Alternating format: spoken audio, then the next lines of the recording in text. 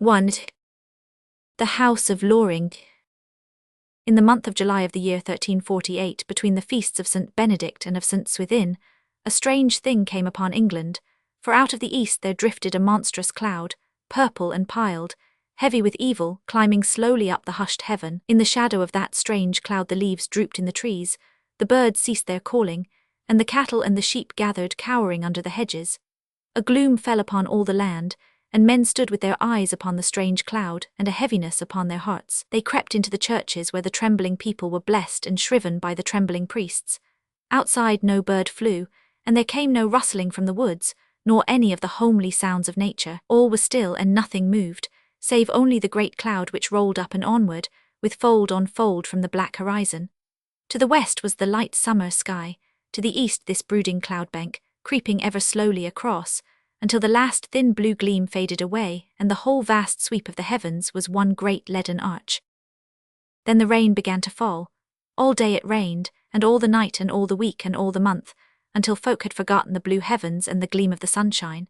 It was not heavy, but it was steady and cold and unceasing, so that the people were weary of its hissing and its splashing, with the slow drip from the eaves.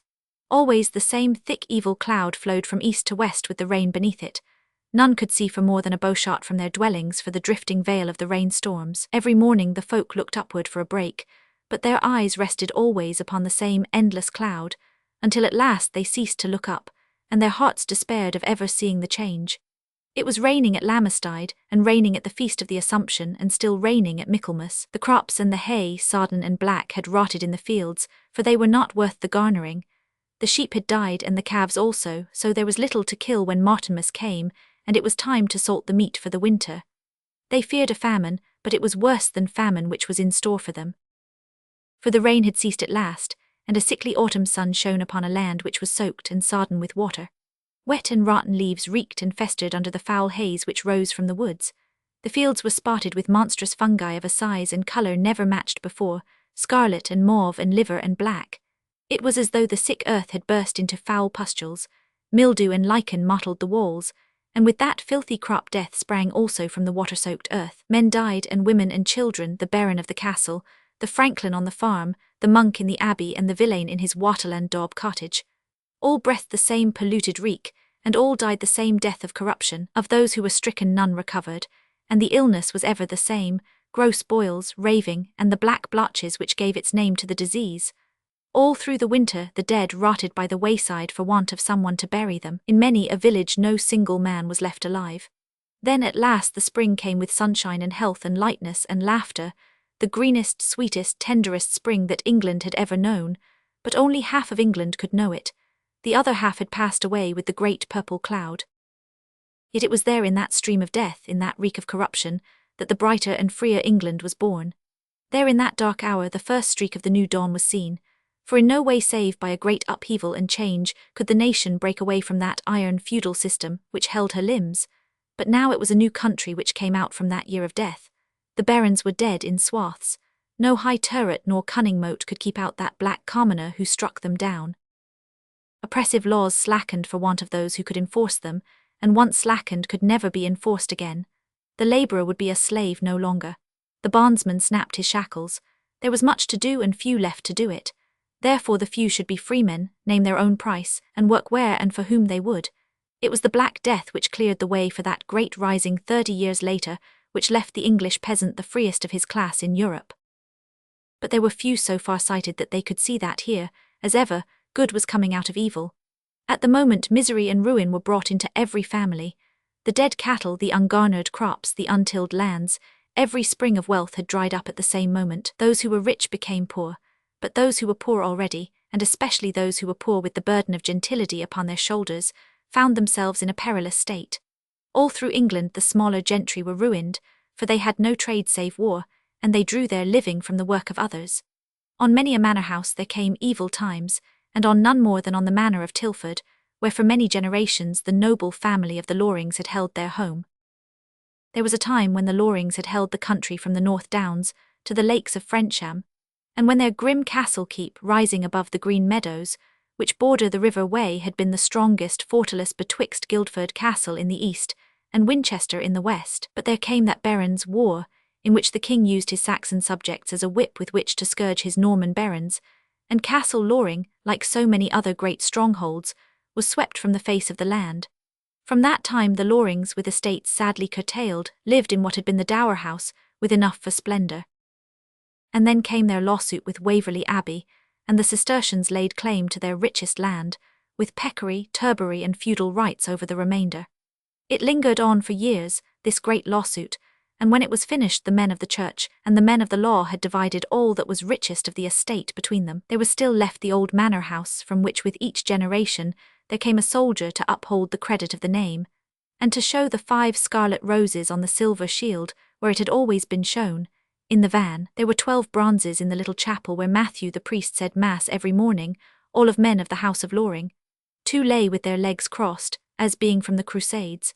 6 others rested their feet upon lions, as having died in war. 4 only lay with the effigy of their hounds, to show that they had passed in peace. Of this famous but impoverished family, doubly impoverished by law and by pestilence, 2 members were living in the year of grace 1349, Lady Ermintrude Loring and her grandson Nigel. Lady Ermintrude's husband had fallen before the Scottish spearsmen at Stirling, and her son Eustace, Nigel's father, had found a glorious death 9 years before this chronicle opens upon the poop of a Norman galley at the sea fight of Slies. The lonely old woman, fierce and brooding like the falcon mewed in her chamber, was soft only toward the lad whom she had brought up. All the tenderness and love of her nature, so hidden from others that they could not imagine their existence, were lavished upon him.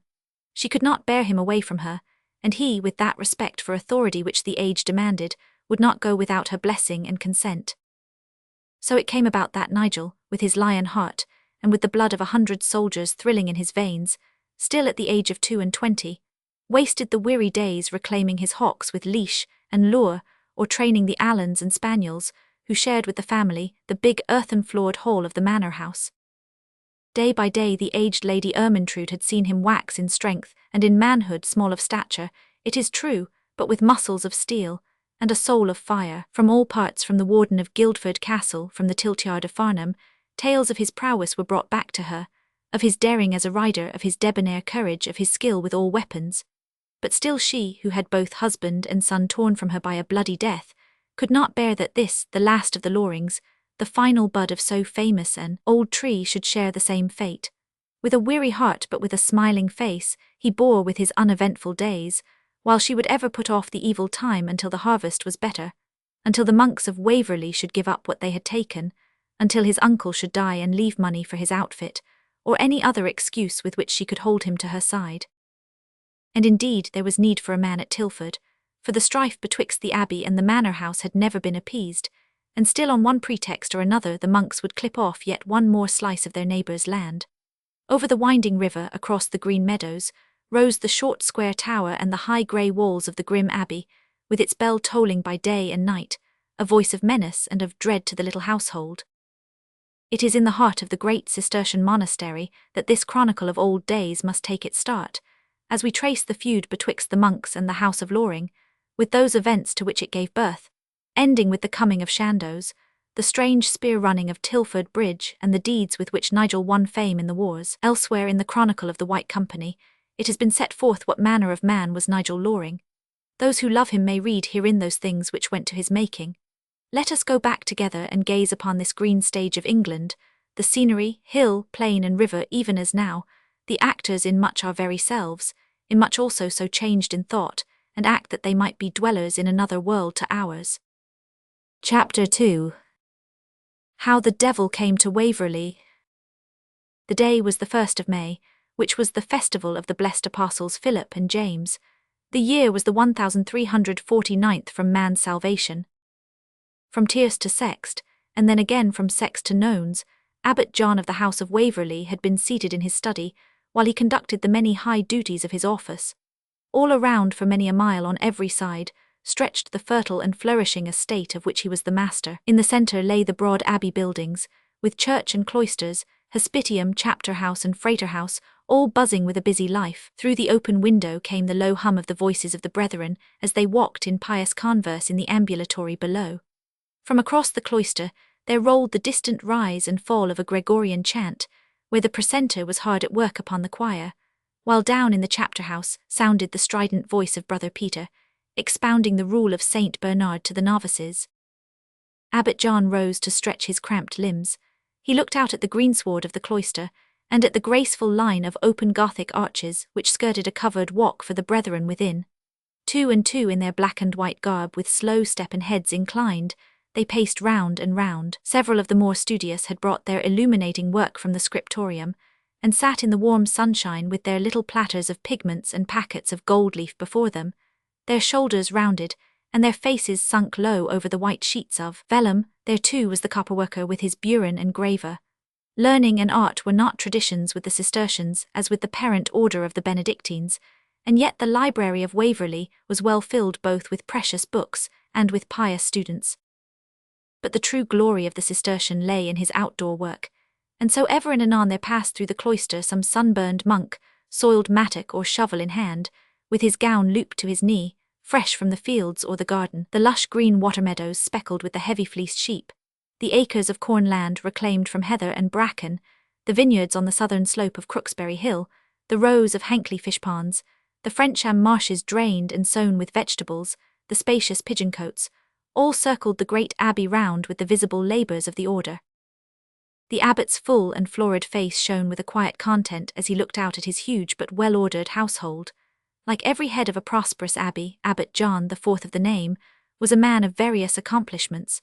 Through his own chosen instruments, he had to minister a great estate, and to keep order and decorum among a large body of men living a celibate life. He was a rigid disciplinarian toward all beneath him, a supple diplomatist to all above. He held high debate with neighbouring abbots and lords, with bishops, with papal legates, and even on occasion with the King's Majesty himself. Many were the subjects with which he must be conversant. Questions of doctrine, questions of building, points of forestry, of agriculture, of drainage, of feudal law, all came to the abbot for settlement. He held the scales of justice in all the abbey banlieue, which stretched over many a mile of Hampshire and of Surrey. To the monks his displeasure might mean fasting, exile to some sterner community, or even imprisonment in chains. Over the layman also he could hold any punishment save only corporeal death, instead of which he had in hand the far more dreadful weapon of spiritual excommunication. Such were the powers of the abbot, and it is no wonder that there were masterful lines in the ruddy features of Abbot John, or that the brethren, glancing up, should put on an even meeker carriage and more demure expression as they saw the watchful face in the window above them. A knock at the door of his studio recalled the abbot to his immediate duties, and he returned to his desk. Already he had spoken with his cellarer and prior, almoner, chaplain and lector, but now in the tall and gaunt monk who obeyed his summons to enter, he recognized the most important and also the most importunate of his agents, Brother Samuel the sacrist, whose office, corresponding to that of the layman's bailiff, placed the material interests of the monastery and its dealings with the outer world entirely under his control, subject only to the check. The abbot, Brother Samuel, was a gnarled and stringy old monk whose stern and sharp-featured face reflected no light from above, but only that sordid workaday world toward which it was forever turned. A huge book of accounts was tucked under one of his arms, while a great bunch of keys hung from the other hand, a badge of his office, and also on occasion of impatience, a weapon of offence, as many a scarred head among rustics and lay brothers could testify. The abbot sighed wearily, for he suffered much at the hands of his strenuous agent. "Well, Brother Samuel, what is your will?" he asked. "Holy Father, I have to report that I have sold the wool to Master Baldwin of Winchester at 2 shillings, a bale more than it fetched last year, for the murrain among the sheep has raised the price." "You have done well, brother." "I have also to tell you that I have distrained Wat the warrener from his cottage, for his Christmas rent is still unpaid, nor the hen rents of last year. He has a wife and 4 children, brother. He was a good, easy man, the abbot, though liable to be overborne by his sterner subordinate." "It is true, Holy Father, but if I should pass him, then how am I to ask the rent of the foresters of Puttenham or the hinds in the village? Such a thing spreads from house to house, and where then is the wealth of Waverley?" "What else, Brother Samuel?" "There is the matter of the fish ponds." The abbot's face brightened. It was a subject upon which he was an authority. If the rule of his order had robbed him of the softer joys of life, he had the keener zest for those which remained. "How have the char prospered, brother?" "They have done well, Holy Father, but the carp have died in the abbot's pond." Carp prosper only upon a gravel bottom. They must be put in also in their due proportion, 3 milters to 1 spawner, brother sacrist, and the spot must be free from wind, stony and sandy, an ell deep, with willows and grass upon the banks. Mud for tench, brother, gravel for carp. The sacrist leaned forward with the face of one who bears tidings of woe. There are pike in the abbot's pond, said he. Pike, cried the abbot in horror. As well shut up a wolf in our sheepfold. How came a pike in the pond? There were no pike last year, and a pike does not fall with the rain nor rise in the springs. The pond must be drained, or we shall spend next Lent upon stockfish, and have the brethren down with the great sickness ere Easter Sunday has come to absolve us from our abstinence. The pond shall be drained, Holy Father, I have already ordered it. Then we shall plant potherbs on the mud bottom, and after we have gathered them in, return the fish and water once more from the lower pond, so that they may fatten among the rich stubble. Good, cried the abbot. I would have 3 fish stews in every well-ordered house, 1 dry for herbs, 1 shallow for the fry and the yearlings, and 1 deep for the breeders and the table fish. But still, I have not heard you say how the pike came in the abbot's pond. A spasm of anger passed over the fierce face of the sacrist, and his keys rattled as his bony hand clasped them more tightly. Young Nigel Loring, said he swore that he would do us scathe, and in this way he has done it. How know you this? 6 weeks ago he was seen day by day fishing for pike at the great lake of Frensham. Twice at night he has been met with a bundle of straw under his arm on the Hankley Down. Well, I wot that the straw was wet, and that a live pike lay within it. The abbot shook his head. I have heard much of this youth's wild ways, but now indeed he has passed all bounds if what you say be truth. It was bad enough when it was said that he slew the king's deer in Woolmer Chase or broke the head of Hobbs the chapman, so that he lay for 7 days betwixt life and death in our infirmary, saved only by brother Peter's skill in the pharmacies of herbs. But to put pike in the abbot's pond, why should he play such a devil's prank? Because he hates the house of Waverley, Holy Father, because he swears that we hold his father's land. In which there is surely some truth. But, Holy Father, we hold no more than the law has allowed. True, brother, and yet between ourselves, we may admit that the heavier purse may weigh down the scales of justice. When I have passed the old house and have seen that aged woman with her ruddled cheeks and her baleful eyes, look the curses she dare not speak, I have many a time wished that we had other neighbours. That we can soon bring about, Holy Father. Indeed, it is of it that I wish to speak to you. Surely it is not hard for us to drive them from the countryside. There are 30 years' claims of escuage unsettled, and there is Sergeant Wilkins, the lawyer of Guildford, whom I will warrant to draw up such arrears of dues and rents and issues of hiddage and foddercorn that these folk, who are as beggarly as they are proud, will have to sell the roof-tree over them ere they can meet them. Within 3 days I will have them at our mercy. They are an ancient family and of good repute. I would not treat them too harshly, brother. Bethink you of the pike in the carp pond. The abbot hardened his heart at the thought. It was indeed a devil's deed, when we had but newly stocked it with char and with carp. Well, well, the law is the law, and if you can use it to hurt, it is still lawful to do so. Have these claims been advanced? Deacon the bailiff with his 2 varlets went down to the hall yesternight on the matter of the escuage, and came screaming back with this young hothead raging at their heels. He is small and slight, yet he has the strength of many men in the hour of his wrath. The bailiff swears that he will go no more, save with 50 score of archers to uphold him. The abbot was red with anger at this new offence. I will teach him that the servants of Holy Church, even though we of the rule of Saint Bernard be the lowliest and humblest of her children, can still defend their own against the froward and the violent. Go, cite this man before the abbey court. Let him appear in the chapter house after tierce tomorrow. But the wary sacrist shook his head. Nay, Holy Father, the times are not yet ripe. Give me 3 days, I pray you, that my case against him may be complete. Bear in mind that the father and the grandfather of this unruly squire were both famous men of their day and the foremost knights in the king's own service, living in high honour and dying in their knightly duty. The Lady Ermintrude Loring was first lady to the king's mother. Roger Fitzallen of Farnham and Sir Hugh Walcott of Guildford Castle were each old comrades in arms of Nigel's father, and Sib to him on the distaff side. Already there has been talk that we have dealt harshly with them. Therefore my rede is that we be wise and wary and wait until his cup be indeed full. The abbot had opened his mouth to reply, when the consultation was interrupted by a most unwonted buzz of excitement from among the monks in the cloister below. Questions and answers in excited voices, sounded from one side of the ambulatory to the other. Sacrist and abbot were gazing at each other in amazement at such a breach of the discipline and decorum of their well-trained flock, when there came a swift step upon the stair, and a white-faced brother flung open the door and rushed into the room. "Father Abbot," he cried, "alas, alas, Brother John is dead, and the holy superior is dead, and the devil is loose in the 5-virgate field." Chapter 3. The Yellow Horse of Crooksbury. In those simple times there was a great wonder and mystery in life. Man walked in fear and solemnity, with heaven very close above his head, and hell below his very feet. God's visible hand was everywhere, in the rainbow and the comet, in the thunder and the wind. The devil too raged openly upon the earth. He skulked behind the hedgerows in the gloaming. He laughed loudly in the night time. He clawed the dying sinner, pounced on the unbaptized babe, and twisted the limbs of the epileptic. A foul fiend slunk ever by a man's side and whispered villainies in his ear, while above him there hovered an angel of grace who pointed to the steep and narrow track. How could one doubt these things, when pope and priest and scholar and king were all united in believing them, with no single voice of question in the whole wide world?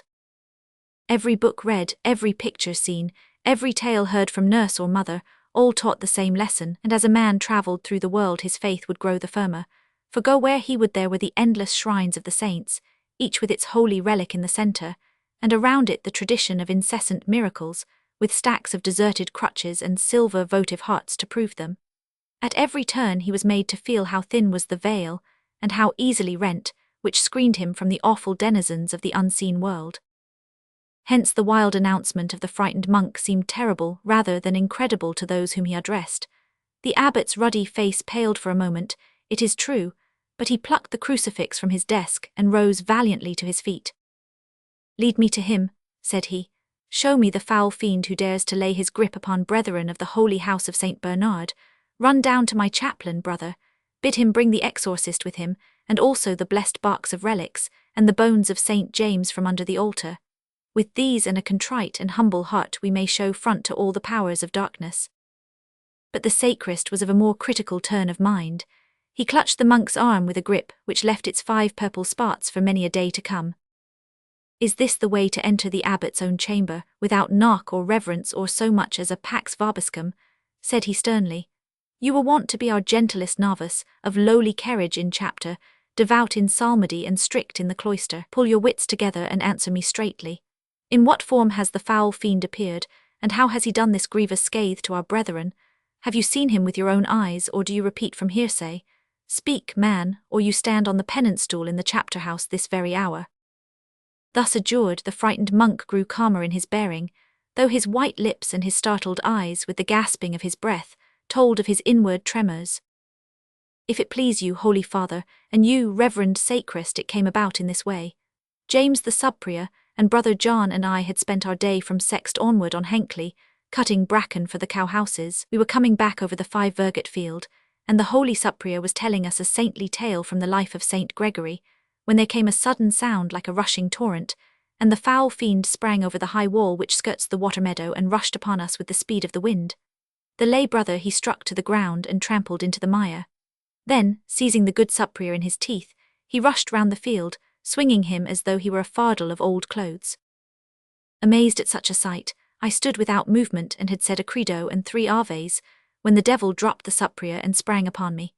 With the help of St. Bernard, I clambered over the wall, but not before his teeth had found my leg, and he had torn away the whole back skirt of my gown. As he spoke, he turned and gave corroboration to his story by the hanging ruins of his long trailing garment. "In what shape then did Satan appear?" the abbot demanded. "As a great yellow horse, holy father, a monster horse with eyes of fire and the teeth of a griffin." "A yellow horse," the sacrist glared at the scared monk. "You foolish brother, how will you behave when you have indeed to face the king of terrors himself if you can be so frightened by the sight of a yellow horse?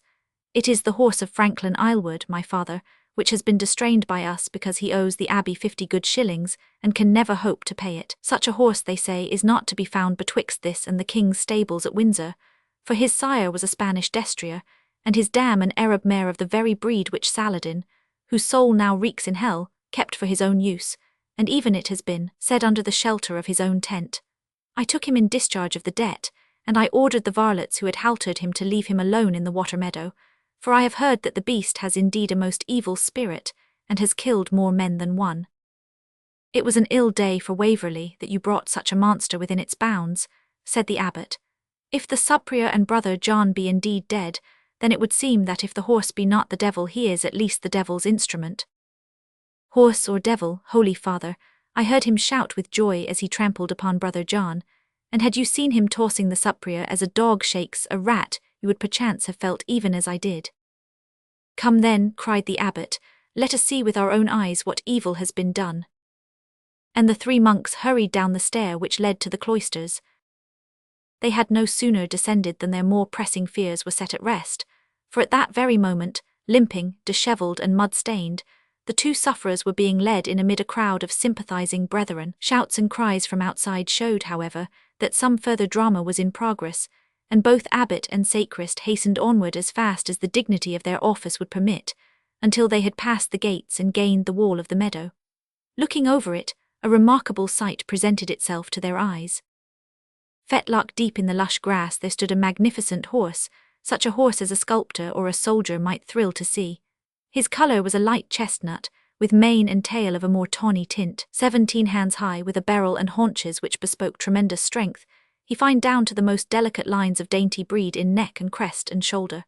He was indeed a glorious sight as he stood there, his beautiful body leaning back from his widespread and propped 4 legs, his head craned high, his ears erect, his mane bristling, his red nostrils opening and shutting with wrath, and his flashing eyes turning from side to side in haughty menace and defiance. Scattered round in a respectful circle, 6 of the abbey lay servants and foresters, each holding a halter, were creeping toward him. Every now and then, with a beautiful toss and swerve and plunge, the great creature would turn upon one of his would-be captors, and with outstretched head, flying mane and flashing teeth, would chase him screaming to the safety of the wall, while the others would close swiftly in behind, and cast their ropes in the hope of catching neck or leg, but only in their turn to be chased to the nearest refuge. Had 2 of these ropes settled upon the horse, and had their throwers found some purchase of stump or boulder by which they could hold them, then the man's brain might have won its wonted victory over swiftness and strength. But the brains were themselves at fault, which imagined that one such rope would serve any purpose save to endanger the thrower. Yet so it was, and what might have been foreseen occurred at the very moment of the arrival of the monks. The horse, having chased one of his enemies to the wall, remained so long snorting his contempt over the coping that the others were able to creep upon him from behind.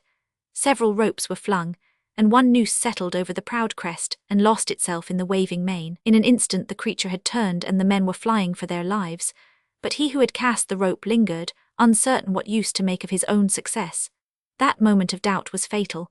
With a yell of dismay, the man saw the great creature rear above him, then with a crash the 4 feet fell upon him and dashed him to the ground. He rose screaming, was hurled over once more, and lay a quivering, bleeding heap, while the savage horse, the most cruel and terrible in its anger of all creatures on earth, bit and shook and trampled the writhing body.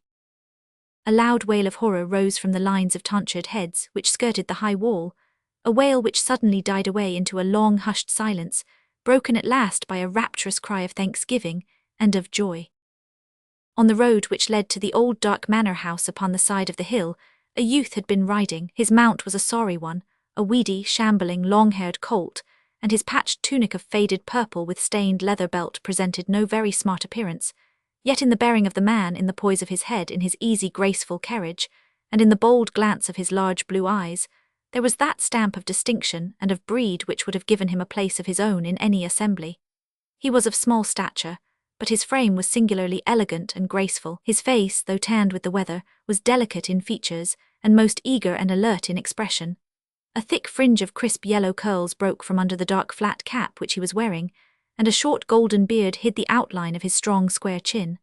One white osprey feather thrust through a gold brooch in the front of his cap gave a touch of grace to his sombre garb. This and other points of his attire, the short hanging mantle, the leather-sheathed hunting knife, the cross belt which sustained a brazen horn, the soft doeskin boots and the prick spurs, would all disclose themselves to an observer. But at the first glance the brown face set in gold and the dancing light of the quick, reckless, laughing eyes were the one strong memory left behind.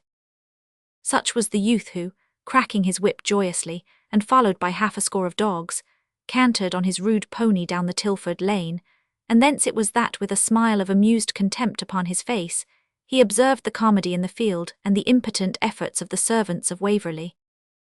Suddenly, however, as the comedy turned swiftly to black tragedy, this passive spectator leaped into quick strenuous life. With a spring he was off his pony, and with another he was over the stone wall and flying swiftly across the field. Looking up from his victim, the great yellow horse saw this other enemy approach, and spurning the prostrate, but still writhing body with its heels, dashed at the newcomer. But this time there was no hasty flight, no rapturous pursuit to the wall. The little man braced himself straight, flung up his metal-headed whip, and met the horse with a crashing blow upon the head, repeated again and again with every attack. In vain the horse reared and tried to overthrow its enemy with swooping shoulders and pawing hoofs. Cool, swift and alert, the man sprang swiftly aside from under the very shadow of death, and then again came the swish and thud of the unerring blow from the heavy handle. The horse drew off, glared with wonder and fury at this masterful man, and then trotted round in a circle, with mane bristling, tail streaming and ears on end, snorting in its rage and pain. The man, hardly deigning to glance at his fell neighbour, passed on to the wounded forester, raised him in his arms with a strength which could not have been expected in so slight a body, and carried him groaning to the wall where a dozen hands were outstretched to help him over. Then, at his leisure, the young man also climbed the wall, smiling back with cool contempt at the yellow horse, which had come raging after him once more. As he sprang down, a dozen monks surrounded him to thank him or to praise him, but he would have turned sullenly away without a word had he not been stopped by Abbot John in person. "Nay, Squire Loring," said he, "if you be a bad friend to our abbey, yet we must needs own that you have played the part of a good Christian this day, for if there is breath left in our servant's body, it is to you next to our blessed patron Saint Bernard that we owe it." "By Saint Paul, I owe you no good will, Abbot John," said the young man. "The shadow of your abbey has ever fallen across the house of Loring. As to any small deed that I may have done this day, I ask no thanks for it. It is not for you nor for your house that I have done it, but only because it was my pleasure so to do." The abbot flushed at the bold words, and bit his lip with vexation. It was the sacrist, however, who answered. "It would be more fitting and more gracious," said he, "if you were to speak to the holy Father Abbot in a manner suited to his high rank, and to the respect which is due to a prince of the church." The youth turned his bold blue eyes upon the monk, and his sunburned face darkened with anger. "Were it not for the gown upon your back, and for your silvering hair, I would answer you in another fashion," said he. "You are the lean wolf which growls ever at our door, greedy for the little which hath been left to us.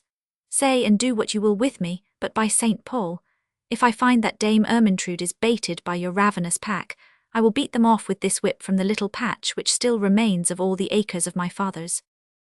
"Have a care, Nigel Loring, have a care," cried the abbot with finger upraised. "Have you no fears of the law of England? A just law I fear and obey. Have you no respect for Holy Church?" "I respect all that is holy in her. I do not respect those who grind the poor or steal their neighbour's land." "Rash man, many a one has been blighted by her ban for less than you have now said, and yet it is not for us to judge you harshly this day. You are young and hot words come easily to your lips. How fares the forester?" "His hurt is grievous, Father Abbot, but he will live," said a brother, looking up from the prostrate form. "With a bloodletting and an electuary, I will warrant him sound within a month." "Then bear him to the hospital. And now, brother, about this terrible beast who still gazes and snorts at us over the top of the wall, as though his thoughts of Holy Church were as uncouth as those of Squire Nigel himself. What are we to do with him?" "Here is Franklin Islewood," said one of the brethren. "The horse was his, and doubtless he will take it back to his farm." But the stout red-faced farmer shook his head at the proposal. "Not I, in faith," said he. "The beast hath chased me twice round the paddock. It has nigh slain my boy Samkin. He would never be happy till he had ridden it, nor has he ever been happy since. There is not a hind in my employ who will enter his stall. Ill fare the day that ever I took the beast from the castle stud at Guildford, where they could do nothing with it, and no rider could be found bold enough to mount it. When the sacrist here took it for a 50-shilling debt, he made his own bargain and must abide by it. He comes no more to the Crooksbury farm." "And he stays no more here," said the abbot. "Brother sacrist, you have raised the devil, and it is for you to lay it again." "That I will most readily," cried the sacrist. "The pittance master can stop the 50 shillings from my very own weekly dole, and so the abbey be none the poorer. In the meantime here is Wat with his arbalist and a bolt in his girdle. Let him drive it to the head through this cursed creature, for his hide and his hoofs are of more value than his wicked self. A hard brown old woodman who had been shooting vermin in the abbey groves stepped forward with a grin of pleasure. After a lifetime of stoats and foxes, this was indeed a noble quarry which was to fall before him. Fitting a bolt on the nut of his taut crossbow, he had raised it to his shoulder and levelled it at the fierce, proud, dishevelled head which tossed in savage freedom at the other side of the wall. His finger was crooked on the spring, when a blow from a whip struck the bow upward, and the bolt flew harmless over the abbey orchard, while the woodman shrank abashed from Nigel Loring's angry eyes. "Keep your bolts for your weasels," said he. "Would you take life from a creature whose only fault is that its spirit is so high that it has met none yet who dare control it? You would slay such a horse as a king might be proud to mount, and all because a country franklin, or a monk's varlet, has not the wit nor the hands to master him." The sacrist turned swiftly on the squire. "The abbey owes you an offering for this day's work, however rude your words may be," said he.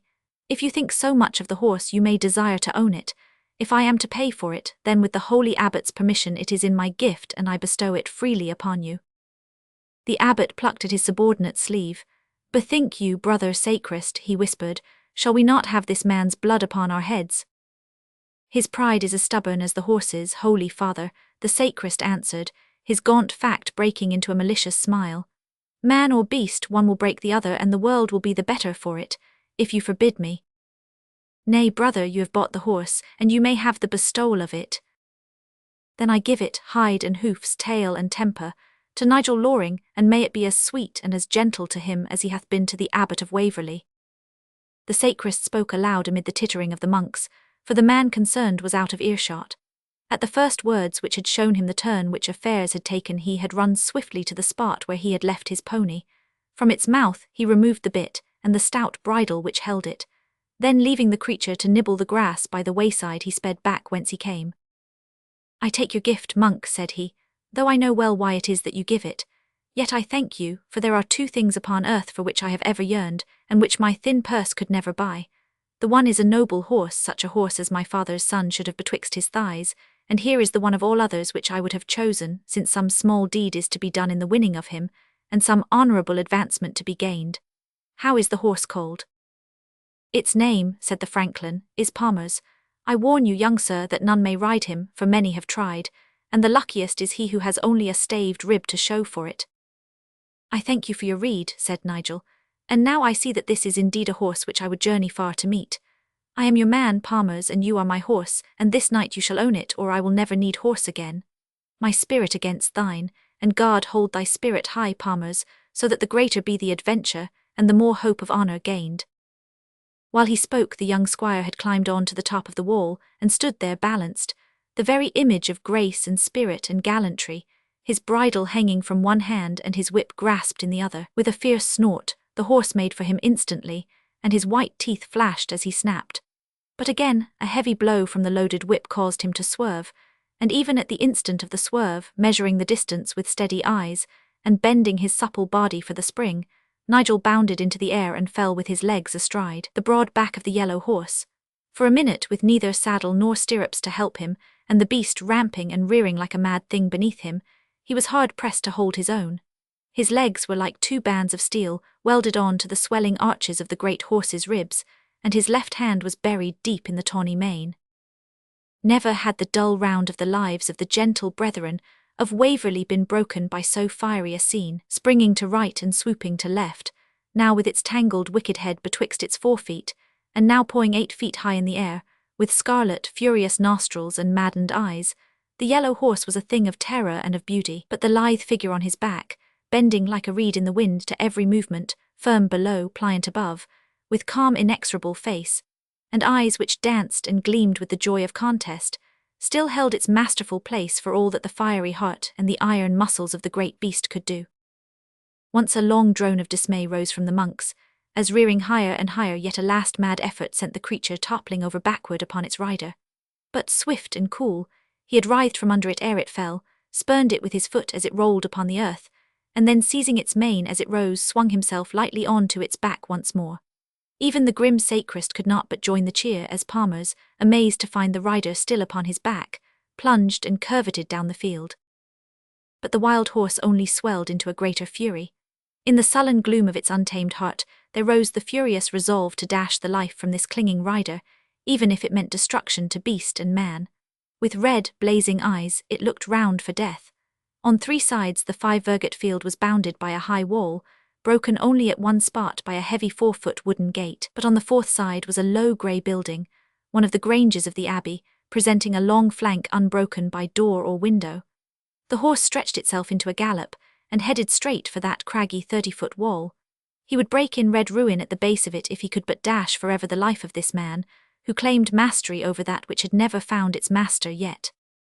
The great haunches gathered under it, the eager hoofs drummed the grass, as faster and still more fast the frantic horse bore himself and his rider toward the wall. Would Nigel spring off? To do so would be to bend his will to that of the beast beneath him.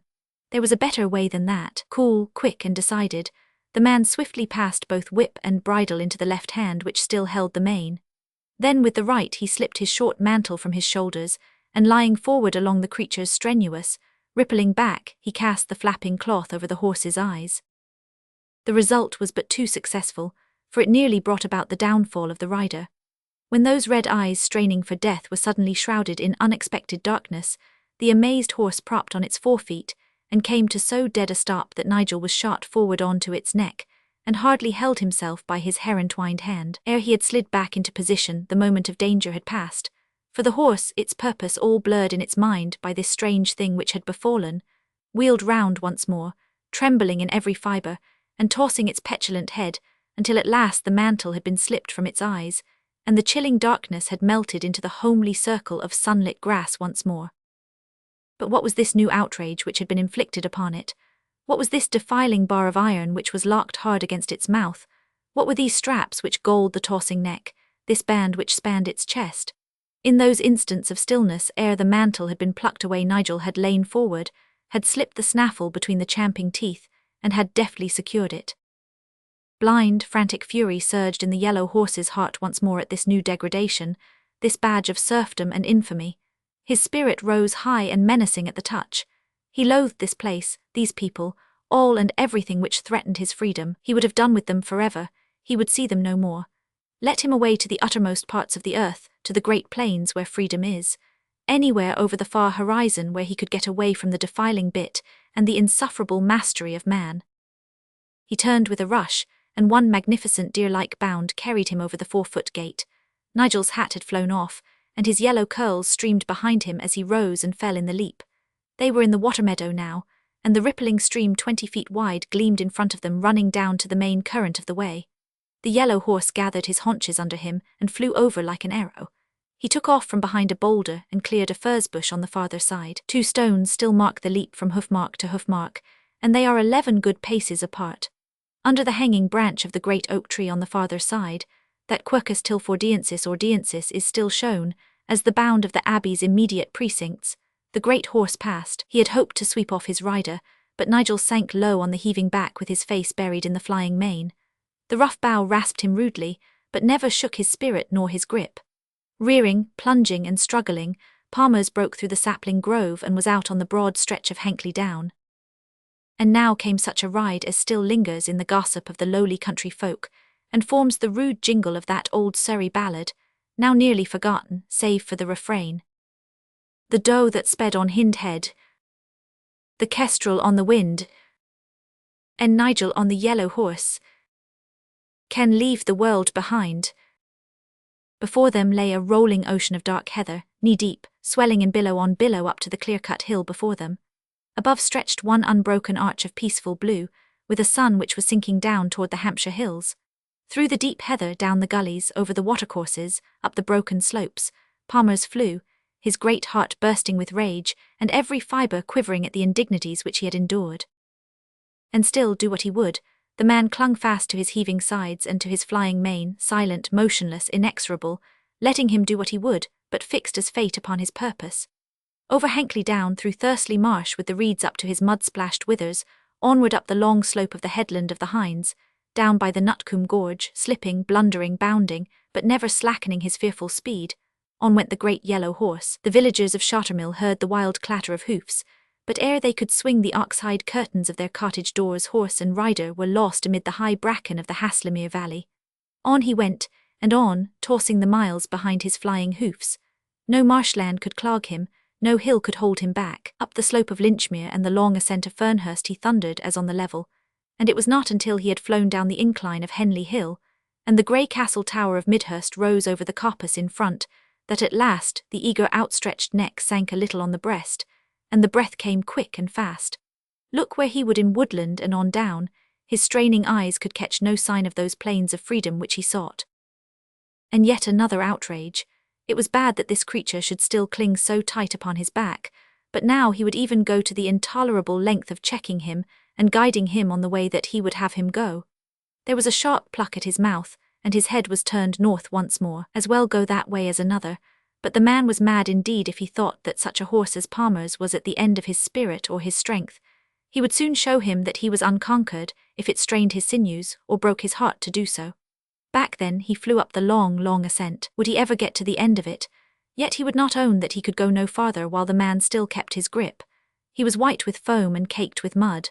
His eyes were gorged with blood, his mouth open and gasping, his nostrils expanded, his coat stark and reeking. On he flew down the long Sunday hill until he reached the deep Kingsley marsh at the bottom. No, it was too much. Flesh and blood could go no farther. As he struggled out from the reedy slime with the heavy black mud still clinging to his fetlocks, he at last eased down with sobbing breath and slowed the tumultuous gallop to a canter. Oh, crowning infamy! Was there no limit to these degradations? He was no longer even to choose his own pace. Since he had chosen to gallop so far at his own will, he must now gallop farther still at the will of another. A spur struck home on either flank. A stinging whiplash fell across his shoulder. He bounded his own height in the air at the pain and the shame of it. Then, forgetting his weary limbs, forgetting his panting, reeking sides, forgetting everything save this intolerable insult and the burning spirit within, he plunged off once more upon his furious gallop. He was out on the heather slopes again and heading for Weydon-Common. On he flew and on. But again his brain failed him and again his limbs trembled beneath him, and yet again he strove to ease his pace, only to be driven onward by the cruel spur and the falling lash. He was blind and giddy with fatigue. He saw no longer where he placed his feet, he cared no longer whither he went, but his one mad longing was to get away from this dreadful thing, this torture which clung to him and would not let him go. Through Thursley village he passed, his eyes straining in his agony, his heart bursting within him, and he had won his way to the crest of Thursley Down, still stung forward by stab and blow, when his spirit weakened, his giant strength ebbed out of him, and with one deep sob of agony, the yellow horse sank among the heather. So sudden was the fall that Nigel flew forward over his shoulder, and beast and man lay prostrate and gasping, while the last red rim of the sun sank behind Butser, and the first stars gleamed in a violet sky. The young squire was the first to recover, and kneeling by the panting, overwrought horse he passed his hand gently over the tangled mane and down the foam-flecked face. The red eye rolled up at him, but it was wonder not hatred, a prayer and not a threat which he could read in it. As he stroked the reeking muzzle, the horse whinnied gently and thrust his nose into the hollow of his hand. It was enough. It was the end of the contest, the acceptance of new conditions by a chivalrous foe from a chivalrous victor. "You are my horse, Palmers," Nigel whispered, and he laid his cheek against the craning head. "I know you, Palmers, and you know me, and with the help of St. Paul we shall teach some other folk to know us both. Now let us walk together as far as this moorland pond, for indeed I wot not whether it is you or I who need the water most." And so it was that some belated monks of Waverley passing homeward from the outer farms saw a strange sight which they carried on with them, so that it reached that very night the ears both of sacrist and of abbot. For, as they passed through Tilford, they had seen horse and man walking side by side and head by head up the manor house lane. And when they had raised their lanterns on the pair, it was none other than the young squire himself who was leading home, as a shepherd leads a lamb, the fearsome yellow horse of Crooksbury. 4. How the summoner came to the manor house of Tilford. By the date of this chronicle, the ascetic sternness of the old Norman castles had been humanized and refined, so that the new dwellings of the nobility, if less imposing in appearance, were much more comfortable as places of residence. A gentle race had built their houses rather for peace than for war. He who compares the savage bareness of Pevensey or Guildford with the piled grandeur of Bodmin or Windsor cannot fail to understand the change in manners which they represent. The earlier castles had a set purpose, for they were built that the invaders might hold down the country. But when the conquest was once firmly established, a castle had lost its meaning save as a refuge from justice or as a centre for civil strife. On the marches of Wales and of Scotland, the castle might continue to be a bulwark to the kingdom, and there still grew and flourished. But in all other places they were rather a menace to the king's majesty, and as such were discouraged and destroyed. By the reign of the third Edward, the greater part of the old fighting castles had been converted into dwelling houses or had been ruined in the civil wars, and left where their grim grey bones are still littered upon the brows of our hills. The new buildings were either great country houses, capable of defence, but mainly residential, or they were manor houses with no military significance at all. Such was the Tilford Manor House, where the last survivors of the old and magnificent House of Loring still struggled hard to keep a footing and to hold off the monks and the lawyers from the few acres which were left to them. The mansion was a two-storied one, framed in heavy beams of wood, the interstices filled with rude blocks of stone. An outside staircase led up to several sleeping rooms above. Below there were only two apartments, the smaller of which was the bower of the aged Lady Ermyntrude. The other was the hall, a very large room, which served as the living room of the family and as the common dining room of themselves, and of their little group of servants and retainers. The dwellings of these servants, the kitchens, the offices and the stables were all represented by a row of penthouses and sheds behind the main building. Here lived Charles the Page, Peter the old falconer, Red Swire who had followed Nigel's grandfather to the Scottish wars, Weathercote the broken minstrel, John the cook, and other survivors of more prosperous days, who still clung to the old house as the barnacles to some wrecked and stranded vessel. One evening about a week after the breaking of the Yellow Horse, Nigel and his grandmother sat on either side of the large empty fireplace in this spacious apartment. The supper had been removed, and so had the trestle tables upon which it had been served, so that the room seemed bare and empty. The stone floor was strewed with a thick layer of green rushes, which was swept out every Saturday and carried with it all the dirt and debris of the week. Several dogs were now crouched among these rushes, gnawing and cracking the bones which had been thrown from the table. A long wooden buffet loaded with plates and dishes filled one end of the room, but there was little other furniture save some benches against the walls, two dorseret chairs, one small table littered with chessmen, and a great iron coffer. In one corner was a high wickerwork stand, and on it two stately falcons were perched, silent and motionless, save for an occasional twinkle of their fierce yellow eyes. But if the actual fittings of the room would have appeared scanty to one who had lived in a more luxurious age, he would have been surprised on looking up to see the multitude of objects which were suspended above his head. Over the fireplace were the coats of arms of a number of houses allied by blood or by marriage to the Lorings. The two cresset lights which flared upon each side gleamed upon the blue lion of the Percys, the red birds of de Valence, the black engrailed cross of de Mohun, the silver star of de Vere, and the ruddy bars of Fitzalan, all grouped round the famous red roses on the silver shield, which the Lorings had borne to glory upon many a bloody field. Then from side to side the room was spanned by heavy oaken beams, from which a great number of objects were hanging. There were mail shirts of obsolete pattern, several shields, one or two rusted and battered helmets, bowstaves, lances, otter spears, harness, fishing rods, and other implements of war or of the chase, while higher still amid the black shadows of the peaked roof could be seen rows of hams, flitches of bacon, salted geese, and those other forms of preserved meat, which played so great a part in the housekeeping of the Middle Ages. Dame Ermyntrude Loring, daughter, wife, and mother of warriors, was herself a formidable figure. Tall and gaunt, with hard craggy features and intolerant dark eyes, even her snow-white hair and stooping back could not entirely remove the sense of fear which she inspired in those around her.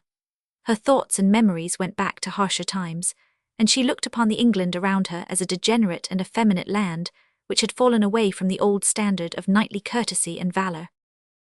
The rising power of the people, the growing wealth of the church, the increasing luxury in life and manners, and the gentler tone of the age were all equally abhorrent to her, so that the dread of her fierce face, and even of the heavy oak staff with which she supported her failing limbs, was widespread through all the country round.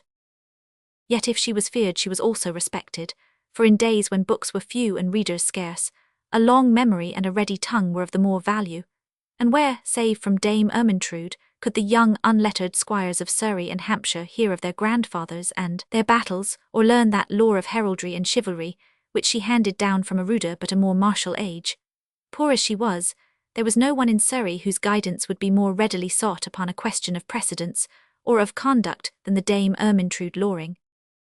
She sat now with bowed back by the empty fireplace, and looked across at Nigel with all the harsh lines of her old ruddled face softening into love and pride. The young squire was busy cutting bird bolts for his crossbow, and whistling softly as he worked. Suddenly he looked up and caught the dark eyes which were fixed upon him. He leaned forward and patted the bony hand. "What hath pleased you, dear dame? I read pleasure in your eyes." "I have heard today, Nigel, how you came to win that great war horse which stamps in our stable." "Nay, dame, I had told you that the monks had given it to me." "You said so, fair son, but never a word more. Yet the horse which you brought home was a very different horse, I wot, to that which was given you. Why did you not tell me?" "I should think it shame to talk of such a thing." "So would your father before you, and his father no less. They would sit silent among the nights when the wine went round, and listen to every man's deeds. But if perchance there was any one who spoke louder than the rest, and seemed to be eager for honour, then afterwards your father would pluck him softly by the sleeve and whisper in his ear, to learn if there was any small vow of which he could relieve him, or if he would deign to perform some noble deed of arms upon his person. And if the man were a braggart and would go no further, your father would be silent and none would know it. But if he bore himself well, your father would spread his fame far and wide, but never make mention of himself." Nigel looked at the old woman with shining eyes. "I love to hear you speak of him," said he. "I pray you to tell me once more of the manner of his death." "He died as he had lived, a very courtly gentleman. It was at the great sea battle upon the Norman coast, and your father was in command of the afterguard in the king's own ship.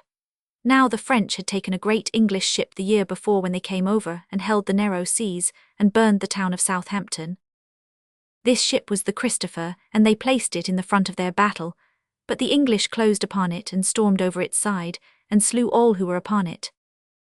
But your father and Sir Loring of Genoa, who commanded the Christopher, fought upon the high poop, so that all the fleet stopped to watch it, and the king himself cried aloud at the sight. For Sir Loring was a famous man-at-arms, and bore himself very stoutly that day, and many a knight envied your father that he should have chanced upon so excellent a person. But your father bore him back, and struck him such a blow with a mace that he turned the helmet half round on his head, so that he could no longer see through the eye holes, and Sir Loring threw down his sword, and gave himself to ransom.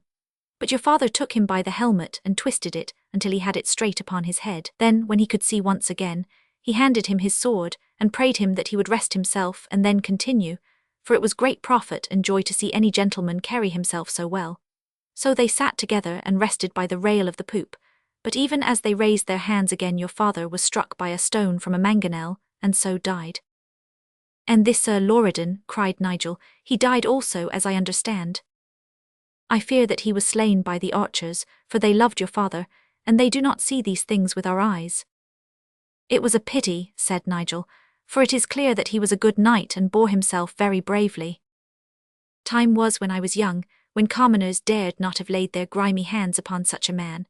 Men of gentle blood and coat armour made war upon each other, and the others, spearmen or archers, could scramble amongst themselves. But now all are of a level, and only here and there one like yourself, fair son, who reminds me of the men who are gone." Nigel leaned forward and took her hands in his. "What I am you have made me," said he. "It is true, Nigel.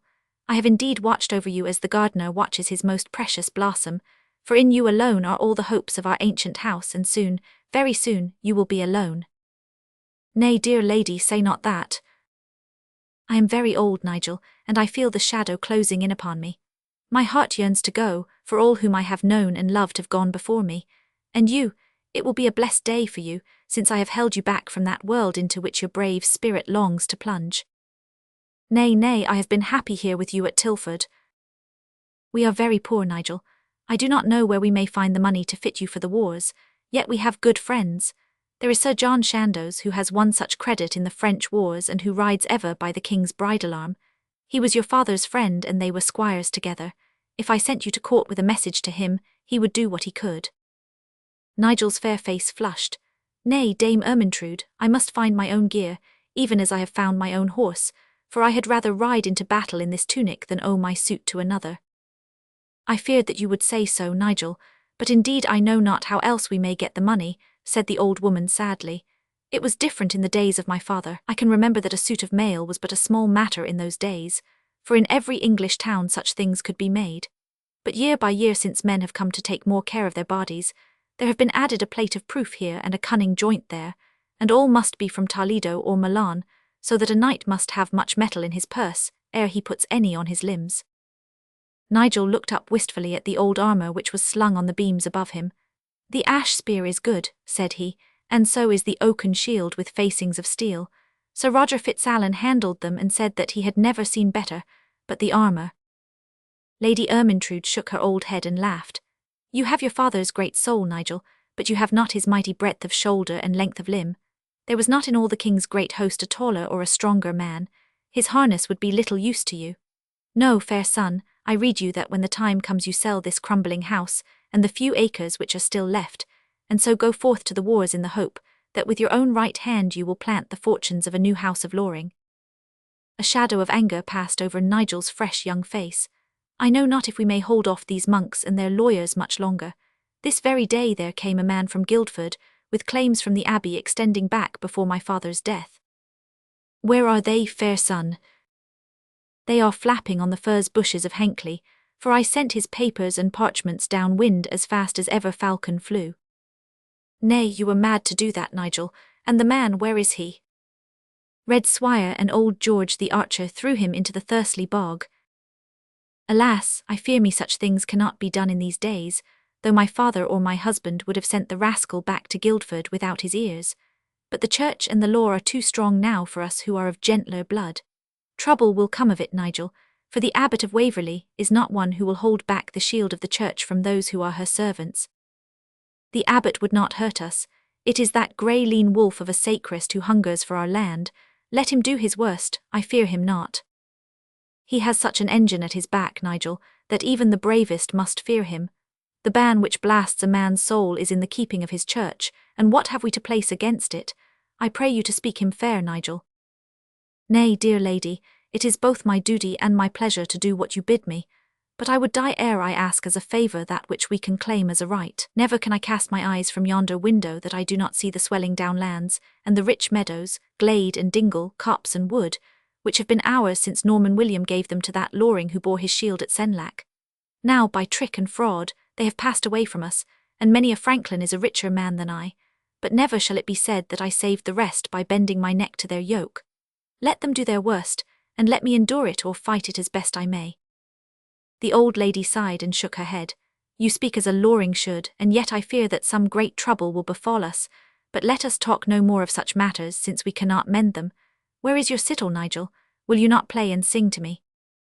The gentleman of those days could scarce read and write, but he spoke in 2 languages, played at least 1 musical instrument as a matter of course, and possessed a number of other accomplishments, from the imping of hawk's feathers to the mystery of venery, with knowledge of every beast and bird, its time of grace and when it was seasonable, as far as physical feats went, to vault barebacked upon a horse, to hit a running hare with a crossbow bolt, or to climb the angle of a castle courtyard, were feats which had come by nature to the young squire.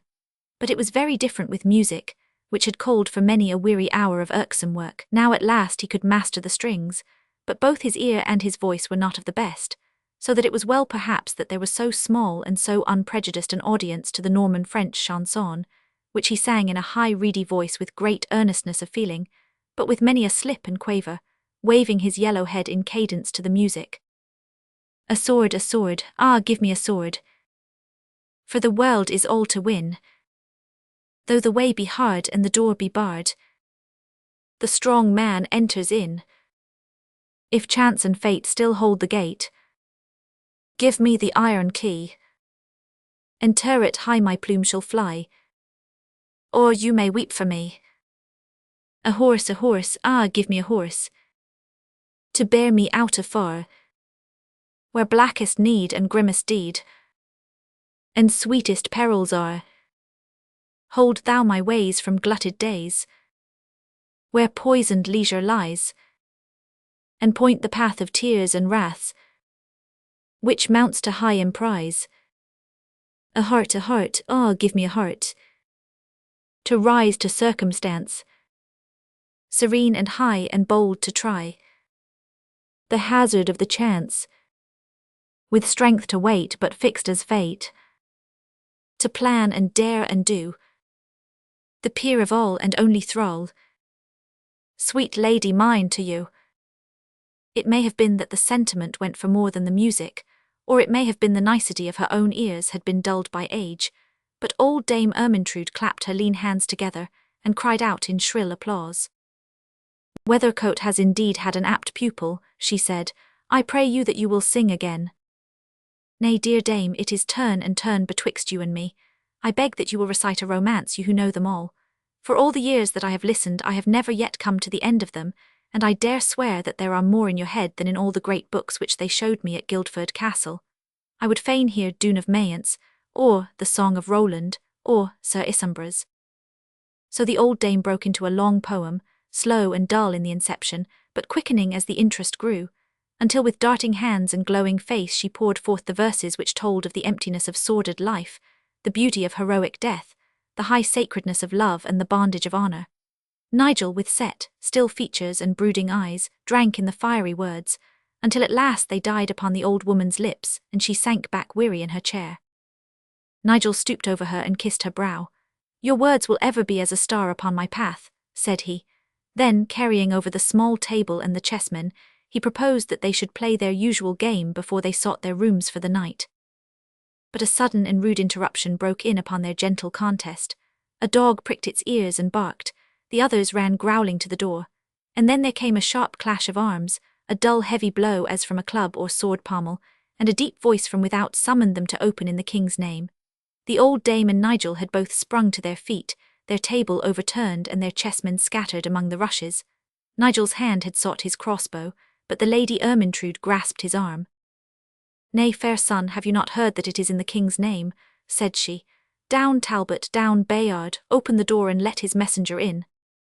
Nigel undid the bolt, and the heavy wooden door swung outward upon its hinges.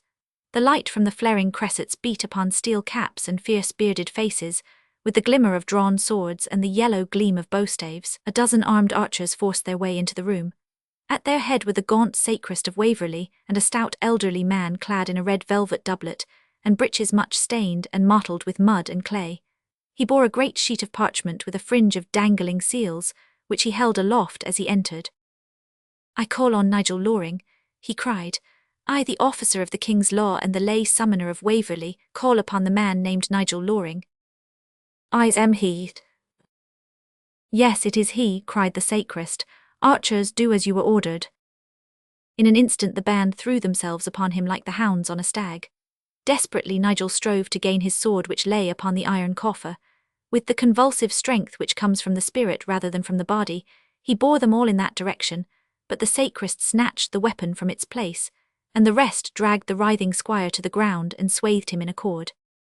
Hold him fast, good archers, keep a stout grip on him, cried the summoner. I pray you, one of you, prick off these great dogs which snarl at my heels. Stand off, I say, in the name of the king. Watkin, come betwixt me and these creatures who have as little regard for the law as their master. One of the archers kicked off the faithful dogs, but there were others of the household who were equally ready to show their teeth in defence of the old house of Loring. From the door which led to their quarters there emerged the pitiful muster of Nigel's threadbare retainers. There was a time when 10 knights, 40 men-at-arms and 200 archers would march behind the Scarlet Roses. Now at this last rally, when the young head of the house lay bound in his own hall, there mustered at his call the page Charles with a cudgel, John the cook with his longest spit, Red Swire the aged man-at-arms with a formidable axe swung over his snowy head, and Weathercote the minstrel with a boar-spear. Yet this motley array was fired with the spirit of the house, and under the lead of the fierce old soldier they would certainly have flung themselves upon the ready swords of the archers, had the Lady Ermyntrude not swept between them. Stand back, Swire, she cried. Back, Weathercote. Charles put a leash on Talbot and hold Bayard back. Her black eyes blazed upon the invaders until they shrank from that baleful gaze. Who are you, you rascal robbers, who dare to misuse the king's name, and to lay hands upon one whose smallest drop of blood has more worth than all your thrall and caitiff bodies? Nay, not so fast, dame, not so fast, I pray you, cried the stout summoner, whose face had resumed its natural colour now that he had a woman to deal with. There is a law of England, mark you, and there are those who serve and uphold it, who are the true men and the king's own lieges. Such a one am I. Then again, there are those who take such as me and transfer, carry or convey us into a bog or morass. Such a one is this graceless old man with the axe, whom I have seen already this day. There are also those who tear, destroy, or scatter the papers of the law, of which this young man is the chief. Therefore I would read you, dame, not to rail against us, but to understand that we are the king's men on the king's own service. What then is your errand in this house at this hour of the night?"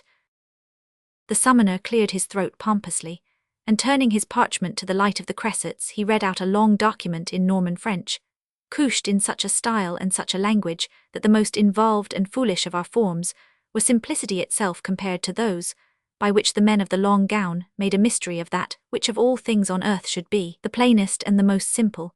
Despair fell cold upon Nigel's heart and blanched the face of the old dame as they listened to the dread catalogue of claims and suits and issues, questions of peccary and turbary, of houseboat and fireboat, which ended by a demand for all the lands, hereditaments, tenements, messuages, and curtilages, which made up their worldly all.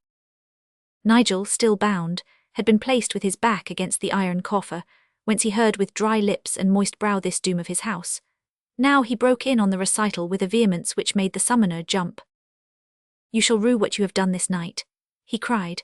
"Poor as we are, we have our friends who will not see us wronged, and I will plead my cause before the king's own majesty at Windsor, that he, who saw the father die, may know what things are done in his royal name against the son.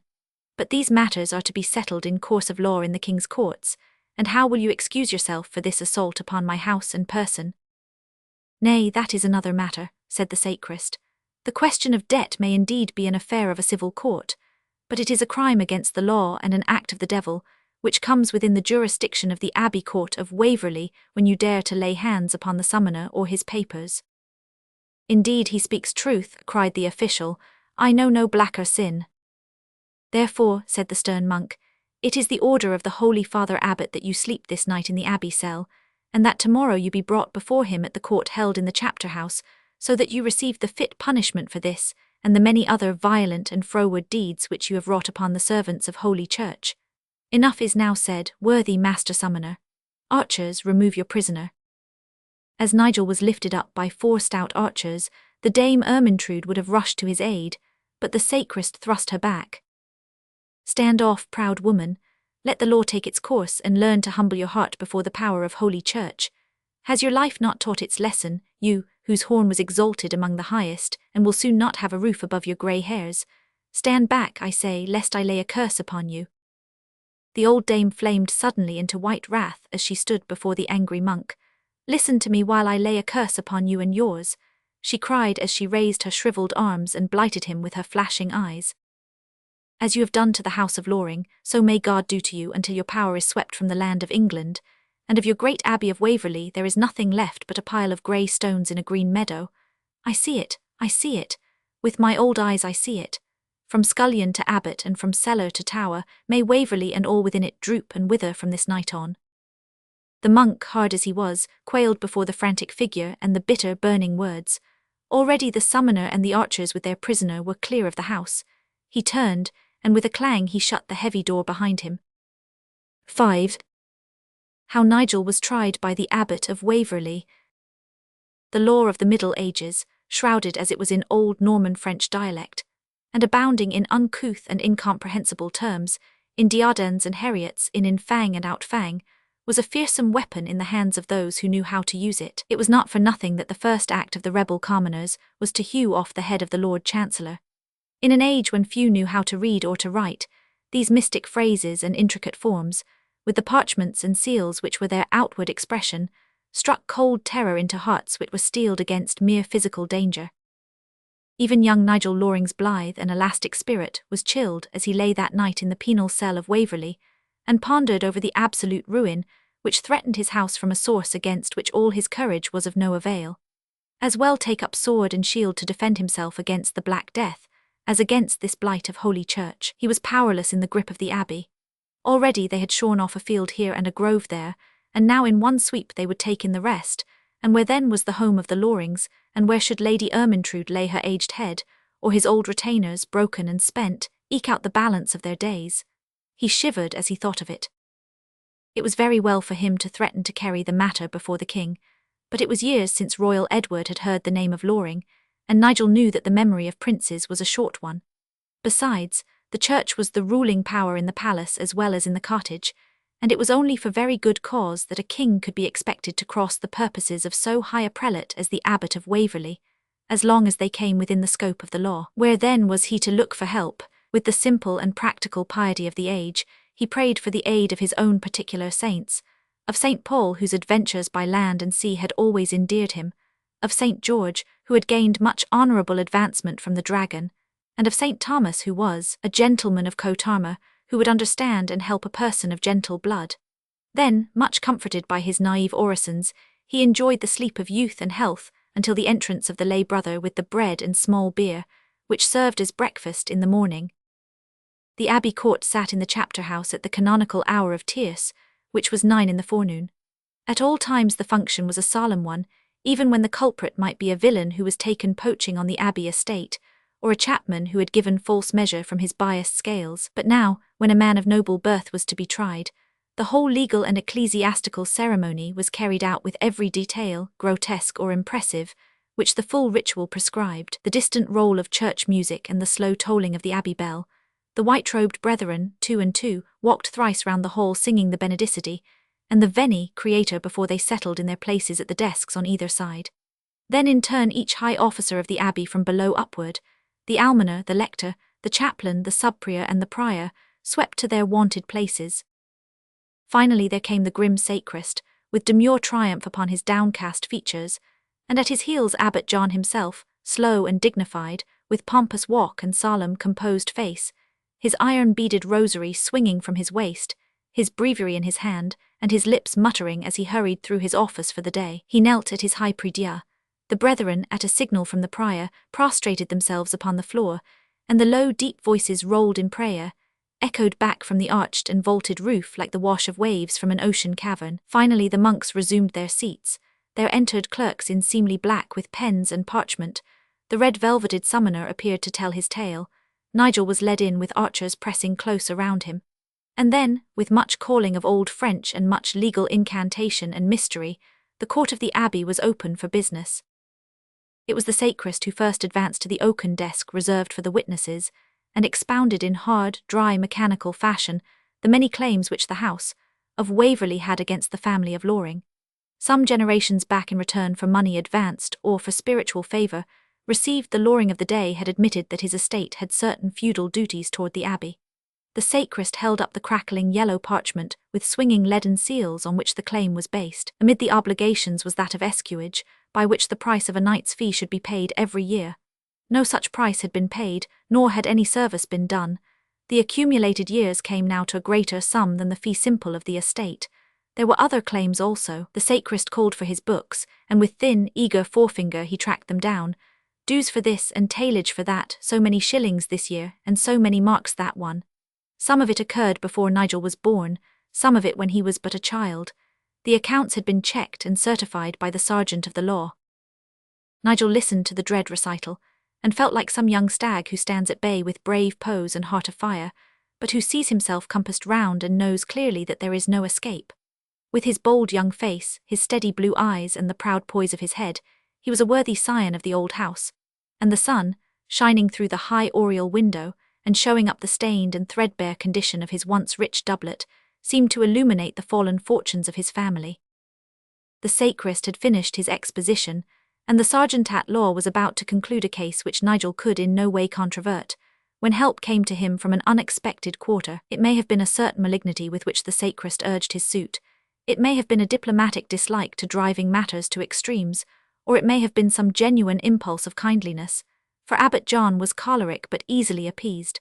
Whatever the cause, the result was that a white plump hand, raised in the air with a gesture of authority, showed that the case was at an end. "Our brother sacrist hath done his duty in urging this suit," said he, "for the worldly wealth of this abbey is placed in his pious keeping, and it is to him that we should look if we suffered in such ways, for we are but the trustees of those who come after us. But to my keeping has been consigned that which is more precious still, the inner spirit and high repute of those who follow the rule of St. Bernard. Now it has ever been our endeavour, since first our saintly founder went down into the valley of Clairvaux and built himself a cell there, that we should set an example to all men in gentleness and humility. For this reason it is that we built our houses in lowly places, that we have no tower to our abbey churches, and that no finery and no metal, save only iron or lead, come within our walls. A brother shall eat from a wooden platter, drink from an iron cup, and light himself from a leaden sconce. Surely it is not for such an order who await the exaltation which is promised to the humble, to judge their own case and so acquire the lands of their neighbour. If our cause be just, as indeed I believe that it is, then it were better that it be judged at the King's Assizes at Guildford, and so I decree that the case be now dismissed from the Abbey Court, so that it can be heard elsewhere." Nigel breathed a prayer to the 3 sturdy saints who had stood by him so manfully and well in the hour of his need. "Abbot John," said he, "I never thought that any man of my name would utter thanks to a Cistercian of Waverley, but by St. Paul, you have spoken like a man this day, for it would indeed be to play with cogged dice if the Abbey's case is to be tried in the Abbey Court." The 80 white-clad brethren looked with half-resentful, half-amused eyes as they listened to this frank address to one who, in their small lives, seemed to be the direct vice-regent of heaven. The archers had stood back from Nigel, as though he was at liberty to go, when the loud voice of the summoner broke in upon the silence. "If it please you, holy Father Abbot," cried the voice, "this decision of yours is indeed secundum legem, and intra vires so far as the civil suit is concerned, which lies between this person and the Abbey. That is your affair. But it is I, Joseph the summoner, who have been grievously and criminally mishandled, my writs, papers, and indentures destroyed, my authority flouted, and my person dragged through a bog, quagmire, or morass, so that my velvet gabardine and silver badge of office were lost, and are, as I verily believe, in the morass, quagmire, or bog aforementioned, which is the same bog morass." "Enough," cried the abbot sternly, "lay aside this foolish fashion of speech and say straightly what you desire." "Holy Father, I have been the officer of the King's law no less than the servant of Holy Church, and I have been let, hindered and assaulted in the performance of my lawful and proper duties, whilst my papers, drawn in the King's name, have been shended and rended and cast to the wind. Therefore, I demand justice upon this man in the Abbey Court, the said assault having been committed within the banlieue of the Abbey's jurisdiction." "What have you to say to this, brother sacrist?" asked the abbot in some perplexity. "I would say, Father, that it is within our power to deal gently and charitably with all that concerns ourselves, but that where the King's officer is concerned, we are wanting in our duty if we give him less than the protection that he demands. I would remind you also, Holy Father, that this is not the first of this man's violence, but that he has before now beaten our servants, defied our authority, and put pike in the abbot's own fish-pond." The prelate's heavy cheeks flushed with anger as this old grievance came fresh into his mind. His eyes hardened as he looked at the prisoner. "Tell me, Squire Nigel, did you indeed put pike in the pond?" The young man drew himself proudly up. "Ere I answer such a question, Father Abbot, do you answer one from me, and tell me what the monks of Waverley have ever done for me that I should hold my hand when I could injure them?" A low murmur ran round the room, partly wonder at his frankness and partly anger at his boldness. The abbot settled down in his seat as one who has made up his mind. "Let the case of the summoner be laid before me," said he. "Justice shall be done, and the offender shall be punished, be he noble or simple. Let the plaint be brought before the court." The tale of the summoner, though rambling and filled with endless legal reiteration, was only too clear in its essence. Red Swire, with his angry face framed in white bristles, was led in, and confessed to his ill treatment of the official. A second culprit, a little wiry nut-brown archer from Churt, had aided and abetted in the deed. Both of them were ready to declare that young Squire Nigel Loring knew nothing of the matter, but then there was the awkward incident of the tearing of the writs. Nigel, to whom a lie was an impossibility, had to admit that with his own hands he had shredded those august documents. As to an excuse or an explanation, he was too proud to advance any. A cloud gathered over the brow of the abbot, and the sacrist gazed with an ironical smile at the prisoner, while a solemn hush fell over the chapter house as the case ended and only judgment remained. "Squire Nigel," said the abbot, "it was for you, who are, as all men know, of ancient lineage in this land, to give a fair example by which others should set their conduct. Instead of this, your manor house has ever been a centre for the stirring up of strife, and now not content with your harsh showing toward us, the Cistercian monks of Waverley, you have even marked your contempt for the King's law, and through your servants have mishandled the person of his messenger. For such offences it is in my power to call the spiritual terrors of the Church upon your head, and yet I would not be harsh with you, seeing that you are young, and that even last week you saved the life of a servant of the Abbey when in peril. Therefore it is by temporal and carnal means that I will use my power to tame your overbold spirit, and to chasten that headstrong and violent humour which has caused such scandal in your dealings with our abbey. Bread and water for 6 weeks from now to the feast of St. Benedict, with a daily exhortation from our chaplain, the pious Father Ambrose, may still avail to bend the stiff neck, and to soften the hard heart. At this ignominious sentence by which the proud heir of the House of Loring would share the fate of the meanest village poacher, the hot blood of Nigel rushed to his face, and his eye glanced round him with a gleam which said more plainly than words that there could be no tame acceptance of such a doom. Twice he tried to speak, and twice his anger and his shame held the words in his throat. "I am no subject of yours, proud abbot," he cried at last. "My house has ever been vavassor to the king. I deny the power of you and your court to lay sentence upon me. Punish these your own monks who whimper at your frown, but do not dare to lay your hand upon him who fears you not, for he is a free man, and the peer of any save only the king himself." The abbot seemed for an instant taken aback by these bold words, and by the high and strenuous voice in which they were uttered, but the sterner sacrist came as ever to stiffen his will. He held up the old parchment in his hand. "The Lorings were indeed vavassors to the king," said he, "but here is the very seal of Eustace Loring, which shows that he made himself vassal to the abbey and held his land from it."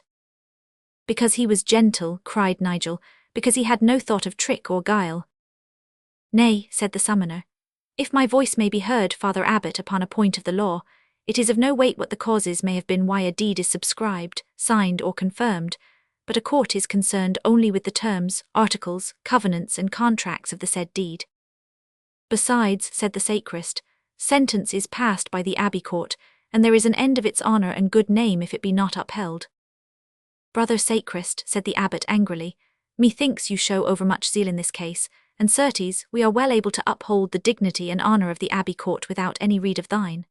As to you, worthy summoner, you will give your opinion when we crave for it, and not before, or you may yourself get some touch of the power of our tribunal.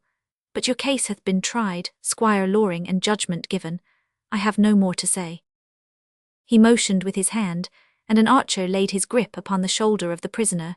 But that rough plebeian touch woke every passion of revolt in Nigel's spirit. Of all his high line of ancestors, was there one who had been subjected to such ignominy as this? Would they not have preferred death?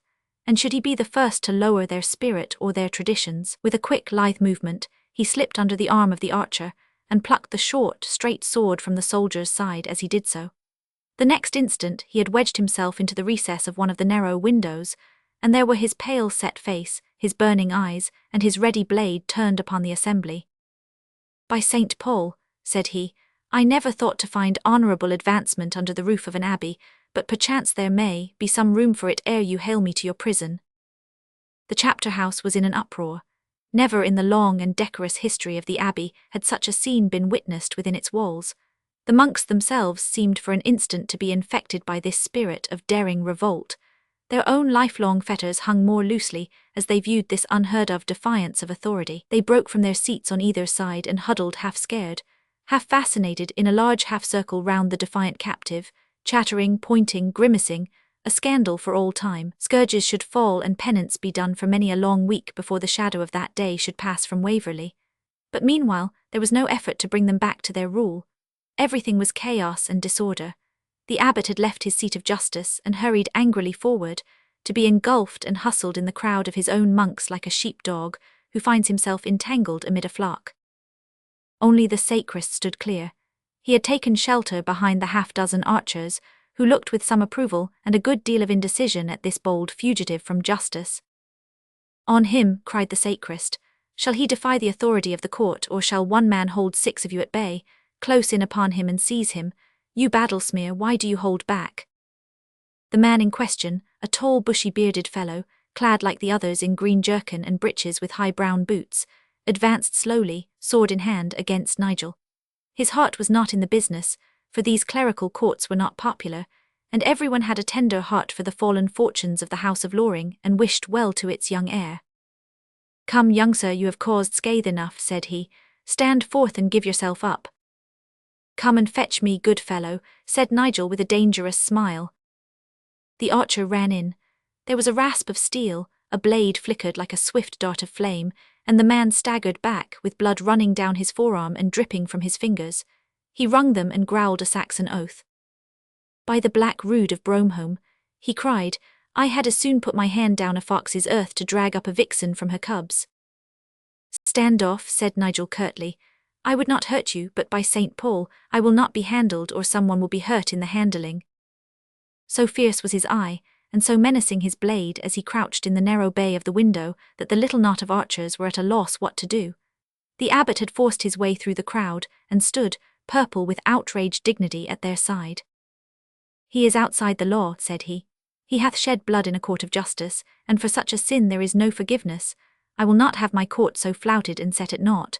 He who draws the sword, by the sword also let him perish. Forester Hugh, lay a shaft to your bow." The man, who was one of the abbey's lay servants, put his weight upon his long bow and slipped the loose end of the string into the upper notch. Then, drawing one of the terrible 3-foot arrows, steel-tipped and gaudily winged, from his waist, he laid it to the string. "Now draw your bow and hold it ready," cried the furious abbot. "Squire Nigel, it is not for Holy Church to shed blood, but there is naught but violence which will prevail against the violent, and on your head be the sin. Cast down the sword which you hold in your hand. Will you give me freedom to leave your abbey? When you have abided your sentence and purged your sin, then I had rather die where I stand than give up my sword." A dangerous flame lit in the abbot's eyes. He came of a fighting Norman stock, like so many of those fierce prelates who, bearing a mace lest they should be guilty of effusion of blood, led their troops into battle, ever remembering that it was one of their own cloth and dignity who, crozier in hand, had turned the long-drawn bloody day of Hastings. The soft accent of the churchman was gone, and it was the hard voice of a soldier which said, "1 minute I give you, and no more. Then when I cry loose, drive me an arrow through his body." The shaft was fitted, the bow was bent, and the stern eyes of the woodman were fixed on his mark. Slowly the minute passed, while Nigel breathed a prayer to his 3 soldier saints, not that they should save his body in this life, but that they should have a kindly care for his soul in the next. Some thought of a fierce wildcat sally crossed his mind, but once out of his corner he was lost indeed. Yet at the last he would have rushed among his enemies, and his body was bent for the spring, when with a deep sonorous hum like a breaking harp-string, the cord of the bow was cloven in twain, and the arrow tinkled upon the tiled floor. At the same moment a young curly-headed bowman, whose broad shoulders and deep chest told of immense strength, as clearly as his frank, laughing face and honest hazel eyes did of good humour and courage, sprang forward sword in hand, and took his place by Nigel's side. "Nay, comrades," said he, "Samkin Aylward cannot stand by and see a gallant man shot down like a bull at the end of a baiting. 5 against 1 is long odds, but 2 against 4 is better, and by my finger bones, Squire Nigel and I leave this room together, be it on our feet or no." The formidable appearance of this ally, and his high reputation among his fellows, gave a further chill to the lukewarm ardour of the attack. Aylward's left arm was passed through his strung bow, and he was known from Woolmer Forest to the Weald as the quickest, surest archer that ever dropped a running deer at 10 paces. "Nay, Battlesmere, hold your fingers from your string-case, or I may chance to give your drawing hand a 2 months' rest," said Aylward. "Swords, if you will, comrades, but no man strings his bow till I have loosed mine."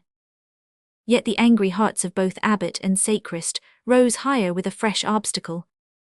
"This is an ill day for your father, Franklin Aylward, who holds the tenancy of Crooksbury," said the sacrist. "He will rue it that ever he begot a son who will lose him his acres and his steading." "My father is a bold yeoman, and would rue it evermore that ever his son should stand by while foul work was afoot," said Aylward stoutly. "Fall on, comrades, we are waiting."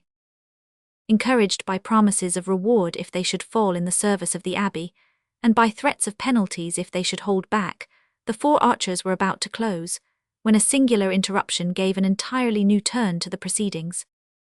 At the door of the chapter house, while these fiery doings had been afoot, there had assembled a mixed crowd of lay brothers, servants and varlets who had watched the development of the drama with the interest and delight with which men hail a sudden break in a dull routine. Suddenly there was an agitation at the back of this group, then a swirl in the centre, and finally the front rank was violently thrust aside, and through the gap there emerged a strange and whimsical figure, who from the instant of his appearance dominated both chapter house and abbey, monks, prelates and archers, as if he were their owner and their master. He was a man somewhat above middle age, with thin lemon-coloured hair, a curling moustache, a tufted chin of the same hue, and a high craggy face, all running to a great hook of the nose, like the beak of an eagle. His skin was tanned a brown-red by much exposure to the wind and sun. In height he was tall, and his figure was thin and loose-jointed, but stringy and hard-bitten. One eye was entirely covered by its lid, which lay flat over an empty socket, but the other danced and sparkled with a most roguish light, darting here and there with a twinkle of humour and criticism and intelligence, the whole fire of his soul bursting through that one narrow cranny. His dress was as noteworthy as his person. A rich purple doublet and cloak was marked on the lapels with a strange scarlet device shaped like a wedge.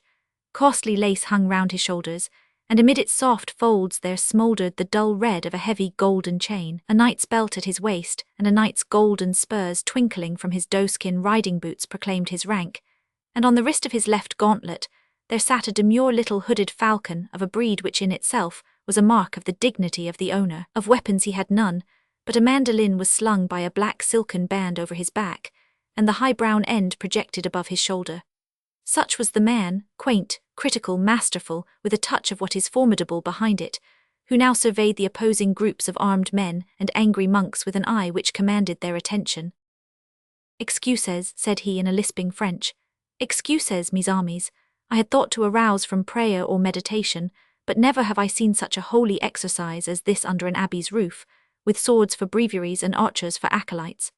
I fear that I have come amiss, and yet I ride on an errand from one who permits no delay." The abbot, and possibly the sacrist also, had begun to realize that events had gone a great deal farther than they had intended, and that without an extreme scandal it was no easy matter for them to save their dignity and the good name of Waverley. Therefore, in spite of the debonair, not to say disrespectful, bearing of the newcomer, they rejoiced at his appearance and intervention.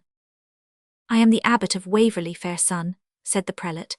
"If your message deal with a public matter, it may be fitly repeated in the chapter house.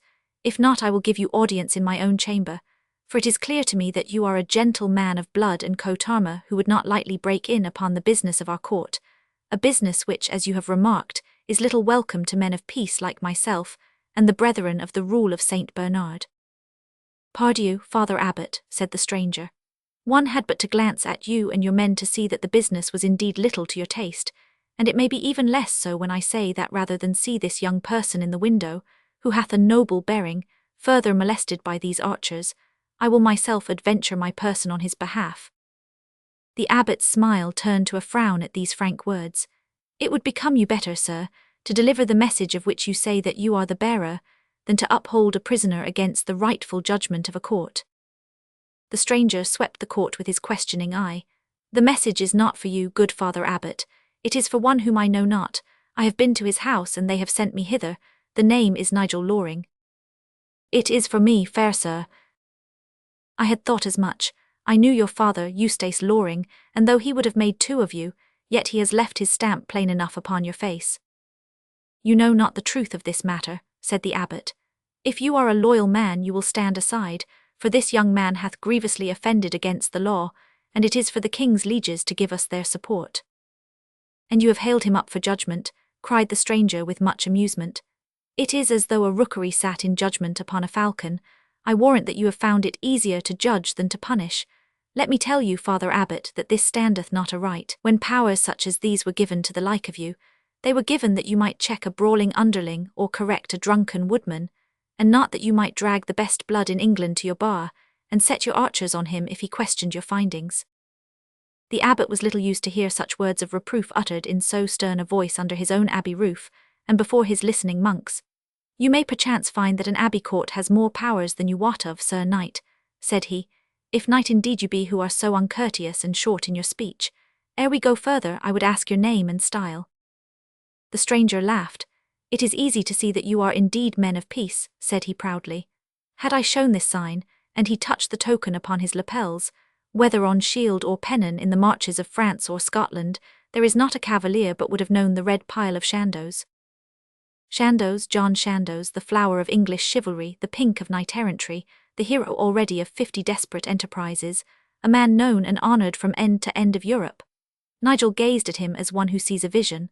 The archers stood back abashed, while the monks crowded closer to stare at the famous soldier of the French wars.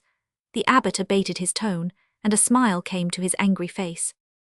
"We are indeed men of peace, Sir John, and little skilled in warlike blazonry," said he.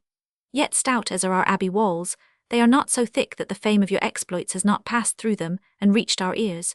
If it be your pleasure to take an interest in this young and misguided squire, it is not for us to thwart your kind intention or to withhold such grace as you request. I am glad indeed that he hath one who can set him so fair an example for a friend. I thank you for your courtesy, good Father Abbot, said Chandos carelessly. This young squire has, however, a better friend than myself, one who is kinder to those he loves and more terrible to those he hates. It is from him I bear a message. I pray you, fair and honoured sir, said Nigel, that you will tell me what is the message that you bear. The message, mon ami, is that your friend comes into these parts, and would have a night's lodging at the manor house of Tilford, for the love and respect that he bears your family. Nay, he is most welcome, said Nigel, and yet I hope that he is one who can relish a soldier's fare and sleep under a humble roof, for indeed we can but give our best, poor as it is. He is indeed a soldier and a good one, Chandos answered, laughing, and I warrant he has slept in rougher quarters than Tilford Manor House. I have few friends, fair sir, said Nigel with a puzzled face. I pray you give me this gentleman's name. His name is Edward. Sir Edward Mortimer of Kent, perchance, or is it Sir Edward Brokers of whom the Lady Ermintrude talks? Nay, he is known as Edward only, and if you ask a second name it is Plantagenet, for he who comes to seek the shelter of your roof is your liege lord and mine, the King's High Majesty, Edward of England. Chapter 6, in which Lady Ermintrude opens the iron coffer. As in a dream Nigel heard these stupendous and incredible words. As in a dream also he had a vision of a smiling and conciliatory abbot, of an obsequious sacrist, and of a band of archers who cleared a path for him, and for the king's messenger through the motley crowd, who had choked the entrance of the abbey court. A minute later he was walking by the side of Chandos through the peaceful cloister, and in front, in the open archway of the great gate, was the broad yellow road between its borders of green meadowland. The spring air was the sweeter and the more fragrant for that chill dread of dishonour and captivity, which had so recently frozen his ardent heart. He had already passed the portal when a hand plucked at his sleeve, and he turned to find himself confronted by the brown, honest face and hazel eyes of the archer who had interfered in his behalf. Well, said Aylward, what have you to say to me, young sir? What can I say, my good fellow, save that I thank you with all my heart? By St. Paul, if you had been my blood brother you could not have stood by me more stoutly. Nay, but this is not enough. Nigel coloured with vexation, and the more so as Chandos was listening with his critical smile to their conversation. If you had heard what was said in the court, said he, you would understand that I am not blessed at this moment with much of this world's gear. The Black Death and the monks have between them been heavy upon our estate. Willingly would I give you a handful of gold for your assistance, since that is what you seem to crave. But indeed I have it not, and so once more I say that you must be satisfied with my thanks. Your gold is nothing to me, said Aylward shortly, nor would you buy my loyalty if you filled my wallet with rose nobles, so long as you were not a man after my own heart. But I have seen you back the yellow horse, and I have seen you face the Abbot of Waverley, and you are such a master as I would very gladly serve if you have by chance a place for such a man. I have seen your following, and I doubt not that they were stout fellows in your grandfather's time, but which of them now would draw a bowstring to his ear? Through you I have left the service of the Abbey of Waverley, and where can I look now for a post? If I stay here I am all undone like a fretted bowstring. Nay, there can be no difficulty there, said Chandos. Pardieu, a roistering, swaggering daredevil archer is worth his price on the French border. There are 200 such who march behind my own person, and I would ask nothing better than to see you among them. I thank you, noble sir, for your offer, said Aylward, and I had rather follow your banner than many another one, for it is well known that it goes ever forward, and I have heard enough of the wars to know that there are small pickings for the man who lags behind. Yet if the squire will have me, I would choose to fight under the 5 Roses of Loring, for though I was born in the 100 of Eastbourne and the Rape of Chichester, yet I have grown up and learned to use the longbow in these parts, and as the free son of a free franklin, I had rather serve my own neighbour than a stranger. My good fellow, said Nigel, I have told you that I could in no wise reward you for such service. If you will but take me to the wars I will see to my own reward, said Aylward.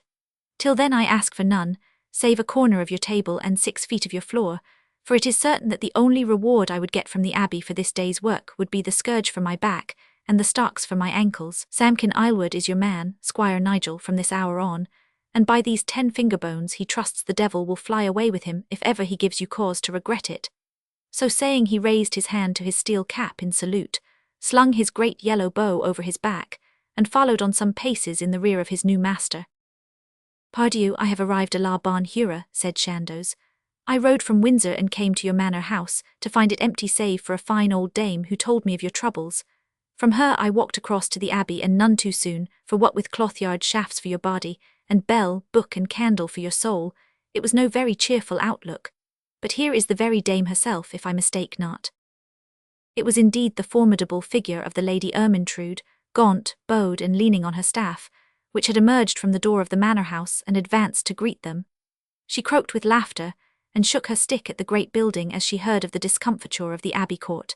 Then she led the way into the hall, where the best which she could provide had been laid out for their illustrious guest. There was Chandos' blood in her own veins, traceable back through the de Greys, de Multons, de Valences, de Montagues and other high and noble strains, so that the meal had been eaten and cleared before she had done tracing the network of intermarriages and connections, with quarterings, impalements, lozenges and augmentations, by which the blazonry of the two families might be made to show a common origin. Back to the Conquest and before it, there was not a noble family tree, every twig and bud of which was not familiar to the Dame Ermyntrude. And now when the trestles were cleared and the three were left alone in the hall, Chandos broke his message to the lady. "King Edward hath ever borne in mind that noble knight your son Sir Eustace," said he. "He will journey to Southampton next week, and I am his harbinger. He bade me say, noble and honoured lady, that he would come from Guildford in any easy stage so that he might spend one night under your roof." The old dame flushed with pleasure, and then turned white with vexation at the words. "It is in truth great honour to the house of Loring," said she, "yet our roof is now humble, and as you have seen, our fare is plain. The king knows not that we are so poor. I fear lest we seem churlish and niggard in his eyes." But Chandos reasoned away her fears. The king's retinue would journey on to Farnham Castle. There were no ladies in his party. Though he was king, still he was a hardy soldier and cared little for his ease. In any case, since he had declared his coming, they must make the best of it. Finally, with all delicacy, Chandos offered his own purse if it would help in the matter. But already the Lady Ermyntrude had recovered her composure. "Nay, fair kinsman, that may not be," said she. "I will make such preparation as I may for the king. He will bear in mind that if the house of Loring can give nothing else, they have always held their blood and their lives at his disposal." Chandos was to ride on to Farnham Castle and beyond, but he expressed his desire to have a warm bath ere he left Tilford, for like most of his fellow knights, he was much addicted to simmering in the hottest water that he could possibly endure. The bath, therefore, a high-hooped arrangement like a broader but shorter churn, was carried into the privacy of the guest chamber, and thither it was that Nigel was summoned to hold him company while he stewed and sweltered in his tub. Nigel perched himself upon the side of the high bed, swinging his legs over the edge and gazing with wonder and amusement at the quaint face, the ruffled yellow hair, and the sinewy shoulders of the famous warrior, dimly seen amid a pillar of steam. He was in a mood for talk, so Nigel with eager lips plied him with 1,000 questions about the wars, hanging upon every word which came back to him, like those of the ancient oracles, out of the mist and the cloud. To Chandos himself, the old soldier for whom war had lost its freshness, it was a renewal of his own ardent youth to listen to Nigel's rapid questions, and to mark the rapt attention with which he listened. "Tell me of the Welsh, honoured sir," asked the squire. "What manner of soldiers are the Welsh?" "They are very valiant men of war," said Chandos, splashing about in his tub. "There is good skirmishing to be had in their valleys if you ride with a small following. They flare up like a furze bush in the flames, but if for a short space you may abide the heat of it, then there is a chance that it may be cooler." "And the Scotch?" asked Nigel. "You have made war upon them also, as I understand." "The Scotch knights have no masters in the world, and he who can hold his own with the best of them, be it a Douglas, a Murray or a Seaton, has nothing more to learn. Though you be a hard man, you will always meet as hard a one if you ride northward. If the Welsh be like the furze fire, then, pardieu, the Scotch are the peat, for they will smoulder and you will never come to the end of them. I have had many happy hours on the marches of Scotland, for even if there be no war, the Percys of Ulmwick or the governor of Carlisle can still raise a little bickering with the border clans. I bear in mind that my father was wont to say that they were very stout spearmen. No better in the world, for the spears are 12 foot long and they hold them in very thick array, but their archers are weak, save only the men of Ettrick and Selkirk who come from the forest. I pray you to open the lattice, Nigel, for the steam is over thick. Now in Wales it is the spearmen who are weak, and there are no archers in these islands like the men of Gwent with their bows of elm, which shoot with such power that I have known a cavalier to have his horse killed, when the shaft had passed through his mail breeches, his thigh and his saddle. And yet, what is the most strongly shot arrow to these new balls of iron driven by the fire powder which will crush a man's armour as an egg is crushed by a stone? Our fathers knew them not. Then the better for us, cried Nigel, since there is at least one honourable venture which is all our own. Chandos chuckled and turned upon the flushed youth a twinkling and sympathetic eye. You have a fashion of speech which carries me back to the old men whom I met in my boyhood, said he. There were some of the real old knight-errants left in those days, and they spoke as you do. Young as you are, you belong to another age. Where got you that trick of thought and word? I have had only one to teach me, the Lady Ermintrude. Pardieu, she has trained a proper young hawk ready to stoop at a lordly quarry, said Chandos. I would that I had the first unhooding of you. Will you not ride with me to the wars? The tears brimmed over from Nigel's eyes, and he wrung the gaunt hand extended from the bath. By St. Paul, what could I ask better in the world? I fear to leave her, for she has none other to care for her, but if it can in any way be arranged. The king's hand may smooth it out, say no more until he is here, but if you wish to ride with me. What could man wish for more? Is there a squire in England who would not serve under the banner of Chandos? Whither do you go, fair sir? And when do you go? Is it to Scotland? Is it to Ireland? Is it to France? But alas, alas! The eager face had clouded. For the instant he had forgotten that a suit of armour was as much beyond his means as a service of gold plate. Down in a twinkling came all his high hopes to the ground. Oh, these sordid material things, which come between our dreams and their fulfilment. The squire of such a knight must dress with the best, yet all the fee simple of Tilford would scarce suffice for one suit of plate. Chandos, with his quick wit and knowledge of the world, had guessed the cause of this sudden change. If you fight under my banner, it is for me to find the weapons, said he. Nay, I will not be denied. But Nigel shook his head sadly.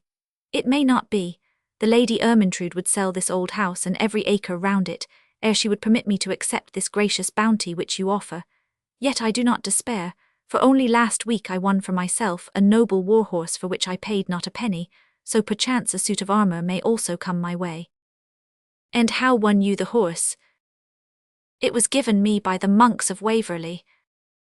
This is wonderful. Pardieu, I should have expected from what I had seen that they would have given you little save their malediction. They had no use for the horse, and they gave it to me. Then we have only to find someone who has no use for a suit of armour and will give it to you. Yet I trust that you will think better of it and let me, since that good lady proves that I am your kinsman, fit you for the wars. I thank you, noble sir, and if I should turn to anyone it would indeed be to you, but there are other ways which I would try first.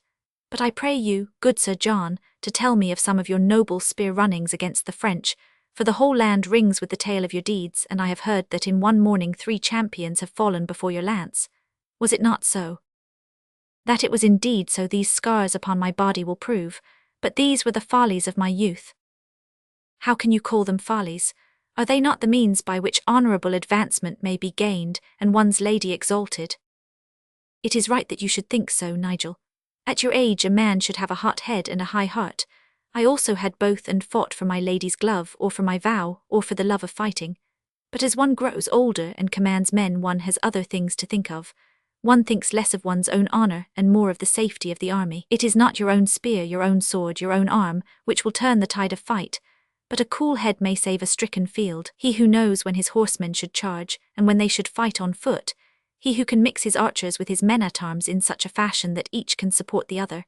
He who can hold up his reserve and pour it into the battle when it may turn the tide. He who has a quick eye for boggy land and broken ground. That is the man who is of more worth to an army than Roland, Oliver and all the paladins. Yet if his knights fail him, honoured sir, all his headwork will not prevail.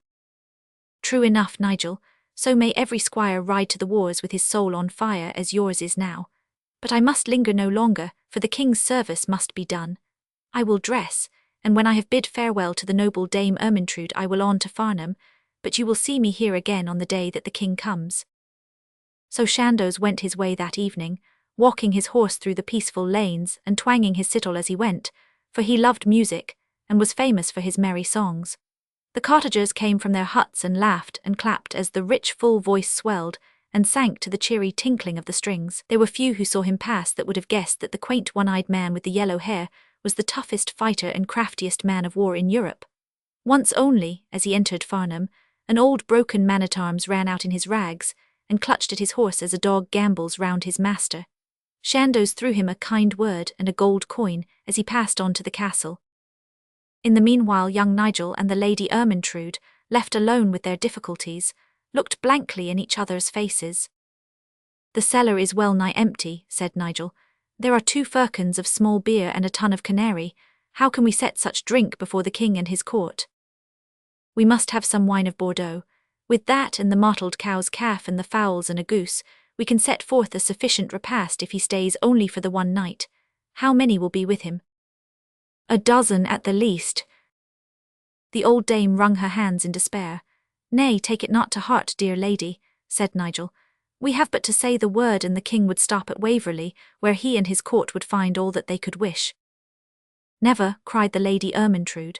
"It would be shame and disgrace to us forever if the king were to pass our door when he has graciously said that he was fain to enter in. Nay, I will do it. Never did I think that I would be forced to this, but I know that he would wish it, and I will do it." She went to the old iron coffer, and taking a small key from her girdle she unlocked it.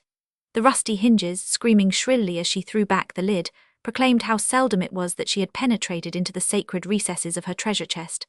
At the top were some relics of old finery: a silken cloak spangled with golden stars, a coif of silver filigree, a roll of Venetian lace. Beneath were little packets tied in silk which the old lady handled with tender care, a man's hunting glove, a child's shoe, a love knot done in faded green ribbon, some letters in rude rough script, and a vernicle of St. Thomas.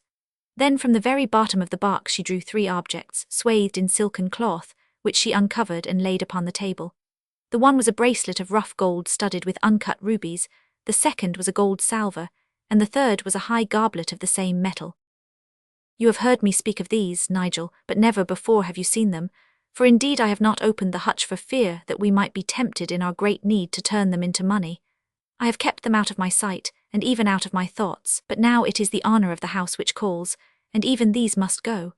This goblet was that which my husband, Sir Nigel Loring, won after the intaking of Belgrade, when he and his comrades held the lists from matins to vespers against the flower of the French chivalry. The salver was given him by the Earl of Pembroke in memory of his valour upon the field of Falkirk." "And the bracelet, dear lady?" "You will not laugh, Nigel." "Nay, why should I laugh? The bracelet was the prize for the Queen of Beauty, which was given to me before all the high-born ladies of England by Sir Nigel Loring a month before our marriage. The Queen of Beauty, Nigel, I, old and twisted as you see me. 5 strong men went down before his lance ere he won that trinket for me, and now in my last years. Nay, dear and honoured lady, we will not part with it." Yes, Nigel, he would have it so. I can hear his whisper in my ear. Honour to him was everything, the rest nothing. Take it from me, Nigel, ere my heart weakens. Tomorrow you will ride with it to Guildford, you will see Thorold the goldsmith, and you will raise enough money to pay for all that we shall need for the king's coming. She turned her face away to hide the quivering of her wrinkled features, and the crash of the iron lid covered the sob which burst from her overwrought soul. Chapter 7. How Nigel went marketing to Guildford. It was on a bright June morning that young Nigel, with youth and springtime to make his heart light, rode upon his errand from Tilford to Guildford town. Beneath him was his great yellow war-horse, caracoling and curveting as he went, as blithe and free of spirit as his master. In all England one would scarce have found upon that morning so high-mettled and so debonair a pair. The sandy road wound through groves of fir, where the breeze came soft and fragrant with resinous gums, or over heathery downs, which rolled away to north and to south, vast and untenanted, for on the uplands the soil was poor and water scarce. Over Crooksbury Common he passed, and then across the great heath of Puttenham, following a sandy path which wound amid the bracken and the heather, for he meant to strike the Pilgrim's Way where it turned eastward from Farnham and from Seal. As he rode he continually felt his saddle-bag with his hand, for in it, securely strapped, he had placed the precious treasures of the Lady Ermyntrude. As he saw the grand tawny neck tossing before him, and felt the easy heave of the great horse and heard the muffled drumming of his hoofs, he could have sung and shouted with the joy of living. Behind him, upon the little brown pony which had been Nigel's former mount, rode Samkin Aylward the bowman, who had taken upon himself the duties of personal attendant and bodyguard. His great shoulders and breadth of frame seemed dangerously top-heavy upon the tiny steed, but he ambled along, whistling a merry lilt and as light-hearted as his master. There was no countryman who had not a nod and no woman who had not a smile for the jovial bowman, who rode for the most part with his face over his shoulder, staring at the last petticoat which had passed him. Once only he met with a harsher greeting. It was from a tall, white-headed, red-faced man whom they met upon the moor. "Good morrow, dear father," cried Aylward. "How is it with you at Crooksbury, and how are the new black cow and the ewes from Alton and Mary the dairymaid and all your gear?" "It ill becomes you to ask, you ne'er-do-weel," said the old man. "You have angered the monks of Waverley, whose tenant I am, and they would drive me out of my farm. Yet there are 3 more years to run, and do what they may I will bide till then. But little did I think that I should lose my homestead through you, Samkin, and big as you are I would knock the dust out of that green jerkin with a good hazel switch if I had you at Crooksbury." "Then you shall do it tomorrow morning, good father, for I will come and see you then. But indeed I did not do more at Waverley than you would have done yourself. Look me in the eye, old hothead, and tell me if you would have stood by while the last Loring, look at him as he rides with his head in the air and his soul in the clouds, was shot down before your very eyes at the bidding of that fat monk. If you would, then I disown you as my father." "Nay, Samkin, if it was like that, then perhaps what you did was not so far amiss, but it is hard to lose the old farm when my heart is buried deep in the good brown soil." "Tut, man, there are 3 years to run, and what may not happen in 3 years? Before that time I shall have gone to the wars, and when I have opened a French strong box or 2 you can buy the good brown soil and snap your fingers at Abbot John and his bailiffs. Am I not as proper a man as Tom with staff of churt? And yet he came back after 6 months with his pockets full of rose nobles and a French wench on either arm." "God preserve us from the wenches, Samkin, but indeed I think that if there is money to be gathered you are as likely to get your fist full as any man who goes to the war. But hasten, lad, hasten, already your young master is over the brow." Thus admonished, the archer waved his gauntleted hand to his father, and digging his heels into the sides of his little pony, soon drew up with the squire. Nigel glanced over his shoulder and slackened speed until the pony's head was up to his saddle. "Have I not heard, Archer," said he, "that an outlaw has been loose in these parts?"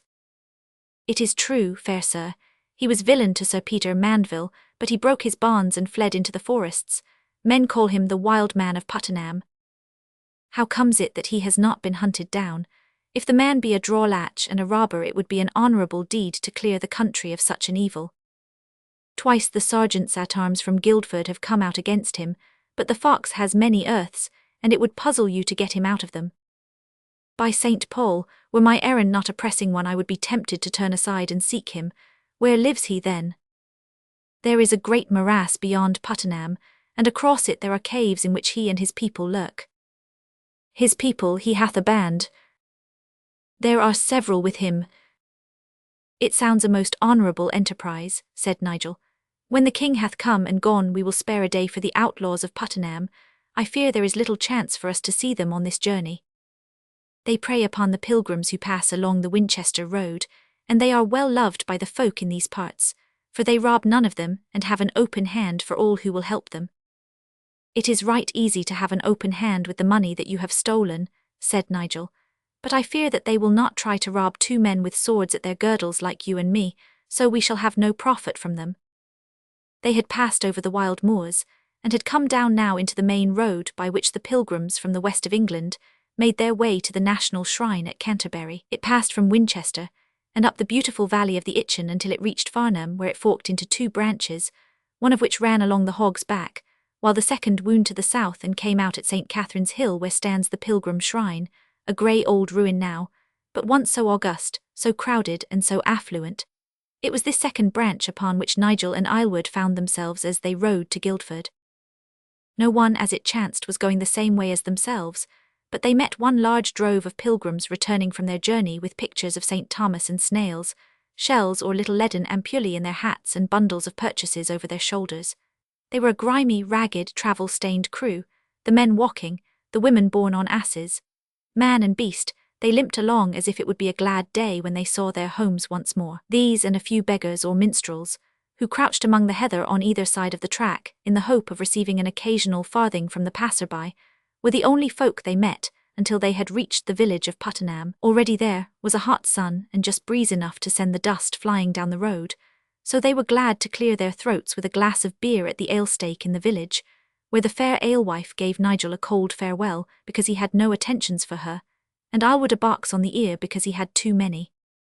On the farther side of Puttenham, the road runs through thick woods of oak and beech, with a tangled undergrowth of fern and bramble. Here they met a patrol of sergeants at arms, tall fellows, well mounted, clad in studded leather caps and tunics with lances and swords. They walked their horses slowly on the shady side of the road, and stopped as the travellers came up to ask if they had been molested on the way. "Have a care," they added, "for the wild man and his wife are out. Only yesterday they slew a merchant from the west and took 100 crowns. "His wife, you say?" "Yes, she is ever at his side, and has saved him many a time, for if he has the strength it is she who has the wit. I hope to see their heads together upon the green grass one of these mornings." The patrol passed downward toward Farnham, and so, as it proved, away from the robbers, who had doubtless watched them closely from the dense brushwood which skirted the road. Coming round a curve, Nigel and Aylward were aware of a tall and graceful woman who sat, wringing her hands and weeping bitterly, upon the bank by the side of the track. At such a sight of beauty and distress, Nigel pricked Palmer's with the spur, and in 3 bounds was at the side of the unhappy lady. "What ails you, fair dame?" he asked. "Is there any small matter in which I may stand your friend, or is it possible that anyone hath so hard a heart as to do you an injury?" She rose and turned upon him a face full of hope and entreaty. "Oh, save my poor, poor father," she cried. "Have you perchance seen the way wardens? They passed us, and I fear they are beyond reach." "Yes, they have ridden onward, but we may serve as well." "Then hasten, hasten, I pray you. Even now they may be doing him to death. They have dragged him into yonder grove, and I have heard his voice growing ever weaker in the distance. Hasten, I implore you." Nigel sprang from his horse and tossed the rein to Aylward. "Nay, let us go together. How many robbers were there, lady?" "2 stout fellows." "Then I come also." "Nay, it is not possible," said Nigel. "The wood is too thick for horses, and we cannot leave them in the road." "I will guard them," cried the lady. "Palmer's is not so easily held. Do you bide here, Aylward, until you hear from me. Stir not, I command you." So saying, Nigel, with the light of adventure gleaming in his joyous eyes, drew his sword and plunged swiftly into the forest. Far and fast he ran from glade to glade, breaking through the bushes, springing over the brambles, light as a young deer, peering this way and that, straining his ears for a sound, and catching only the cry of the wood pigeons. Still on he went, with the constant thought of the weeping woman behind and of the captured man in front. It was not until he was footsore and out of breath that he stopped with his hand to his side, and considered that his own business had still to be done, and that it was time once more that he should seek the road to Guildford. Meantime Aylward had found his own rough means of consoling the woman in the road, who stood sobbing with her face against the side of Palmer's saddle. "Nay, weep not, my pretty one," said he. "It brings the tears to my own eyes to see them stream from thine." Alas, good archer, he was the best of fathers, so gentle and so kind. Had you but known him, you must have loved him. "Tut, tut, he will suffer no scathe. Squire Nigel will bring him back to you anon." "No, no, I shall never see him more. Hold me, archer, or I fall." Aylward pressed his ready arm round the supple waist. The fainting woman leaned with her hand upon his shoulder. Her pale face looked past him, and it was some new light in her eyes, a flash of expectancy, of triumph, of wicked joy, which gave him sudden warning of his danger. He shook her off and sprang to one side, but only just in time to avoid a crashing blow from a great club in the hands of a man, even taller and stronger than himself. He had one quick vision of great white teeth clenched in grim ferocity, a wild flying beard and blazing wild beast eyes. The next instant he had closed, ducking his head beneath another swing of that murderous cudgel. With his arms round the robber's burly body and his face buried in his bushy beard, Aylward gasped and strained and heaved. Back and forward in the dusty road, the 2 men stamped and staggered, a grim wrestling match with life for the prize. Twice the great strength of the outlaw had Aylward nearly down, and twice with his greater youth and skill the archer restored his grip and his balance. Then at last his turn came. He slipped his leg behind the other's knee, and giving a mighty wrench tore him across it. With a hoarse shout, the outlaw toppled backward, and had hardly reached the ground before Aylward had his knee upon his chest and his short sword deep in his beard, and pointed to his throat. "By these 10 finger bones," he gasped, "one more struggle and it is your last." The man lay still enough, for he was half stunned by the crashing fall. Aylward looked round him, but the woman had disappeared. At the first blow struck she had vanished into the forest. He began to have fears for his master, thinking that he perhaps had been lured into some death trap, but his forebodings were soon at rest, for Nigel himself came hastening down the road, which he had struck some distance from the spot where he left it. "By St. Paul," he cried, "who is this man on whom you are perched, and where is the lady who has honoured us so far as to crave our help? Alas, that I have been unable to find her father." "As well for you, fair sir," said Aylward, "for I am of opinion that her father was the devil. This woman is, as I believe, the wife of the wild man of Puttenham, and this is the wild man himself who set upon me and tried to brain me with his club." The outlaw, who had opened his eyes, looked with a scowl from his captor to the newcomer. "You are in luck, Archer," said he, "for I have come to grips with many a man, but I cannot call to mind any who have had the better of me." "You have indeed the grip of a bear," said Aylward, "but it was a coward deed that your wife should hold me while you dashed out my brains with a stick. It is also a most villainous thing to lay a snare for wayfarers by asking for their pity and assistance, so that it was our own soft hearts which brought us into such danger. The next who hath real need of our help may suffer for your sins." "When the hand of the whole world is against you," said the outlaw in a surly voice, "you must fight as best you can." "You well deserve to be hanged, if only because you have brought this woman, who is fair and gentle-spoken, to such a life," said Nigel. "Let us tie him by the wrist to my stirrup leather, Aylward, and we will lead him into Guildford." The archer drew a spare bowstring from his case, and had bound the prisoner as directed, when Nigel gave a sudden start and cry of alarm. "Holy Mary," he cried, "where is the saddle-bag?" It had been cut away by a sharp knife. Only the 2 ends of strap remained. Aylward and Nigel stared at each other in blank dismay. Then the young squire shook his clenched hands and pulled at his yellow curls in his despair. "The Lady Ermintrude's bracelet, my grandfather's cup," he cried. "I would have died ere I lost them. What can I say to her? I dare not return until I have found them. Oh, Aylward, Aylward, how came you to let them be taken?" The honest archer had pushed back his steel cap and was scratching his tangled head. "Nay, I know nothing of it. You never said that there was aught of price in the bag, else had I kept a better eye upon it. Certes, it was not this fellow who took it, since I have never had my hands from him. It can only be the woman who fled with it while we fought." Nigel stamped about the road in his perplexity.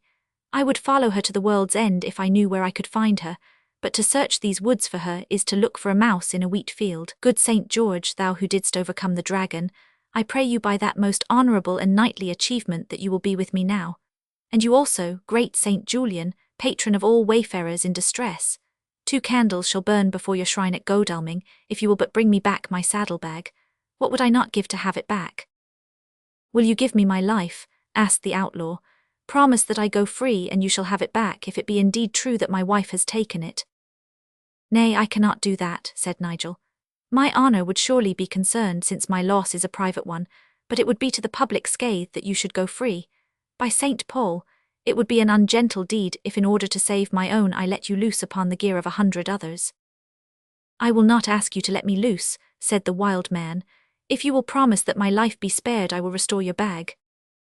"I cannot give such a promise, for it will lie with the sheriff and reeves of Guildford." "Shall I have your word in my favour?" "That I could promise you, if you will give back the bag, though I know not how far my word may avail. But your words are vain, for you cannot think that we will be so fond as to let you go in the hope that you return." "I would not ask it," said the wild man, "for I can get your bag and yet never stir from the spot where I stand. Have I your promise upon your honour and all that you hold dear that you will ask for grace?" "You have." "And that my wife shall be unharmed?" "I promise it." The outlaw laid back his head and uttered a long shrill cry like the howl of a wolf. There was a silent pause, and then, clear and shrill, there rose the same cry no great distance away in the forest. Again the wild man called, and again his mate replied. A third time he summoned, as the deer bells to the doe in the greenwood. Then with a rustle of brushwood and snapping of twigs the woman was before them once more, tall, pale, graceful, wonderful. She glanced neither at Aylward nor Nigel, but ran to the side of her husband. "Dear and sweet lord," she cried, "I trust they have done you no hurt. I waited by the old ash and my heart sank when you came not.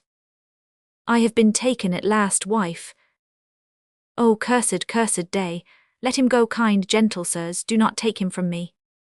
"They will speak for me at Guildford," said the wild man. "They have sworn it, but hand them first the bag that you have taken." She drew it out from under her loose cloak. "Here it is, gentle sir. Indeed it went to my heart to take it, for you had mercy upon me in my trouble. But now I am, as you see, in real and very sore distress. Will you not have mercy now? Take ruth on us, fair sir. On my knees I beg it of you, most gentle and kindly squire." Nigel had clutched his bag, and right glad he was to feel that the treasures were all safe within it. "My proffer is given," said he. "I will say what I can, but the issue rests with others. I pray you to stand up, for indeed I cannot promise more." "Then I must be content," said she, rising with a composed face. "I have prayed you to take ruth, and indeed I can do no more. But ere I go back to the forest I would rede you to be on your guard, lest you lose your bag once more. Wot you how I took it, archer?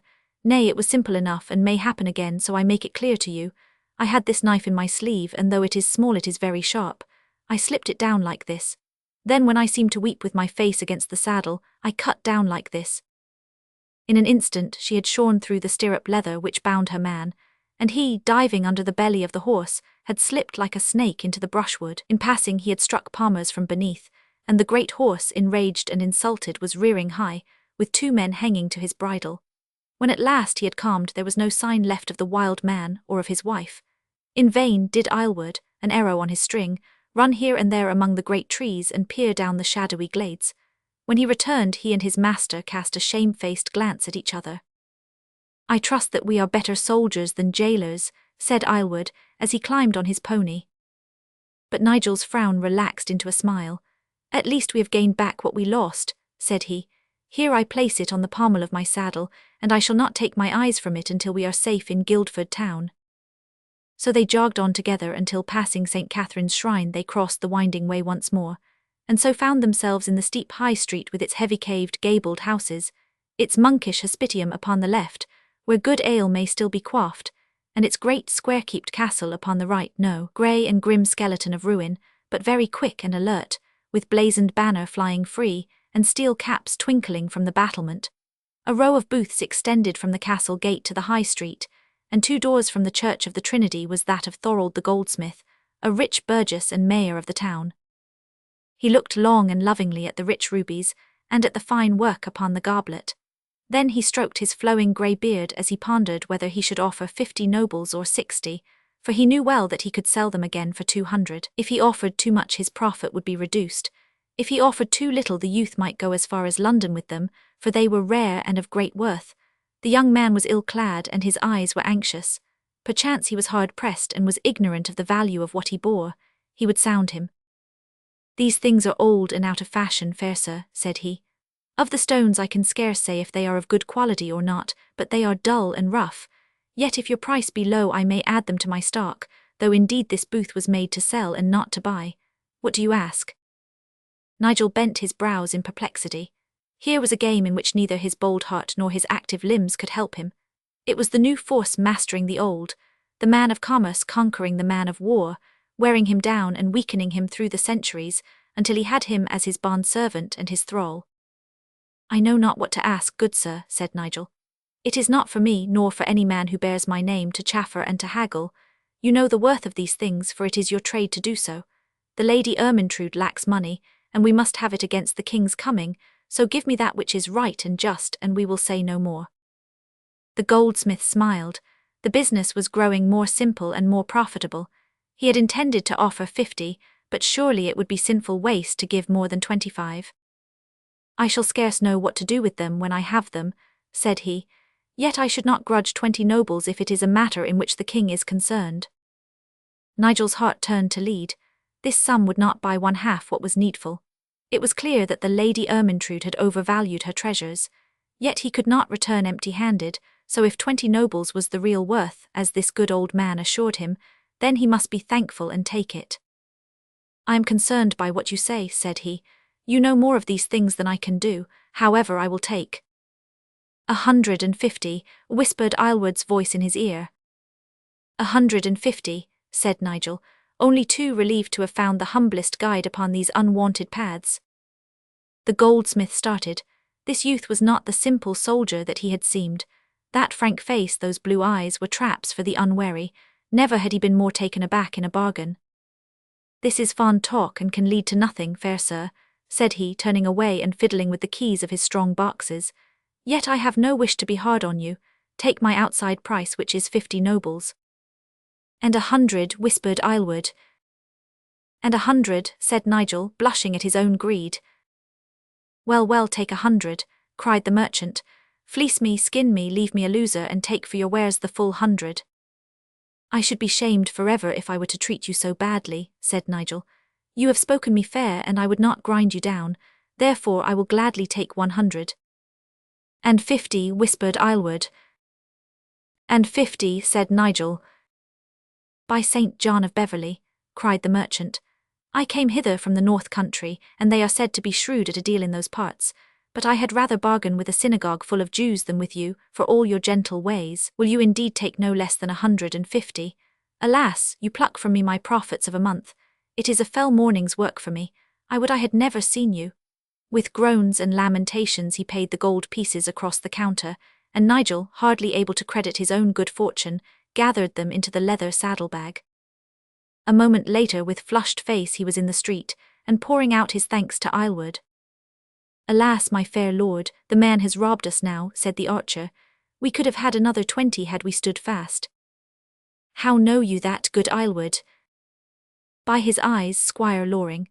I wot I have little store of reading where the parchment of a book or the pinching of a blazon is concerned, but I can read men's eyes, and I never doubted that he would give what he has given." The two travellers had dinner at the monk's hospitium, Nigel at the high table and Aylward among the commonalty. Then again they roamed the high street on business intent. Nigel bought taffeta for hangings, wine, preserves, fruit, damask table linen, and many other articles of need.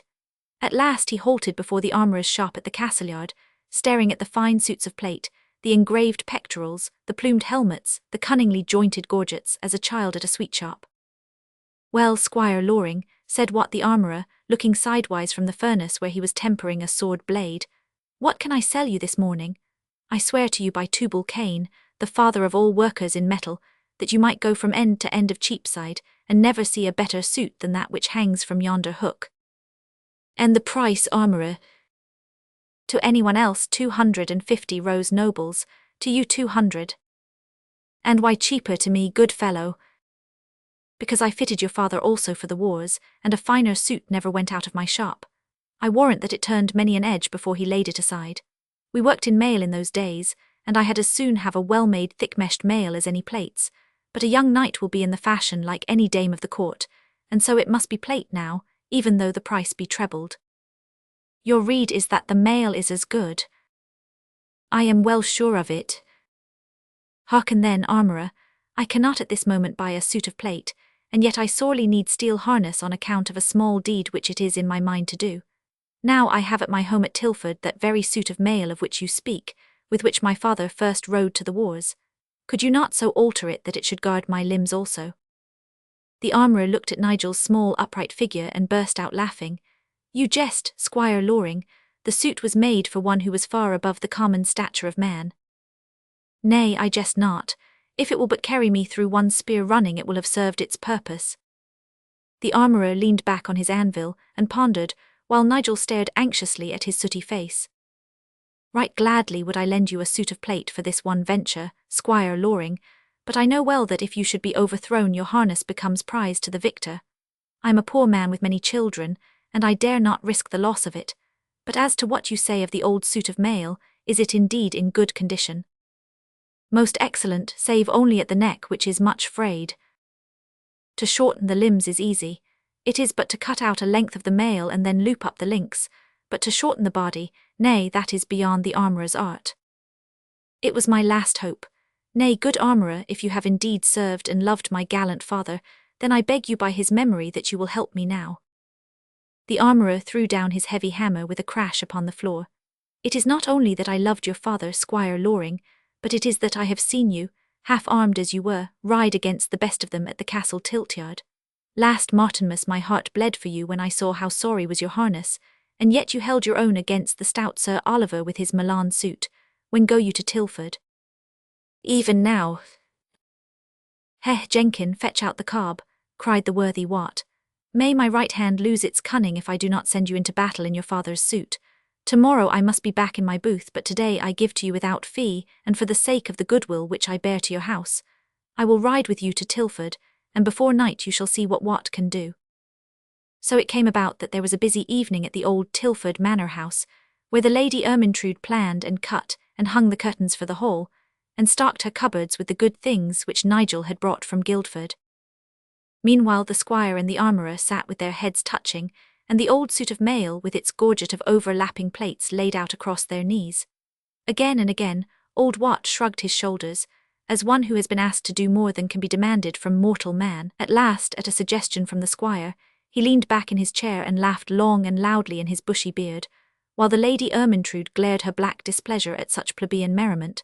Then taking his fine chisel and his hammer from his pouch of tools, the armourer, still chuckling at his own thoughts, began to drive a hole through the centre of the steel tunic. Chapter 8. How the King hawked on Crooksbury Heaths.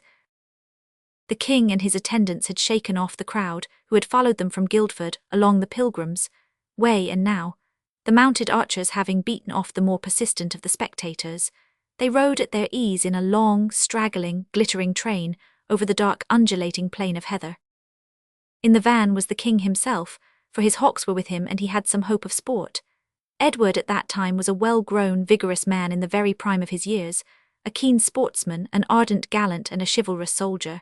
He was a scholar too, speaking Latin, French, German, Spanish, and even a little English. So much had long been patent to the world, but only of recent years had he shown other and more formidable characteristics, a restless ambition which coveted his neighbour's throne, and a wise foresight in matters of commerce, which engaged him now in transplanting Flemish weavers and sowing the seeds of what for many years was the staple trade of England. Each of these varied qualities might have been read upon his face. The brow, shaded by a crimson cap of maintenance, was broad and lofty. The large brown eyes were ardent and bold, his chin was clean-shaven, and the close-cropped dark moustache did not conceal the strong mouth, firm, proud, and kindly, but capable of setting tight in merciless ferocity. His complexion was tanned to copper by a life spent in field sports or in war, and he rode his magnificent black horse carelessly and easily, as one who has grown up in the saddle. His own colour was black also, for his active, sinewy figure was set off by close-fitting velvet of that hue, broken only by a belt of gold, and by a golden border of open pards of the broom plant. With his high and noble bearing, his simple yet rich attire and his splendid mount, he looked every inch a king. The picture of gallant man on gallant horse was completed by the noble falcon of the Isles, which fluttered along some 12 feet above his head, waiting on, as it was termed, for any quarry which might arise. The second bird of the cast was borne upon the gauntleted wrist of Raoul, the chief falconer, in the rear. At the right side of the monarch and a little behind him rode a youth some 20 years of age, tall, slim and dark, with noble aquiline features and keen penetrating eyes, which sparkled with vivacity and affection as he answered the remarks of the King. He was clad in deep crimson diapered with gold, and the trappings of his white palfrey were of a magnificence which proclaimed the rank of its rider. On his face, still free from moustache or beard, there sat a certain gravity and majesty of expression which showed that young as he was great affairs had been in his keeping, and that his thoughts and interests were those of the statesman and the warrior. That great day when, little more than a schoolboy, he had led the van of the victorious army which had crushed the power of France and Cressy, had left this stamp upon his features, but stern as they were they had not assumed that tinge of fierceness which in after years was to make the Black Prince a name of terror on the marches of France. Not yet had the first shadow of fell disease come to poison his nature ere it struck at his life, as he rode that spring day, light and debonair, upon the heath of Crooksbury. On the left of the King, and so near to him that great intimacy was implied, rode a man about his own age, with the broad face, the projecting jaw and the flattish nose, which are often the outward indications of a pugnacious nature. His complexion was crimson, his large blue eyes somewhat prominent, and his whole appearance full-blooded and choleric. He was short but massively built, and evidently possessed of immense strength. His voice, however, when he spoke was gentle and lisping, while his manner was quiet and courteous. Unlike the king or the prince, he was clad in light armor and carried a sword by his side and a mace at his saddle-bow, for he was acting as captain of the king's guard, and a dozen other knights in steel followed in the escort. No hardier soldier could Edward have at his side, if, as was always possible in those lawless times, sudden danger was to threaten. For this was the famous Knight of Hainault, now naturalized as an Englishman, Sir Walter Manny, who bore as high a reputation for chivalrous valor and for gallant temerity as Chandos himself. Behind the knights, who were forbidden to scatter and must always follow the king's person, there was a body of 20 or 30 hobblers or mounted bowmen, together with several squires, unarmed themselves, but leading spare horses upon which the heavier part of their knights' equipment was carried. A straggling tail of falconers, harbingers, varlets, body servants, and huntsmen holding hounds in leash completed the long and many-coloured train which rose and dipped on the low undulations of the moor. Many weighty things were on the mind of Edward the king. There was truce for the moment with France, but it was a truce broken by many small deeds of arms, raids, surprises, and ambushes upon either side, and it was certain that it would soon dissolve again into open war. Money must be raised, and it was no light matter to raise it, now that the Commons had once already voted the 10th lamb and the 10th sheaf. Besides, the Black Death had ruined the country, the arable land was all turned to pasture, the labourer, laughing at statutes, would not work under 4pence a day, and all society was chaos. In addition, the Scotch were growling over the border, there was the perennial trouble in half-conquered Ireland, and his allies abroad in Flanders and in Brabant were clamouring for the arrears of their subsidies. All this was enough to make even a victorious monarch full of care, but now Edward had thrown it all to the winds, and was as light-hearted as a boy upon a holiday. No thought had he for the dunning of Florentine bankers or the vexatious conditions of those busybodies at Westminster. He was out with his hawks, and his thoughts and his talk should be of nothing else. The varlets beat the heather and bushes as they passed, and whooped loudly as the birds flew out. A magpie, cried the falconer. Nay, nay, it is not worthy of your talons, my brown-eyed queen, said the king, looking up at the great bird which flapped from side to side above his head, waiting for the whistle which should give her the signal. The tercels, falconer, a cast of tercels. Quick, man, quick, ha, the rascal makes for wood, he puts in. Well flown, brave peregrine, he makes his point. Drive him out to thy comrade. Serve him, varlets, beat the bushes, he breaks, he breaks. Nay, come away then, you will see Master Magpie no more. The bird had indeed, with the cunning of its race, flapped its way through brushwood and bushes to the thicker woods beyond, so that neither the hawk amid the cover nor its partner above nor the clamorous beaters could harm it. The king laughed at the mischance and rode on. Continually birds of various sorts were flushed, and each was pursued by the appropriate hawk, the snipe by the tercel, the partridge by the goshawk, even the lark by the little merlin. But the king soon tired of this petty sport and went slowly on his way, still with the magnificent silent attendant flapping above his head. "Is she not a noble bird, fair son?" he asked, glancing up as her shadow fell upon him. "She is indeed, sire. Surely no finer ever came from the Isles of the North." "Perhaps not, and yet I have had a hawk from Barbary as good a footer and a swifter flyer. An eastern bird in Yerrack has no peer." "I had one once from the Holy Land," said de Manny. "It was fierce and keen and swift as the Saracens themselves. They say of old Saladin that in his day his breed of birds, of hounds and of horses had no equal on earth. I trust, dear father, that the day may come when we shall lay our hands on all three," said the prince, looking with shining eyes upon the king. "Is the Holy Land to lie forever in the grasp of these unbelieving savages, or the Holy Temple to be defiled by their foul presence? Ah, my dear and most sweet lord, give to me 1,000 lances with 10,000 bowmen like those I led at Cressy, and I swear to you by God's soul that within a year I will have done homage to you for the kingdom of Jerusalem." The king laughed as he turned to Walter Manny. "Boys will still be boys," said he. "The French do not count me such," cried the young prince, flushing with anger. "Nay, fair son, there is no one sets you at a higher rate than your father. But you have the nimble mind and quick fancy of youth, turning over from the thing that is half done to a further task beyond.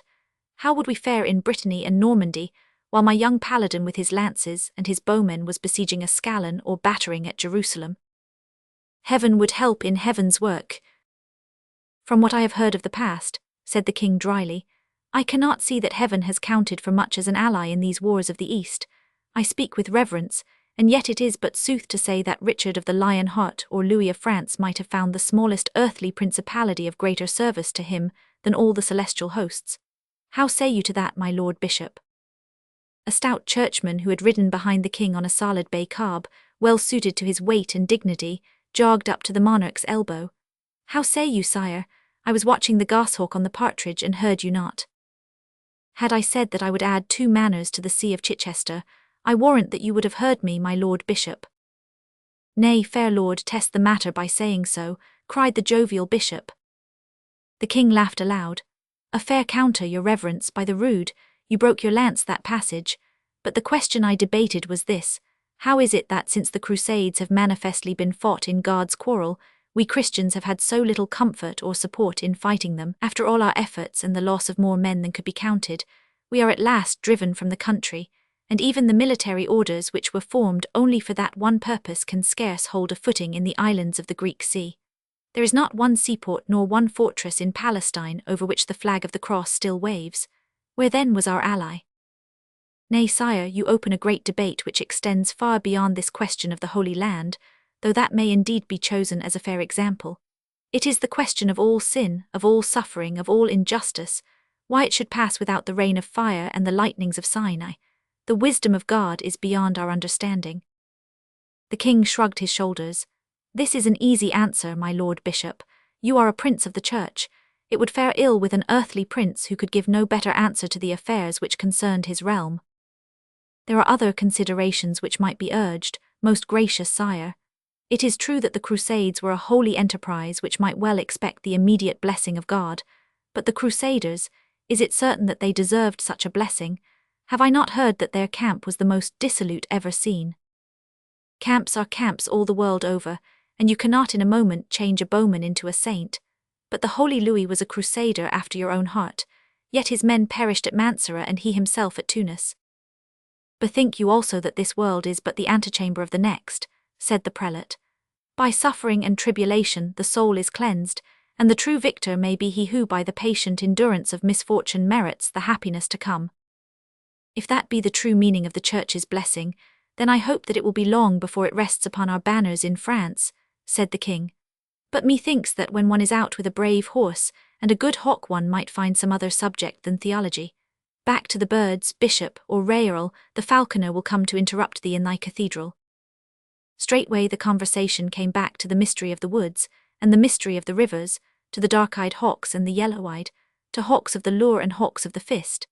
The bishop was as steeped in the lore of falconry as the king, and the others smiled as the two wrangled hard over disputed and technical questions. If an eyas trained in the mews can ever emulate the passage hawk taken wild, or how long the young hawks should be placed at hack, and how long weathered before they are fully reclaimed. Monarch and prelate were still deep in this learned discussion, the bishop speaking with a freedom and assurance which he would never have dared to use in affairs of church and state, for in all ages there is no such leveller as sport. Suddenly, however, the prince, whose keen eyes had swept from time to time over the great blue heaven, uttered a peculiar call and reined up his palfrey, pointing at the same time into the air. "A heron," he cried, "a heron on passage." To gain the full sport of hawking, a heron must not be put up from its feeding ground, where it is heavy with its meal, and has no time to get its pace on before it is pounced upon by the more active hawk, but it must be aloft, travelling from point to point, probably from the fish stream to the heronry. Thus to catch the bird on passage was the prelude of all good sport. The object to which the prince had pointed was but a black dot in the southern sky, but his strained eyes had not deceived him, and both bishop and king agreed that it was indeed a heron, which grew larger every instant as it flew in their direction. "Whistle him off, sire, whistle off the gerfalcon," cried the bishop. "Nay, nay, he is over far, she would fly at check." "Now, sire, now," cried the prince, as the great bird with the breeze behind him came sweeping down the sky. The king gave the shrill whistle, and the well-trained hawk raked out to the right and to the left to make sure which quarry she was to follow. Then, spying the heron, she shot up in a swift ascending curve to meet him. "Well flown, Margaret, good bird," cried the king, clapping his hands to encourage the hawk, while the falconers broke into the shrill whoop peculiar to the sport. Going on her curve, the hawk would soon have crossed the path of the heron, but the latter, seeing the danger in his front, and confident in his own great strength of wing and lightness of body, proceeded to mount higher in the air, flying in such small rings that to the spectators it almost seemed as if the bird was going perpendicularly upward. "He takes the air," cried the king, "but strong as he flies, he cannot outfly Margot. Bishop, I lay you 10 gold pieces to 1 that the heron is mine." "I cover your wager, sire," said the bishop. "I may not take gold so one, and yet I warrant that there is an altar cloth somewhere in need of repairs." "You have good store of altar cloths, bishop, if all the gold I have seen you win at tables goes to the mending of them," said the king. "Ah, by the rood, rascal, see how she flies at check." The quick eyes of the bishop had perceived a drift of rooks, when on their evening flight to the rookery were passing along the very line which divided the hawk from the heron. A rook is a hard temptation for a hawk to resist. In an instant the inconstant bird had forgotten all about the great heron above her, and was circling over the rooks, flying westward with them, as she singled out the plumpest for her stoop. "There is yet time, sire, shall I cast off her mate?" cried the falconer. "Or shall I show you, sire, how a peregrine may win where a gerfalcon fails?" said the bishop. 10 golden pieces to 1 upon my bird." "Done with you, bishop," cried the king, his brow dark with vexation. "By the rood, if you were as learned in the fathers as you are in hawks you would win to the throne of Saint Peter. Cast off your peregrine and make your boasting good." Smaller than the royal gerfalcon, the bishop's bird was none the less a swift and beautiful creature. From her perch upon his wrist she had watched with fierce, keen eyes the birds in the heaven, mantling herself from time to time in her eagerness. Now when the button was undone and the leash uncast, the peregrine dashed off with a whir of her sharp-pointed wings, whizzing round in a great ascending circle which mounted swiftly upward, growing ever smaller as she approached that lofty point where, a mere speck in the sky, the heron sought escape from its enemies. Still higher and higher the two birds mounted, while the horsemen, their faces upturned, strained their eyes in their efforts to follow them. "She rings, she still rings," cried the bishop. "She is above him, she has gained her pitch." Nay, she is far below," said the king. "By my soul, my lord bishop is right," cried the prince. "I believe she is above, see, she swoops." She binds," cried a dozen voices as the two darts blended suddenly into one. There could be no doubt that they were falling rapidly. Already they grew larger to the eye. Presently the heron disengaged himself and flapped heavily away, the worse for that deadly embrace, while the peregrine, shaking her plumage, ringed once more so as to get high above the quarry and deal it a second and more fatal blow. The bishop smiled, for nothing, as it seemed, could hinder his victory. "Thy gold pieces shall be well spent, sire," said he. "What is lost to the church is gained by the loser." But a most unlooked-for chance deprived the bishop's altar cloth of its costly mending. The king's gerfalcon having struck down a rook, and finding the sport but tame, bethought herself suddenly of that noble heron, which she still perceived fluttering over Crooksbury Heath. How could she have been so weak as to allow these silly, chattering rooks to entice her away from that lordly bird? Even now it was not too late to atone for her mistake. In a great spiral she shot upward until she was over the heron. But what was this? Every fibre of her, from her crest to her deck feathers, quivered with jealousy and rage at the sight of this creature, a mere peregrine who had dared to come between a royal gerfalcon and her quarry. With one sweep of her great wings she shot up until she was above her rival. The next instant, They crab," cried the king with a roar of laughter, following them with his eyes as they bustled down through the air. "Mend thy own altar cloths, bishop. Not a groat shall you have from me this journey. Pull them apart, falconer, lest they do each other an injury. And now, masters, let us on, for the sun sinks toward the west." The two hawks, which had come to the ground interlocked with clutching talons and ruffled plumes, were torn apart and brought back bleeding and panting to their perches, while the heron, after its perilous adventure, flapped its way heavily onward to settle safely in the heronry of Waverley. The cortege, who had scattered in the excitement of the chase, came together again, and the journey was once more resumed. A horseman who had been riding toward them across the moor now quickened his pace and closed swiftly upon them. As he came nearer, the king and the prince cried out joyously and waved their hands in greeting. "It is good John Chandos," cried the king. "By the rood, John, I have missed your merry songs this week or more. Glad I am to see that you have your cittle slung to your back. Whence come you then?" "I come from Tilford, sire, in the hope that I should meet your majesty." "It was well thought of. Come, ride here between the prince and me, and we will believe that we are back in France with our war harness on our backs once more. What is your news, Master John?" Shandoz's quaint face quivered with suppressed amusement, and his one eye twinkled like a star. Have you had sport, my liege? Poor sport, John, we flew 2 hawks on the same heron, they crabbed and the bird got free, but why do you smile so? Because I hope to show you better sport ere you come to Tilford. For the hawk, for the hound. A nobler sport than either. Is this a riddle, John? What mean you? Nay, to tell all would be to spoil all. I say again that there is rare sport betwixt here and Tilford, and I beg you, dear lord, to mend your pace that we make the most of the daylight. Thus adjured, the king set spurs to his horse, and the whole cavalcade cantered over the heath in the direction which Chandos showed. Presently, as they came over a slope, they saw beneath them a winding river with an old high-backed bridge across it. On the farther side was a village green with a fringe of cottages, and one dark manor house upon the side of the hill. This is Tilford, said Chandos. Yonder is the house of the Lorings. The king's expectations had been aroused, and his face showed his disappointment. Is this the sport that you have promised us, Sir John? How can you make good your words? I will make them good, my liege. Where then is the sport? On the high crown of the bridge a rider in armour was seated, lance in hand, upon a great yellow steed. Chandos touched the king's arm and pointed.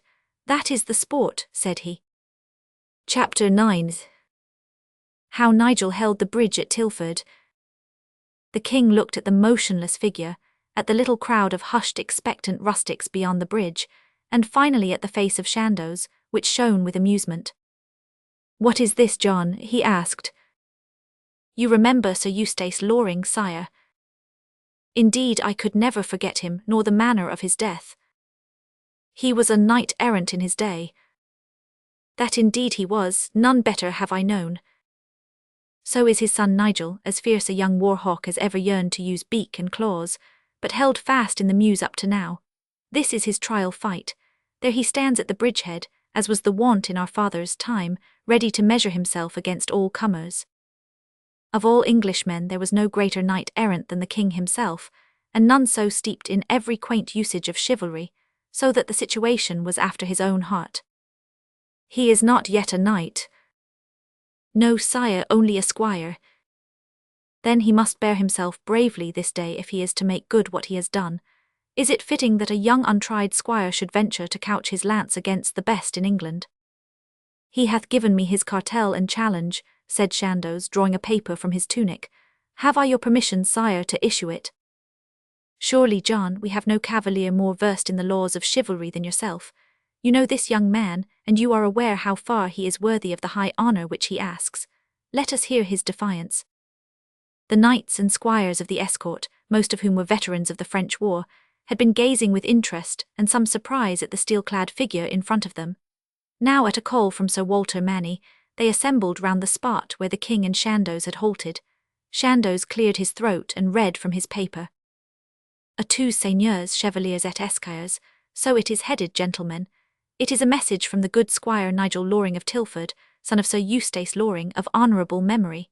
Squire Loring awaits you in arms, gentlemen, yonder upon the crown of the old bridge. Thus says he, for the great desire that I, a most humble and unworthy squire, entertain, that I may come to the knowledge of the noble gentlemen who ride with my royal master, I now wait on the bridge of the way in the hope that some of them may condescend to do some small deed of arms upon me, or that I may deliver them from any vow which they may have taken. This I say out of no esteem for myself, but solely that I may witness the noble bearing of these famous cavaliers, and admire their skill in the handling of arms. Therefore, with the help of St. George, I will hold the bridge with sharpened lances against any or all who may deign to present themselves while daylight lasts. What say you to this, gentlemen? Asked the king, looking round with laughing eyes. Truly it is issued in very good form, said the prince. Neither Clarissa nor Red Dragon nor any herald that ever wore tabard could better it.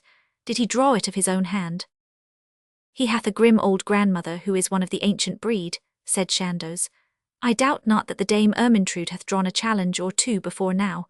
But hark ye, sire, I would have a word in your ear, and yours too, most noble prince. Leading them aside, Chandos whispered some explanations, which ended by them all three bursting into a shout of laughter. By the rood, no honourable gentleman should be reduced to such straits, said the king. It behooves me to look to it, But how now, gentlemen? This worthy cavalier still waits his answer. The soldiers had all been buzzing together, but now Walter Manny turned to the king with the result of their counsel. "If it please your majesty," said he, "we are of opinion that this squire hath exceeded all bounds in desiring to break a spear with a belted knight ere he has given his proofs. We do him sufficient honour if a squire ride against him, and with your consent I have chosen my own body squire, John Widdicombe, to clear the path for us across the bridge." "What you say, Walter, is right and fair," said the king. "Master Chandos, you will tell our champion yonder what hath been arranged. You will advise him also that it is our royal will that this contest be not fought upon the bridge, since it is very clear that it must end in one or both going over into the river, but that he advance to the end of the bridge and fight upon the plain. You will tell him also that a blunted lance is sufficient for such an encounter, but that a hand-stroke or two with sword or mace may well be exchanged, if both riders should keep their saddles. A blast upon Raerl's horn shall be the signal to close. Such ventures as these where an aspirant for fame would wait for days at a crossroad, a ford or a bridge, until some worthy antagonist should ride that way, were very common in the old days of adventurous knight-erranty, and were still familiar to the minds of all men because the stories of the romancers and the songs of the trouvers were full of such incidents. Their actual occurrence, however, had become rare. There was the more curiosity, not unmixed with amusement, in the thoughts of the courtiers as they watched Chandos ride down to the bridge and commented upon the somewhat singular figure of the challenger. His build was strange, and so also was his figure, for the limbs were short for so tall a man.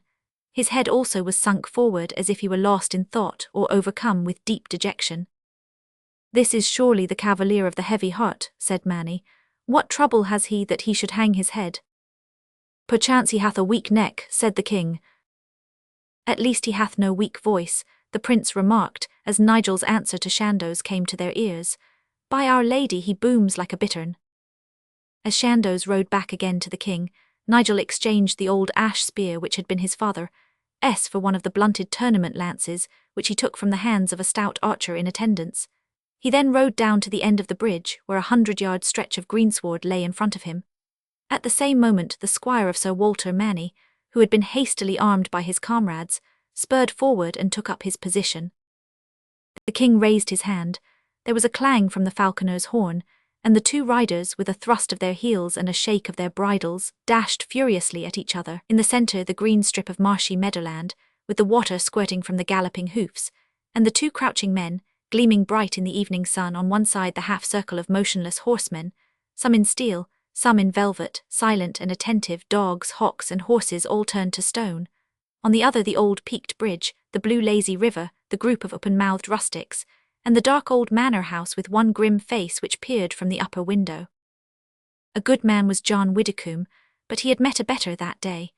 Before that yellow whirlwind of a horse and that rider who was welded and riveted to his saddle, his knees could not hold their grip. Nigel and Palmer's were one flying missile, with all their weight and strength and energy centred on the steady end of the lance. Had Widdicombe been struck by a thunderbolt, he could not have flown faster or farther from his saddle.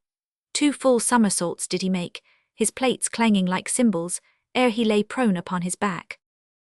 For a moment the king looked grave at that prodigious fall. Then, smiling once more as Widdicombe staggered to his feet, he clapped his hands loudly in applause. "A fair course and fairly run," he cried. "The 5 scarlet roses bear themselves in peace even as I have seen them in war. How now, my good Walter? Have you another squire, or will you clear a path for us yourself?" Manny's choleric face had turned darker as he observed the mischance of his representative. He beckoned now to a tall knight, whose gaunt and savage face looked out from his open bassinet, as an eagle might from a cage of steel. "Sir Hubert," said he, "I bear in mind the day when you overbore the Frenchman at Caen. Will you not be our champion now?" "When I fought the Frenchman, Walter, it was with naked weapons," said the knight sternly. "I am a soldier and I love a soldier's work, but I care not for these tilt-yard tricks which were invented for nothing but to tickle the fancies of foolish women." "Oh, most ungallant speech," cried the king.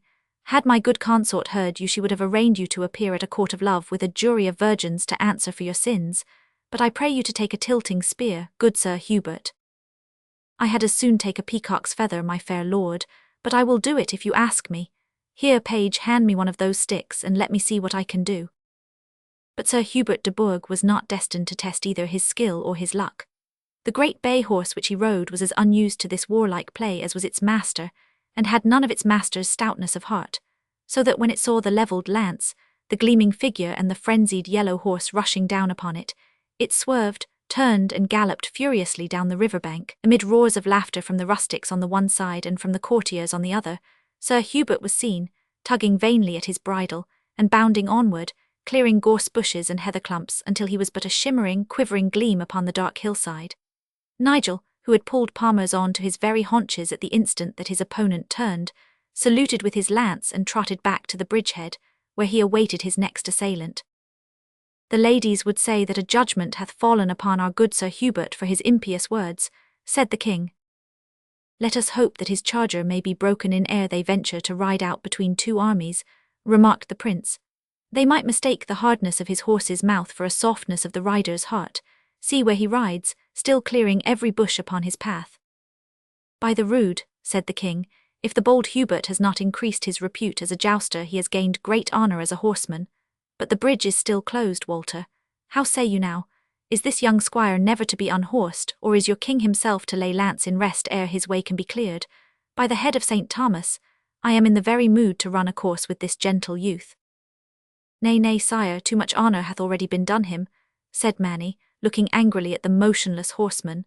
"That this untried boy should be able to say that in one evening he has unhorsed my squire, and seen the back of one of the bravest knights in England is surely enough to turn his foolish head. Fetch me a spear, Robert, I will see what I can make of him." The famous knight took the spear when it was brought to him as a master workman takes a tool. He balanced it, shook it once or twice in the air, ran his eyes down it for a flaw in the wood, and then finally, having made sure of its poise and weight, laid it carefully in rest under his arm. Then gathering up his bridle so as to have his horse under perfect command, and covering himself with the shield which was slung round his neck, he rode out to do battle.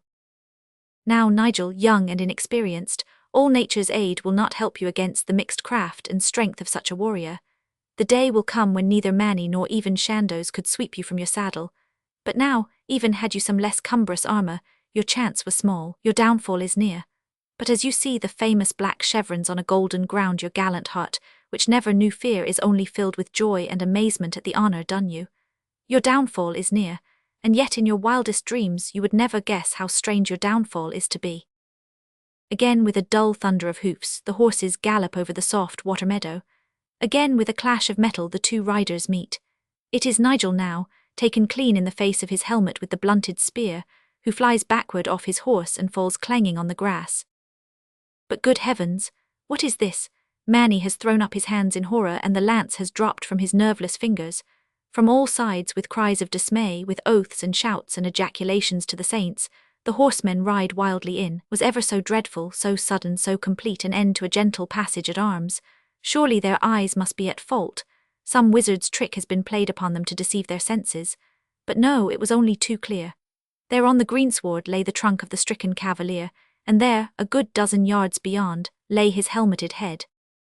"By the Virgin," cried Manny wildly as he jumped from his horse, "I would give my last gold piece that the work of this evening should be undone.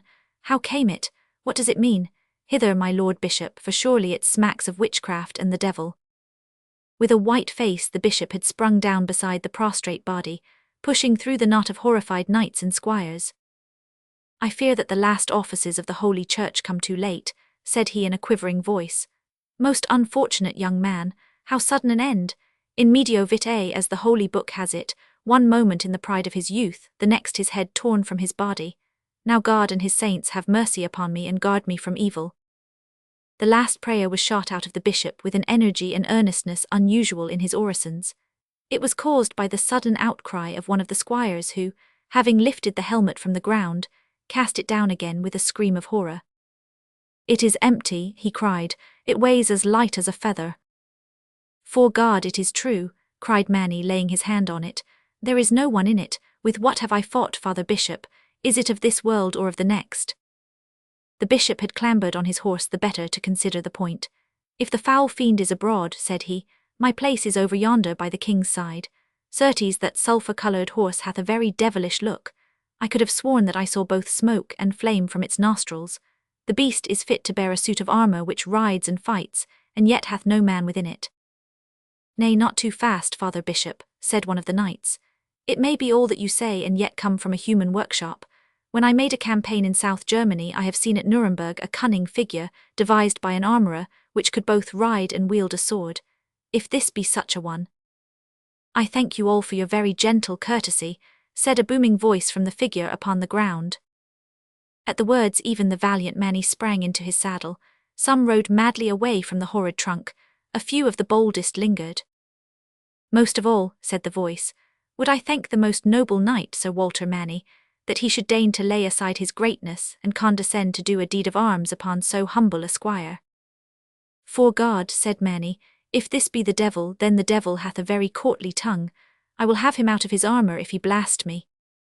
So saying, he sprang once more from his horse, and plunging his hand down the slit in the collapsed gorget, he closed it tightly upon a fistful of Nigel's yellow curls. The groan that came forth was enough to convince him that it was indeed a man who lurked within. At the same time his eyes fell upon the hole in the mail corslet which had served the squire as a visor, and he burst into deep-chested mirth. The king, the prince and Chandos, who had watched the scene from a distance, too much amused by it to explain or interfere, rode up weary with laughter, now that all was discovered. "Let him out," said the king with his hand to his side. "I pray you to unlace him and let him out. I have shared in many a spear running, but never have I been nearer falling from my horse than as I watched this one. I feared the fall had struck him senseless since he lay so still." Nigel had indeed lain with all the breath shaken from his body, and as he was unaware that his helmet had been carried off, he had not understood either the alarm or the amusement that he had caused. Now freed from the great hauberk in which he had been shut like a pea in a pod, he stood blinking in the light, blushing deeply with shame that the shifts to which his poverty had reduced him should be exposed to all these laughing courtiers. It was the king who brought him comfort. "You have shown that you can use your father's weapons," said he, "and you have proved also that you are the worthy bearer of his name and his arms, for you have within you that spirit for which he was famous. But I wot that neither he nor you would suffer a train of hungry men to starve before your door. So lead on, I pray you, and if the meat be as good as this grace before it, then it will be a feast indeed." 10. How the king greeted his seneschal of Calais. It would have fared ill with the good name of Tilford Manor House, and with the housekeeping of the aged Dame Ermintrude, had the king's whole retinue, with his outer and inner marshal, his justiciar, his chamberlain and his guard, all gathered under the one roof. But by the foresight and the gentle management of Chandos, this calamity was avoided, so that some were quartered at the great abbey, and others passed on to enjoy the hospitality of Sir Roger Fitzalan at Farnham Castle.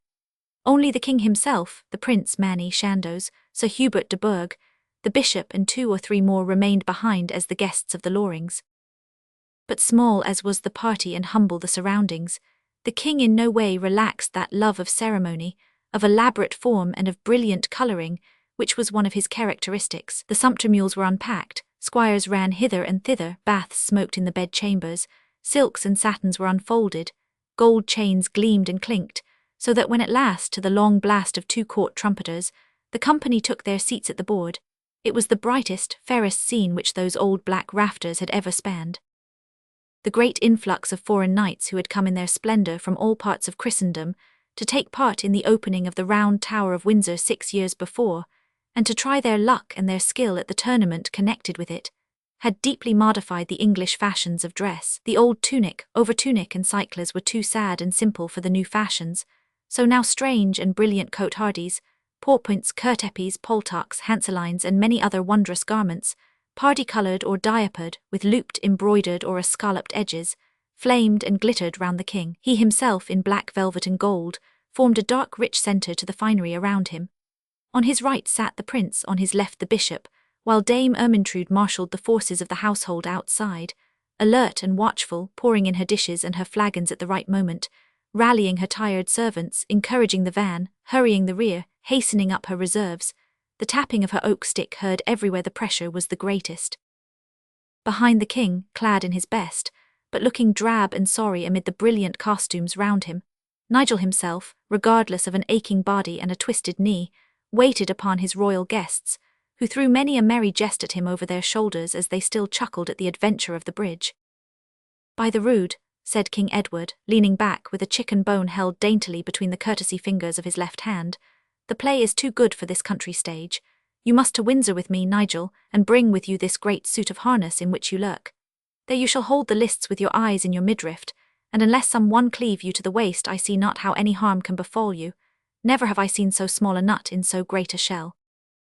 The prince, looking back with laughing eyes, saw by Nigel's flushed and embarrassed face that his poverty hung heavily upon him. Nay, said he kindly, such a workman is surely worthy of better tools. And it is for his master to see that he has them, added the king. The court armourer will look to it that the next time your helmet is carried away, Nigel, your head shall be inside it. Nigel, red to the roots of his flaxen hair, stammered out some words of thanks. John Chandos, however, had a fresh suggestion, and he cocked a roguish eye as he made it. Surely, my liege, your bounty is little needed in this case. It is the ancient law of arms that if two cavaliers start to joust, and one either by maladdress or misadventure fail to meet the shock, then his arms become the property of him who still holds the lists. This being so, methinks, Sir Hubert de Burgh, that the fine hauberk of Milan and the helmet of Bordeaux steel in which you rode to Tilford should remain with our young host as some small remembrance of your visit. The suggestion raised a general chorus of approval and laughter, in which all joined, save only Sir Hubert himself, who, flushed with anger, fixed his baleful eyes upon Chandos' mischievous and smiling face.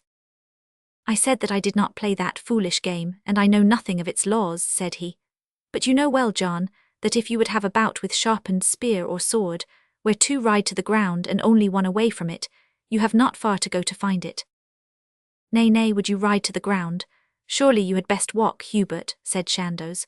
On your feet I know well that I should not see your back as we have seen it today. Say what you will, your horse has played you false, and I claim your suit of harness for Nigel Loring.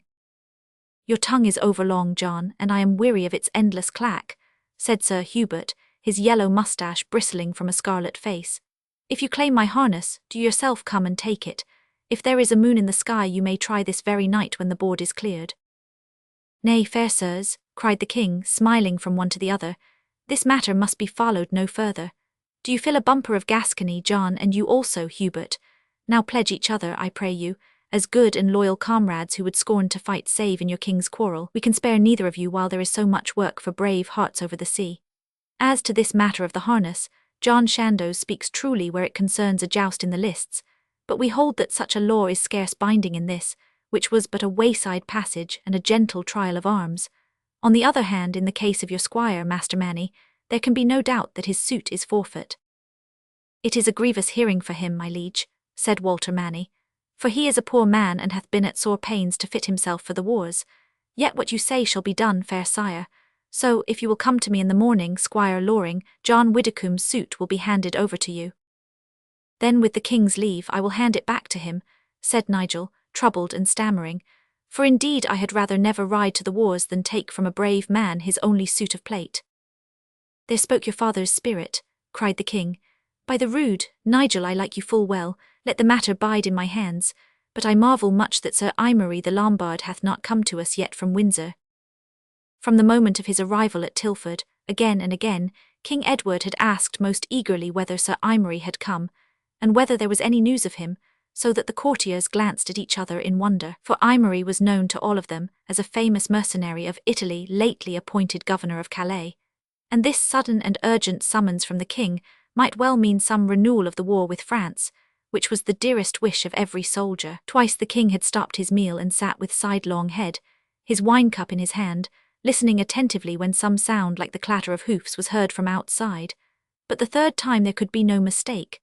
The tramp and jingle of the horses broke loud upon the ear, and ended in hoarse voices calling out of the darkness, which were answered by the archers posted as sentries without the door. Some traveller has indeed arrived, my liege, said Nigel. What is your royal will? It can be but Imary, the king answered, for it was only to him that I left the message that he should follow me hither. Bid him come in, I pray you, and make him very welcome at your board.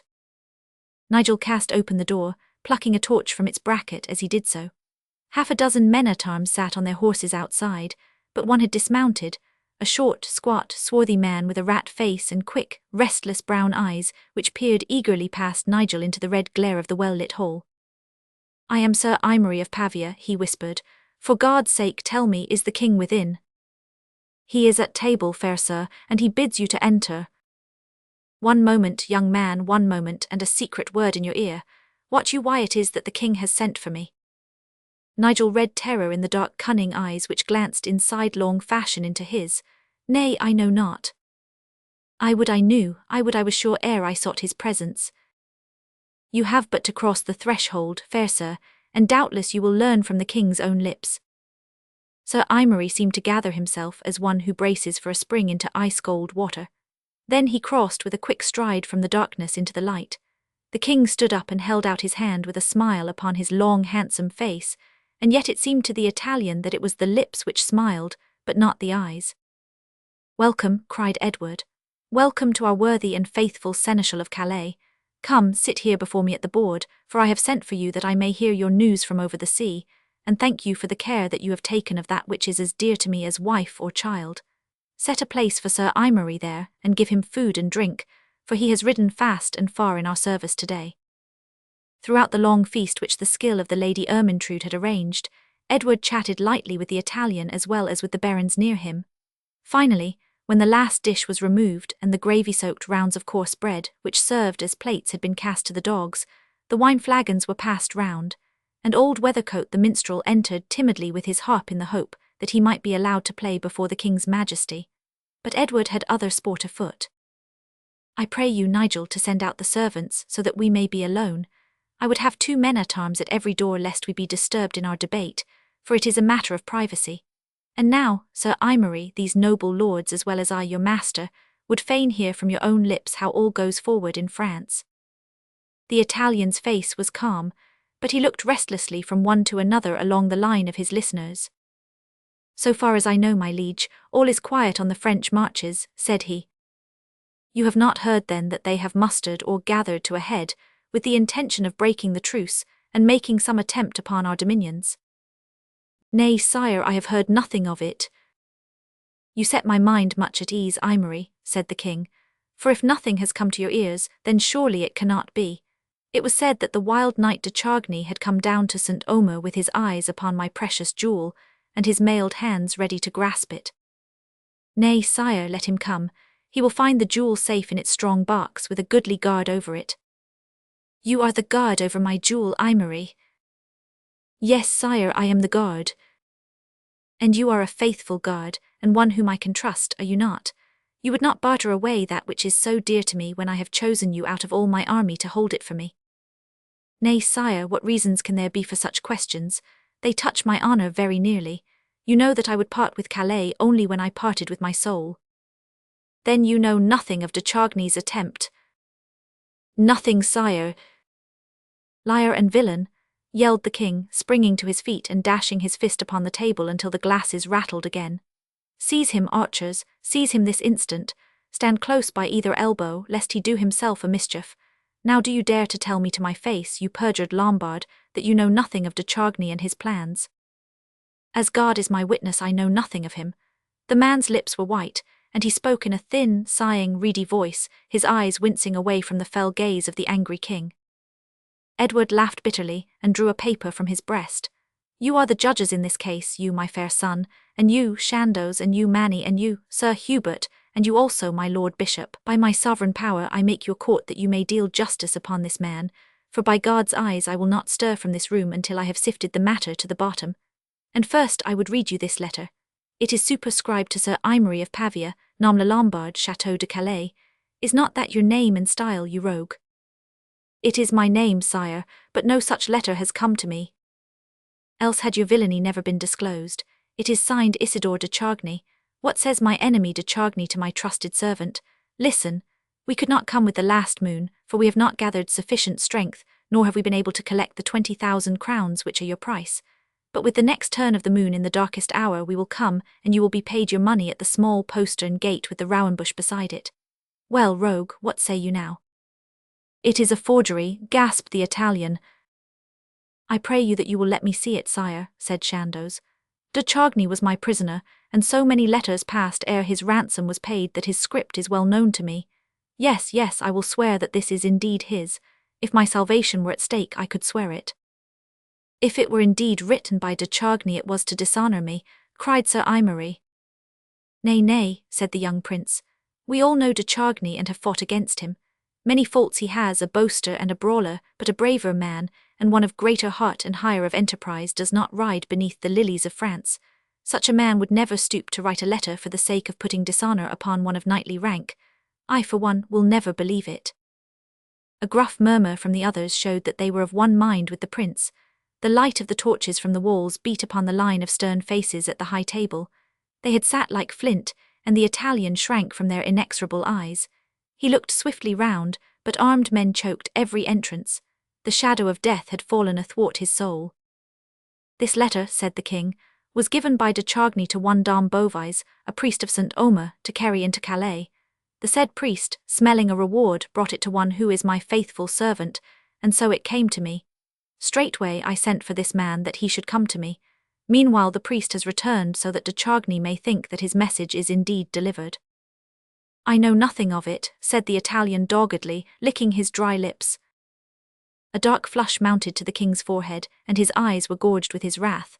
No more of this, for God's dignity, he cried. Had we this fellow at the Tower, a few turns of the rack would tear a confession from his craven soul. But why should we need his word for his own guilt? You have seen, my lords, you have heard. How say you, fair son, is the man guilty? Sire, he is guilty. And you, John, and you, Walter, and you, Hubert, and you, my lord bishop, you are all of one mind then. He is guilty of the betrayal of his trust, and the punishment. It can only be death, said the prince, and each in turn the others nodded their agreement. Imary of Pavia, you have heard your doom, said Edward, leaning his chin upon his hand and glooming at the cowering Italian. Step forward, you archer at the door, you with the black beard.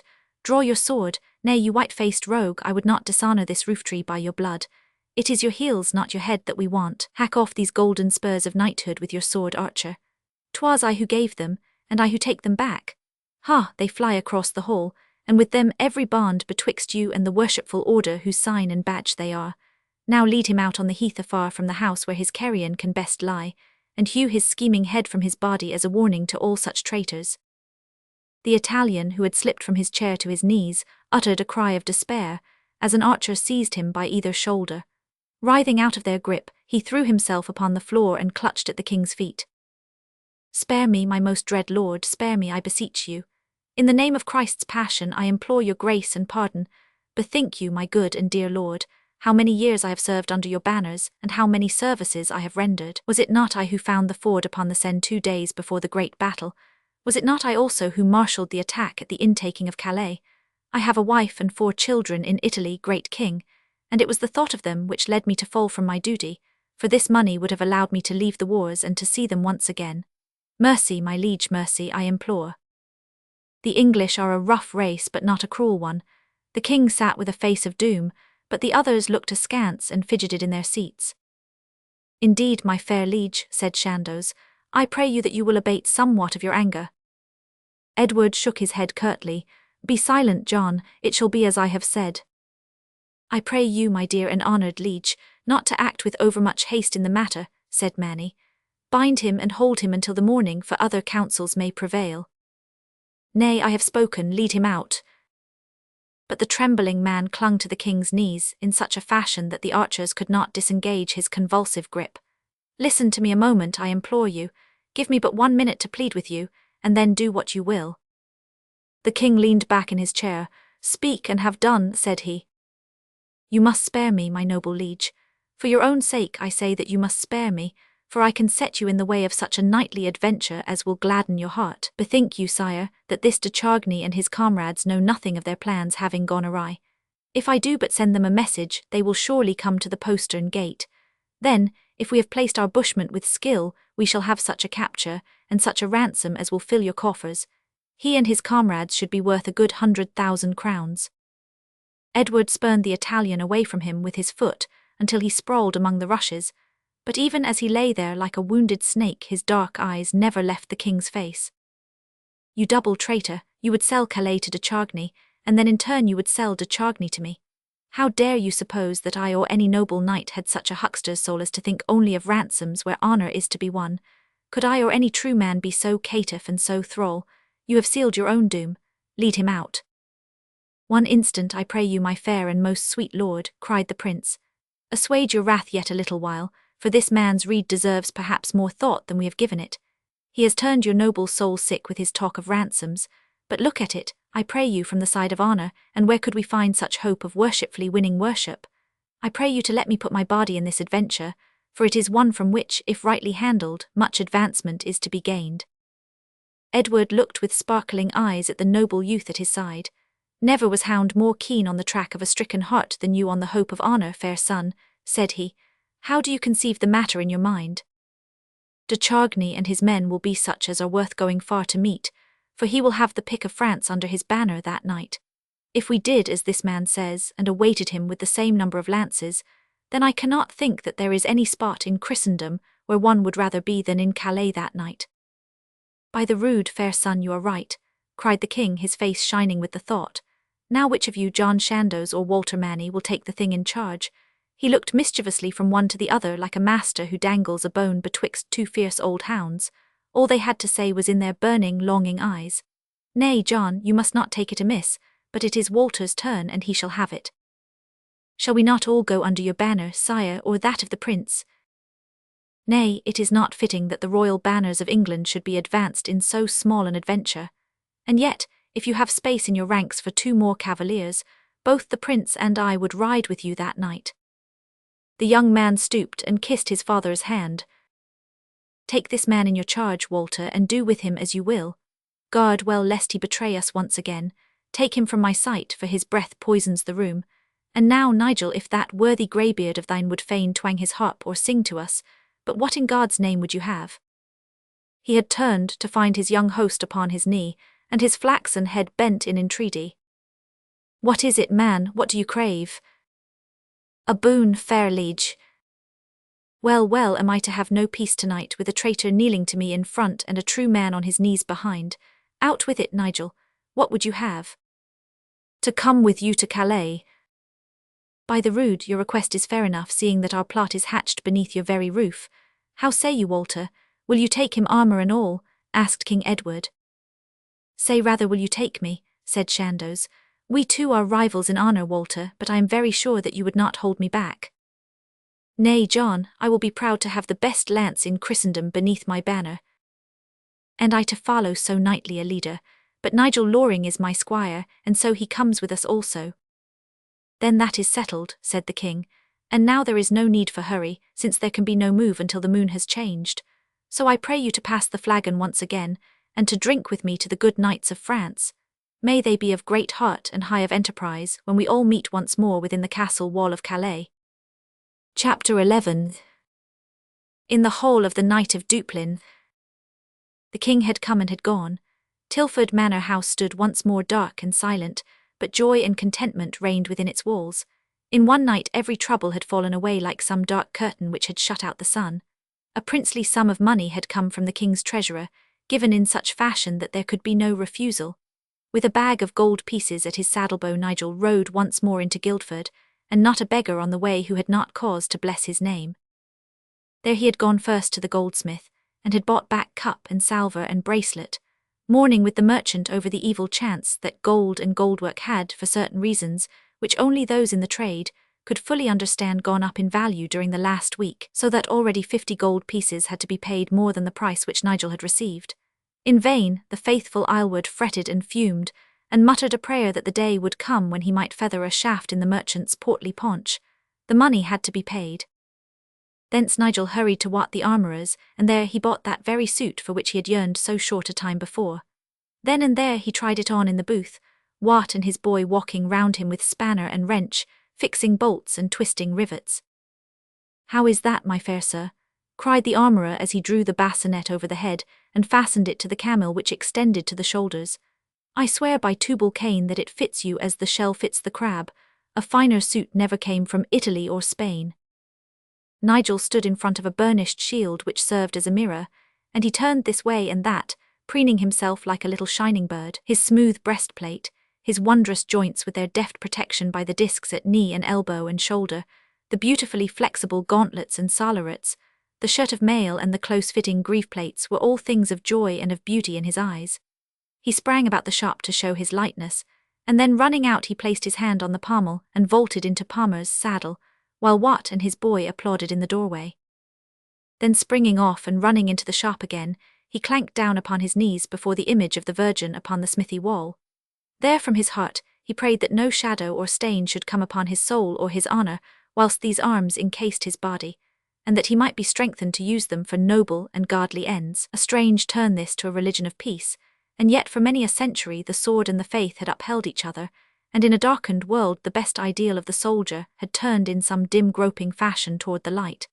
Benedictus Dominus Deus meus qui docit manus meas ad PR alium et digitos meos ad bellum, there spoke the soul of the knightly soldier. So the armour was trussed upon the armourer's mule, and went back with them to Tilford, where Nigel put it on once more for the pleasure of the Lady Ermintrude, who clapped her skinny hands and shed tears of mingled pain and joy, pain that she should lose him, joy that he should go so bravely to the wars. As to her own future, it had been made easy for her, since it was arranged that a steward should look to the Tilford estate, whilst she had at her disposal a suite of rooms in Royal Windsor, where with other venerable dames of her own age and standing she could spend the twilight of her days discussing long-forgotten scandals and whispering sad things about the grandfathers and the grandmothers of the young courtiers all around them. There Nigel might leave her with an easy mind when he turned his face to France. But there was one more visit to be paid, and one more farewell to be spoken ere Nigel could leave the moorlands where he had dwelled so long. That evening he donned his brightest tunic, dark purple velvet of Genoa, with trimming of miniver, his hat with the snow-white feather curling round the front, and his belt of embossed silver round his loins. Mounted on lordly palmers, with his hawk upon wrist and his sword by his side, never did fairer young gallant or one more modest in mind set forth upon such an errand. It was but the old Knight of Duplin to whom he would say farewell, but the Knight of Duplin had 2 daughters, Edith and Mary, and Edith was the fairest maid in all the heather country. Sir John Buttesthorn, the Knight of Duplin, was so called because he had been present at that strange battle, some 18 years before, when the full power of Scotland had been for a moment beaten to the ground by a handful of adventurers and mercenaries, marching under the banner of no nation, but fighting in their own private quarrel. Their exploit fills no pages of history, for it is to the interest of no nation to record it, and yet the rumour and fame of the great fight bulked large in those times, for it was on that day when the flower of Scotland was left dead upon the field, that the world first understood that a new force had arisen in war, and that the English archer, with his robust courage and his skill with the weapon which he had wielded from his boyhood, was a power with which even the mailed chivalry of Europe had seriously to reckon. Sir John, after his return from Scotland, had become the king's own head huntsman, famous through all England for his knowledge of venery, until at last, getting over heavy for his horses, he had settled in modest comfort into the old house of Cosford upon the eastern slope of the Hindhead Hill. Here, as his face grew redder and his beard more white, he spent the evening of his days amid hawks and hounds, a flagon of spiced wine ever at his elbow, and his swollen foot perched upon a stool before him. There it was that many an old comrade broke his journey, as he passed down the rude road which led from London to Portsmouth, and thither also came the young gallants of the country to hear the stout knight's tales of old wars, or to learn from him that lore of the forest and the chase which none could teach so well as he.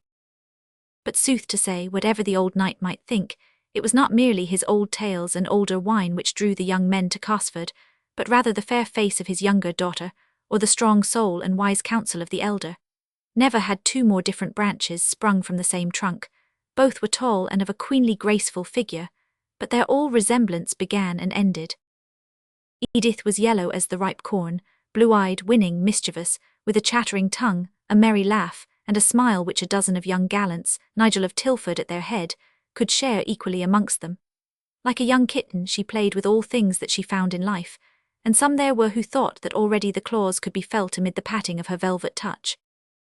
Mary was dark as night, grave-featured, plain-visaged, with steady brown eyes looking bravely at the world from under a strong black arch of brows. None could call her beautiful, and when her fair sister cast her arm round her and placed her cheek against hers, as was her habit when company was there, the fairness of the one and the plainness of the other leaped visibly to the eyes of all, each the clearer for that hard contrast. And yet here and there was one who, looking at her strange, strong face, and at the passing gleams far down in her dark eyes, felt that this silent woman with her proud bearing and her queenly grace had in her something of strength, of reserve and of mystery which was more to them than all the dainty glitter of her sister. Such were the ladies of Cosford toward whom Nigel Loring rode that night with doublet of Genoan velvet, and the new white feather in his cap. He had ridden over Thursley Ridge past that old stone where in days gone by at the place of Thor, the wild Saxons worshipped their war god. Nigel looked at it with a wary eye and spurred Palmer's onward as he passed it, for still it was said that wild fires danced round it on the moonless nights, and they who had ears for such things could hear the scream and sob of those whose lives had been ripped from them, that the fiend might be honoured. Thor's stone, Thor's jumps, Thor's punch bowl, the whole countryside was one grim monument to the god of battles, though the pious monks had changed his uncouth name for that of the devil his father, so that it was the devil's jumps and the devil's punch bowl of which they spoke. Nigel glanced back at the old grey boulder, and he felt for an instant a shudder pass through his stout heart. Was it the chill of the evening air, or was it that some inner voice had whispered to him of the day when he also might lie bound on such a rock, and have such a blood-stained pagan crew howling around him? An instant later the rock and his vague fear, and all things else had passed from his mind, for there, down the yellow sandy path, the setting sun gleaming on her golden hair, her lithe figure bending and swaying with every heave of the cantering horse, was none other than the same fair Edith, whose face had come so often betwixt him and his sleep. His blood rushed hot to his face at the sight, for fearless of all else, his spirit was attracted, and yet daunted by the delicate mystery of woman. To his pure and knightly soul not Edith alone, but every woman sat high and aloof, enthroned and exalted, with 1,000 mystic excellencies and virtues which raised her far above the rude world of man. There was joy in contact with them, and yet there was fear lest his own unworthiness, his untrained tongue or rougher ways should in some way break rudely upon this delicate and tender thing. Such was his thought as the white horse cantered toward him, but a moment later his vague doubts were set at rest by the frank voice of the young girl, who waved her whip in merry greeting. "Hail and well met, Nigel," she cried. "Whither away this evening? Sure I am that it is not to see your friends of Carsford, for when did you ever don so brave a doublet for us? Come, Nigel, her name, that I may hate her for ever." "Nay, Edith," said the young squire, laughing back at the laughing girl, "I was indeed coming to Carsford." "Then we shall ride back together, for I will go no farther. How think you that I am looking?" Nigel's answer was in his eyes as he glanced at the fair flushed face, the golden hair, the sparkling eyes and the daintily graceful figure set off in a scarlatan black riding dress. "You are as fair as ever, Edith." "Oh, cold of speech, surely you were bred for the cloisters, and not for a lady's bower, Nigel. Had I asked such a question from young Sir George Brokers or the Squire of Fernhurst, he would have raved from here to Carsford. They are both more to my taste than you are, Nigel." "It is the worse for me, Edith," said Nigel ruefully. "Nay, but you must not lose heart." "Have I not already lost it?" said he. "That is better," she cried, laughing. "You can be quick enough when you choose, Master Malapert, but you are more fit to speak of high and weary matters with my sister Mary. She will have none of the prattle and courtesy of Sir George, and yet I love them well. But tell me, Nigel, why do you come to Carsford tonight?" "To bid you farewell." "Me alone?"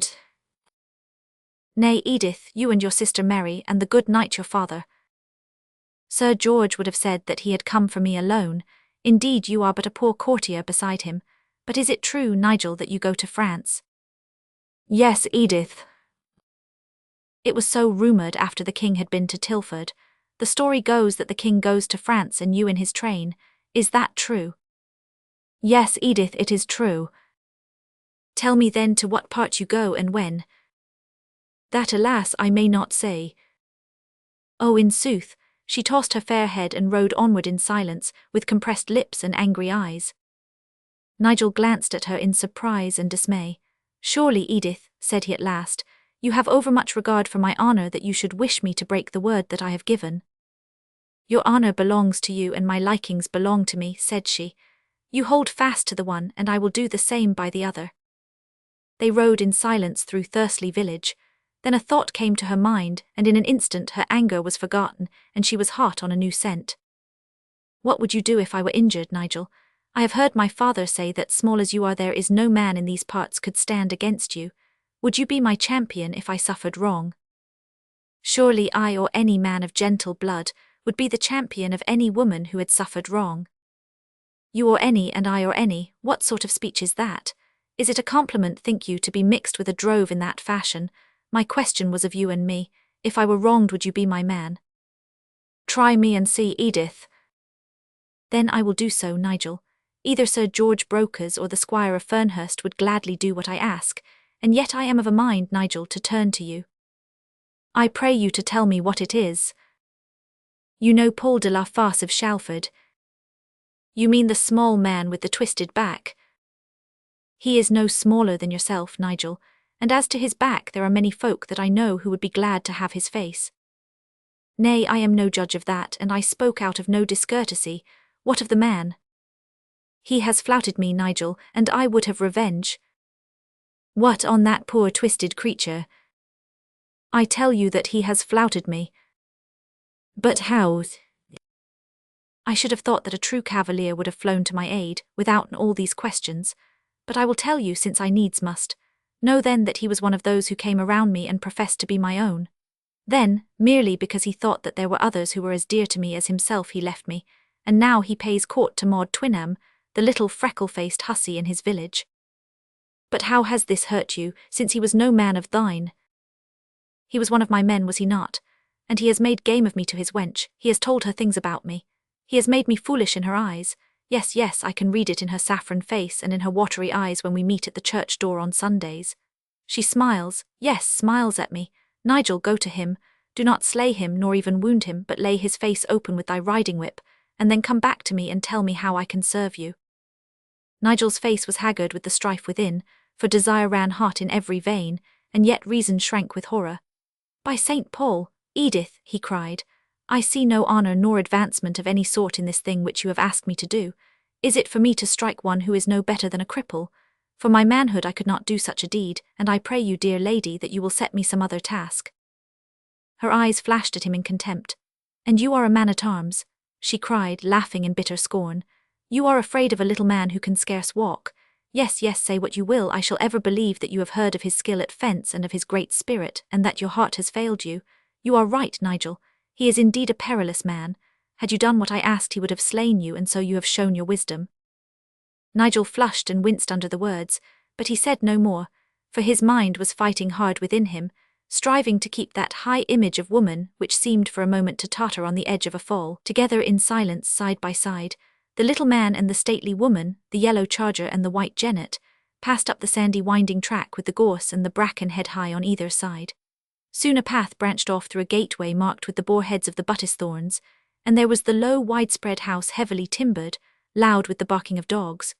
The ruddy knight limped forth with outstretched hand and roaring voice. What how, Nigel? Good welcome and all hail. I had thought that you had given over poor friends like us now that the king had made so much of you. The horses, varlets, or my crutch will be across you. Hush, Lydiard, down, Pelaman, I can scarce hear my voice for your yelping. Mary, a cup of wine for young Squire Loring.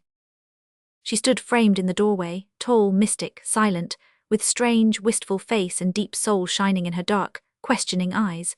Nigel kissed the hand that she held out, and all his faith in woman and his reverence came back to him as he looked at her. Her sister had slipped behind her, and her fair elfish face smiled her forgiveness of Nigel over Mary's shoulder.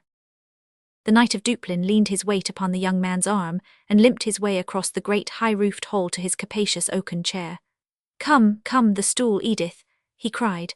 As God is my help, that girl's mind swarms with gallants as a granary with rats. Well, Nigel, I hear strange tales of your spear running at Tilford and of the visit of the king. How seemed he? And my old friend Chandos, many happy hours in the woodlands have we had together, and Manny too, he was ever a bold and a hard rider. What news of them all?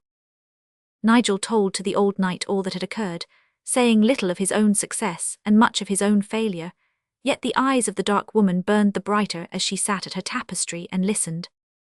Sir John followed the story with a running fire of oaths, prayers, thumps with his great fist and flourishes of his crutch. Well, well, lad, you could scarce expect to hold your saddle against Manny, and you have carried yourself well. We are proud of you, Nigel, for you are our own man, reared in the heather country. But indeed I take shame that you are not more skilled in the mystery of the woods, seeing that I have had the teaching of you, and that no one in broad England is my master at the craft. I pray you to fill your cup again, whilst I make use of the little time that is left to us. And straightway the old knight began a long and weary lecture upon the times of grace, and when each beast and bird was seasonable, with many anecdotes, illustrations, warnings, and exceptions, drawn from his own great experience. He spoke also of the several ranks and grades of the chase, How the hare, hart and boar must ever take precedence over the buck, the doe, the fox, the marten and the roe, even as a knight banneret does over a knight, while these in turn are of a higher class to the badger, the wildcat or the otter, who are but the common populace of the world of beasts. Of bloodstains also he spoke, how the skilled hunter may see at a glance if blood be dark and frothy, which means a mortal hurt, or thin and clear, which means that the arrow has struck a bone. By such signs, said he, you will surely know whether to lay on the hounds and cast down the blinks which hinder the stricken deer in its flight. But above all I pray you, Nigel, to have a care in the use of the terms of the craft, lest you should make some blunder at table, so that those who are wiser may have the laugh of you, and we who love you may be shamed. Nay, Sir John, said Nigel, I think that after your teaching I can hold my place with the others. The old knight shook his white head doubtfully. There is so much to be learned that there is no one who can be said to know all, said he. For example, Nigel, it is sooth that for every collection of beasts of the forest, and for every gathering of birds of the air, there is their own private name, so that none may be confused with another. I know it, fair sir. You know it, Nigel, but you do not know each separate name, else are you a wiser man than I had thought you. In truth, none can say that they know all, though I have myself picked off 80 and 6 for a wager at court, and it is said that the chief huntsman of the Duke of Burgundy has counted over 100, but it is in my mind that he may have found them as he went, for there was none to say him nay. Answer me now, lad, how would you say if you saw 10 badgers together in the forest? A seat of badgers, fair sir. Good, Nigel, good, by my faith, and if you walk in Woolmer Forest and see a swarm of foxes, how would you call it? A skulk of foxes. And if they be lions? Nay, fair sir, I am not like to meet several lions in Woolmer Forest. Ay, lad, but there are other forests besides Woolmer, and other lands besides England, and who can tell how far afield such a knight-errant as Nigel of Tilford may go when he sees worship to be won? We will say that you were in the deserts of Nubia, and that afterward at the court of the great Sultan you wished to say that you had seen several lions, which is the first beast of the chase, being the king of all animals. How then would you say it? Nigel scratched his head. Surely, fair sir, I would be content to say that I had seen a number of lions, if indeed I could say aught after so wondrous an adventure. Nay, Nigel, a huntsman would have said that he had seen a pride of lions, and so proved that he knew the language of the chase. Now had it been boars instead of lions. One says a singular of boars. And if they be swine? Surely it is a herd of swine. Nay, nay, lad, it is indeed sad to see how little you know. Your hands, Nigel, were always better than your head. No man of gentle birth would speak of a herd of swine, that is the peasant speech. If you drive them, it is a herd. If you hunt them, it is other.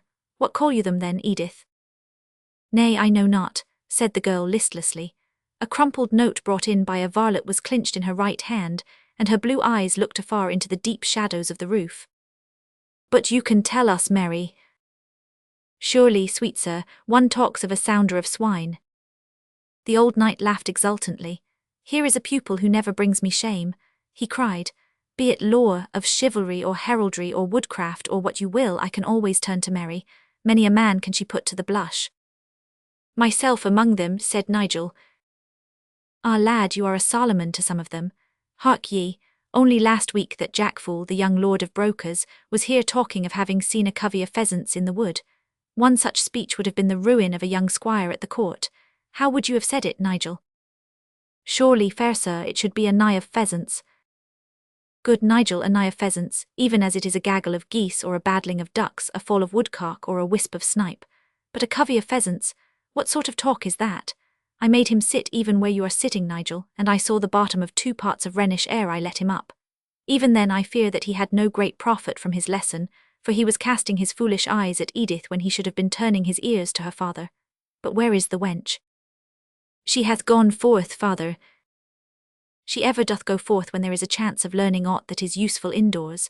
But supper will soon be ready, and there is a boar's ham fresh from the forest with which I would ask your help, Nigel, and a side of venison from the king's own chase. The Tynemen and verderers have not forgotten me yet, and my larder is ever full. Blow 3 moots on the horn, Mary, that the varlets may set the table, for the growing shadow and my loosening belt warn me that it is time. Chapter 12. How Nigel fought the twisted man of Shalford. In the days of which you read all classes, save perhaps the very poor, fared better in meat and in drink than they have ever done since. The country was covered with woodlands. There were 70 separate forests in England alone, some of them covering half a shire. Within these forests the great beasts of the chase were strictly preserved, but the smaller game, the hares, the rabbits, the birds which swarmed round the coverts, found their way readily into the poor man's part. Ale was very cheap, and cheaper still was the mead which every peasant could make for himself out of the wild honey in the tree trunks. There were many tea-like drinks also, which were brewed by the poor at no expense, mallow tea, tansy tea, and others the secret of which has passed.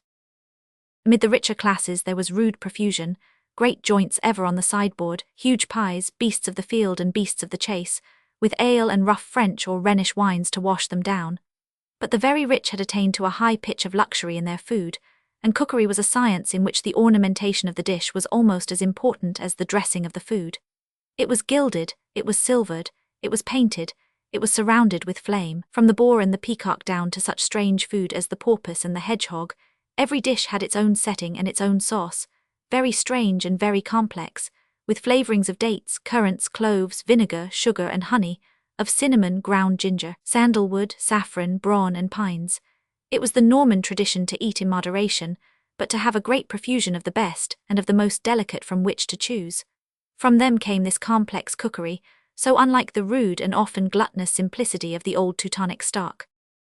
Sir John Buttesthorn was of that middle class who fared in the old fashion, and his great oak supper-table groaned beneath the generous pastries, the mighty joints and the great flagons. Below were the household, above on a raised dais the family table, with places ever ready for those frequent guests who dropped in from the high road outside. Such a one had just come, an old priest, journeying from the Abbey of Chertsey to the Priory of St. John at Midhurst. He passed often that way, and never without breaking his journey at the hospitable board of Cosford. "Welcome again, good Father Athanasius," cried the burly knight. "Come sit here on my right and give me the news of the countryside, for there is never a scandal but the priests are the first to know it." The priest, a kindly, quiet man, glanced at an empty place upon the farther side of his host. "Mistress Edith," said he. "Aye, where is the hussy?" cried her father impatiently. "Mary, I beg you to have the horn blown again, that she may know that the supper is on the table. What can the little owlet do abroad at this hour of the night?" There was trouble in the priest's gentle eyes as he touched the knight upon the sleeve. "I have seen Mistress Edith within this hour," said he. "I fear that she will hear no horn that you may blow, for she must be at Milford ere now." "At Milford, what does she there?" "I pray you, good Sir John, to abate your voice somewhat, for indeed this matter is for our private discourse, since it touches the honour of a lady." "Her honour?" Sir John's ruddy face had turned redder still, as he stared at the troubled features of the priest. "Her honour, say you, the honour of my daughter? Make good those words, or never set your foot over the threshold of Cosford again." "I trust that I have done no wrong, Sir John, but indeed I must say what I have seen, else would I be a false friend and an unworthy priest." "Haste, man, haste, what in the devil's name have you seen?" "Know you a little man, partly misshapen, named Paul de la Fosse?" "I know him well. He is a man of noble family and coat armour, being the younger brother of Sir Eustace de la Fosse of Shalford. Time was when I had thought that I might call him son, for there was never a day that he did not pass with my girls, but I fear that his crooked back sped him ill in his wooing." "Alas, Sir John, it is his mind that is more crooked than his back. He is a perilous man with women, for the devil hath given him such a tongue and such an eye that he charms them even as the basilisk. Marriage may be in their mind but never in his, so that I could count a dozen and more whom he has led to their undoing. It is his pride and his boast over the whole countryside." Well, and what is this to me or mine? Even now, Sir John, as I rode my mule up the road, I met this man speeding toward his home. A woman rode by his side, and though her face was hooded, I heard her laugh as she passed me. That laugh I have heard before, and it was under this very roof, from the lips of Mistress Edith. The knight's knife dropped from his hand, but the debate had been such that neither Mary nor Nigel could fail to have heard it. Mid the rough laughter and clatter of voices from below, the little group at the high table had a privacy of their own. "Fear not, father," said the girl. "Indeed, the good Father Athanasius hath fallen into error, and Edith will be with us anon. I have heard her speak of this man many times of late, and always with bitter words." "It is true, sir," cried Nigel eagerly. It was only this very evening as we rode over Thursley Moor that Mistress Edith told me that she counted him not a fly, and that she would be glad if he were beaten for his evil deeds. But the wise priest shook his silvery locks. Nay, there is ever danger when a woman speaks like that. Heart-hate is twin brother to heart-love. Why should she speak so if there were not some bond between them? And yet, said Nigel, what can have changed her thoughts in 3 short hours? She was here in the hall with us since I came. By St. Paul, I will not believe it. Mary's face darkened. I call to mind, said she, that a note was brought her by Hannekin the stable varlet when you were talking to us, fair sir, of the terms of the chase. She read it and went forth. Sir John sprang to his feet but sank into his chair again with a groan. Would that I were dead, he cried, ere I saw dishonour come upon my house, and am so tied with this accursed foot that I can neither examine if it be true, nor yet avenge it. If my son Oliver were here, then all would be well. Send me this stable varlet that I may question him. I pray you, fair and honoured sir, said Nigel, that you will take me for your son this night, that I may handle this matter in the way which seems best. On jeopardy of my honour I will do all that a man may. Nigel, I thank you. There is no man in Christendom to whom I would sooner turn. But I would lean your mind in one matter, fair sir. This man, Paul de la Fosse, owns broad acres, as I understand, and comes of noble blood. There is no reason, if things be as we fear, that he should not marry your daughter. Nay, she could not wish for better. It is well, and first I would question this Hannekin, but it shall be done in such a fashion that none shall know, for indeed it is not a matter for the gossip of servants. But if you will show me the man, Mistress Mary, I will take him out to tend my own horse, and so I shall learn all that he has to tell.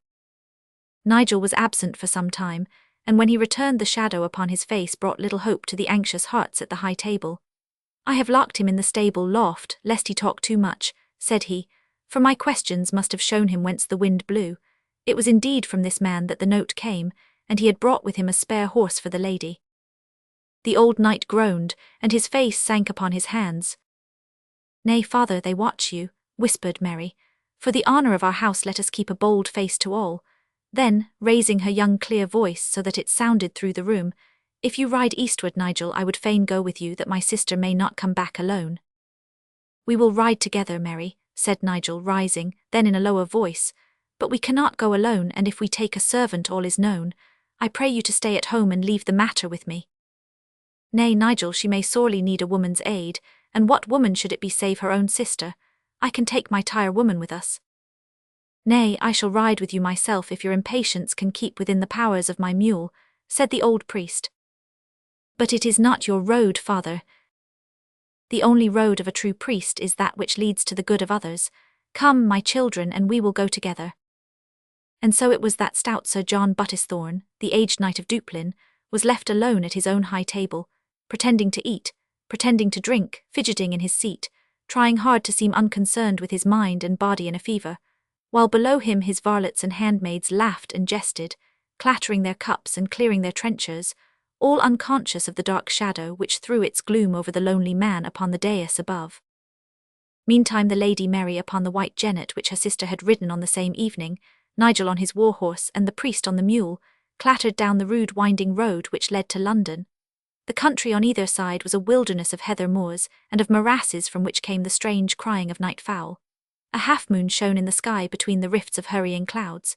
The lady rode in silence, absorbed in the thought of the task before them, the danger and the shame.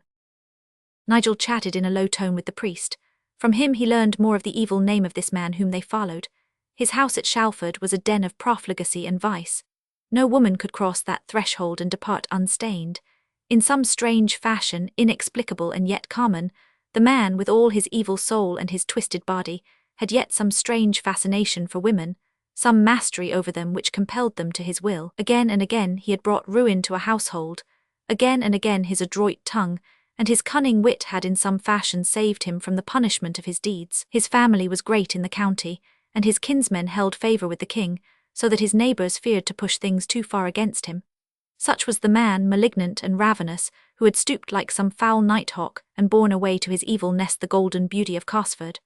Nigel said little as he listened, but he raised his hunting dagger to his tightened lips, and thrice he kissed the cross of its handle. They had passed over the moors and through the village of Milford, and the little township of Godalming, until their path turned southward over the Pease Marsh and crossed the meadows of Shalford. There on the dark hillside glowed the red points of light, which marked the windows of the house which they sought. A sombre arched avenue of oak trees led up to it, and then they were in the moon-silvered clearing in front.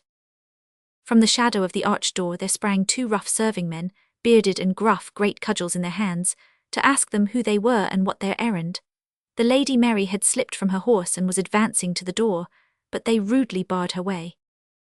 "Nay, nay, our master needs no more," cried one with a hoarse laugh. "Stand back, mistress, whoever you be, the house is shut and our lord sees no guests tonight."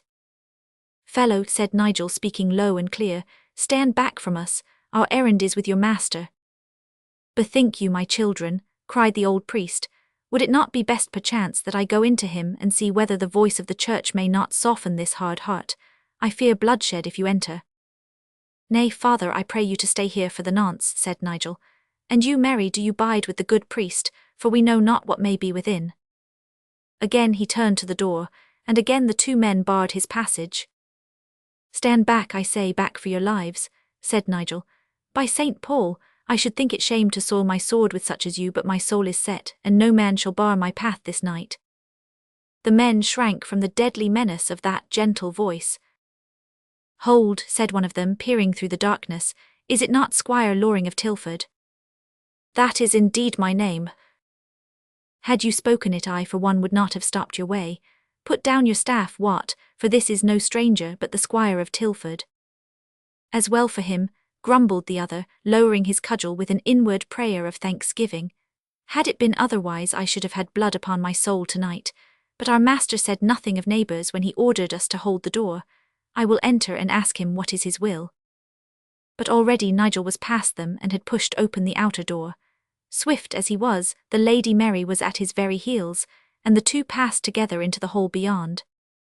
It was a great room, draped and curtained with black shadows, with one vivid circle of light in the centre, where 2 oil lamps shone upon a small table. A meal was laid upon the table, but only 2 were seated at it, and there were no servants in the room. At the near end was Edith, her golden hair loose and streaming down over the scarlet and black of her riding dress. At the farther end the light beat strongly upon the harsh face and the high-drawn, misshapen shoulders of the lord of the house. A tangle of black hair surmounted a high rounded forehead, the forehead of a thinker, with 2 deep-set cold grey eyes twinkling sharply from under tufted brows. His nose was curved and sharp, like the beak of some cruel bird, but below the whole of his clean-shaven, powerful face was marred by the loose slabbing mouth and the round folds of the heavy chin. His knife in one hand and a half-gnawed bone in the other, he looked fiercely up, like some beast disturbed in his den, as the 2 intruders broke in upon his hall. Nigel stopped midway between the door and the table. His eyes and those of Paul de la Fosse were riveted upon each other, but Mary, with her woman's soul flooded over with love and pity, had rushed forward and cast her arms round her younger sister. Edith had sprung up from her chair, and with averted face tried to push the other away from her. "Edith, Edith, by the Virgin, I implore you to come back with us and to leave this wicked man," cried Mary. "Dear sister, you would not break our father's heart, nor bring his grey head in dishonour to the grave. Come back, Edith, come back, and all is well." But Edith pushed her away, and her fair cheeks were flushed with her anger. "What right have you over me, Mary, you who are but 2 years older, that you should follow me over the countryside, as though I were a runagate villain and you my mistress? Do yourself go back, and leave me to do that which seems best in my own eyes." But Mary still held her in her arms, and still strove to soften the hard and angry heart. "Our mother is dead, Edith. I thank God that she died ere she saw you under this roof. But I stand for her, as I have done all my life, since I am indeed your elder. It is with her voice that I beg and pray you that you will not trust this man further, and that you will come back ere it be too late."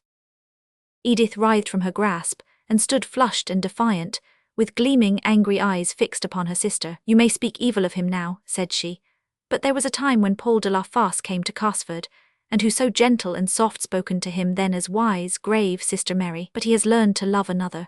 So now he is the wicked man, and it is shame to be seen under his roof. From what I see of my good pious sister and her cavalier, it is sin for another to ride at night with a man at your side, but it comes easy enough to you. Look at your own eye, good sister, ere you would take the speck from that of another."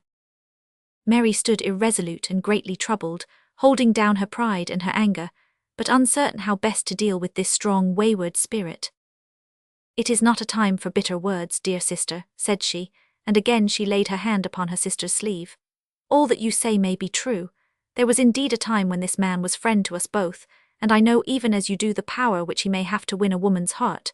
But I know him now and you do not. I know the evil that he has wrought, the dishonor that he has brought, the perjury that lies upon his soul, the confidence betrayed, the promise unfulfilled, all this I know. Am I to see my own sister caught in the same well-used trap? Has it shut upon you, child? Am I indeed already too late? For God's sake tell me, Edith, that it is not so." Edith plucked her sleeve from her sister and made 2 swift steps to the head of the table. Paul de la Fosse still sat silent with his eyes upon Nigel. Edith laid her hand upon his shoulder. "This is the man I love, and the only man that I have ever loved. This is my husband," said she. At the word Mary gave a cry of joy. "And is it so?" she cried. "Nay, then all is in honor, and God will see to the rest. If you are man and wife before the altar, then indeed why should I or any other stand between you? Tell me that it is indeed so, and I return this moment to make your father a happy man." Edith pouted like a naughty child. "We are man and wife in the eyes of God. Soon also we shall be wedded before all the world. We do but wait until next Monday, when Paul's brother, who is a priest at St. Albans, will come to wed us. Already a messenger has sped for him, and he will come, will he not, dear love?" "He will come," said the master of Shalford, still with his eyes fixed upon the silent Nigel. "It is a lie, he will not come," said a voice from the door. It was the old priest, who had followed the others as far as the threshold. "He will not come," he repeated as he advanced into the room. "Daughter, my daughter, hearken to the words of one who is indeed old enough to be your earthly father. This lie has served before. He has ruined others before you with it. The man has no brother at St. Albans. I know his brothers well, and there is no priest among them. Before Monday, when it is all too late, you will have found the truth as others have done before you. Trust him not, but come with us." Paul de la Fosse looked up at her with a quick smile, and patted the hand upon his shoulder. "Do you speak to them, Edith?" said he. Her eyes flashed with scorn as she surveyed them each in turn, the woman, the youth, and the priest. "I have but one word to say to them," said she. "It is that they go hence and trouble us no more. Am I not a free woman? Have I not said that this is the only man I ever loved? I have loved him long. He did not know it, and in despair he turned to another. Now he knows all, and never again can doubt come between us. Therefore I will stay here at Shalford, and come to Cosford no more save upon the arm of my husband. Am I so weak that I would believe the tales you tell against him? Is it hard for a jealous woman and a wandering priest to agree upon a lie? No, no, Mary. You can go hence and take your cavalier and your priest with you, for here I stay, true to my love and safe in my trust upon his honor." "Well spoken, on my faith, my golden bird," said the little master of Shalford. "Let me add my own word to that which has been said.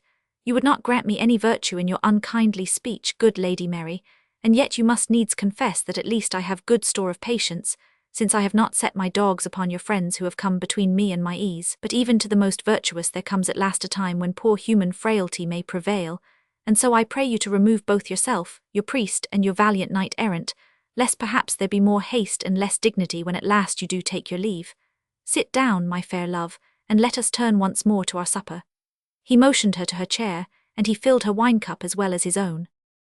Nigel had said no word since he had entered the room, but his look had never lost its set purpose, nor had his brooding eyes ever wandered from the sneering face of the deformed master of Shalford.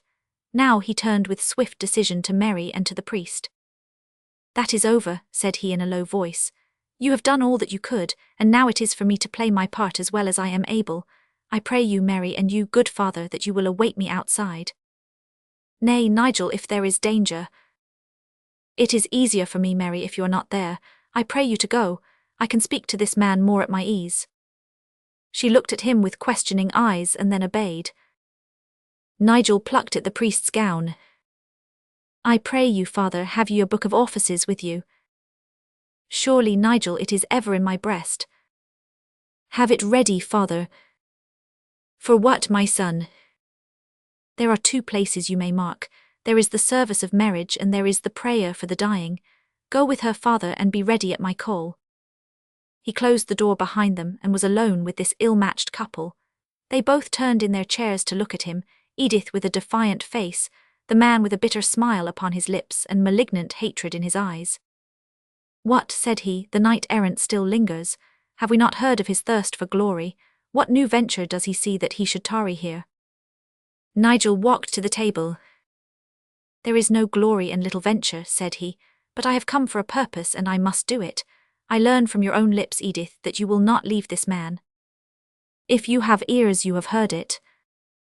You are, as you have said, a free woman, and who can gainsay you? But I have known you, Edith, since we played as boy and girl on the heather hills together. I will save you from this man's cunning and from your own foolish weakness. What would you do? There is a priest without, he will marry you now. I will see you married ere I leave this hole. Or else, sneered the man. Or else you never leave this hall alive. Nay, call not for your servants or your dogs. By St. Paul, I swear to you that this matter lies between us three, and that if any fourth comes at your call, you at least shall never live to see what comes of it. Speak then, Paul of Shalford, will you wed this woman now, or will you not? Edith was on her feet with outstretched arms between them. Stand back, Nigel, he is small and weak, you would not do him a hurt. Did you not say so this very day? For God's sake, Nigel, do not look at him so, there is death in your eyes.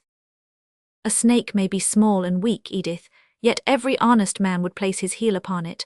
Do you stand back yourself, for my purpose is set. Paul, she turned her eyes to the pale, sneering face. Bethink you, Paul, why should you not do what he asks? What matter to you whether it be now or on Monday? I pray you, dear Paul, for my sake let him have his way. Your brother can read the service again if it so please him. Let us wed now, Paul, and then all is well. He had risen from his chair, and he dashed aside her appealing hands. You foolish woman, he snarled, and you, my saviour of fair damsels, who are so bold against a cripple, you have both to learn that if my body be weak there is the soul of my breed within it.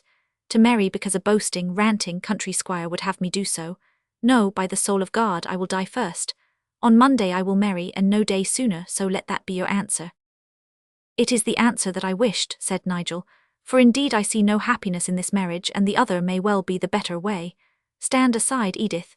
He gently forced her to one side and drew his sword. De la Fosse cried aloud at the sight. I have no sword, you would not murder me, said he, leaning back with haggard face and burning eyes against his chair. The bright steel shone in the lamplight. Edith shrank back, her hand over her face. Take this sword, said Nigel, and he turned the hilt to the cripple.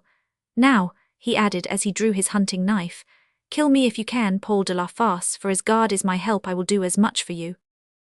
The woman, half swooning and yet spellbound and fascinated, looked on at that strange combat. For a moment the cripple stood with an air of doubt, the sword grasped in his nerveless fingers. Then as he saw the tiny blade in Nigel's hand, the greatness of the advantage came home to him, and a cruel smile tightened his loose lips.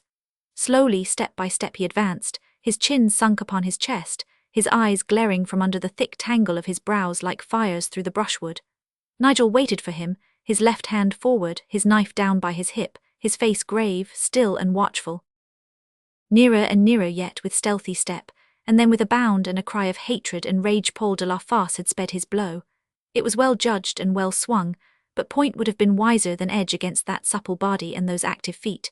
Quick as a flash, Nigel had sprung inside the sweep of the blade, taking a flesh wound on his left forearm as he pressed it under the hilt. The next instant the cripple was on the ground and Nigel's dagger was at his throat. You dog, he whispered, I have you at my mercy, quick ere I strike, and for the last time, will you marry or no? The crash of the fall and the sharp point upon his throat had cowed the man's spirit. He looked up with a white face and the sweat gleamed upon his forehead. There was terror in his eyes. Nay, take your knife from me, he cried. I cannot die like a calf in the shambles. Will you marry? Yes, yes, I will wed her. After all, she is a good wench and I might do worse.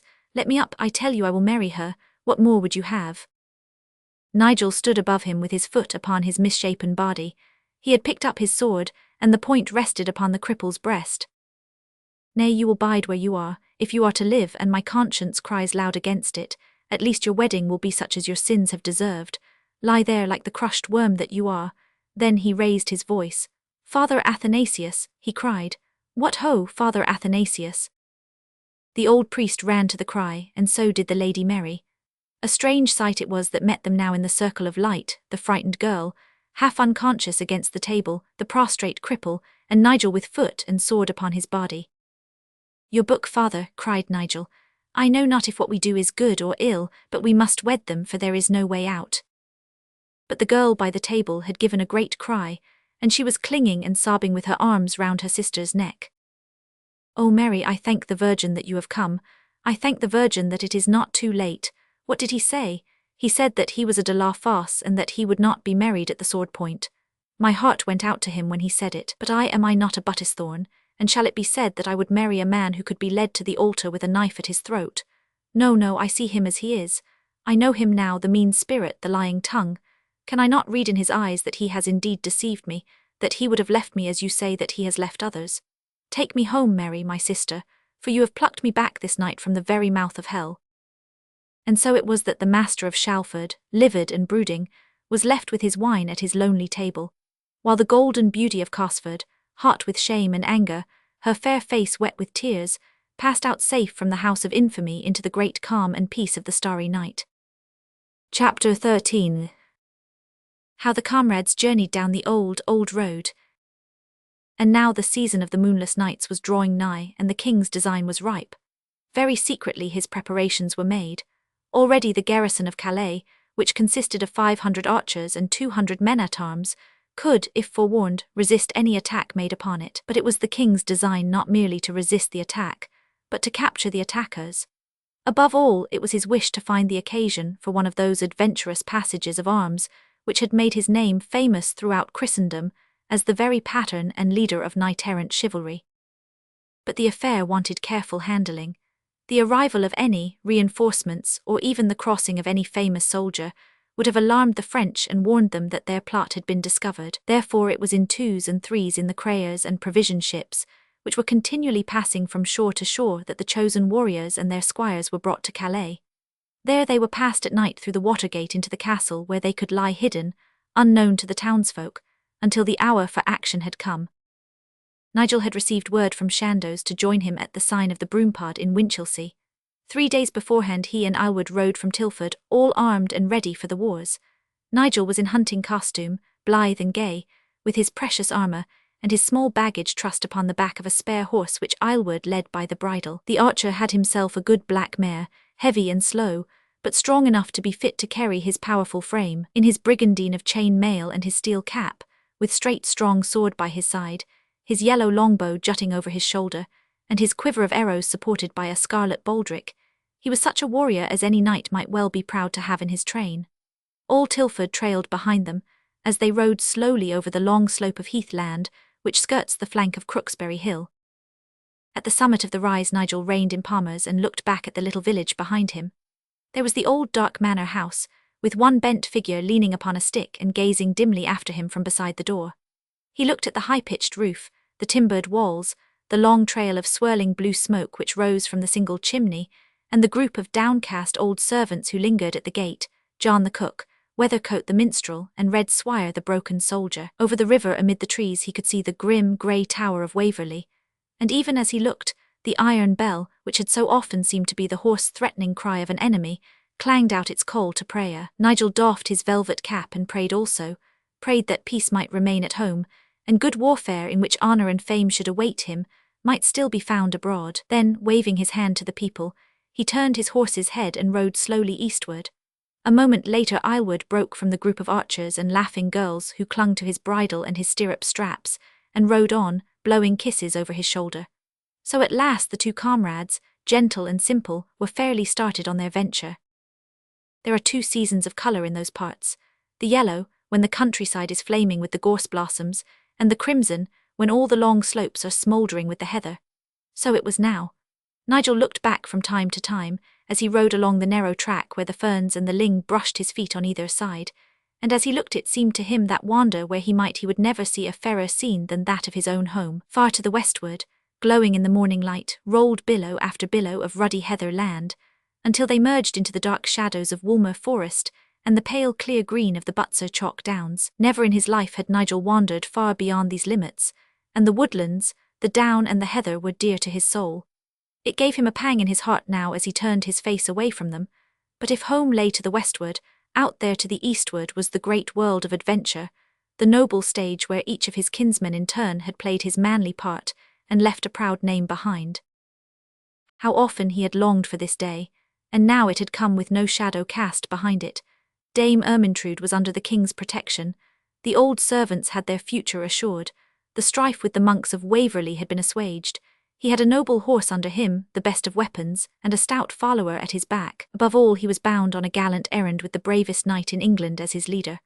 All these thoughts surged together in his mind, and he whistled and sang as he rode out of the joy of his heart, while Pommers sidled and curveted in sympathy with the mood of his master. Presently, glancing back, he saw from Aylward's downcast eyes and puckered brow that the archer was clouded with trouble. He reined his horse to let him come abreast of him. "How now, Aylward?" said he. "Surely of all men in England you and I should be the most blithe this morning, since we ride forward with all hopes of honourable advancement. By St. Paul, ere we see these heather hills once more we shall either worshipfully win worship, or we shall venture our persons in the attempt. These be glad thoughts, and why should you be downcast?" Aylward shrugged his broad shoulders, and a wry smile dawned upon his rugged face. "I am indeed as limp as a wetted bowstring," said he. "It is the nature of a man that he should be sad when he leaves the woman he loves."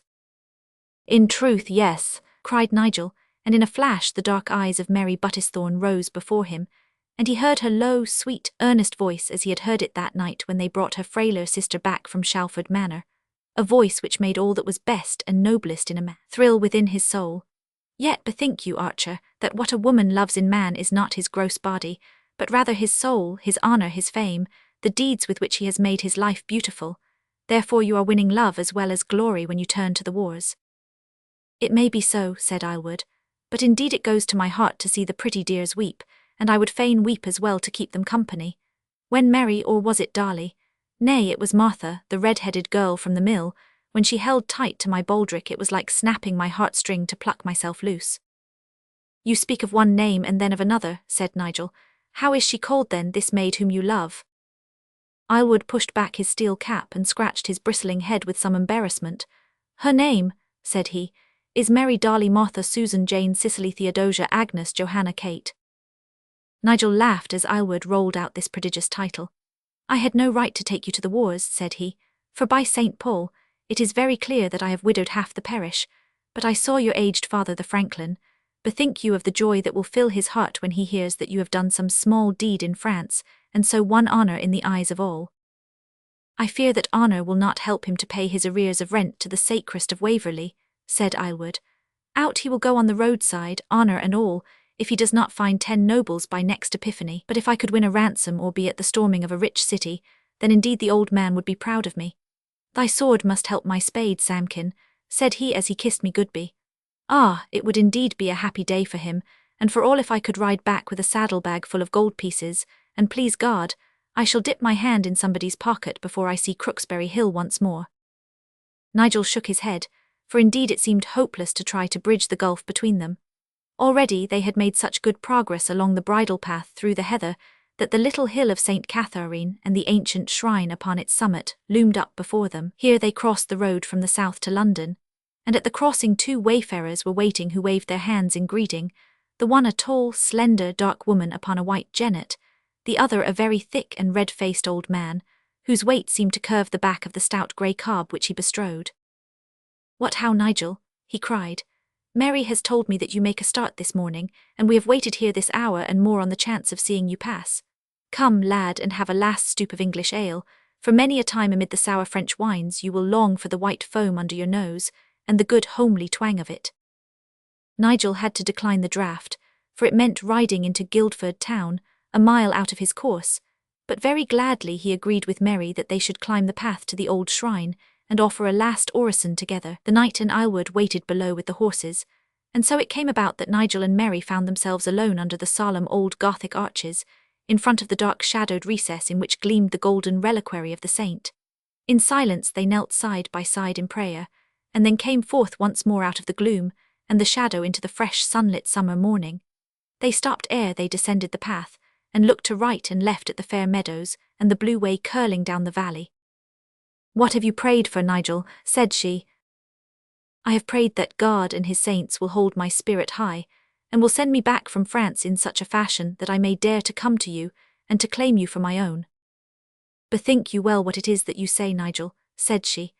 "What you are to me only my own heart can tell, But I would never set eyes upon your face again, rather than abate by 1 inch that height of honour and worshipful achievement to which you may attain. Nay, my dear and most sweet lady, how should you abate it, since it is the thought of you which will nerve my arm and uphold my heart? Think once more, my fair lord, and hold yourself bound by no word which you have said. Let it be as the breeze which blows past our faces and is heard of no more. Your soul yearns for honour, to that has it ever turned. Is there room in it for love also? Or is it possible that both shall live at their highest in one mind? Do you not call to mind that Galahad and other great knights of old have put women out of their lives, that they might ever give their whole soul and strength to the winning of honour? May it not be that I shall be a drag upon you, that your heart may shrink from some honourable task, lest it should bring risk and pain to me? Think well before you answer, my fair lord, for indeed my very heart would break if it should ever happen that through love of me your high hopes and great promise should miss fulfilment. Nigel looked at her with sparkling eyes. The soul which shone through her dark face had transformed it for the moment into a beauty more lofty and more rare than that of her shallow sister. He bowed before the majesty of the woman and pressed his lips to her hand.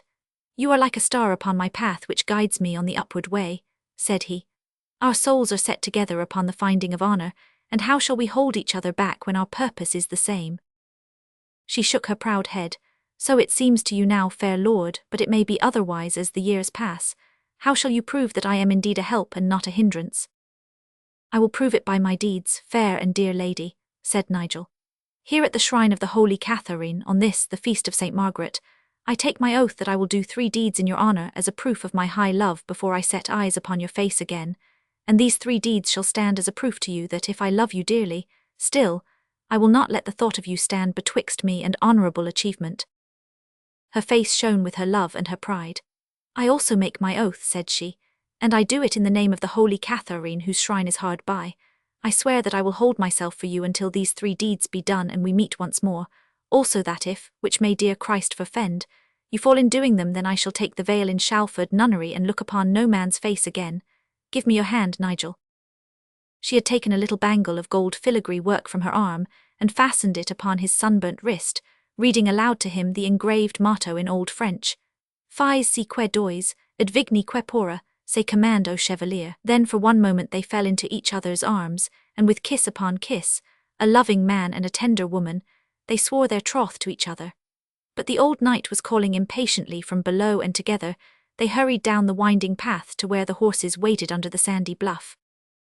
As far as the Shalford crossing Sir John rode by Nigel's arm, and many were the last injunctions which he gave him concerning woodcraft, and great his anxiety lest he confuse a spey with a brocket, or either with a hind. At last, when they came to the reedy edge of the way, the old knight and his daughter reined up their horses. Nigel looked back at them ere he entered the dark chantry woods, and saw them still gazing after him and waving their hands. Then the path wound amongst the trees, and they were lost to sight. But long afterwards, when a clearing exposed once more the Shalford meadows, Nigel saw that the old man upon the grey cob was riding slowly toward St. Catherine's Hill, but that the girl was still where he had seen her last, leaning forward in her saddle and straining her eyes to pierce the dark forest which screened her lover from her view. It was but a fleeting glance through a break in the foliage, and yet in after days of stress and toil in far distant lands, it was that one little picture: the green meadow, the reeds, the slow blue winding river, and the eager bending graceful figure upon the white horse, which was the clearest and the dearest image of that England which he had left behind him. But if Nigel's friends had learned that this was the morning of his leaving, his enemies too were on the alert. The 2 comrades had just emerged from the chantry woods, and were beginning the ascent of that curving path which leads upward to the old chapel of the martyr, when with a hiss like an angry snake, a long white arrow streaked under Palmer's and struck quivering in the grassy turf. A second whizzed past Nigel's ear as he tried to turn, but Aylward struck the great warhorse a sharp blow over the haunches, and it had galloped some hundreds of yards before its rider could pull it up. Aylward followed as hard as he could ride, bending low over his horse's neck, while arrows whizzed all around him. "By St. Paul," said Nigel, tugging at his bridle and white with anger, "they shall not chase me across the country as though I was a frighted doe. Archer, how dare you to lash my horse when I would have turned and ridden in upon them?" "It is well that I did so," said Aylward, "or by these 10 finger bones, our journey would have begun and ended on the same day. As I glanced round I saw a dozen of them at the least amongst the brushwood. See now how the light glimmers upon their steel caps yonder in the bracken under the great beech tree.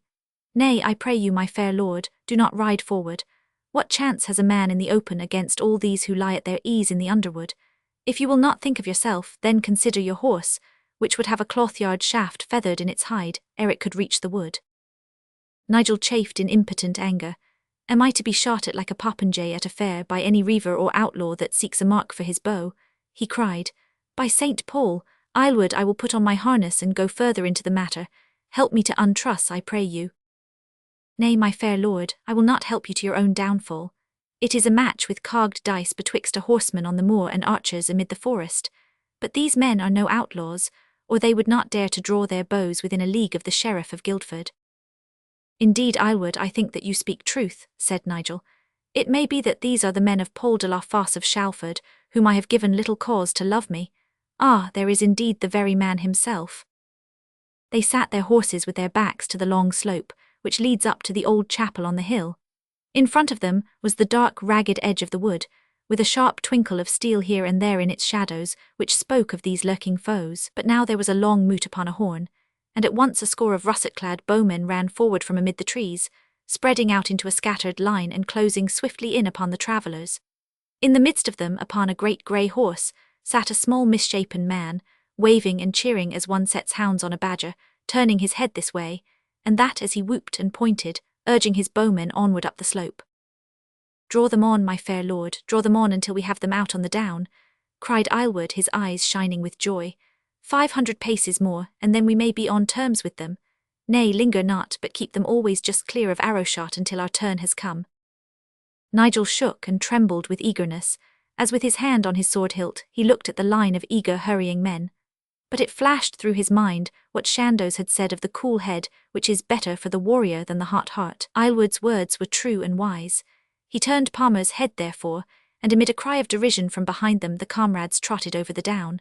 The bowmen broke into a run, while their leader screamed and waved more madly than before. Aylward cast many a glance at them over his shoulder. Yet a little farther still, he muttered. The wind is towards them, and the fools have forgot that I can overshoot them by 50 paces. Now, my good lord, I pray you for one instant to hold the horses, for my weapon is of more avail this day than can be. They may make sorry cheer ere they gain the shelter of the wood once more. He had sprung from his horse, and with a downward wrench of his arm and a push with his knee, he slipped the string into the upper nock of his mighty war bow. Then in a flash he notched his shaft and drew it to the pile, his keen blue eyes glowing fiercely behind it from under his knotted brows. With thick legs planted sturdily apart, his body laid to the bow, his left arm motionless as wood, his right bunched into a double curve of swelling muscles as he stretched the white well-waxed string. He looked so keen and fierce a fighter that the advancing line stopped for an instant at the sight of him. 2 or 3 loosed off their arrows, but the shafts flew heavily against the head wind, and snaked along the hard turf some score of paces short of the mark. One only, a short bandy-legged man, whose squat figure spoke of enormous muscular strength, ran swiftly in and then drew so strong a bow that the arrow quivered in the ground at Aylward's very feet. It is Black Will of Linchmere, said the bowman. Many a match have I shot with him, and I know well that no other man on the Surrey marches could have sped such a shaft. I trust that you are houseled and shriven, Will, for I have known you so long that I would not have your damnation upon my soul. He raised his bow as he spoke, and the string twanged with a rich, deep musical note. Aylward leaned upon his bow-stave as he keenly watched the long, swift flight of his shaft, skimming smoothly down the wind. On him, no, over him by my hilt, he cried. There is more wind than I had thought. Nay, nay, friend, now that I have the length of you, you can scarce hope to loose again. Blackwell had notched an arrow, and was raising his bow when Aylward's second shaft passed through the shoulder of his drawing arm. With a shout of anger and pain, he dropped his weapon, and dancing in his fury, he shook his fist and roared curses at his rival. I could slay him, but I will not, for good bowmen are not so common, said Aylward. And now, fair sir, we must on, for they are spreading round on either side, and if once they get behind us, then indeed our journey has come to a sudden end. But ere we go I would send a shaft through yonder horseman who leads them on. Nay, Aylward, I pray you to leave him, said Nigel. Villain as he is none the less a gentleman of coat armour, and should die by some other weapon than thine. As you will, said Aylward, with a clouded brow. I have been told that in the late wars many a French prince and baron has not been too proud to take his death wound from an English yeoman's shaft, and that nobles of England have been glad enough to stand by and see it done." Nigel shook his head sadly. "It is sooth you say, Archer, and indeed it is no new thing, for that good knight Richard of the Lion Heart met his end in such a lowly fashion, and so also did Harold the Saxon. But this is a private matter, and I would not have you draw your bow against him. Neither can I ride at him myself, for he is weak in body though dangerous in spirit. Therefore we will go upon our way, since there is neither profit nor honour to be gained, nor any hope of advancement." Aylward, having unstrung his bow, had remounted his horse during this conversation, and the two rode swiftly past the little squat chapel of the martyr and over the brow of the hill. From the summit they looked back. The injured archer lay upon the ground, with several of his comrades gathered in a knot around him. Others ran aimlessly up the hill but were already far behind. The leader sat motionless upon his horse, and as he saw them look back he raised his hand and shrieked his curses at them. An instant later the curve of the ground had hid them from view, so amid love and hate, Nigel bade adieu to the home of his youth. And now the comrades were journeying upon that old road which runs across the south of England, and yet never turns toward London, for the good reason that the place was a poor hamlet when first the road was laid. From Winchester, the Saxon capital, to Canterbury, the holy city of Kent, ran that ancient highway, and on from Canterbury to the narrow straits where on a clear day the farther shore can be seen. Along this track as far back as history can trace the metals of the West have been carried, and past the pack horses which bore the goods which Gaul sent in exchange. Older than the Christian faith and older than the Romans is the old road. North and south are the woods and the marshes, so that only on the high dry turf of the chalk land could a clear track be found. The Pilgrim's Way, it still is called, but the Pilgrims were the last who ever trod it, for it was already of immemorial age before the death of Thomas. A Becket gave a new reason why folk should journey to the scene of his murder. From the hill of Weston Wood the travellers could see the long white band which dipped and curved and rose over the green downland, its course marked even in the hollows by the line of the old yew trees which flanked it. Neither Nigel nor Aylward had wandered far from their own country, and now they rode with light hearts and eager eyes, taking note of all the varied pictures of nature and of man which passed before them. To their left was a hilly country, a land of rolling heaths and woods, broken here and there into open spaces round the occasional farmhouse of a franklin. Hackhurst Down, Dunley Hill and Ranmore Commons swelled and sank, each merging into the other. But on the right, after passing the village of Shear and the old church of Garmshaw, the whole south country lay like a map at their feet. There was the huge wood of the Weald, one unbroken forest of oak trees stretching away to the South Downs, which rose olive green against the deep blue sky. Under this great canopy of trees, strange folk lived and evil deeds were done. In its recesses were wild tribes, little changed from their heathen ancestors, who danced round the altar of Thor, and well was it for the peaceful traveller that he could tread the high open road of the chalk land with no need to wander into so dangerous a tract, where soft clay, tangled forest and wild men all barred his progress. But apart from the rolling country upon the left and the great forest-hidden plain upon the right, there was much upon the road itself to engage the attention of the wayfarers. It was crowded with people. As far as their eyes could carry they could see the black dots scattered thickly upon the thin white band, sometimes single, sometimes several abreast, sometimes in moving crowds, where a drove of pilgrims held together for mutual protection, or a nobleman showed his greatness by the number of retainers who trailed at his heels. At that time the main roads were very crowded, for there were many wandering people in the land. Of all sorts and kinds, they passed in an unbroken stream before the eyes of Nigel and of Aylward, alike only in the fact that one and all were powdered from their hair to their shoes with the grey dust of the chalk. There were monks journeying from one cell to another, Benedictines with their black gowns looped up to show their white skirts, Carthusians in white and pied Cistercians, friars also of the three wandering orders, Dominicans in black, Carmelites in white and Franciscans in grey. There was no love lost between the cloistered monks and the free friars, each looking on the other as a rival who took from him the oblations of the faithful. So they passed on the high road as cat passes dog, with eyes askance and angry faces. Then besides the men of the church there were the men of trade, the merchant in dusty broadcloth and Flanders hat riding at the head of his line of pack horses. He carried Cornish tin, Welt country wool or Sussex iron if he traded eastward, or if his head should be turned westward. Then he bore with him the velvets of Genoa, the ware of Venice, the wine of France, or the armour of Italy and Spain. Pilgrims were everywhere, poor people for the most part, plodding wearily along with trailing feet and bowed heads, thick staves in their hands and bundles over their shoulders. Here and there on a gaily caparisoned palfrey, or in the greater luxury of a horse-litter, some West Country lady might be seen making her easy way to the shrine of St. Thomas. Besides all these, a constant stream of strange vagabonds drifted along the road, minstrels who wandered from fair to fair, a foul and pestilent crew, jugglers and acrobats, quack doctors and tooth-drawers, students and beggars, free workmen in search of better wages, and escaped bondsmen who would welcome any wages at all. Such was the throng which set the old road smoking in a haze of white dust from Winchester to the narrow sea. But of all the wayfarers, those which interested Nigel most were the soldiers. Several times they passed little knots of archers or men-at-arms, veterans from France, who had received their discharge and were now making their way to their Southland homes. They were half drunk, all of them, for the wayfarers treated them to beer at the frequent inns and ale-stakes which lined the road, so that they cheered and sang lustily as they passed. They roared rude pleasantries at Islewood, who turned in his saddle and shouted his opinion of them until they were out of hearing. Once, late in the afternoon, they overtook a body of 100 archers all marching together, with 2 knights riding at their head.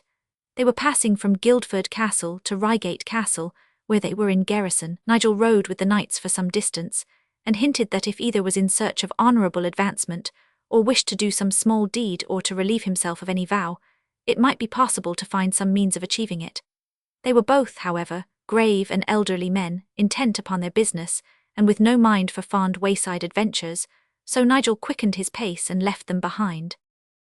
They had left Boxhill and Headley Heath upon the left, and the towers of Reigate were rising amid the trees in front of them, when they overtook a large, cheery, red-faced man with a forked beard, riding upon a good horse and exchanging a nod or a merry word with all who passed him.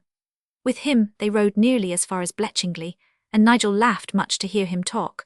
But always under the raillery there was much earnestness and much wisdom in all his words. He rode at his ease about the country, he said, having sufficient money to keep him from want and to furnish him for the road. He could speak all the 3 languages of England, the north, the middle and the south, so that he was at home with the people of every shire, and could hear their troubles and their joys.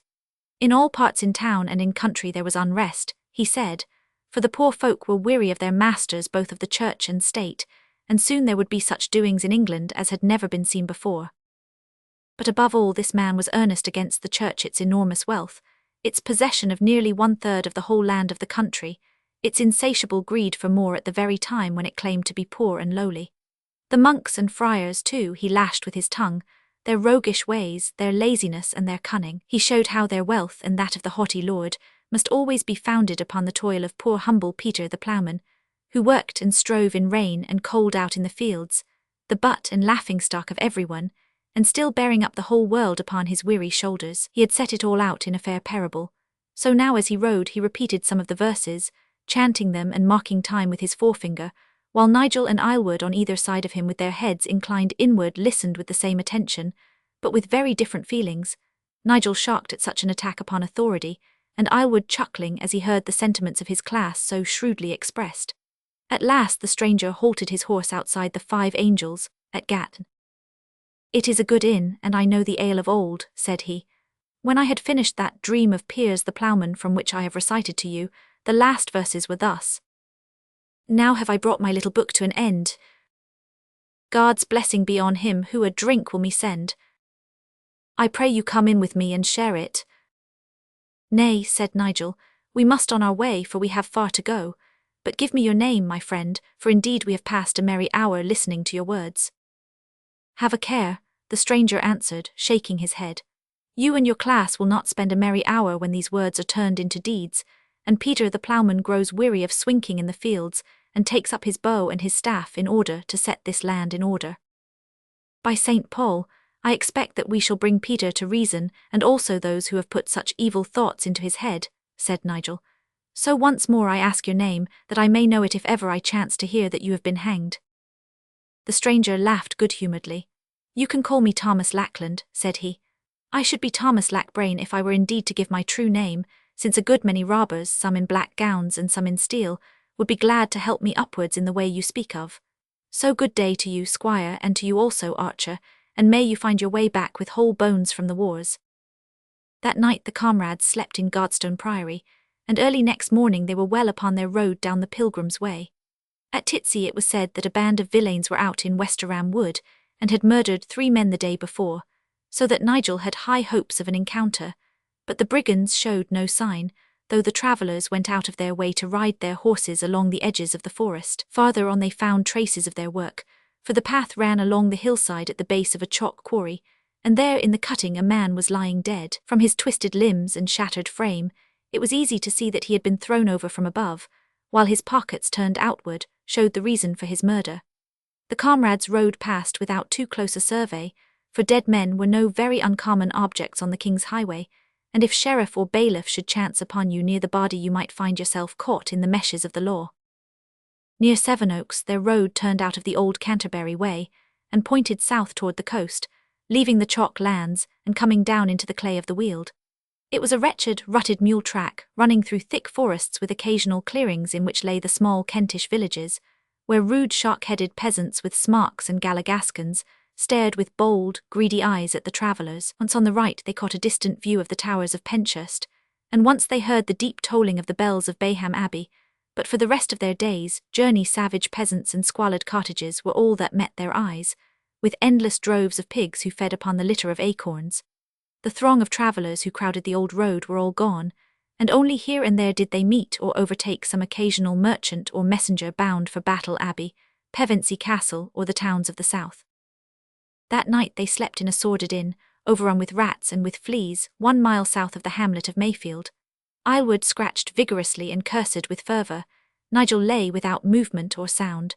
To the man who had learned the old rule of chivalry, there were no small ills in life. It was beneath the dignity of his soul to stoop to observe them. Cold and heat, hunger and thirst, such things did not exist for the gentleman. The armour of his soul was so complete that it was proof not only against the great ills of life, but even against the small ones. So the flea-bitten Nigel lay grimly still, while Aylward writhed upon his couch.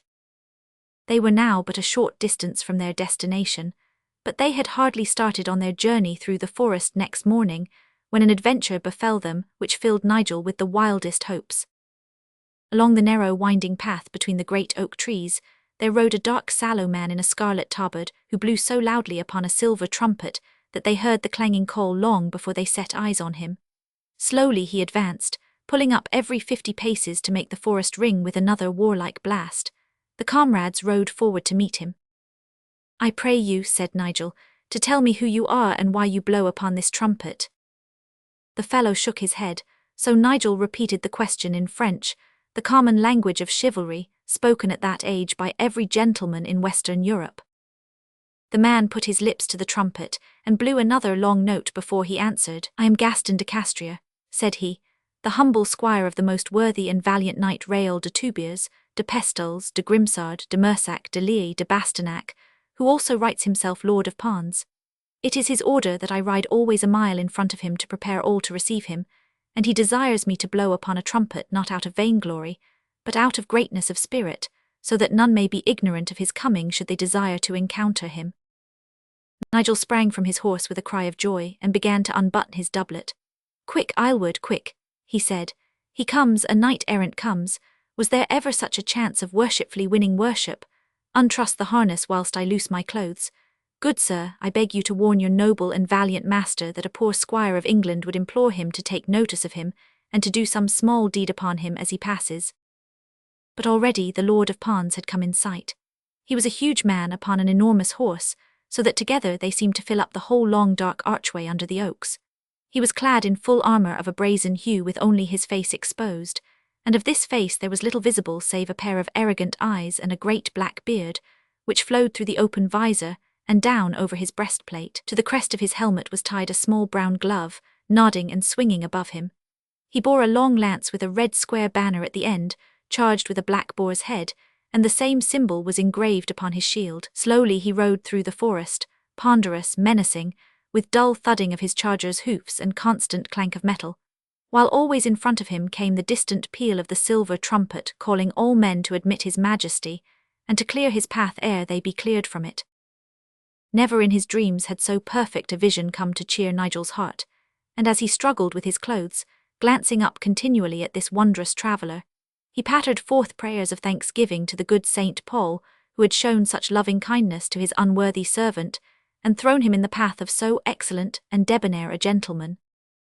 But alas, How often at the last instant the cup is dashed from the lips.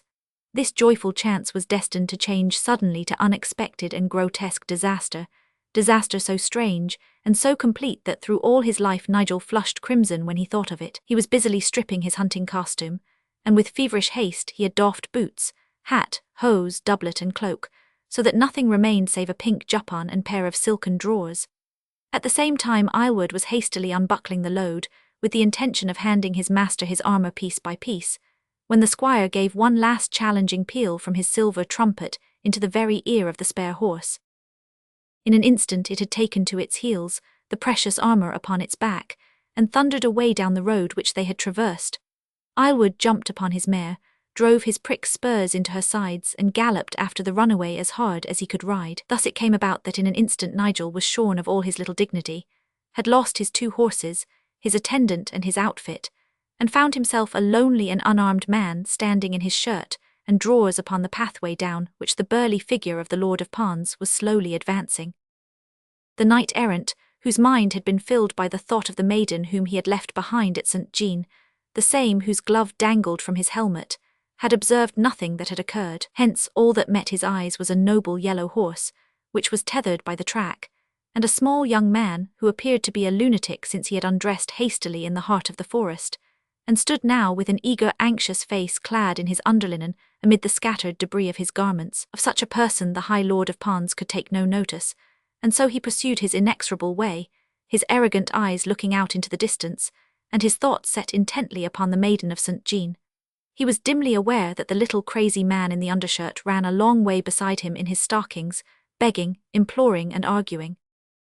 "Just 1 hour, most fair sir, just 1 hour at the longest, and a poor squire of England shall ever hold himself your debtor. Do but condescend to rein your horse until my harness comes back to me. Will you not stoop to show me some small deed of arms? I implore you, fair sir, to spare me a little of your time and a handstroke or 2 ere you go upon your way." Lord de Pons motioned impatiently with his gauntleted hand, as one might brush away an importunate fly, but when at last Nigel became desperate in his clamour, he thrust his spurs into his great war horse, and clashing like a pair of cymbals, he thundered off through the forest.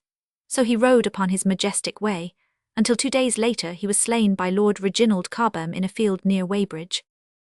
When after a long chase Aylward secured the spare horse and brought it back, he found his master seated upon a fallen tree, his face buried in his hands and his mind clouded with humiliation and grief. Nothing was said, for the matter was beyond words, and so in moody silence they rode upon their way.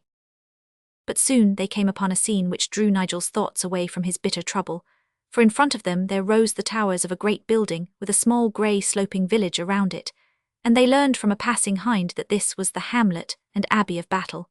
Together they drew rein upon the low ridge, and looked down into that valley of death, from which even now the reek of blood seems to rise. Down beside that sinister lake, and amid those scattered bushes sprinkled over the naked flank of the long ridge, was fought that long-drawn struggle betwixt 2 most noble foes with broad England as the prize of victory. Here up and down the low hill, hour by hour the grim struggle had waxed and waned, until the Saxon army had died where it stood, king, court, housecarl and fierdsman, each in their ranks even as they had fought. And now, after all the stress and toil, the tyranny, the savage revolt, the fierce suppression, God had made his purpose complete.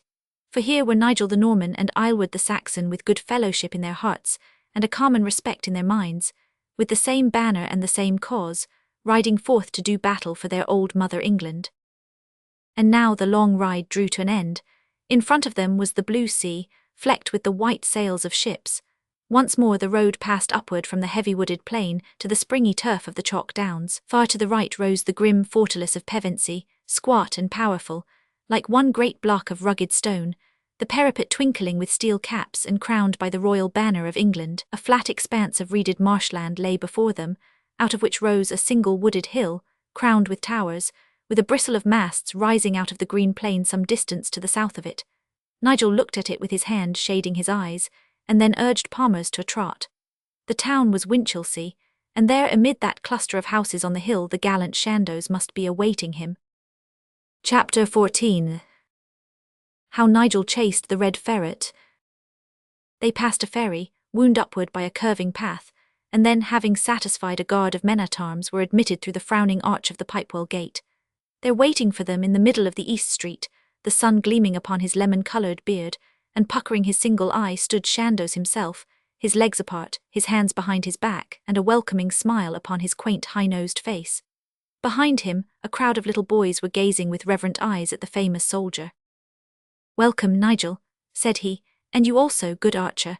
I chanced to be walking on the city wall, and I thought from the colour of your horse that it was indeed you upon the Udimore road. How have you fared, young squire errant? Have you held bridges or rescued damsels or slain oppressors on your way from Tilford?" "Nay, my fair lord, I have accomplished nothing, but I once had hopes." Nigel flushed at the remembrance. "I will give you more than hopes, Nigel. I will put you where you can dip both arms to the elbow into danger and honour, where peril will sleep with you at night and rise with you in the morning, and the very air you breathe be laden with it. Are you ready for that, young sir?" "I can but pray, fair lord, that my spirit will rise to it." Chandos smiled his approval and laid his thin brown hand on the youth's shoulder. "Good," said he. "It is the mute hound which bites the hardest. The babbler is ever the hangback. Bide with me here, Nigel, and walk upon the ramparts. Archer, do you lead the horses to the sign of the broom pod in the High Street, and tell my varlets to see them aboard the cog Thomas before nightfall. We sail at the 2nd hour after curfew. Come hither, Nigel, to the crest of the corner turret, for from it I will show you what you have never seen." It was but a dim and distant white cloud upon the blue water seen far off over the Dungeness Point, and yet the sight of it flushed the young squire's cheeks and sent the blood hot through his veins. It was the fringe of France, that land of chivalry and glory, the stage where name and fame were to be won. With burning eyes he gazed across at it, his heart rejoicing to think that the hour was at hand when he might tread that sacred soil. Then his gaze crossed the immense stretch of the blue sea, darted over with the sails of fishing boats, until it rested upon the double harbour beneath, packed with vessels of every size and shape, from the pesseners and crayers which plied up and down the coast to the great cogs and galleys, which were used either as warships or merchantmen as the occasion served. One of them was at that instant passing out to sea, a huge galleys with trumpets blowing and nakers banging, the flag of St. George flaunting over the broad purple sail, and the decks sparkling from end to end with steel. Nigel gave a cry of pleasure at the splendour of the sight. "Ay, lad," said Chandos, "it is the Trinity of Rye, the very ship on which I fought at Slize. Her deck ran blood from stem to stern that day, but turn your eyes this way, I beg you, and tell me if you see aught strange about this town." Nigel looked down at the noble straight street, at the roundel tower, at the fine church of St. Thomas, and the other fair buildings of Winchelsea. "It is all new," said he. "Church, castle, houses, all are new." "You are right, fair son. My grandfather can call to mind the time when only the canaille lived upon this rock. The town was down yonder by the sea, until one night the waves rose upon it, and not a house was left. See, yonder is Rye, huddling also on a hill, the two towns like poor sheep when the waters are out.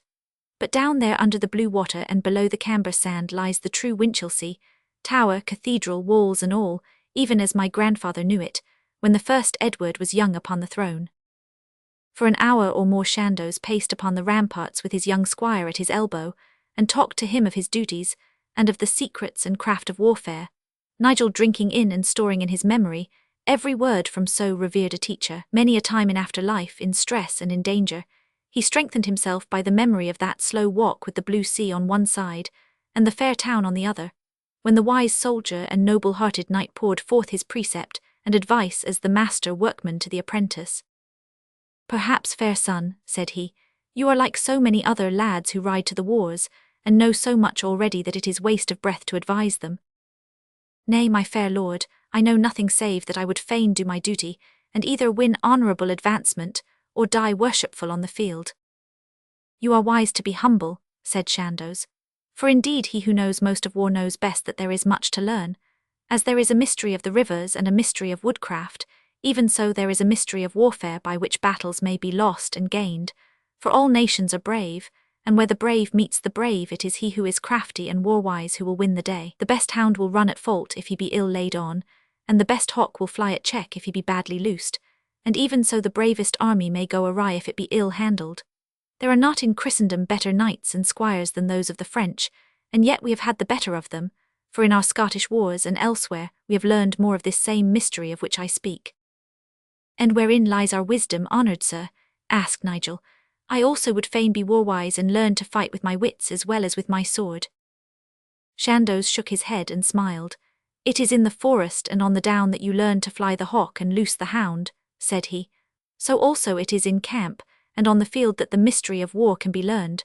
There only has every great captain come to be its master. To start he must have a cool head, quick to think, soft as wax before his purpose is formed, hard as steel when once he sees it before him. Ever alert he must be and cautious also, but with judgment to turn his caution into rashness where a large gain may be put against a small stake. An eye for country also, for the trend of the rivers, the slope of the hills, the cover of the woods, and the light green of the bog land." Poor Nigel, who had trusted to his lance and to palmers to break his path to glory, stood aghast at this list of needs. "Alas," he cried, "how am I to gain all this? I, who could scarce learn to read or write though the good Father Matthew broke a hazel stick a day across my shoulders." "You will gain it, fair son, where others have gained it before you. You have that which is the first thing of all, a heart of fire from which other colder hearts may catch a spark. But you must have knowledge also of that which warfare has taught us in olden times. We know, par example, that horsemen alone cannot hope to win against good foot soldiers. Has it not been tried at Courtrai, at Stirling, and again under my own eyes at Cressy, where the chivalry of France went down before our bowmen?" Nigel stared at him with a perplexed brow. "Fair sir, my heart grows heavy as I hear you.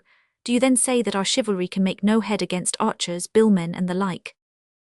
"Nay, Nigel, for it has also been very clearly shown that the best foot soldiers unsupported cannot hold their own against the mailed horsemen."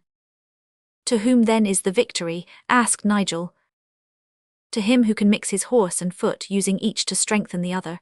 Apart they are weak. Together they are strong. The archer who can weaken the enemy's line, the horseman who can break it when it is weakened, as was done at Falkirk and Duplin, there is the secret of our strength. Now touching this same battle of Falkirk, I pray you for one instant to give it your attention."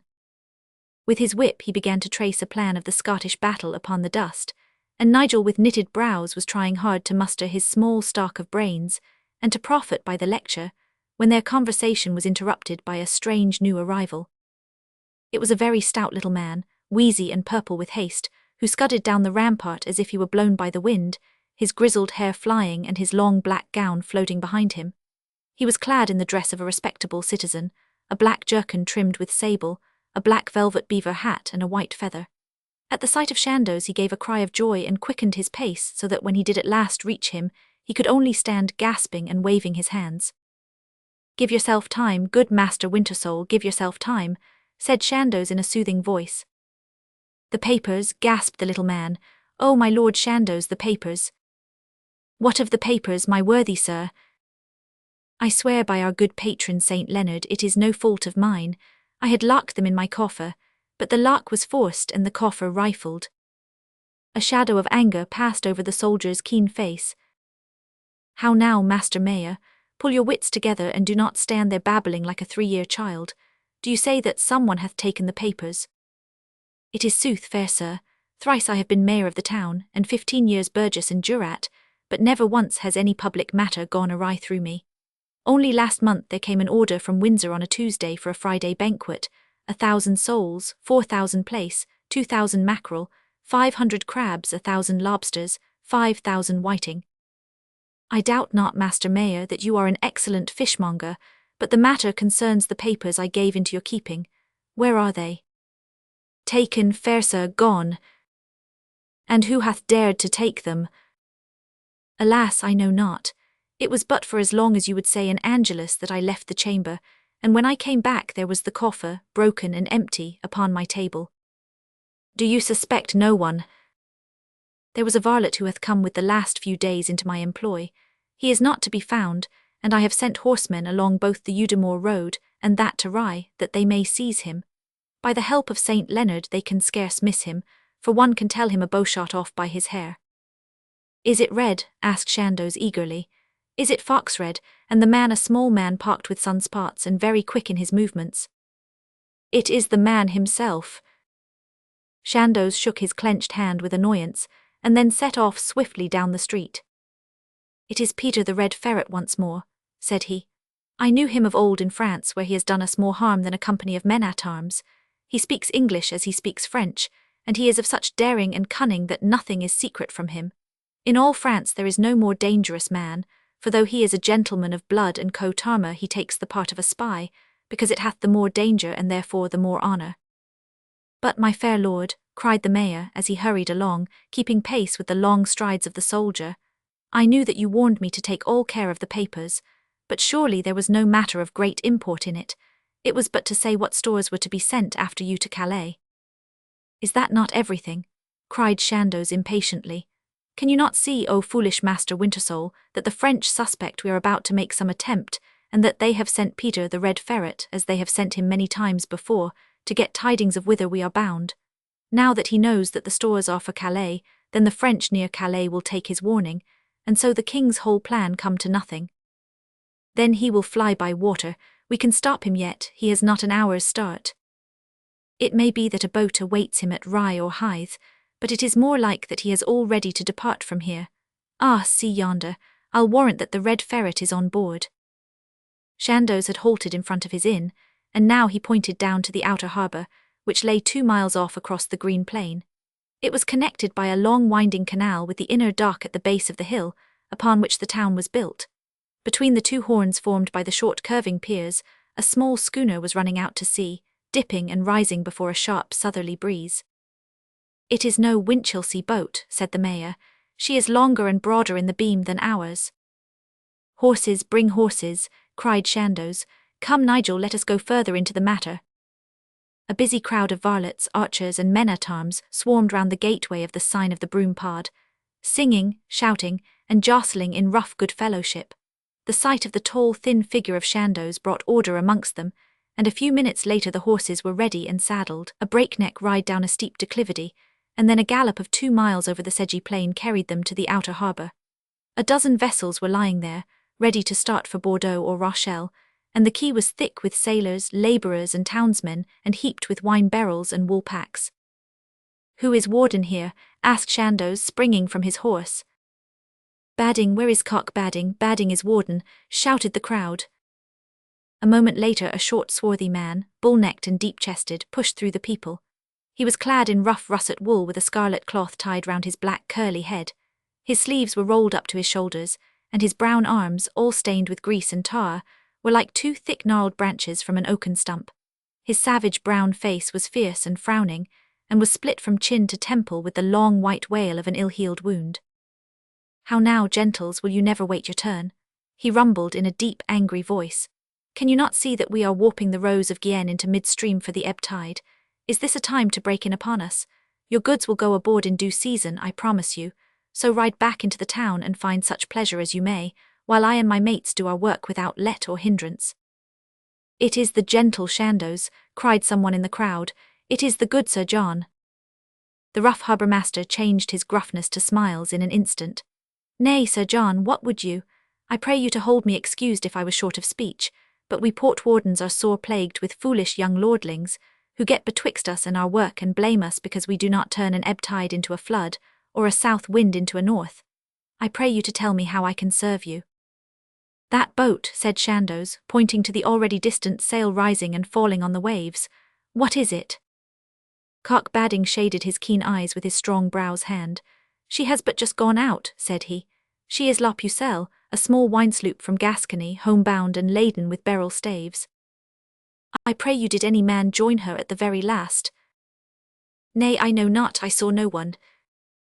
"But I know," cried a seaman in the crowd.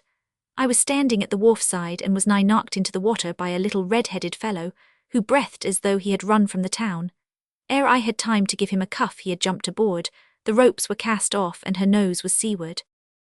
In a few words Chandos made all clear to Badding, the crowd pressing eagerly round. "Aye, aye," cried a seaman, "the good Sir John is right, see how she points. It is Picardy and not Gascony that she will fetch this journey in spite of her wine staves." "Then we must lay her aboard," cried Cock Badding.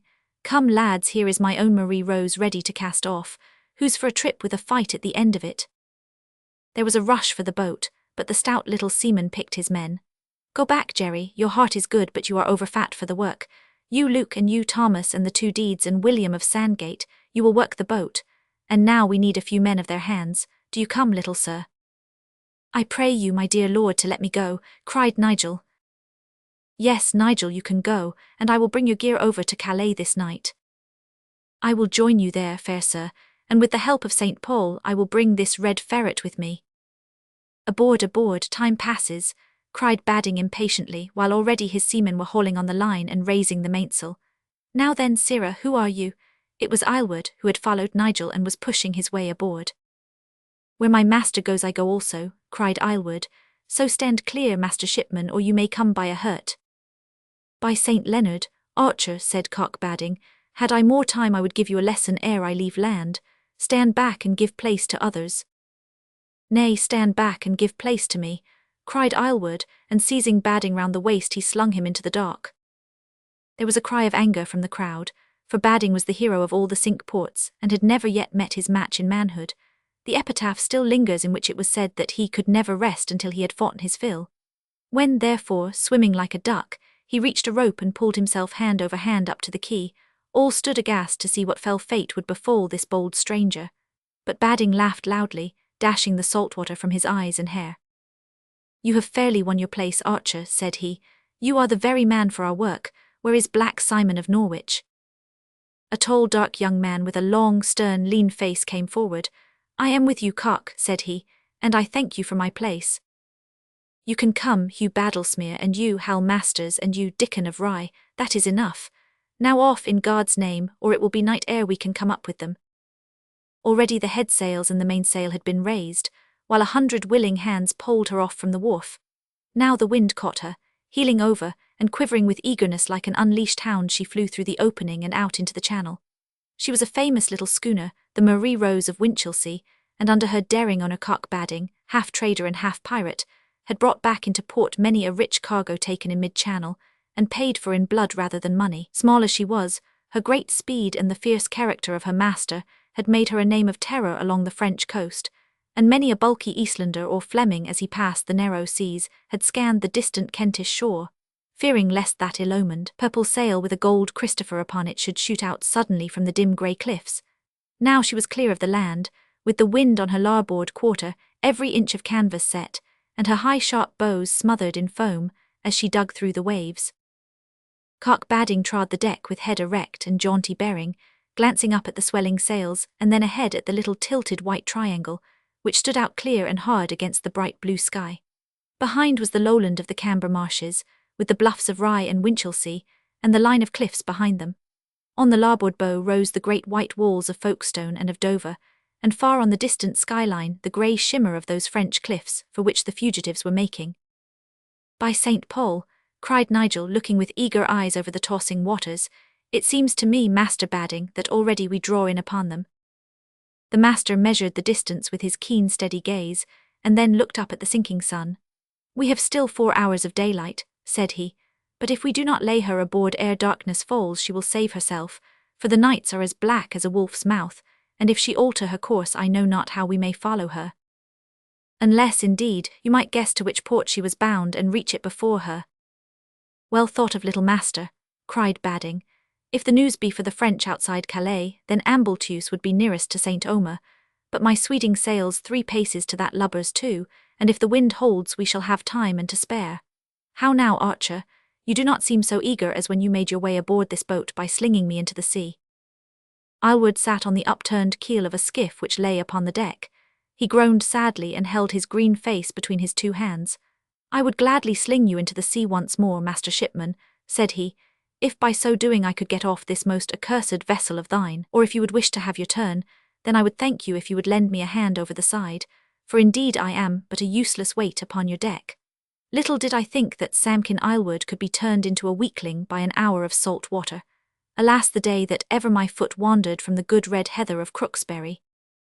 Cock Badding laughed loud and long. Nay, take it not to heart, Archer, he cried, for better men than you or I have groaned upon this deck.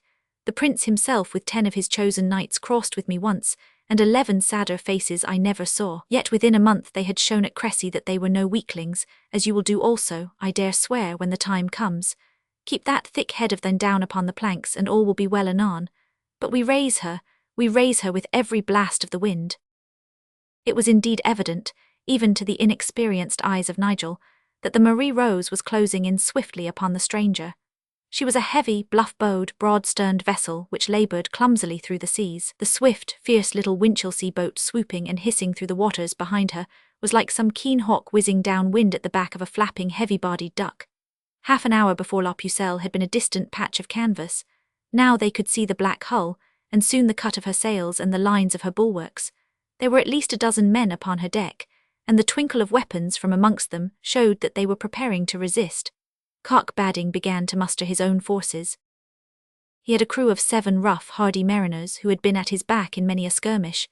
They were armed with short swords, but Cock Badding carried a weapon peculiar to himself, a 20-pound blacksmith's hammer, the memory of which, as Badding's cracker, still lingers in the Cinque Ports. Then there were the eager Nigel, the melancholy Islewood Black Simon, who was a tried swordsman, and 3 archers, Battlesmere, Masters and Dickon of Rye, all veterans of the French war. The numbers in the 2 vessels might be about equal, but Badding, as he glanced at the bold, harsh faces which looked to him for orders, had little fear for the result. Glancing round, however, he saw something which was more dangerous to his plans than the resistance of the enemy. The wind, which had become more fitful and feebler, now fell suddenly away, until the sails hung limp and straight above them. A belt of calm lay along the horizon, and the waves around had smoothed down into a long, oily swell on which the 2 little vessels rose and fell. The great boom of the Marie Rose rattled and jarred with every lurch, and the high thin prow pointed skyward one instant, and seaward the next in a way that drew fresh groans from the unhappy Islewood. In vain Cock Badding pulled on his sheets, and tried hard to husband every little wandering gust which ruffled for an instant the sleek rollers. The French master was as adroit a sailor, and his boom swung round also as each breath of wind came up from astern. At last even these fitful puffs died finally away, and a cloudless sky overhung a glassy sea. The sun was almost upon the horizon behind Dungeness Point, and the whole western heaven was bright with the glory of the sunset, which blended sea and sky in one blaze of ruddy light. Like rollers of molten gold, the long swell heaved up channel from the great ocean beyond. In the midst of the immense beauty and peace of nature, the 2 little dark specks with the white sail and the purple rose and fell, so small upon the vast shining bosom of the waters, and yet so charged with all the unrest and the passion of life. The experienced eye of the seaman told him that it was hopeless to expect a breeze before nightfall. He looked across at the Frenchman, which lay less than a quarter of a mile ahead, and shook his gnarled fist at the line of heads which could be seen looking back over her stern. One of them waved a white kerchief in derision, and Cock Badding swore a bitter oath at the sight. "By St. Leonard of Winchelsea," he cried, "I will rub my side up against her yet. Out with the skiff, lads, and 2 of you to the oars. Make fast the line to the mast, Will. Do you go in the boat, Hugh, and I'll make the second. Now if we bend our backs to it we may have them yet ere night cover them." The little skiff was swiftly lowered over the side, and the slack end of the cable fastened to the after thwart. Cock Badding and his comrades pulled as if they would snap their oars, and the little vessel began slowly to lurch forward over the rollers. But the next moment a larger skiff had splashed over the side of the Frenchman, and no less than 4 seamen were hard at work under her bows. If the Marie Rose advanced a yard, the Frenchman was going too. Again Cock Badding raved and shook his fist. He clambered aboard, his face wet with sweat and dark with anger. "Curse them, they have had the best of us," he cried. "I can do no more. Sir John has lost his papers, for indeed now that night is at hand I can see no way in which we can gain them." Nigel had leaned against the bulwark during these events, watching with keen attention the doings of the sailors, and praying alternately to St. Paul, St. George and St. Thomas for a slant of wind which would put them alongside their enemy. He was silent, but his hot heart was simmering within him. His spirit had risen even above the discomfort of the sea, and his mind was too absorbed in his mission to have a thought for that which had laid Islewood flat upon the deck. He had never doubted that Cock Badding in one way or another would accomplish his end, but when he heard his speech of despair, he bounded off the bulwark and stood before the seaman with his face flushed and all his soul afire. "By St. Paul, Master Shipman," he cried, "we should never hold up our heads in honour if we did not go further into the matter. Let us do some small deed this night upon the water, or let us never see land again, for indeed we could not wish fairer prospect of winning honourable advancement." "With your leave, little master, you speak like a fool," said the gruff seaman. "You and all your kind are as children when once the blue water is beneath you. Can you not see that there is no wind, and that the Frenchman can warp her as swiftly as we? What then would you do?" Nigel pointed to the boat which towed astern. "Let us venture forth in her," said he, "and let us take this ship or die worshipful in the attempt." His bold and fiery words found their echo in the brave rough hearts around him. There was a deep-chested shout from both archers and seamen. Even Aylward sat up, with a wan smile upon his green face. But Cock Badding shook his head. "I have never met the man who could lead where I would not follow," said he. "But by St. Leonard, this is a mad business, and I should be a fool if I were to risk my men and my ship. Bethink you, little master, that the skiff can hold only 5, though you load her to the water's edge. If there is a man yonder, there are 14, and you have to climb their side from the boat. What chance would you have? Your boat stove and you in the water, there is the end of it. No man of mine goes on such a fool's errand, and so I swear." "Then, Master Badding, I must crave the loan of your skiff, for by St. Paul, the good Lord Shandow's papers are not to be so lightly lost. If no one else will come, then I will go alone." The shipman smiled at the words, but the smile died away from his lips when Nigel, with features set like ivory and eyes as hard as steel, pulled on the rope so as to bring the skiff under the counter. It was very clear that he would do even as he said. At the same time Aylward raised his bulky form from the deck, leaned for a moment against the bulwarks, and then tottered aft to his master's side. "Here is one that will go with you," said he, "or he would never dare show his face to the girls of Tilford again. Come, archers, let us leave these salt herrings in their pickle tub and try our luck out on the water." The 3 archers at once ranged themselves on the same side as their comrade. They were bronzed, bearded men, short in stature, as were most Englishmen of that day, but hardy, strong, and skilled with their weapons. Each drew his string from its waterproof case and bent the huge arc of his war bow as he fitted it into the nocks. "Now, master, we are at your back," said they as they pulled and tightened their sword belts. But already Cock Badding had been carried away by the hot lust of battle, and had thrown aside every fear and doubt which had clouded him. To see a fight and not to be in it was more than he could bear. "Nay, have it your own way," he cried, "and may St. Leonard help us, for a madder venture I have never seen, and yet it may be worth the trial. But if it be done, let me have the handling of it, little master, for you know no more of a boat than I do of a war horse. The skiff can bear 5 and not a man more. Now who will come?" They had all caught fire, and there was not one who would be left out. Badding picked up his hammer. "I will come myself," said he, "and you also, little master, since it is your hot head that has planned it. Then there is Black Simon, the best sword of the Cinque Ports. 2 archers can pull on the oars, and it may be that they can pick off 2 or 3 of these Frenchmen before we close with them. Hugh Badlesmere and you, Dickon of Rye, into the boat with you." "What," cried Aylward, "am I to be left behind, I who am the squire's own man? Ill fare the bowman who comes betwixt me and yonder boat." "Nay, Aylward," said his master, "I order that you stay, for indeed you are a sick man. But now that the waves have sunk, I am myself again. Nay, fair sir, I pray that you will not leave me behind. You must needs take the space of a better man, for what do you know of the handling of a boat?" said Badding shortly.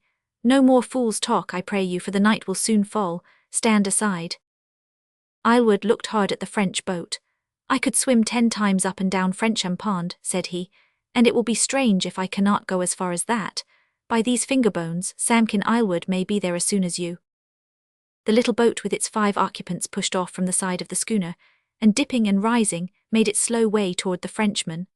Badding and 1 archer had single oars, the 2nd archer was in the prow, while Black Simon and Nigel huddled into the stern with the water lapping and hissing at their very elbows. A shout of defiance rose from the Frenchmen, and they stood in a line along the side of their vessel, shaking their fists and waving their weapons. Already the sun was level with Dungeness, and the grey of evening was blurring sky and water into one dim haze. A great silence hung over the broad expanse of nature, and no sound broke it save the dip and splash of the oars and the slow deep surge of the boat upon the swell. Behind them, their comrades of the Marie Rose stood motionless and silent, watching their progress with eager eyes. They were near enough now to have a good look at the Frenchman. One was a big, swarthy man with a long black beard. He had a red cap and an axe over his shoulder. There were 10 other hardy-looking fellows, all of them well armed, and there were 3 who seemed to be boys. "Shall we try a shaft upon them?" asked Hugh Badlesmere. "They are well within our bowshot." "Only one of you can shoot at a time, for you have no footing," said Badding. "With 1 foot in the prow and 1 over the thwart you will get your stance. Do what you may, and then we will close in upon them." The archer balanced himself in the rolling boat with the deftness of a man who has been trained upon the sea, for he was born and bred in the Cinque Ports. Carefully he knocked his arrow, strongly he drew it, steadily he loosed it, but the boat swooped at the instant, and it buried itself in the waves. The second passed over the little ship, and the third struck in her black side. Then in quick succession, so quick that 2 shafts were often in the air at the same instant, he discharged a dozen arrows, most of which just cleared the bulwarks and dropped upon the deck. There was a cry on the Frenchman, and the heads vanished from the side. "Enough," cried Badding. "One is down, and it may be 2. Close in God's name, before they rally." He and the other bent to their oars, but at the same instant there was a sharp zip in the air and a hard, clear sound like a stone striking a wall. Badlesmere clapped his hand to his head, groaned, and fell forward out of the boat, leaving a swirl of blood upon the surface. A moment later the same fierce hiss ended in a loud wooden crash, and a short, thick crossbow bolt was buried deep in the side of their boat. Close in," roared Badding, tugging at his oar. "St. George for England, St. Leonard for Winchelsea, close in." But again that fatal crossbow twanged. Dickon of Rye fell back with a shaft through his shoulder. "God help me, I can no more," said he. Badding seized the oar from his hand, but it was only to sweep the boat's head round and pull her back to the Marie Rose. The attack had failed. "What now, Master Shipman?" cried Nigel. "What has befallen to stop us? Surely the matter does not end here." 2 down out of 5, said Badding, "and 12 at the least against us. The odds are too long, little master. Let us at least go back, fill up once more, and raise a mantelet against the bolts, for they have an arbalist which shoots both straight and hard. But what we do we must do quickly, for the darkness falls apace." Their repulse had been hailed by wild yells of delight from the Frenchmen, who danced with joy and waved their weapons madly over their heads. But before their rejoicings had finished they saw the little boat creeping out once more from the shadow of the Marie Rose, a great wooden screen in her bows to protect her from the arrows. Without a pause she came straight and fast for her enemy. The wounded archer had been put on board, and Aylward would have had his place had Nigel been able to see him upon the deck. The third archer, Hal Masters, had sprung in, and one of the seamen, Wat Phineas of Hythe. With their hearts hardened to conquer or to die, the 5 ran alongside the Frenchman and sprang upon her deck. At the same instant a great iron weight crashed through the bottom of their skiff, and their feet had hardly left her before she was gone. There was no hope and no escape save victory. The crossbowman stood under the mast, his terrible weapon at his shoulder, the steel string stretched taut, the heavy bolt shining upon the nut. One life at least he would claim out of this little band. Just for one instant too long did he dwell upon his aim, shifting from the seaman to Cock Badding, whose formidable appearance showed him to be the better prize. In that second of time Hal Masters' string twanged and his long arrow sped through the arbalister's throat. He dropped on the deck, with blood and curses pouring from his mouth. A moment later Nigel's sword and Badding's hammer had each claimed a victim and driven back the rush of assailants. The 5 were safe upon the deck, but it was hard for them to keep a footing there. The French seamen, Bretons and Normans, were stout, powerful fellows, armed with axes and swords, fierce fighters and brave men. They swarmed round the little band, attacking them from all sides. Black Simon felled the black-bearded French captain, and at the same instant was cut over the head and lay with his scalp open upon the deck.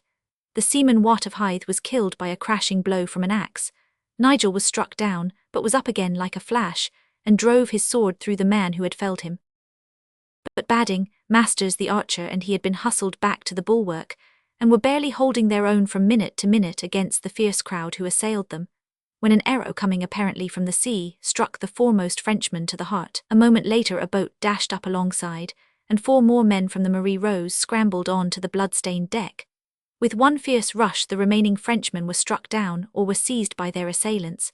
9 prostrate men upon the deck showed how fierce had been the attack, how desperate the resistance.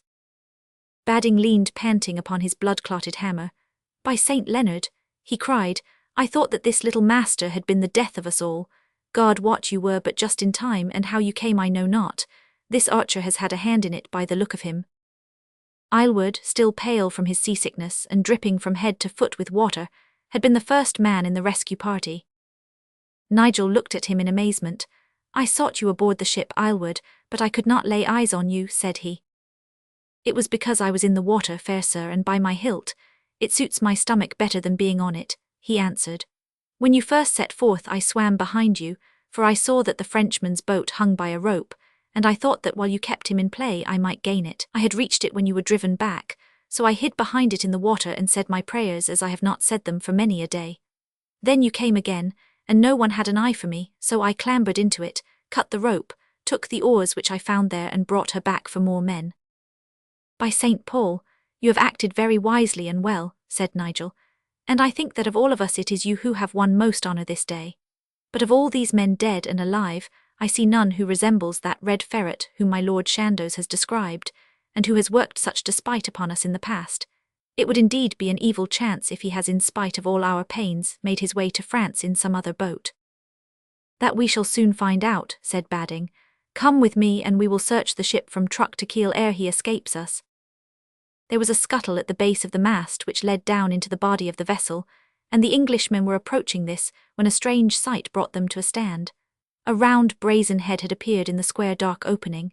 An instant afterward, a pair of shining shoulders followed. Then slowly the whole figure of a man in complete plate armor emerged on the deck. In his gauntleted hand he carried a heavy steel mace. With this uplifted he moved toward his enemies, silent save for the ponderous clank of his footfall. It was an inhuman, machine-like figure, menacing and terrible, devoid of all expression, slow-moving, inexorable and awesome. A sudden wave of terror passed over the English seamen. One of them tried to pass and get behind the brazen man, but he was pinned against the side by a quick movement, and his brains dashed out by a smashing blow from the heavy mace. Wild panic seized the others, and they rushed back to the boat. Aylward strung an arrow, but his bowstring was damp, and the shaft rang loudly upon the shining breastplate and glanced off into the sea. Masters struck the brazen head with a sword, but the blade snapped without injuring the helmet, and an instant later the bowman was stretched senseless on the deck. The seamen shrank from this terrible silent creature and huddled in the stern, all the fight gone out of them. Again he raised his mace and was advancing on the helpless crowd, where the brave were encumbered and hampered by the weaklings, when Nigel shook himself clear and bounded forward into the open, his sword in his hand, and a smile of welcome upon his lips. The sun had set, and one long mauve gash across the western channel was closing swiftly into the dull greys of early night. Above, a few stars began to faintly twinkle, yet the twilight was still bright enough for an observer to see every detail of the scene. The Marie rose, dipping and rising on the long rollers astern, the broad French boat with its white deck blotched with blood and littered with bodies, the group of men in the stern, some trying to advance and some seeking to escape, all a confused, disorderly, struggling rabble. Then betwixt them and the mast the two figures, the armed shining man of metal, with hand upraised, watchful, silent, motionless, and Nigel, bareheaded and crouching, with quick foot, eager eyes and fearless happy face, moving this way and that in and out, his sword flashing like a gleam of light as he sought at all points for some opening in the brazen shell before him. It was clear to the man in armor that if he could but pen his antagonist in a corner, he would beat him down without fail. But it was not to be done. The unhampered man had the advantage of speed. With a few quick steps he could always glide to either side and escape the clumsy rush. Aylward and Badding had sprung out to Nigel's assistance, but he shouted to them to stand back, with such authority and anger in his voice that their weapons dropped to their sides. With staring eyes and set features, they stood watching that unequal fight. Once it seemed that all was over with the squire, for in springing back from his enemy he tripped over one of the bodies which strewed the deck and fell flat upon his back, but with a swift wriggle he escaped the heavy blow which thundered down upon him, and springing to his feet he bit deeply into the Frenchman's helmet with a sweeping cut in return. Again the mace fell, and this time Nigel had not quite cleared himself. His sword was beaten down and the blow fell partly upon his left shoulder. He staggered, and once more the iron club whirled upward to dash him to the ground. Quick as a flash it passed through his mind that he could not leap beyond its reach, but he might get within it. In an instant he had dropped his sword, and springing in he had seized the brazen man round the waist. The mace was shortened and the handle jabbed down once upon the bare flaxen head. Then, with a sonorous clang and a yell of delight from the spectators, Nigel with one mighty wrench tore his enemy from the deck and hurled him down upon his back. His own head was whirling, and he felt that his senses were slipping away, but already his hunting knife was out and pointing through the slit in the brazen helmet. "Give yourself up, fair sir," said he. "Never to fishermen and to archers. I am a gentleman of coat armour, kill me." "I also am a gentleman of coat armour, I promise you quarter." "Then, sir, I surrender myself to you." The dagger tinkled down upon the deck. Seamen and archers ran forward to find Nigel half senseless upon his face. They drew him off, and a few deft blows struck off the helmet of his enemy. A head, sharp-featured, freckled and foxy-red, disclosed itself beneath it. Nigel raised himself on his elbow for an instant. "You are the Red Ferret," said he. "So my enemies call me," said the Frenchman with a smile. "I rejoice, sir, that I have fallen to so valiant and honourable a gentleman." "I thank you, fair sir," said Nigel feebly. "I also rejoice that I have encountered so debonair a person, and I shall ever bear in mind the pleasure which I have had from our meeting." So saying, he laid his bleeding head upon his enemy's brazen front, and sank into a dead faint. Chapter 15. How the Red Ferret Came to Cosford. The old chronicler in his jests du Sir Nigel has bewailed his broken narrative, which rose from the fact that out of 31 years of warfare no less than 7 were spent by his hero at one time or another in the recovery from his wounds, or from those illnesses which arose from privation and fatigue. Here at the very threshold of his career, on the eve of a great enterprise, this very fate befell him. Stretched upon a couch in a low-roofed and ill-furnished chamber, which looks down from under the machicolated corner turret upon the inner court of the castle of Calais, he lay half unconscious and impotent, while great deeds were doing under his window. Wounded in 3 places, and with his head splintered by the sharp pommel of the ferret's mace, he hovered betwixt life and death, his shattered body drawing him downward, his youthful spirit plucking him up. As in some strange dream he was aware of that deed of arms within the courtyard below. Dimly it came back to his memory afterwards, the sudden startled shout, the crash of metal, the slamming of great gates, the roar of many voices, the clang, clang, clang, as of 50 lusty smiths upon their anvils, and then at last the dwindling of the hubbub, the low groans and sudden shrill cries to the saints, the measured murmur of many voices, the heavy clanking of armoured feet. Sometime in that fell struggle, he must have drawn his weakened body as far as the narrow window, and hanging to the iron bars have looked down on the wild scene beneath him.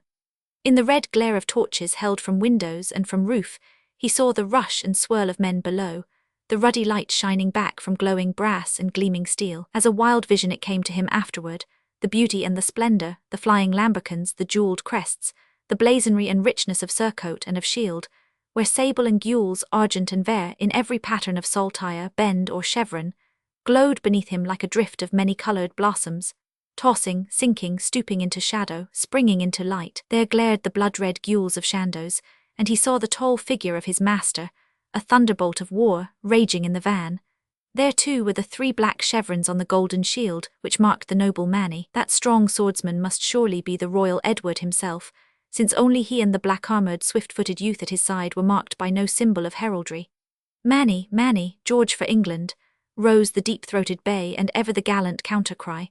A Chargny, St. Denis for France," thundered amid the clash and thudding of the battle.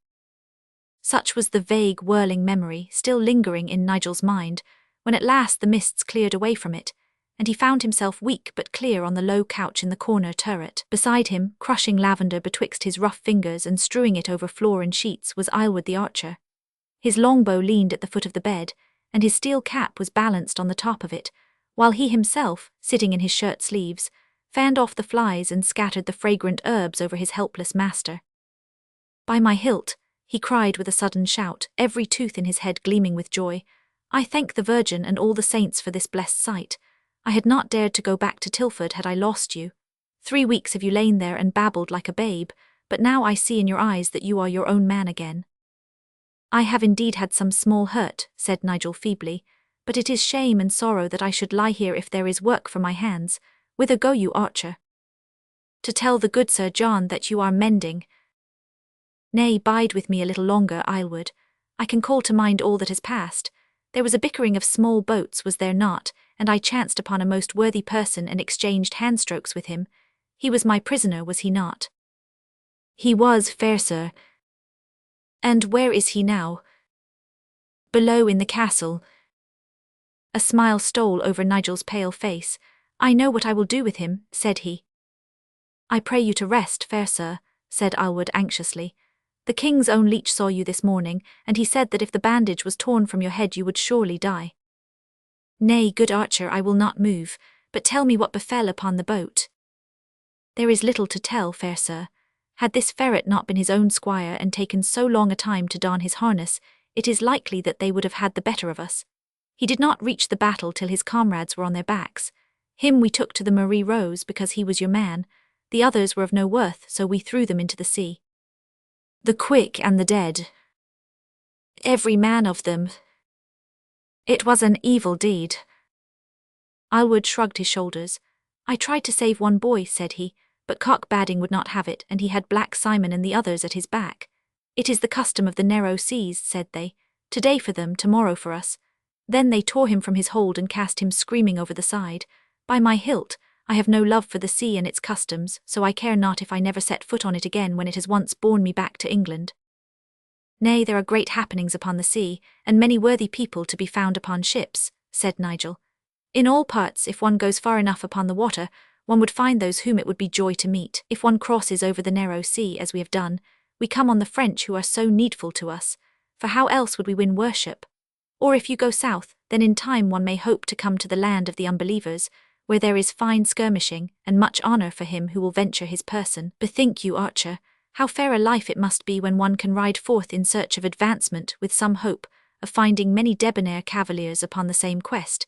And then if one be overborne, one has died for the faith, and the gates of heaven are open before you. So also the sea to the north is a help to him who seeks honour, for it leads to the country of the Eastlanders, and to those parts where the heathen still dwell who turn their faces from the blessed gospel.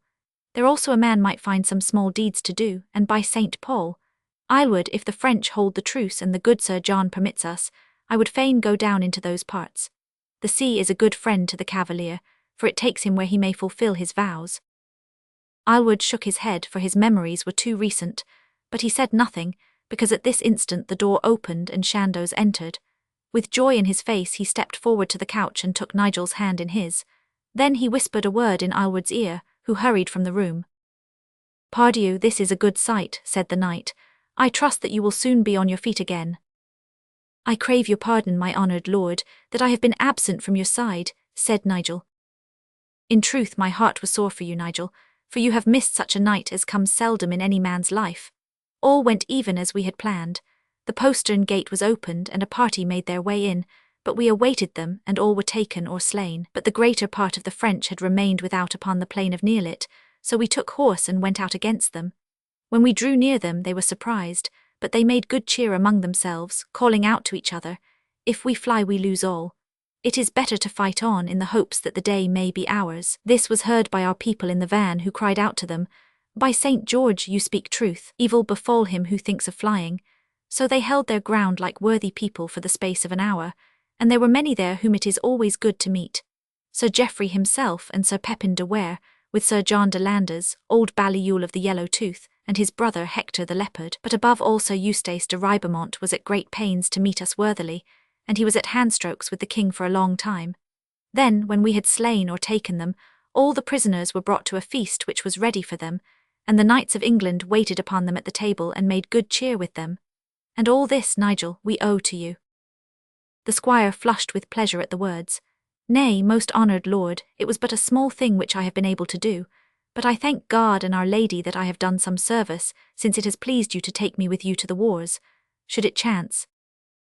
But the words were cut short upon Nigel's lips, and he lay back with amazed eyes staring from his pallid face. The door of his little chamber had opened, and who was this, the tall stately man with the noble presence, the high forehead, the long handsome face, the dark brooding eyes, who but the noble Edward of England? "Ha, my little cock of Tilford Bridge, I still bear you in mind," said he.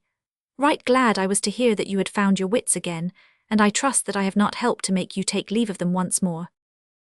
Nigel's stare of astonishment had brought a smile to the king's lips. Now the squire stammered forth some halting words of gratitude at the honour done to him. "Nay, not a word," said the king. "But in sooth it is a joy to my heart to see the son of my old comrade Eustace Loring carry himself so bravely. Had this boat got before us with news of our coming, then all our labour had been in vain, and no Frenchman ventured to Calais that night. But above all, I thank you for that you have delivered into my hands one, whom I had vowed to punish in that he has caused us more scathe by fouler means than any living man. Twice have I sworn that Peter the Red Ferret shall hang, for all his noble blood and coat armour, if ever he should fall into my hands. Now at last his time has come, but I would not put him to death until you who had taken him could be there to see it done. Nay, thank me not, for I could do no less, seeing that it is to you that I owe him."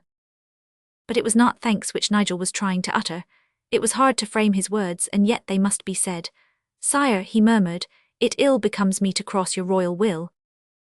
The dark Plantagenet wrath gathered upon the king's high brow and gloomed in his fierce deep-set eyes. By God's dignity, no man has ever crossed it yet and lived unscathed. How now, young sir, what mean such words to which we are little wont? Have a care, for this is no light thing which you venture. Sire, said Nigel, in all matters in which I am a free man I am ever your faithful liege, but some things there are which may not be done. How, cried the king, in spite of my will? In spite of your will, sire, said Nigel, sitting up on his couch with white face and blazing eyes. By the Virgin, the angry king thundered, we are come to a pretty pass. You have been held too long at home, young man, the overstabled horse will kick, the unweathered hawk will fly at check. See to it, Master Chandos, he is thine to break, and I hold you to it that you break him. And what is it that Edward of England may not do, Master Loring? Nigel faced the king with a face as grim as his own. You may not put to death the red ferret. Pardieu, and why? Because he is not thine to slay, sire. Because he is mine. Because I promised him his life, and it is not for you, king though you be, to constrain a man of gentle blood to break his plighted word and lose his honour. Chandos laid his soothing hand upon his squire's shoulder. Excuse him, sire, he is weak from his wounds, said he. Perhaps we have stayed over long, for the leech has ordered repose. But the angry king was not easily to be appeased. I am not wont to be so browbeat, said he hotly. This is your squire, Master John. How comes it that you can stand there and listen to his pert talk and say no word to chide him? Is this how you guide your household? Have you not taught him that every promise given is subject to the king's consent, and that with him only lie the springs of life and death? If he is sick, you at least are hale. Why stand you there in silence? My liege, said Chandos gravely, I have served you for over a score of years, and have shed my blood through as many wounds in your cause, so that you should not take my words amiss. But indeed I should feel myself to be no true man if I did not tell you that my squire Nigel, though perchance he has spoken more bluntly than becomes him, is none the less right in this matter, and that you are wrong. For bethink you, sire. Enough, cried the king, more furious than ever. Like master, like man, and I might have known why it is that this saucy squire dares to bandy words with his sovereign lord. He does but give out what he hath taken in. John, you grow overbold, but this I tell you, and you also, young man, that as God is my help, ere the sun has set this night the red ferret will hang as a warning to all spies and traitors from the highest tower of Calais, that every ship upon the narrow seas, and every man for 10 miles round may see him as he swings and know how heavy is the hand of the English king. Do you bear it in mind, lest you also may feel its weight? With a glare like an angry lion he walked from the room, and the iron-clamped door clanged loudly behind him. Chandos and Nigel looked ruefully at each other. Then the knight patted his squire upon his bandaged head. You have carried yourself right well, Nigel. I could not wish for better. Fear not, all will be well. My fair and honoured lord, cried Nigel, I am heavy at heart, for indeed I could do no other, and yet I have brought trouble upon you. Nay, the clouds will soon pass.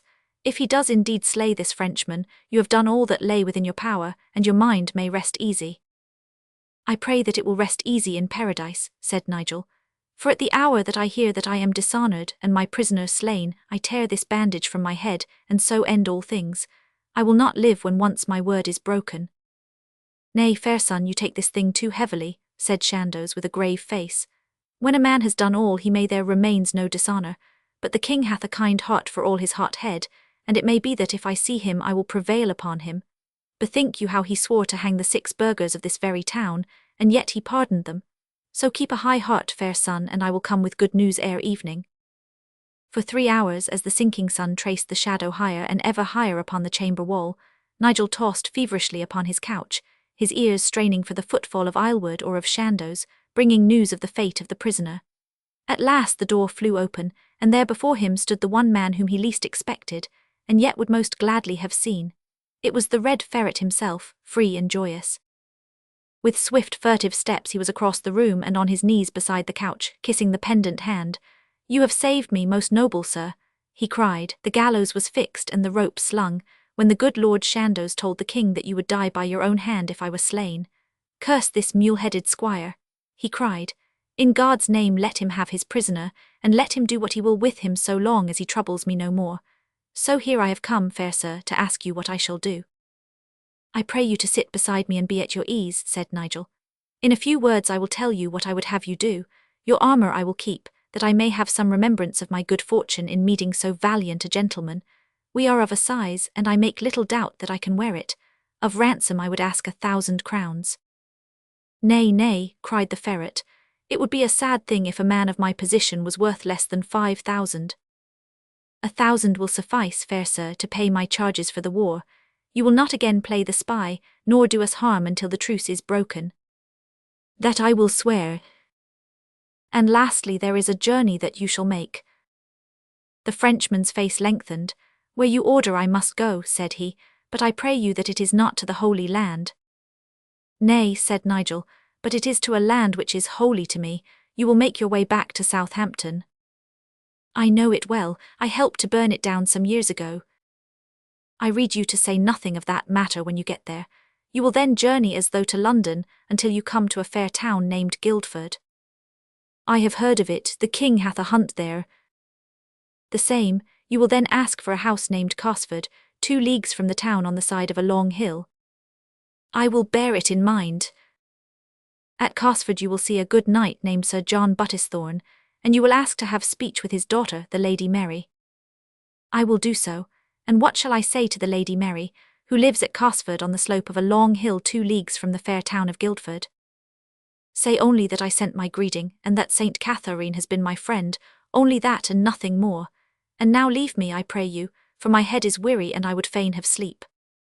Thus it came about that a month later, on the eve of the feast of St. Matthew, the Lady Mary, as she walked front Cosford gates, met with a strange horseman, richly clad, a serving-man behind him, looking shrewdly about him with quick blue eyes, which twinkled from a red and freckled face. At sight of her he doffed his hat and reined his horse. This house should be Cosford, said he. Are you by chance the Lady Mary who dwells there? The lady bowed her proud dark head. Then, said he, Squire Nigel Loring sends you greeting and tells you that Saint Catherine has been his friend. Then turning to his servant he cried, Heh, Raoul, our task is done. Your master is a free man once more. Come, lad, come, the nearest port to France. Hola, hola, hola. And so without a word more the two, master and man, set spurs to their horses and galloped like madmen down the long slope of Hindhead, until as she looked after them they were but 2 dark dots in the distance, waist-high in the ling and the bracken. She turned back to the house, a smile upon her face. Nigel had sent her greeting, a Frenchman had brought it, his bringing it had made him a freeman, and Saint Catherine had been Nigel's friend. It was at her shrine that he had sworn that 3 deeds should be done ere he should set eyes upon her again. In the privacy of her room, the Lady Mary sank upon her prie-dieu, and poured forth the thanks of her heart to the Virgin that 1 deed was accomplished, but even as she did so her joy was overcast by the thought of those 2 others which lay before him. Chapter 16. How the King's Court feasted in Calais Castle. It was a bright sunshiny morning when Nigel found himself at last able to leave his turret chamber and to walk upon the rampart of the castle. There was a brisk northern wind, heavy and wet with the salt of the sea, and he felt, as he turned his face to it, fresh life and strength surging in his blood and bracing his limbs. He took his hand from Aylward's supporting arm and stood with his cap off, leaning on the rampart and breathing in the cool, strong air. Far off upon the distant skyline, half hidden by the heave of the waves, was the low white fringe of cliffs which skirted England. Between him and them lay the broad blue channel, seamed and flecked with flashing foam, for a sharp sea was running and the few ships in sight were labouring heavily. Nigel's eyes traversed the widespread view, rejoicing in the change from the grey wall of his cramped chamber. Finally they settled upon a strange object at his very feet. It was a long trumpet-shaped engine of leather and iron bolted into a rude wooden stand and fitted with wheels. Beside it lay a heap of metal slugs and lumps of stone. The end of the machine was raised and pointed over the battlement. Behind it stood an iron box which Nigel opened. It was filled with a black coarse powder, like gritty charcoal. By St. Paul, said he, passing his hands over the engine, I have heard men talk of these things, but never before have I seen one. It is none other than one of those wondrous new-made bombards. In sooth, it is even as you say, Aylward answered, looking at it with contempt and dislike in his face. I have seen them here upon the ramparts, and have also exchanged a buffet or 2 with him who had charge of them. He was jackful enough to think that with this leather pipe he could outshoot the best archer in Christendom. I lent him a cuff on the ear that laid him across his foolish engine. It is a fearsome thing, said Nigel, who had stooped to examine it. We live in strange times when such things can be made. It is loosed by fire, is it not, which springs from the black dust?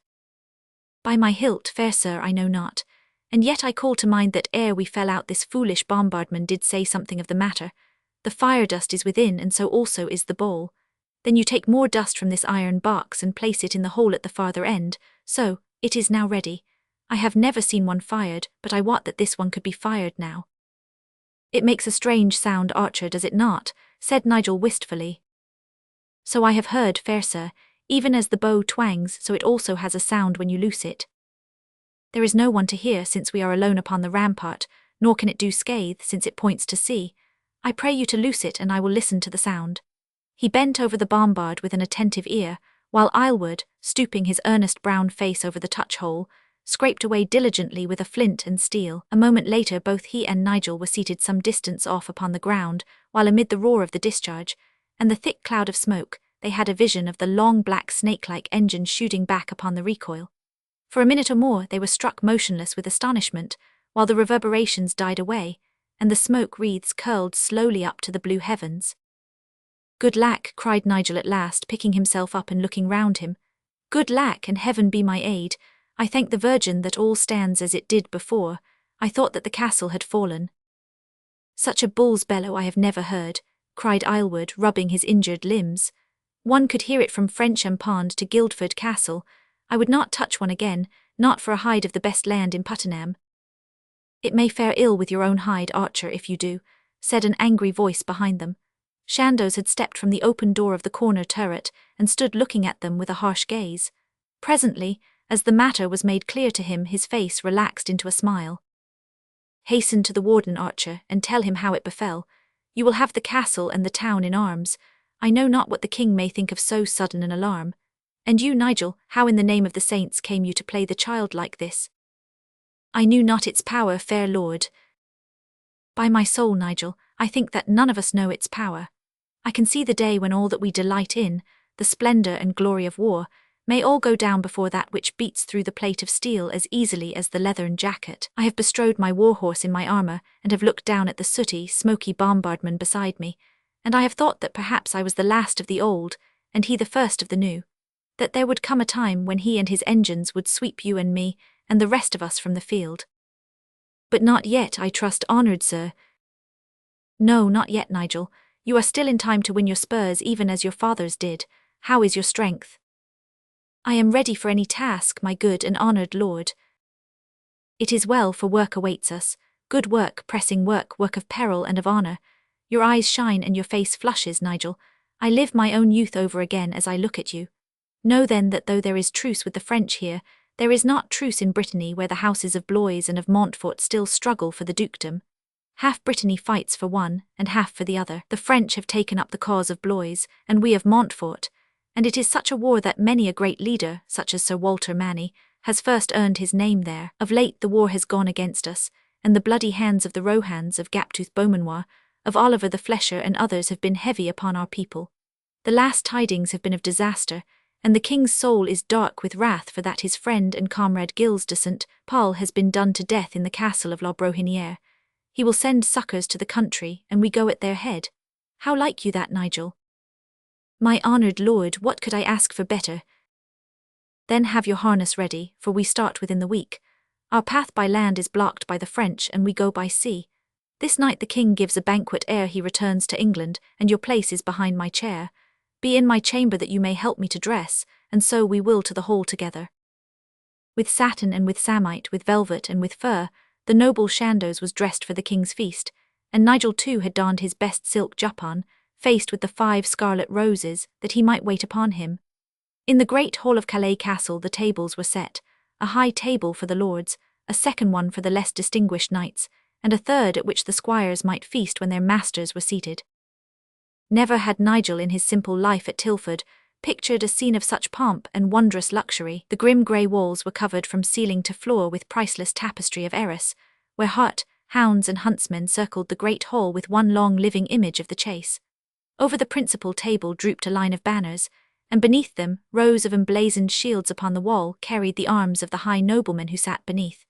The red light of cressets and of torches burned upon the badges of the great captains of England. The lions and lilies shone over the high dorseret chair in the centre, and the same august device marked with the cadency label indicated the seat of the prince, while glowing to right and to left were the long lines of noble insignia, honoured in peace and terrible in war. There shone the gold and sable of Manny, the engrailed cross of Suffolk, the red chevron of Stafford, the scarlet and gold of Audley, the blue lion rampant of the Percys, the silver swallows of Arundel, the red roebuck of the Montacutes, the star of the De Vers, the silver scallops of Russell, the purple lion of de Lacy, and the black crosses of Clinton. A friendly squire at Nigel's elbow whispered the names of the famous warriors beneath. "You are young Loring of Tilford, the squire of Chandos, are you not?" said he. "My name is Delves, and I come from Doddington in Cheshire. I am the squire of Sir James Audley, yonder round-backed man with the dark face and close-cropped beard, who hath the Saracen head as a crest above him." "I have heard of him as a man of great valor," said Nigel, gazing at him with interest. "Indeed, you may well say so, Master Loring. He is the bravest knight in England, and in Christendom also, as I believe. No man hath done such deeds of valor." Nigel looked at his new acquaintance with hope in his eyes. "You speak as it becomes you to speak when you uphold your own master," said he. "For the same reason, Master Delves, and in no spirit of ill will to you, it behooves me to tell you that he is not to be compared in name or fame with the noble knight on whom I wait. Should you hold otherwise, then surely we can debate the matter in whatever way or time may please you best." Delves smiled good-humouredly. "Nay, be not so hot," said he. "Had you upheld any other knight, save perhaps Sir Walter Manny, I had taken you at your word, and your master or mine would have had place for a new squire. But indeed it is only truth that no knight is second to Chandos, nor would I draw my sword to lower his pride of place. Ha, Sir James' cup is low, I must see to it." He darted off, a flagon of Gascony in his hand. "The king hath had good news tonight," he continued when he returned. "I have not seen him in so merry a mind since the night when we took the Frenchman and he laid his pearl chaplet upon the head of de Ribemont. See how he laughs, and the prince also. That laugh bodes some one little good, or I am the more mistaken. Have a care, Sir John's plate is empty." It was Nigel's turn to dart away, but ever in the intervals he returned to the corner whence he could look down the hall and listen to the words of the older squire. Delves was a short, thick-set man past middle age, weather-beaten and scarred, with a rough manner and bearing which showed that he was more at his ease in a tent than a hole. But 10 years of service had taught him much, and Nigel listened eagerly to his talk. "Indeed the king hath some good tidings," he continued. "See now, he has whispered it to Chandos and to Manny. Manny spreads it on to Sir Reginald Carbham, and he to Robert Knowles, each smiling like the devil over a friar." "Which is Sir Robert Knowles?" asked Nigel with interest. "I have heard much of him and his deeds." "He is the tall, hard-faced man in yellow silk, he with the hairless cheeks and the split lip. He is little older than yourself, and his father was a cobbler in Chester, yet he has already won the golden spurs. See how he dabs his great hand in the dish and hands forth the garbuts. He is more used to a camp kettle than a silver plate. The big man with the black beard is Sir Bartholomew Burghersh, whose brother is the Abbot of Beaulieu. Haste, haste, for the boar's head is come and the plates to be cleaned." The table manners of our ancestors at this period would have furnished to the modern eye the strangest mixture of luxury and of barbarism. Forks were still unknown, and the courtesy fingers, the index and the middle of the left hand, took their place. To use any others was accounted the worst of manners.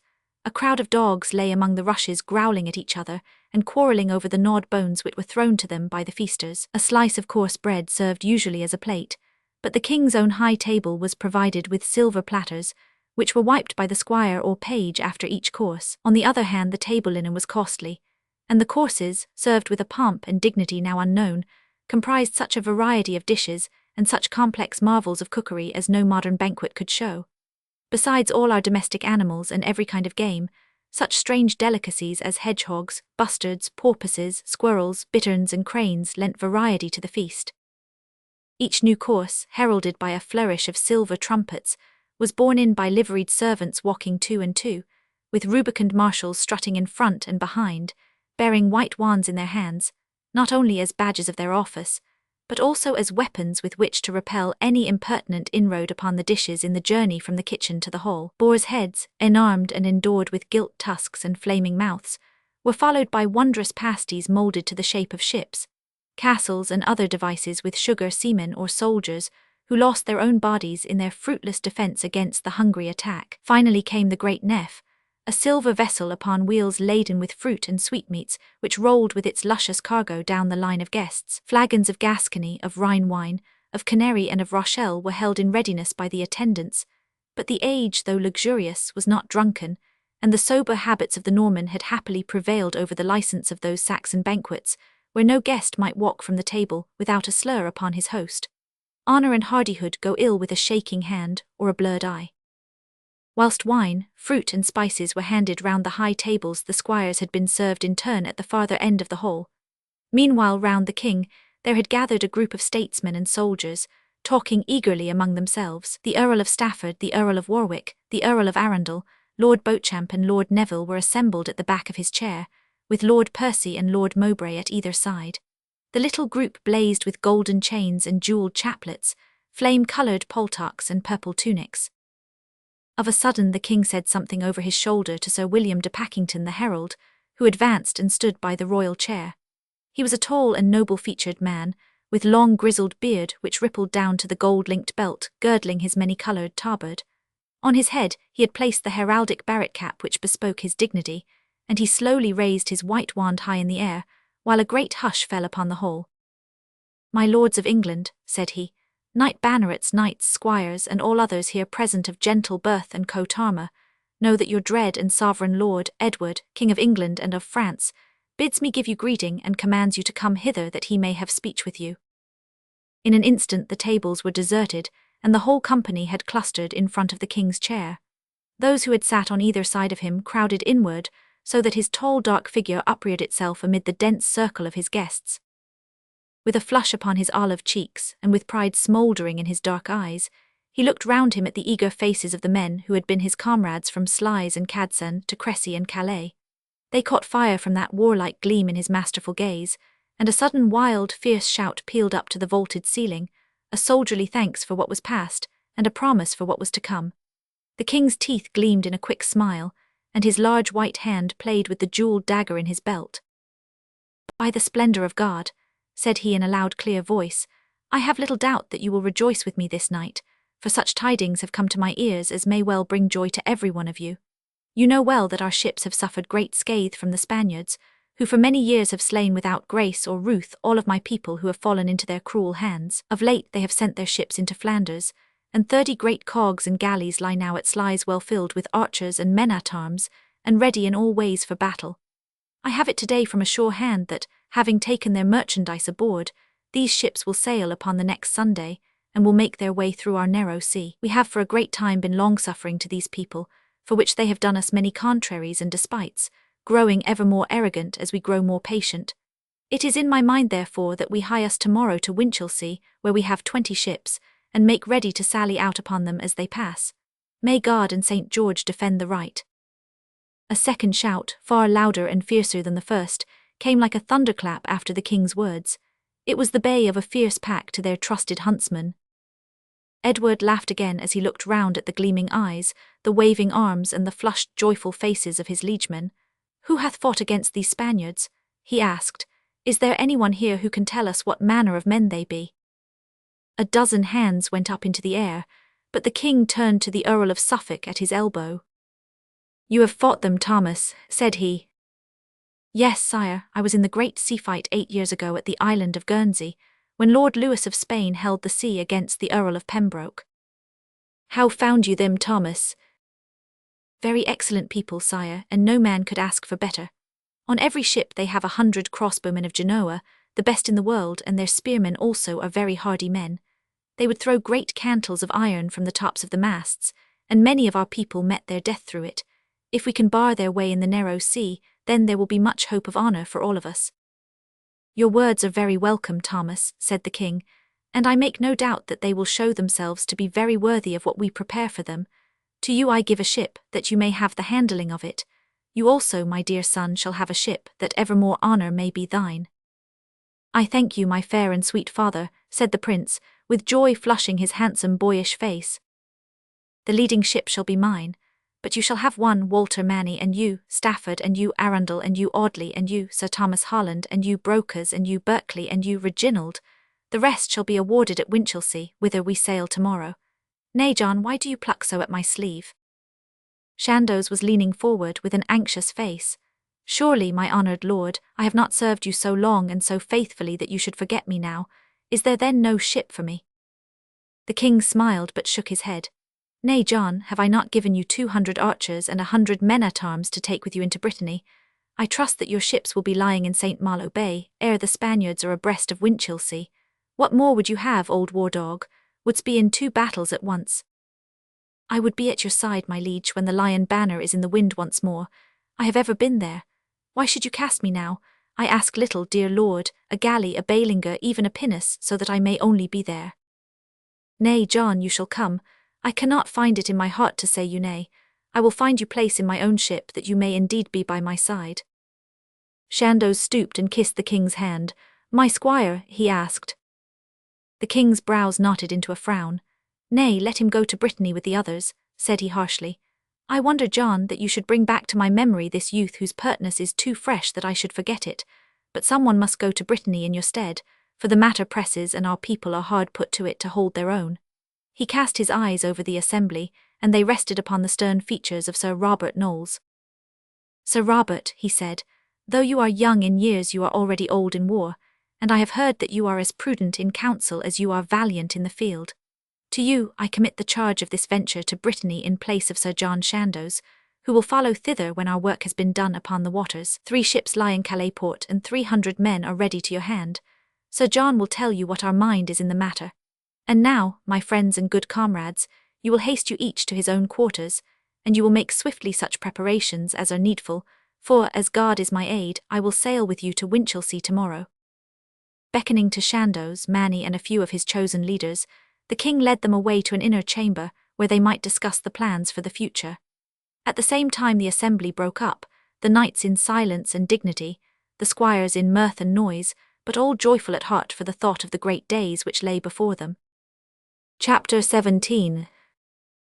The Spaniards on the Sea.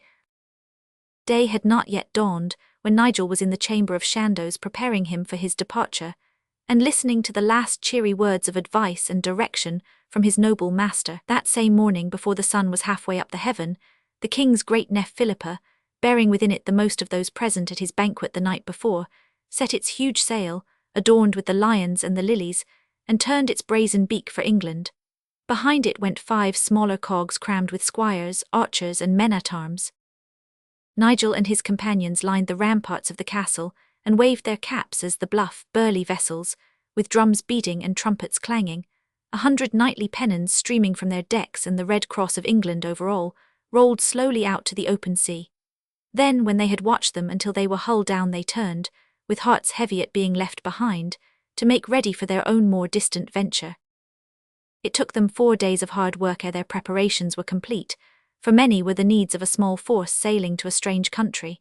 3 ships had been left to them, the cog Thomas of Romney, the Grey Steer of Hythe, and the Basilisk of Southampton, into each of which 100 men were stowed, besides the 30 seamen who formed the crew. In the hold were 40 horses, amongst them Palmer's, much wearied by his long idleness, and homesick for the slopes of Surrey where his great limbs might find the work he craved. Then the food and the water, the bow-staves and the sheaves of arrows, the horseshoes, the nails, the hammers, the knives, the axes, the ropes, the vats of hay, the green fodder, and a score of other things were packed aboard.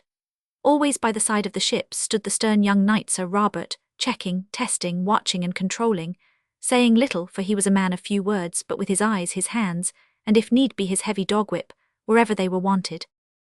The seamen of the Basilisk, being from a free port, had the old feud against the men of the Cinque Ports, who were looked upon by the other mariners of England as being unduly favoured by the king. A ship of the West Country could scarce meet with one from the narrow seas without blood flowing, hence sprang sudden broils on the quayside, when with yell and blow the Thomases and Grey Steers, St. Leonard on their lips and murder in their hearts, would fall upon the basilisks. Then amid the whirl of cudgels and the clash of knives would spring the tiger figure of the young leader, lashing mercilessly to right and left like a tamer among his wolves, until he had beaten them howling back to their work. Upon the morning of the 4th day all was ready, and the ropes being cast off, the 3 little ships were warped down the harbour by their own pinnaces until they were swallowed up in the swirling folds of a channel mist. Though small in numbers, it was no mean force which Edward had dispatched to succour the hard-pressed English garrisons in Brittany. There was scarce a man among them who was not an old soldier, and their leaders were men of note in council and in war. Knowles flew his flag of the Black Raven aboard the Basilisk. With him were Nigel and his own squire John Hawthorne. Of his 100 men, 40 were Yorkshire dalesmen and 40 were men of Lincoln, all noted archers, with old Wat of Carlisle, a grizzled veteran of border warfare, to lead them. Already Aylward, by his skill and strength, had won his way to an under-officership amongst them, and shared with Long Ned Widdington, a huge North countryman, the reputation of coming next to famous Wat Carlisle in all that makes an archer. The men-at-arms too were war-hardened soldiers, with Black Simon of Norwich, the same who had sailed from Winchelsea, to lead them. With his heart filled with hatred for the French who had slain all who were dear to him, he followed like a bloodhound over land and sea to any spot where he might glut his vengeance. Such also were the men who sailed in the other ships, Cheshire men from the Welsh borders in the Cog Thomas, and Cumberland men, used to Scottish warfare, in the Grey Steer. Sir James Astley hung his shield of Cinquefall ermine over the quarter of the Thomas. Lord Thomas Percy, a cadet of Ulm-Wick, famous already for the high spirit of that house, which for ages was the bar upon the landward gate of England, showed his blue lion rampant as leader of the Grey Steer. Such was the goodly company St. Malo bound, who walked from Calais harbour to plunge into the thick reek of a Channel mist. A slight breeze blew from the eastward, and the high-ended, round-bodied craft rolled slowly down the channel. The mist rose a little at times, so that they had sight of each other dipping and rising upon a sleek, oily sea.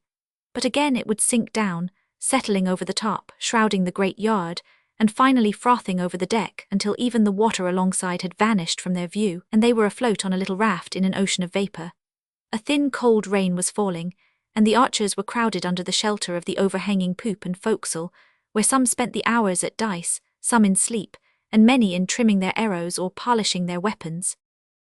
At the farther end, seated on a barrel as a throne of honour, with trays and boxes of feathers around him, was Bartholomew the bowyer and fletcher, a fat, bald-headed man, whose task it was to see that every man's tackle was as it should be, and who had the privilege of selling such extras as they might need.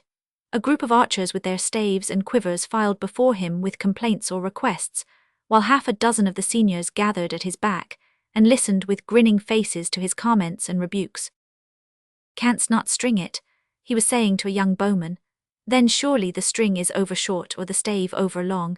It could not by chance be the fault of thy own baby arms more fit to draw on thy hosen than to dress a warbow. Thou lazy lurden, thus is it strung." He seized the stave by the centre in his right hand, leaned the end on the inside of his right foot, and then, pulling the upper knock down with the left hand, slid the eye of the string easily into place. "Now I pray thee to unstring it again," handing it to the bowman. The youth with an effort did so, but he was too slow in disengaging his fingers, and the string sliding down with a snap from the upper knot caught and pinched them sorely against the stave. A roar of laughter, like the clap of a wave, swept down the deck as the luckless bowman danced and wrung his hand. "Serve thee well right, thou ridellous fool," growled the old bowyer. "So fine a bow is wasted in such hands. How now, Samkin? I can teach you little of your trade, I trow. Here is a bow dressed as it should be, but it would, as you say, be the better for a white band to mark the true knocking point in the centre of this red wrapping of silk. Leave it, and I will tend to it anon. And you, Wat, a fresh head on yonder steel. Lord, that a man should carry 4 trades under one hat, and be bowyer, fletcher, stringer, and head-maker. 4 men's work for old Bartholomew and 1 man's pay." "Nay, say no more about that," growled an old wizened bowman, with a brown parchment skin and little beady eyes. "It is better in these days to mend a bow than to bend one. You who never looked a Frenchman in the face are pricked off for 9d. a day, and I who have fought 5 stricken fields can earn but 4d." "It is in my mind, John of Tuxford, that you have looked in the face more parts of mead than Frenchmen," said the old bowyer. "I am swinking from dawn to night while you are guzzling in an alestake. How now, youngster, overbowed? Put your bow in the tiller. It draws at 60 pounds, not a pennyweight too much for a man of your inches. Lay more body to it, lad, and it will come to you. If your bow be not stiff, how can you hope for a 20-score flight? Feathers, aye, plenty and of the best. Here, peacock at a groat each. Surely a dandy archer like you, Tom Beverley, with gold earrings in your ears, would have no feathering but peacocks." "So the shaft flies straight, I care not of the feather," said the bowman, a tall young Yorkshireman, counting out pennies on the palm of his horny hand. "Grey goose feathers are but a farthing.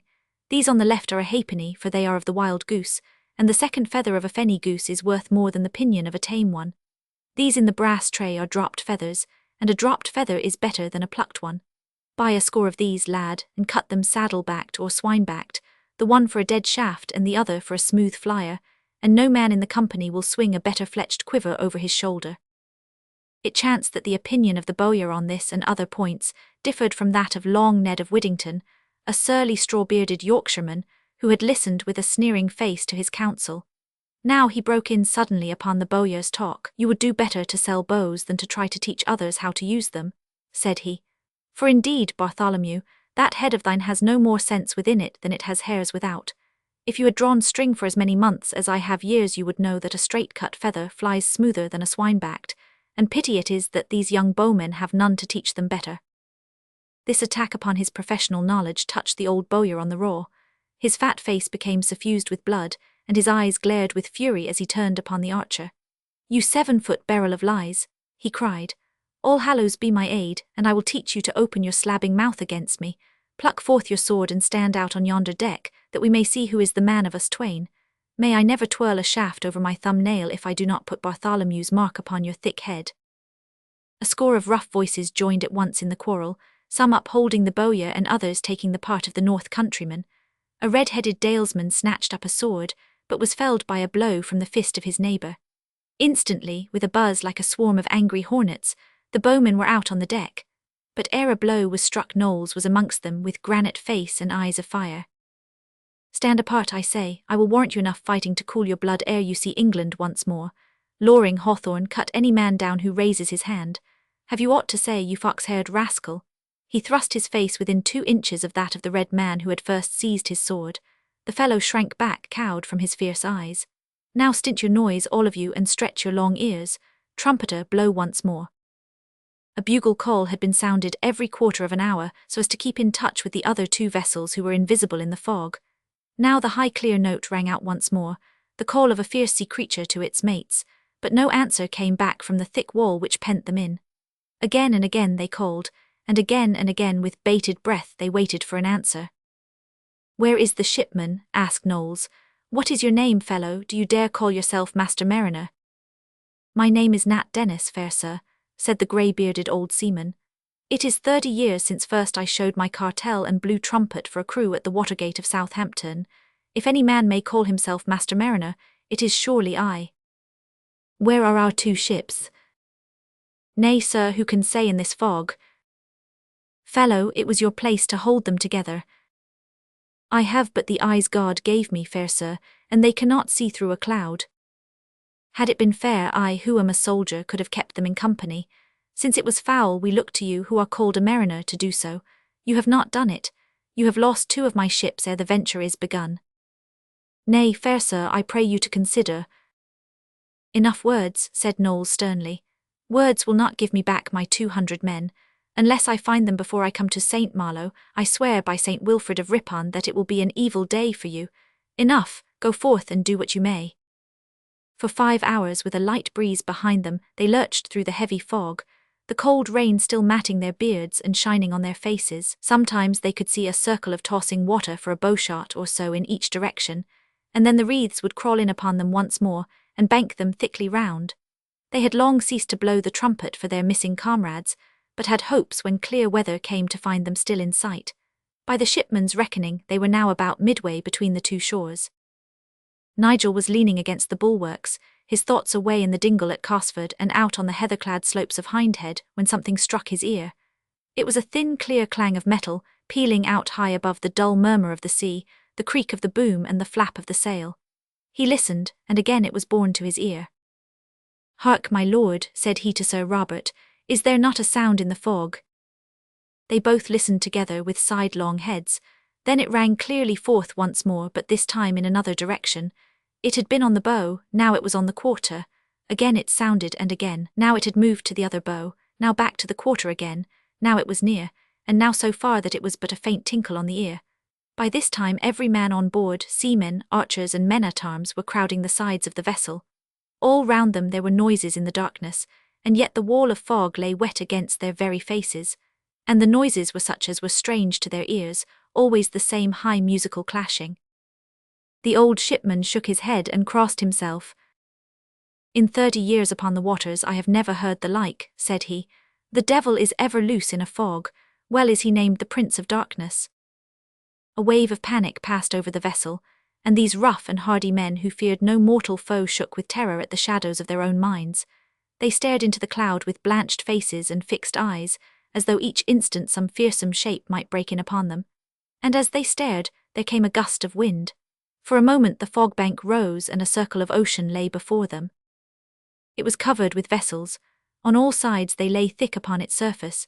They were huge carracks, high-ended and portly, with red sides and bulwarks carved and crusted with gold.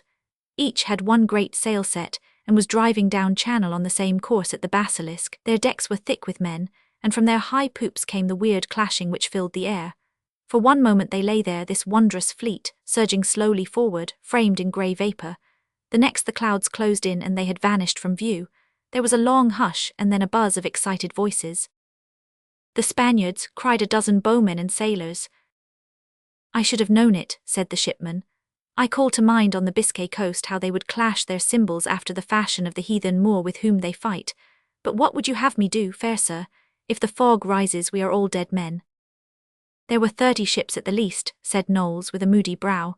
"If we have seen them I trow that they have also seen us. They will lay us aboard." "Nay, fair sir, it is in my mind that our ship is lighter and faster than theirs. If the fog hold another hour we should be through them."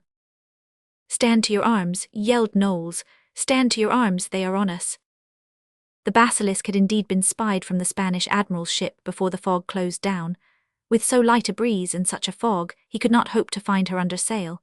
But by an evil chance not a bowshot from the great Spanish carrack was a low galley, thin and swift, with oars which could speed her against wind or tide. She also had seen the Basilisk, and it was to her that the Spanish leader shouted his orders. For a few minutes she hunted through the fog, and then sprang out of it like a lean and stealthy beast upon its prey. It was the sight of the long dark shadow gliding after them, which had brought that wild shout of alarm from the lips of the English knight. In another instant the starboard oars of the galley had been shipped, the sides of the two vessels grated together, and a stream of swarthy, red-capped Spaniards was swarming up the sides of the Basilisk and dropped with yells of triumph upon her deck.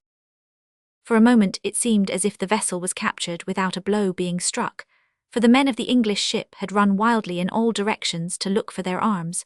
Scores of archers might be seen under the shadow of the forecastle, and the poop bending their bowstaves to string them with the cords from their waterproof cases. Others were scrambling over saddles, barrels and cases in wild search of their quivers. Each, as he came upon his arrows, pulled out a few to lend to his less fortunate comrades. In mad haste the men-at-arms also were feeling and grasping in the dark corners, picking up steel caps which would not fit them, hurling them down on the deck, and snatching eagerly at any swords or spears that came their way. The centre of the ship was held by the Spaniards, and having slain all who stood before them, they were pressing up to either end before they were made to understand that it was no fat sheep, but a most fierce old wolf which they had taken by the ears. If the lesson was late, it was the more thorough. Attacked on both sides and hopelessly outnumbered, the Spaniards, who had never doubted that this little craft was a merchant ship, were cut off to the last man. It was no fight, but a butchery. In vain the survivors ran screaming prayers to the saints and threw themselves down into the galley alongside. It also had been riddled with arrows from the poop of the Basilisk, and both the crew on the deck and the galley slaves in the outriggers at either side lay, dead in rows under the overwhelming shower from above. From stem to rudder, every foot of her was furred with arrows. It was but a floating coffin piled with dead and dying men, which wallowed in the waves behind them as the Basilisk lurched onward and left her in the fog.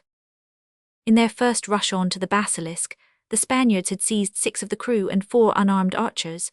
Their throats had been cut and their bodies tossed overboard. Now the Spaniards who littered the deck, wounded and dead, were thrust over the side in the same fashion. One ran down into the hold and had to be hunted and killed squealing under the blows like a rat in the darkness. Within half an hour no sign was left of this grim meeting in the fog save for the crimson splashes upon bulwarks and deck. The archers, flushed and merry, were unstringing their bows once more, for in spite of the water glue the damp air took the strength from the cords. Some were hunting about for arrows which might have stuck inboard, and some tying up small injuries received in the scuffle. But an anxious shadow still lingered upon the face of Sir Robert, and he peered fixedly about him through the fog. "Go among the archers, Hawthorne," said he to his squire. "Charge them on their lives to make no sound. You also, Loring, go to the afterguard and say the same to them. We are lost if one of these great ships should spy us." For an hour with bated breath they stole through the fleet, still hearing the cymbals clashing all round them, for in this way the Spaniards held themselves together. Once the wild music came from above their very prow, and so warned them to change their course. Once also a huge vessel loomed for an instant upon their quarter, but they turned 2 points away from her, and she blurred and vanished. Soon the cymbals were but a distant tinkling, and at last they died gradually away. "It is none too soon," said the old shipman, pointing to a yellowish tint in the haze above them. "See yonder, it is the sun which wins through. It will be here anon. Ah, said I not so?" A sickly sun, no larger and far dimmer than the moon, had indeed shown its face with cloud wreaths smoking across it. As they looked up it waxed larger and brighter before their eyes. A yellow halo spread round it, one ray broke through, and then a funnel of golden light poured down upon them, widening swiftly at the base. A minute later they were sailing on a clear blue sea with an azure cloud-flecked sky above their heads, and such a scene beneath it as each of them would carry in his memory, while memory remained. They were in mid-channel. The white and green coasts of Picardy and of Kent lay clear upon either side of them. The wide channel stretched in front, deepening from the light blue beneath their prow to purple on the far skyline. Behind them was that thick bank of cloud from which they had just burst. It lay like a grey wall from east to west, and through it were breaking the high shadowy forms of the ships of Spain. 4 of them had already emerged, their red bodies, gilded sides and painted sails shining gloriously in the evening sun. Every instant a fresh golden spot grew out of the fog, which blazed like a star for an instant, and then surged forward to show itself as the brazen beak of the great red vessel which bore it. Looking back, the whole bank of cloud was broken by the widespread line of noble ships which were bursting through it. The basilisk lay a mile or more in front of them, and 2 miles clear of their wing. 5 miles farther off, in the direction of the French coast, 2 other small ships were running down channel. A cry of joy from Robert Knowles and a hearty prayer of gratitude to the saints from the old shipman hailed them as their missing comrades, the cog Thomas and the Grace Deer. But fair as was the view of their lost friends, and wondrous the appearance of the Spanish ships, it was not on those that the eyes of the men of the Basilisk were chiefly bent. A greater sight lay before them, a sight which brought them clustering to the forecastle with eager eyes and pointing fingers. The English fleet was coming forth from the Winchelsea coast. Already before the fog lifted, a fast galleys had brought the news down channel that the Spanish were on the sea, and the King's fleet was under way. Now their long array of sails, gay with the coats and colours of the towns which had furnished them, lay bright against the Kentish coast from Dungeness Point to Rye. 29 ships were there from Southampton, Shoreham, Winchelsea, Hastings, Rye, Hythe, Romney, Folkestone, Deal, Dover and Sandwich. With their great sails slewed round to catch the wind they ran out, whilst the Spanish, like the gallant foes that they have ever been, turned their heads landward to meet them. With flaunting banners and painted sails, blaring trumpets and clashing cymbals, the 2 glittering fleets, dipping and rising on the long channel swell, drew slowly together. King Edward had been lying all day in his great ship the Philippa, a mile out from the Camber sands, waiting for the coming of the Spaniards. Above the huge sail which bore the royal arms flew the Red Cross of England. Along the bulwarks were shown the shields of 40 knights, the flower of English chivalry, and as many pennons floated from the deck. The high ends of the ship glittered with the weapons of the men-at-arms, and the waist was crammed with the archers. From time to time a crash of nakers and blare of trumpets burst from the royal ship, and was answered by her great neighbours, the Lion on which the Black Prince flew his flag, the Christopher with the Earl of Suffolk, the Sal du Roy of Robert of Nemours, and the Grace Marie of Sir Thomas Holland. Farther off lay the White Swan, bearing the arms of Mowbray, the Palmer of Deal, flying the Black Head of Audley, and the Kentish man under the Lord Beauchamp. The rest lay, anchored but ready, at the mouth of Winchelsea Creek. The King sat upon a keg in the forepart of his ship, with little John of Richmond, who was no more than a schoolboy, perched upon his knee. Edward was clad in the black velvet jacket which was his favourite garb, and wore a small brown beaver hat with a white plume at the side. A rich cloak of fur turned up with miniver drooped from his shoulders. Behind him were a score of his knights, brilliant in silks and sarcenets, some seated on an upturned boat, and some swinging their legs from the bulwark. In front stood John Chandos in a party-coloured juppon, 1 foot raised upon the anchor-stock, picking at the strings of his guitar, and singing a song which he had learned at Marienburg, when last he helped the Teutonic knights against the heathen. The king, his knights, and even the archers in the waist below them, laughed at the merry lilt and joined lustily in the chorus, while the men of the neighbouring ships leaned over the side to hearken to the deep chant rolling over the waters. But there came a sudden interruption to the song. A sharp, harsh shout came down from the lookout stationed in the circular top at the end of the mast. "I spy a sail, 2 sails," he cried. John Bunce, the king's shipman, shaded his eyes and stared at the long fog bank which shrouded the northern channel. Chandos, with his fingers over the strings of his guitar, the king, the knights, all gazed in the same direction. 2 small dark shapes had burst forth, and then after some minutes a third. "Surely they are the Spaniards," said the king. "Nay, sire," the seaman answered, "the Spaniards are greater ships and are painted red. I know not what these may be." "But I could hazard a guess," cried Chandos. "Surely they are the 3 ships with my own men on their way to Brittany." "You have hit it, John," said the king. "But look, I pray you, what in the name of the Virgin is that?" 4 brilliant stars of flashing light had shone out from different points of the cloudbank. The next instant as many tall ships had swooped forth into the sunshine. A fierce shout rang from the king's ship, and was taken up all down the line, until the whole coast from Dungeness to Winchelsea echoed the warlike greeting. The king sprang up with a joyous face. "The game is afoot, my friends," said he.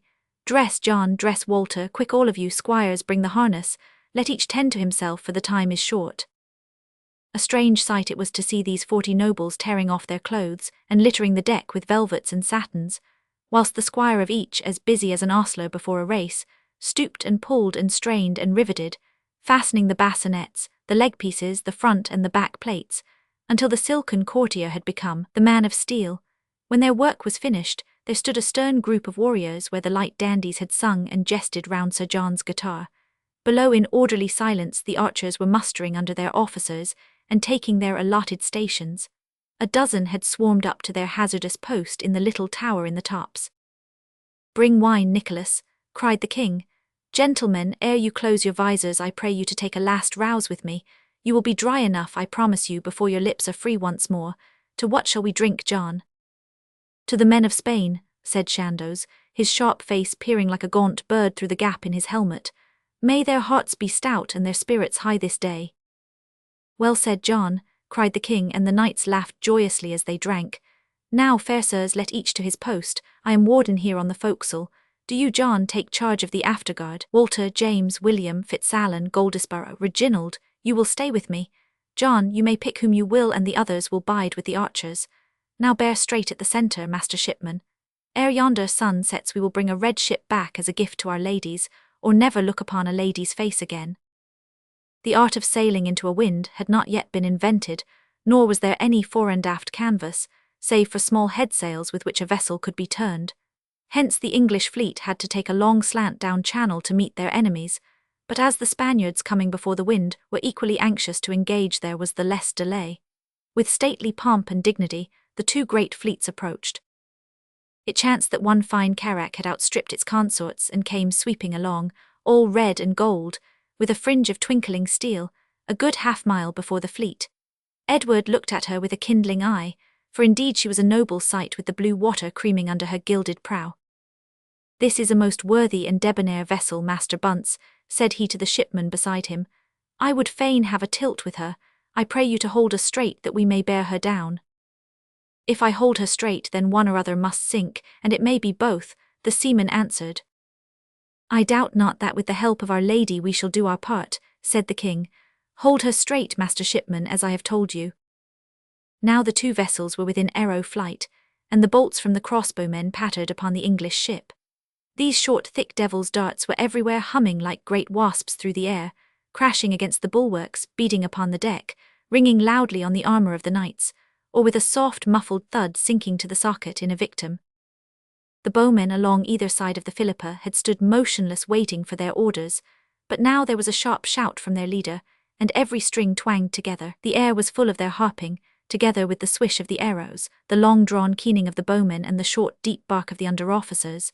"Steady, steady, loose steady, shoot wholly together, 12 score paces, 10 score, now 8, shoot wholly together." Their gruff shouts broke through the high shrill cry like the deep roar of a wave through the howl of the wind. As the 2 great ships hurtled together, the Spaniard turned away a few points, so that the blow should be a glancing one. None the less it was terrific. A dozen men in the tops of the carrack were balancing a huge stone with the intention of dropping it over on the English deck. With a scream of horror, they saw the mast cracking beneath them. Over it went, slowly at first, then faster, until with a crash it came down on its side, sending them flying like stones from a sling far out into the sea. A swath of crushed bodies lay across the deck where the mast had fallen, but the English ship had not escaped unscathed. Her mast held, it is true, but the mighty shark not only stretched every man flat upon the deck, but had shaken a score of those who lined her sides into the sea. One bowman was hurled from the top, and his body fell with a dreadful crash at the very side of the prostrate king upon the forecastle. Many were thrown down with broken arms and legs from the high castles at either end into the waist of the ship. Worst of all, the seams had been opened by the crash, and the water was gushing in at a dozen places. But these were men of experience and of discipline, men who had already fought together by sea and by land, so that each knew his place and his duty. Those who could staggered to their feet and helped up a score or more of knights who were rolling and clashing in the scuppers, unable to rise for the weight of their armour. The bowmen formed up as before. The seamen ran to the gaping seams with oakum and with tar. In 10 minutes order had been restored, and the Philippa, though shaken and weakened, was ready for battle once more. The king was glaring round him like a wounded boar. "Grapple my ship with that," he cried, pointing to the crippled Spaniard, "for I would have possession of her." But already the breeze had carried them past it, and a dozen Spanish ships were bearing down full upon them. "We cannot win back to her, lest we show our flank to these others," said the shipman. "Let her go her way," cried the knights, "you shall have better than her." "By St. George, you speak the truth," said the king, "for she is ours when we have time to take her. These also seem very worthy ships which are drawing up to us, and I pray you, master shipman, that you will have a tilt with the nearest." A great carrack was within a bowshot of them and crossing their bows. Bunce looked up at his mast, and he saw that already it was shaken and drooping. Another blow and it would be over the side and his ship a helpless log upon the water. He jammed his helm round therefore, and ran his ship alongside the Spaniard, throwing out his hooks and iron chains as he did so. They, no less eager, grappled the Philippa both fore and aft, and the two vessels, linked tightly together, surged slowly over the long blue rollers. Over their bulwarks hung a cloud of men locked together in a desperate struggle, sometimes surging forward on to the deck of the Spaniard, sometimes recoiling back onto the king's ship, reeling this way and that, with the swords flickering like silver flames above them, while the long-drawn cry of rage and agony swelled up like a wolf's howl to the calm blue heaven above them. But now ship after ship of the English had come up, each throwing its iron over the nearest Spaniard and striving to board her high red sides. 20 ships were drifting in furious single combat after the manner of the Philippa, until the whole surface of the sea was covered with a succession of these desperate duels. The dismasted carrack, which the king's ship had left behind it, had been carried by the Earl of Suffolk's Christopher, and the water was dotted with the heads of her crew. An English ship had been sunk by a huge stone discharged from an engine, and her men also were struggling in the waves, none having leisure to lend them a hand. A second English ship was caught between two of the Spanish vessels and overwhelmed by a rush of boarders, so that not a man of her was left alive. On the other hand, Mowbray and Audley had each taken the carracks which were opposed to them, and the battle in the centre, after swaying this way and that, was turning now in favour of the islanders. The Black Prince with the Lion, the Grace Marie and 4 other ships had swept round to turn the Spanish flank, but the movement was seen, and the Spaniards had 10 ships with which to meet it, one of them their great carrack, the St. Iago de Compostela. To this ship the prince had attached his little cog and strove desperately to board her, but her side was so high, and the defence so desperate that his men could never get beyond her bulwarks, but were hurled down again and again with a clang and clash to the deck beneath. Her side bristled with crossbowmen, who shot straight down onto the packed waist of the Lion, so that the dead lay there in heaps. But the most dangerous of all was a swarthy black-bearded giant in the tops, who crouched so that none could see him, but rising every now and then with a huge lump of iron between his hands, hurled it down with such force that nothing would stop it. Again and again these ponderous bolts crashed through the deck, and hurtled down into the bottom of the ship, starting the planks and shattering all that came in their way. The prince, clad in that dark armour which gave him his name, was directing the attack from the poop when the shipman rushed wildly up to him with fear on his face. "Sire," he cried, "the ship may not stand against these blows, a few more will sink her, already the water floods inboard." The prince looked up, and as he did so the shaggy beard showed once more and 2 brawny arms swept downward. A great slug, whizzing down, beat a gaping hole in the deck, and fell rending and riving into the hold below. The master mariner tore his grizzled hair. "Another leak," he cried. "I pray to St. Leonard to bear us up this day. 20 of my shipmen are bailing with buckets, but the water rises on them fast. The vessel may not float another hour." The prince had snatched a crossbow from one of his attendants and levelled it at the Spaniard's tops. At the very instant when the seaman stood erect with a fresh bar in his hands, the bolt took him full in the face, and his body fell forward over the parapet, hanging there head downward. A howl of exultation burst from the English at the sight, answered by a wild roar of anger from the Spaniards. A seaman had run from the Lion's hold and whispered in the ear of the shipman. He turned an ashen face upon the prince. "It is even as I say, sire, the ship is sinking beneath our feet," he cried. "The more need that we should gain another," said he. "Sir Henry Stokes, Sir Thomas Stourton, William John of Clifton, here lies our road. Advance my banner, Thomas de Mohun, on, and the day is ours." By a desperate scramble, a dozen men, the prince at their head, gained a footing on the edge of the Spaniard's deck. Some slashed furiously to clear a space, others hung over, clutching the rail with one hand and pulling up their comrades from below. Every instant that they could hold there on their strength increased, till 20 had become 30 and 30 40, when of a sudden the newcomers, still reaching forth to their comrades below, saw the deck beneath them reel and vanish in a swirling sheet of foam. The prince's ship had foundered. A yell went up from the Spaniards as they turned furiously upon the small band who had reached their deck. Already the prince and his men had carried the poop, and from that high station they beat back their swarming enemies, but crossbow darts pelted and thudded among their ranks till a third of their number was stretched upon the planks. Lined across the deck, they could hardly keep an unbroken front to the leaping, surging crowd who pressed upon them. Another rush or another after that must assuredly break them, for these dark men of Spain, hardened by an endless struggle with the Moors, were fierce and stubborn fighters. But hark to this sudden roar upon the farther side of them. St. George, a Knowles to the rescue! A small craft had run alongside, and 60 men had swarmed on the deck of the St. Iago. Caught between two fires, the Spaniards wavered and broke. The fight became a massacre. Down from the poop sprang the prince's men. Up from the waist rushed the new corners. There were 5 dreadful minutes of blows and screams and prayers, with struggling figures, clinging to the bulwarks and sullen splashes into the water below. Then it was over, and a crowd of weary, overstrained men leaned panting upon their weapons, or lay breathless and exhausted upon the deck of the captured carrack. The prince had pulled up his visor and lowered his beaver. He smiled proudly as he gazed around him and wiped his streaming face. "Where is the shipman?" he asked. "Let him lead us against another ship." "Nay, sire, the shipman and all his men have sunk in the Lion," said Thomas de Mohun, a young knight of the West Country who carried the standard. "We have lost our ship and the half of our following. I fear that we can fight no more." "It matters the less since the day is already ours," said the prince, looking over the sea. "My noble father's royal banner flies upon yonder Spaniard. Mowbray, Audley, Suffolk, Beauchamp, Namur, Tracy, Stafford, Arundel, each has his flag over a scarlet carrack, even as mine floats over this. See, yonder squadron is already far beyond our reach, but surely we owe thanks to you who came at so perilous a moment to our aid. Your face I have seen, and your coat armour also, young sir, though I cannot lay my tongue to your name. Let me know that I may thank you." He had turned to Nigel, who stood flushed and joyous at the head of the boarders from the Basilisk. "I am but a squire, sire, and can claim no thanks, for there is nothing that I have done. Here is our leader."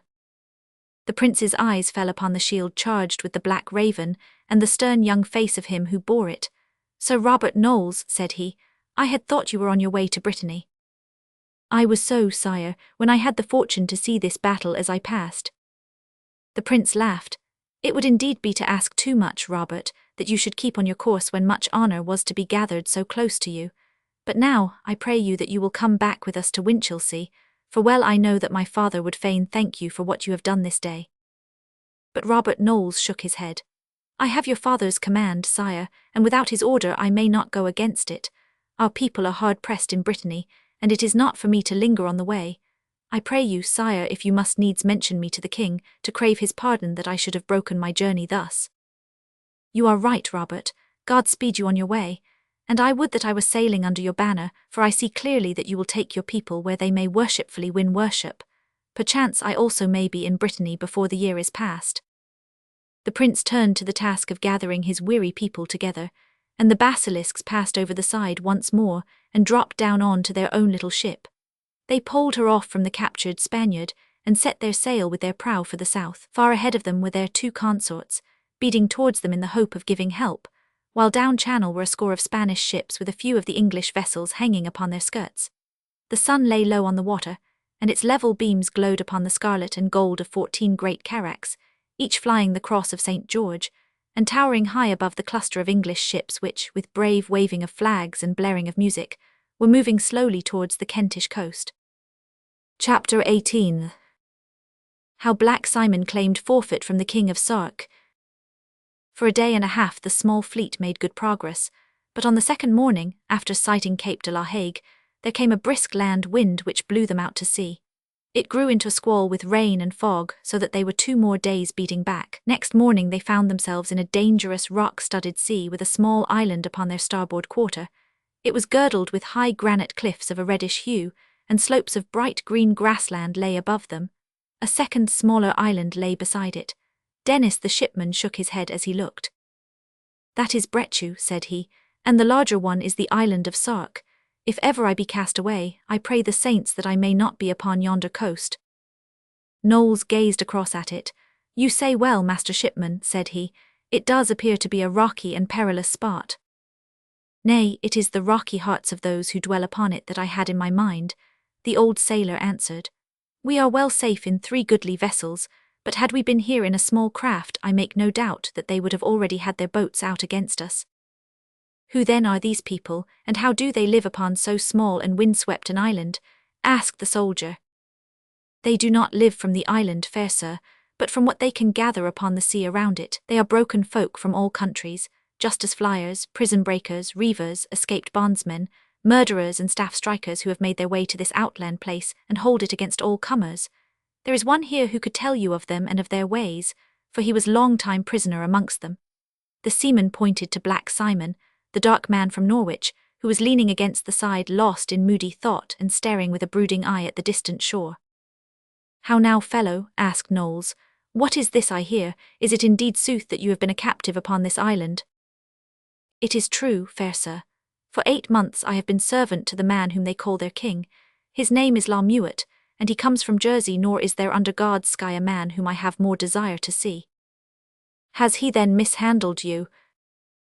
Black Simon gave a wry smile and pulled off his jerkin. His lean sinewy back was wealed and puckered with white scars. "He has left his sign of hand upon me," said he. "He swore that he would break me to his will, and thus he tried to do it. But most I desire to see him because he hath lost a wager to me, and I would fain be paid." "This is a strange saying," said Knowles.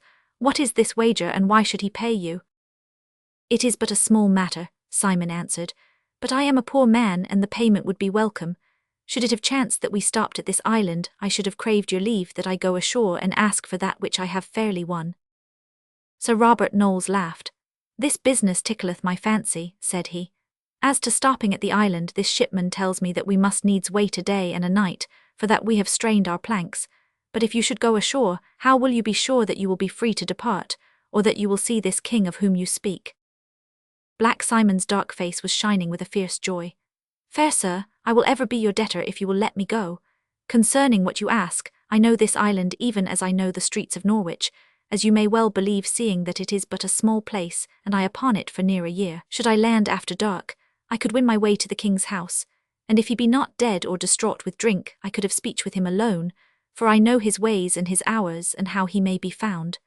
I would ask only that Aylward the archer may go with me, that I may have one friend at my side if things should chance to go awry." Knowles thought a while. "It is much that you ask," said he, "for by God's truth I reckon that you and this friend of yours are 2 of my men whom I would be least ready to lose. I have seen you both at grips with the Spaniards, and I know you. But I trust you, and if we must indeed stop at this accursed place, then you may do as you will. If you have deceived me, or if this is a trick by which you design to leave me, then God be your friend when next we meet, for man will be of small avail."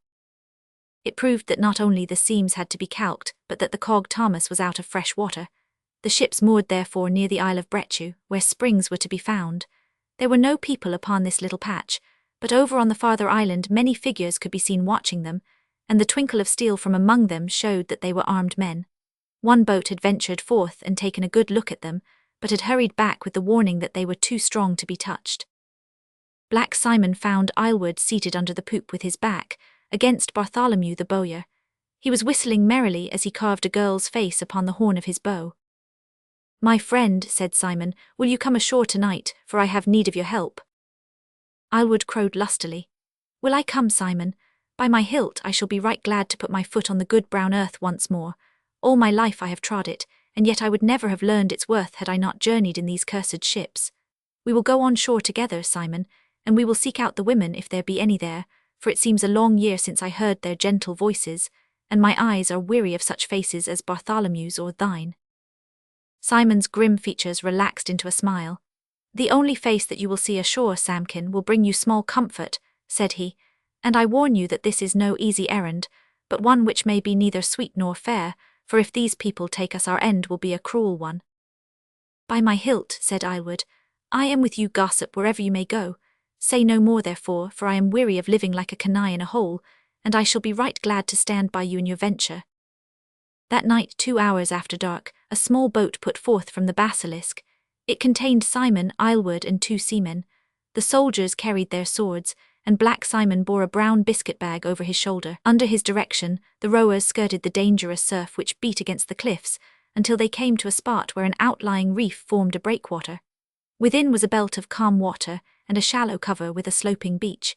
Here the boat was dragged up, and the seamen were ordered to wait, while Simon and Aylward started on their errand. With the assured air of a man who knows exactly where he is and whither he is going, the man-at-arms began to clamber up a narrow fern-lined cleft among the rocks. It was no easy ascent in the darkness, but Simon climbed on like an old dog hot upon a scent, and the panting Aylward struggled after as best he might. At last they were at the summit, and the archer threw himself down upon the grass. "Nay, Simon, I have not enough breath to blow out a candle," said he. "Stint your haste for a minute, since we have a long night before us. Surely this man is a friend indeed, if you hasten so to see him." "Such a friend," Simon answered, "that I have often dreamed of our next meeting. Now before that moon has set it will have come." "Had it been a wench I could have understood it," said Aylward. "By these 10 finger bones, if Mary of the Mill or little Kate of Compton had waited me on the brow of this cliff, I should have come up it and never known it was there. But surely I see houses and hear voices over yonder in the shadow." "It is their town," whispered Simon. "There are 100 as bloody-minded cutthroats as are to be found in Christendom beneath those roofs. Hark to that." A fierce burst of laughter came out of the darkness, followed by a long cry of pain. "All Hallows be with us," cried Aylward. "What is that?" "As like as not some poor devil has fallen into their clutches, even as I did. Come this way, Samkin, for there is a peat cutting where we may hide.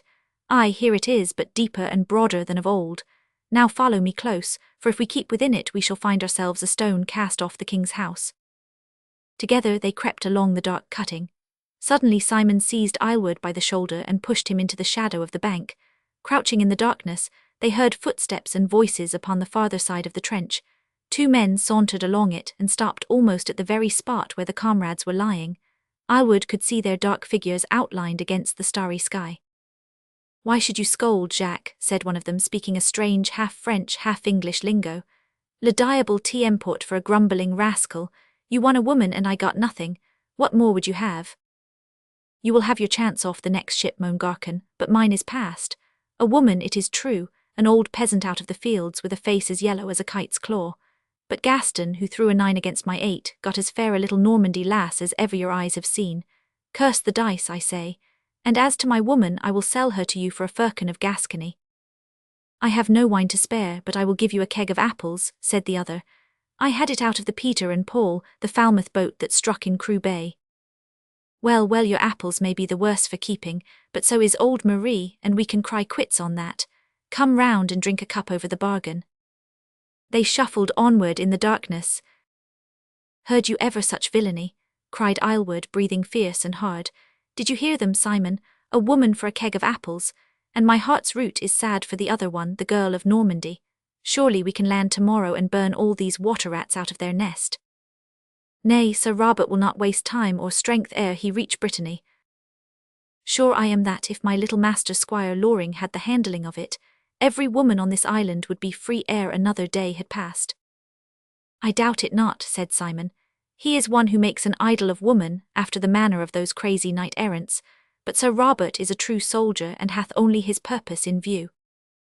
Simon, said Aylward, the light is not over-good and the place is cramped for sword play, but if you will step out into the open, I will teach you whether my master is a true soldier or not.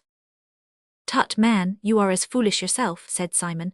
Here we are with our work in hand, and yet you must needs fall out with me on our way to it.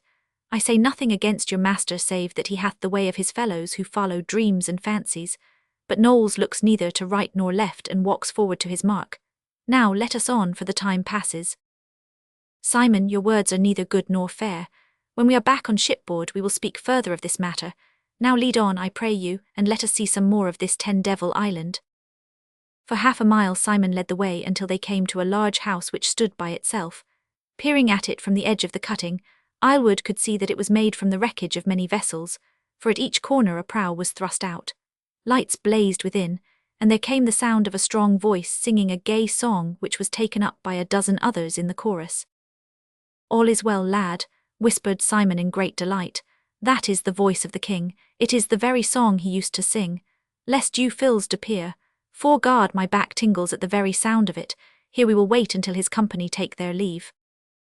Hour after hour they crouched in the peat cutting, listening to the noisy songs of the revellers within, some French, some English, and all growing fouler and less articulate as the night wore on.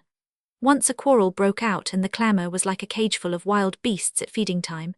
Then a health was drunk, and there was much stamping and cheering. Only once was the long vigil broken. A woman came forth from the house and walked up and down with her face sunk upon her breast.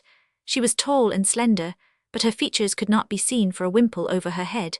Weary sadness could be read in her bowed back and dragging steps. Once only they saw her throw her 2 hands up to heaven as one who is beyond human aid.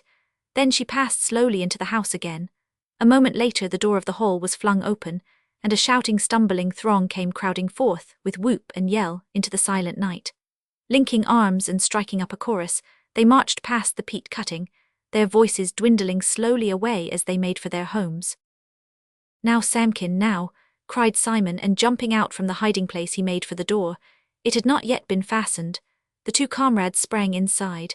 Then Simon drew the bolts so that none might interrupt them. A long table littered with flagons and beakers lay before them.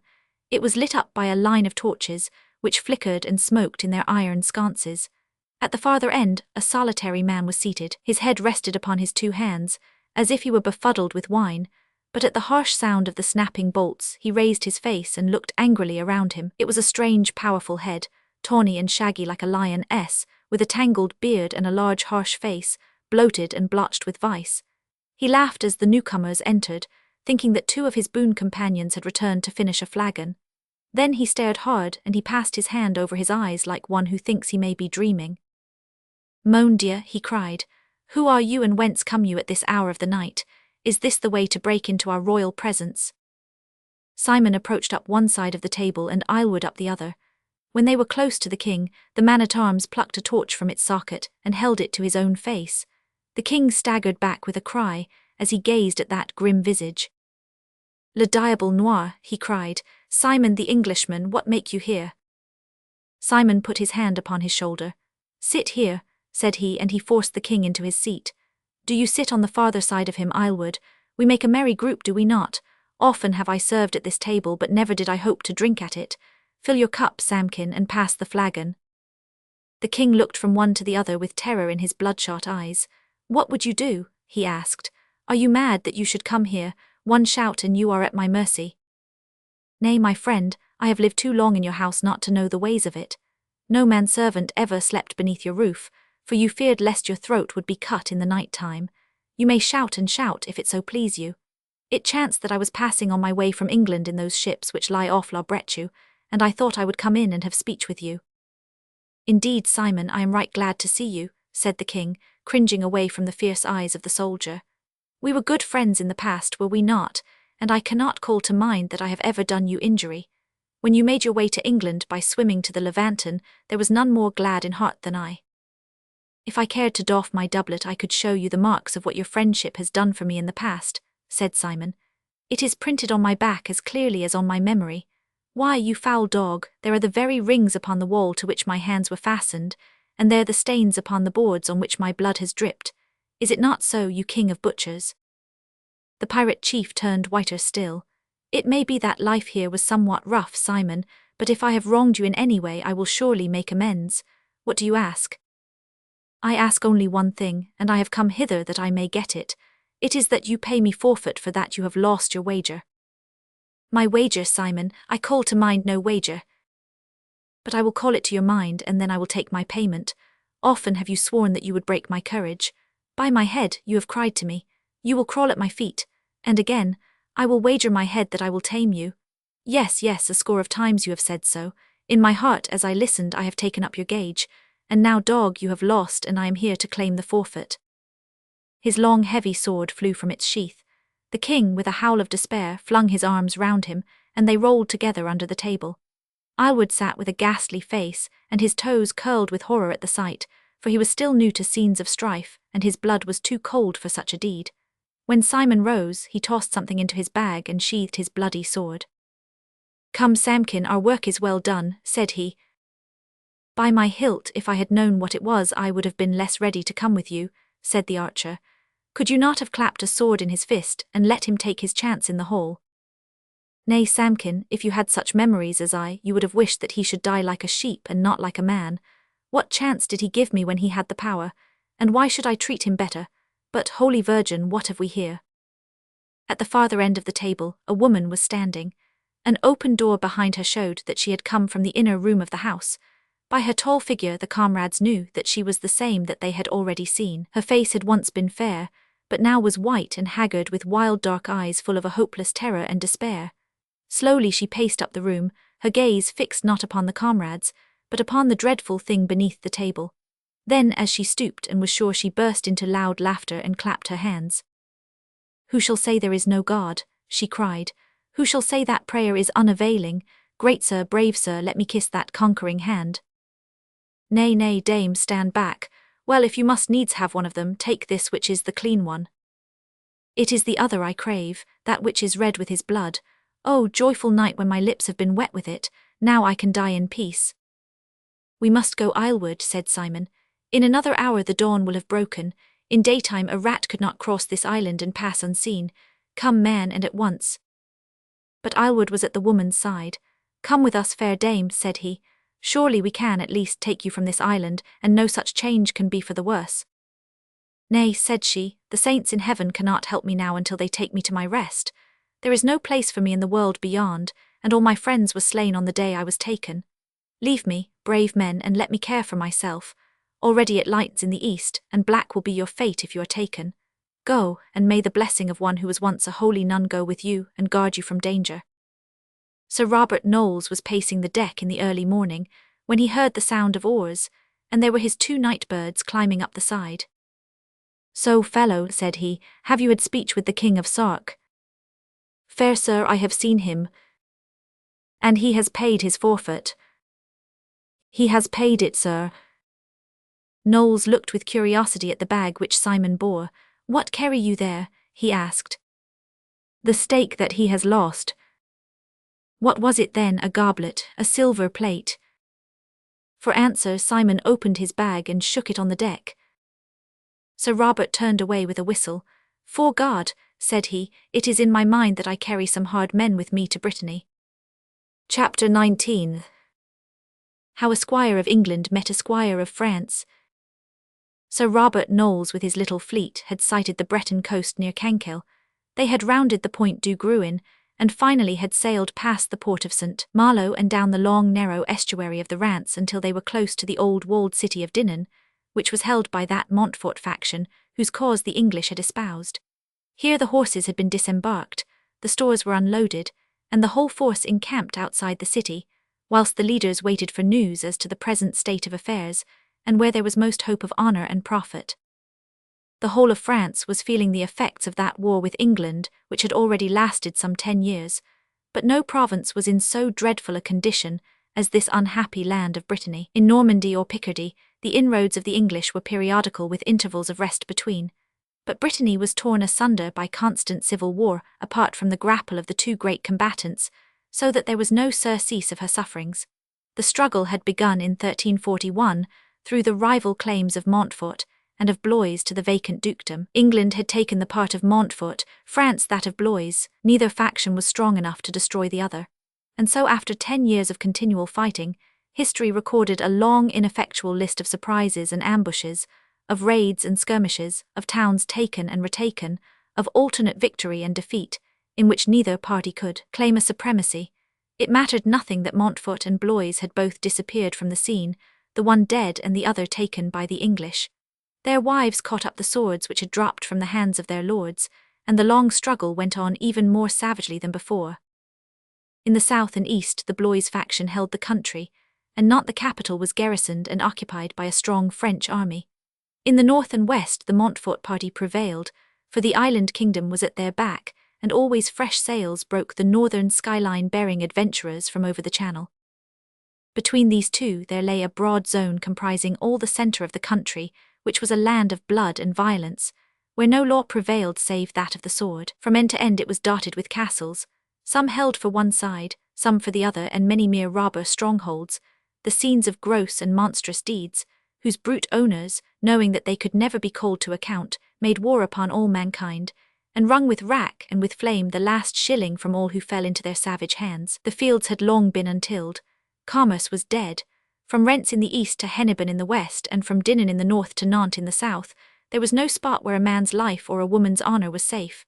Such was the land, full of darkness and blood, the saddest, blackest spot in Christendom, into which Knowles and his men were now advancing. But there was no sadness in the young heart of Nigel, as he rode by the side of Knowles at the head of a clump of spears, nor did it seem to him that fate had led him into an unduly arduous path. On the contrary, he blessed the good fortune which had sent him into so delightful a country, and it seemed to him, as he listened to dreadful stories of robber barons, and looked round at the black scars of war which lay branded upon the fair faces of the hills, that no hero of romances or trouvure had ever journeyed through such a land of promise, with so fair a chance of knightly venture and honourable advancement. The Red Ferret was one deed toward his vow. Surely a second, and perhaps a better, was to be found somewhere upon this glorious countryside. He had borne himself as the others had in the sea fight, and could not count it to his credit where he had done no more than mere duty. Something beyond this was needed for such a deed as could be laid at the feet of the Lady Mary, but surely it was to be found here in fermenting war-distracted Brittany. Then with two done it would be strange if he could not find occasion for that third one, which would complete his service and set him free to look her in the face once more. With the great yellow horse curvetting beneath him, his gild-furred armour gleaming in the sun, his sword clanking against his stirrup-iron, and his father's tough ash spear in his hand, he rode with a light heart and a smiling face, looking eagerly to right and to left for any chance which his good fate might send. The road from Dinan to Colnys, along which the small army was moving, rose and dipped over undulating ground, with a bare marshy plain upon the left where the river Rance ran down to the sea, while upon the right lay a wooded country with a few wretched villages, so poor and sordid that they had nothing with which to tempt the spoiler. The peasants had left them at the first twinkle of a steel cap, and lurked at the edges of the woods, ready in an instant to dive into those secret recesses known only to themselves. These creatures suffered sorely at the hands of both parties, but when the chance came, they revenged their wrongs on either in a savage way, which brought fresh brutalities upon their heads. The newcomers soon had a chance of seeing to what lengths they would go, for in the roadway near to Colnys they came upon an English man-at-arms who had been waylaid and slain by them. How they had overcome him could not be told, but how they had slain him within his armour was horribly apparent, for they had carried such a rock as 8 men could lift, and had dropped it upon him as he lay, so that he was spread out in his shattered case like a crab beneath a stone. Many a fist was shaken at the distant woods, and many a curse hurled at those who haunted them, as the column of scowling soldiers passed the murdered man, whose badge of the Moline Cross showed him to have been a follower of that house of Bentley, whose head, Sir Walter, was at that time leader of the British forces in the country. Sir Robert Knowles had served in Brittany before, and he marshalled his men on the march with the skill and caution of the veteran soldier, the man who leaves as little as possible to chance, having too steadfast a mind to heed the fool who may think him overcautious. He had recruited a number of bowmen and men-at-arms at Dinan, so that his following was now close upon 500 men. In front under his own leadership were 50 mounted lancers, fully armed and ready for any sudden attack. Behind them on foot came the archers, and a second body of mounted men closed up the rear. Out upon either flank moved small bodies of cavalry, and a dozen scouts, spread fanwise, probed every gorge and dingle in front of the column. So for 3 days he moved slowly down the southern road. Sir Thomas Percy and Sir James Astley had ridden to the head of the column, and Knowles conferred with them as they marched concerning the plan of their campaign. Percy and Astley were young and hot-headed with wild visions of dashing deeds and knight-errantry, but Knowles with cold, clear brain and purpose of iron held ever his object in view. "By the holy Dunstan and all the saints of Lindisfarne," cried the fiery borderer, "it goes to my heart to ride forward when there are such honourable chances on either side of us. Have I not heard that the French are at Evran beyond the river, and is it not sooth that yonder castle, the towers of which I see above the woods, is in the hands of a traitor, who is false to his liege lord of Montfort? There is little profit to be gained upon this road, for the folk seem to have no heart for war. Had we ventured as far over the marches of Scotland as we now are in Brittany, we should not have lacked some honourable venture or chance of winning worship." "You say truth, Thomas," cried Astley, a red-faced and choleric young man. "It is well certain that the French will not come to us, and surely it is the more needful that we go to them. In sooth, any soldier who sees us would smile that we should creep for 3 days along this road as though 1,000 dangers lay before us, when we have but poor broken peasants to deal with." But Robert Knowles shook his head. "We know not what are in these woods or behind these hills," said he, "and when I know nothing it is my wont to prepare for the worst which may befall. It is but prudence so to do." "Your enemies might find some harsher name for it," said Astley with a sneer. "Nay, you need not think to scare me by glaring at me, Sir Robert, nor will your ill pleasure change my thoughts. I have faced fiercer eyes than thine, and I have not feared." "Your speech, Sir James, is neither courteous nor good," said Knowles, "and if I were a free man I would cram your words down your throat with the point of my dagger. But I am here to lead these men in profit and honour, not to quarrel with every fool who has not the wit to understand how soldiers should be led. Can you not see that if I make attempts here and there, as you would have me do, I shall have weakened my strength before I come to that part where it can best be spent?" "And where is that?" asked Percy. "'Fore God, Astley, it is in my mind that we ride with one who knows more of war than you or I, and that we would be wise to be guided by his rede. Tell us then what is in your mind." 30 miles from here," said Knowles, "there is, as I am told, a fortalice named Ploermel, and within it is one Bambro, an Englishman with a good garrison. No great distance from him is the castle of Jocelyn, where dwells Robert of Beaumanoir with a great following of Bretons. It is my intention that we should join Bambro, and so be in such strength that we may throw ourselves upon Jocelyn, and by taking it become the masters of all mid-Brittany, and able to make head against the Frenchmen in the south." "Indeed I think that you can do no better," said Percy heartily, "and I swear to you on jeopardy of my soul that I will stand by you in the matter. I doubt not that when we come deep into their land they will draw together, and do what they may to make head against us. But up to now I swear by all the saints of Lindisfarne that I should have seen more war in a summer's day in Liddesdale, or at the forest of Jedburgh, than any that Brittany has shown us. But see, yonder horsemen are riding in. They are our own hobblers, are they not? And who are these who are lashed to their stirrups?" A small troop of mounted bowmen had ridden out of an oak grove upon the left of the road. They trotted up to where the 3 knights had halted. 2 wretched peasants whose wrists had been tied to their leathers came leaping and straining beside the horses in their effort not to be dragged off their feet. One was a tall, gaunt, yellow-haired man, the other short and swarthy, but both so crusted with dirt, so matted and tangled and ragged, that they were more like beasts of the wood than human beings. "What is this?" asked Knowles. "Have I not ordered you to leave the countryfolk at peace?" The leader of the archers, old Wat of Carlisle, held up a sword, a girdle, and a dagger. "If it please you, fair sir," said he, "I saw the glint of these, and I thought them no fit tools for hands which were made for the spade and the plough. But when we had ridden them down and taken them, there was the Bentley cross upon each, and we knew that they had belonged to yonder dead Englishman upon the road. Surely, then, these are 2 of the villains who have slain him, and it is right that we do justice upon them." Sure enough, upon sword, girdle and dagger shone the silver moline cross which had gleamed on the dead man's armour. Knowles looked at them, and then at the prisoners with a face of stone. At the sight of those fell eyes they had dropped with inarticulate howls upon their knees, screaming out their protests in a tongue which none could understand. "We must have the roads safe for wandering Englishmen," said Knowles. "These men must surely die. Hang them to yonder tree." He pointed to a live oak by the roadside, and rode onward upon his way in converse with his fellow knights, but the old bowman had ridden after him. "If it please you, Sir Robert, the bowmen would fain put these men to death in their own fashion," said he. "So that they die, I care not how," Knowles answered carelessly and looked back no more.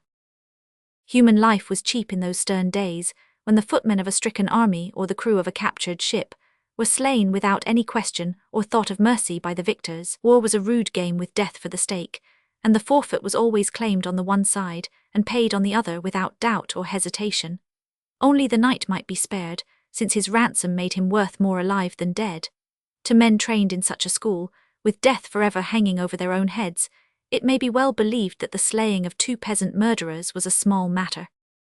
And yet there was special reason why upon this occasion the bowmen wished to keep the deed in their own hands. Ever since their dispute aboard the Basilisk, there had been ill feeling betwixt Bartholomew the old bald-headed bowyer, and Long Ned Widdington the dalesman, which had ended in a conflict at Dinan, in which not only they, but a dozen of their friends had been laid upon the cobble-stones.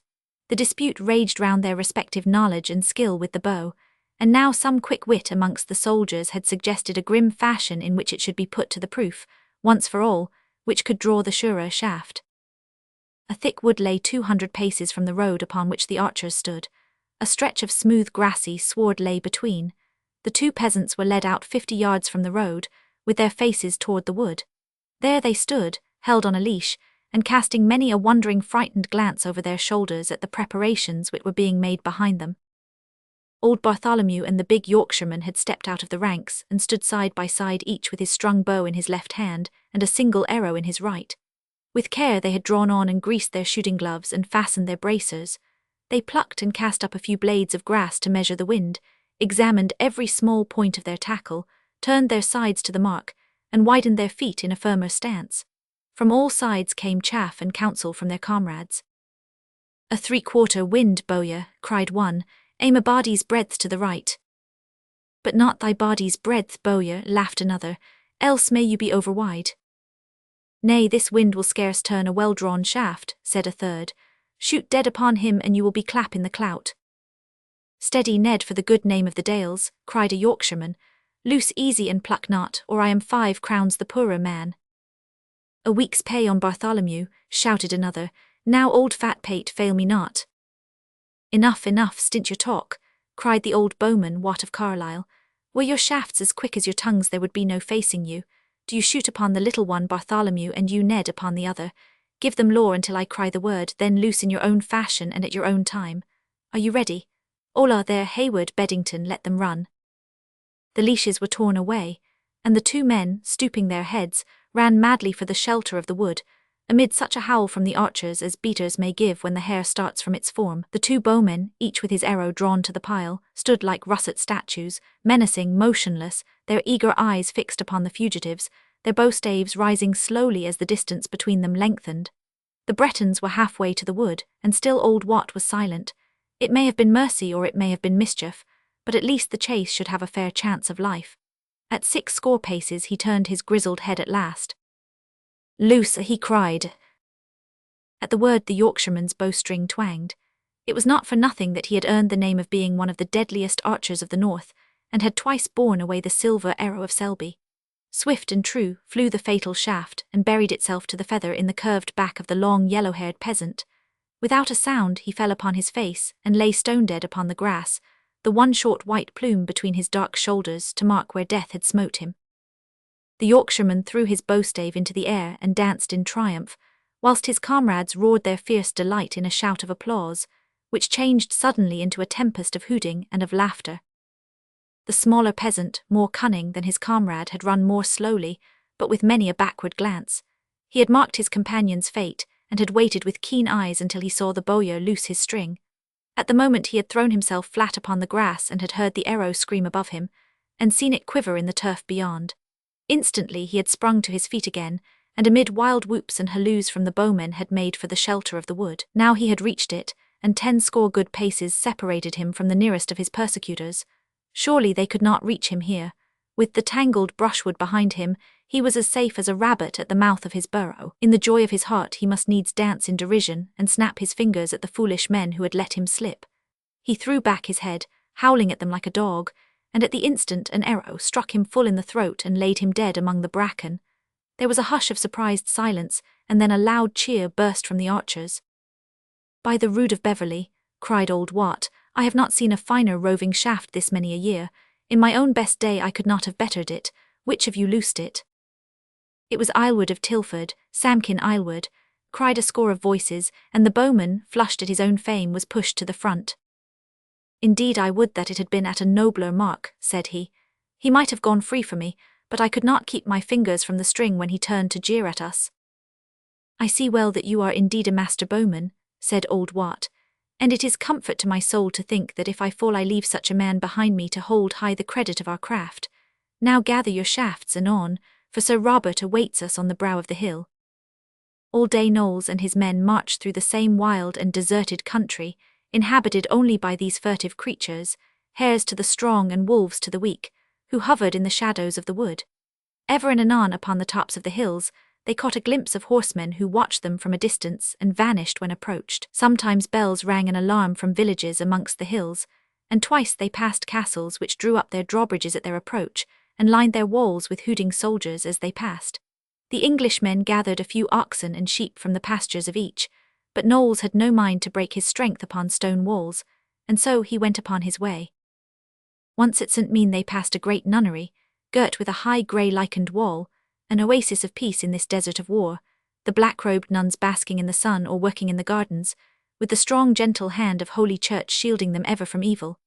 The archers doffed caps to them as they passed, for the boldest and roughest dared not cross that line guarded by the dire ban, and Blight, which was the one only force in the whole steel-ridden earth, which could stand betwixt the weakling and the spoiler.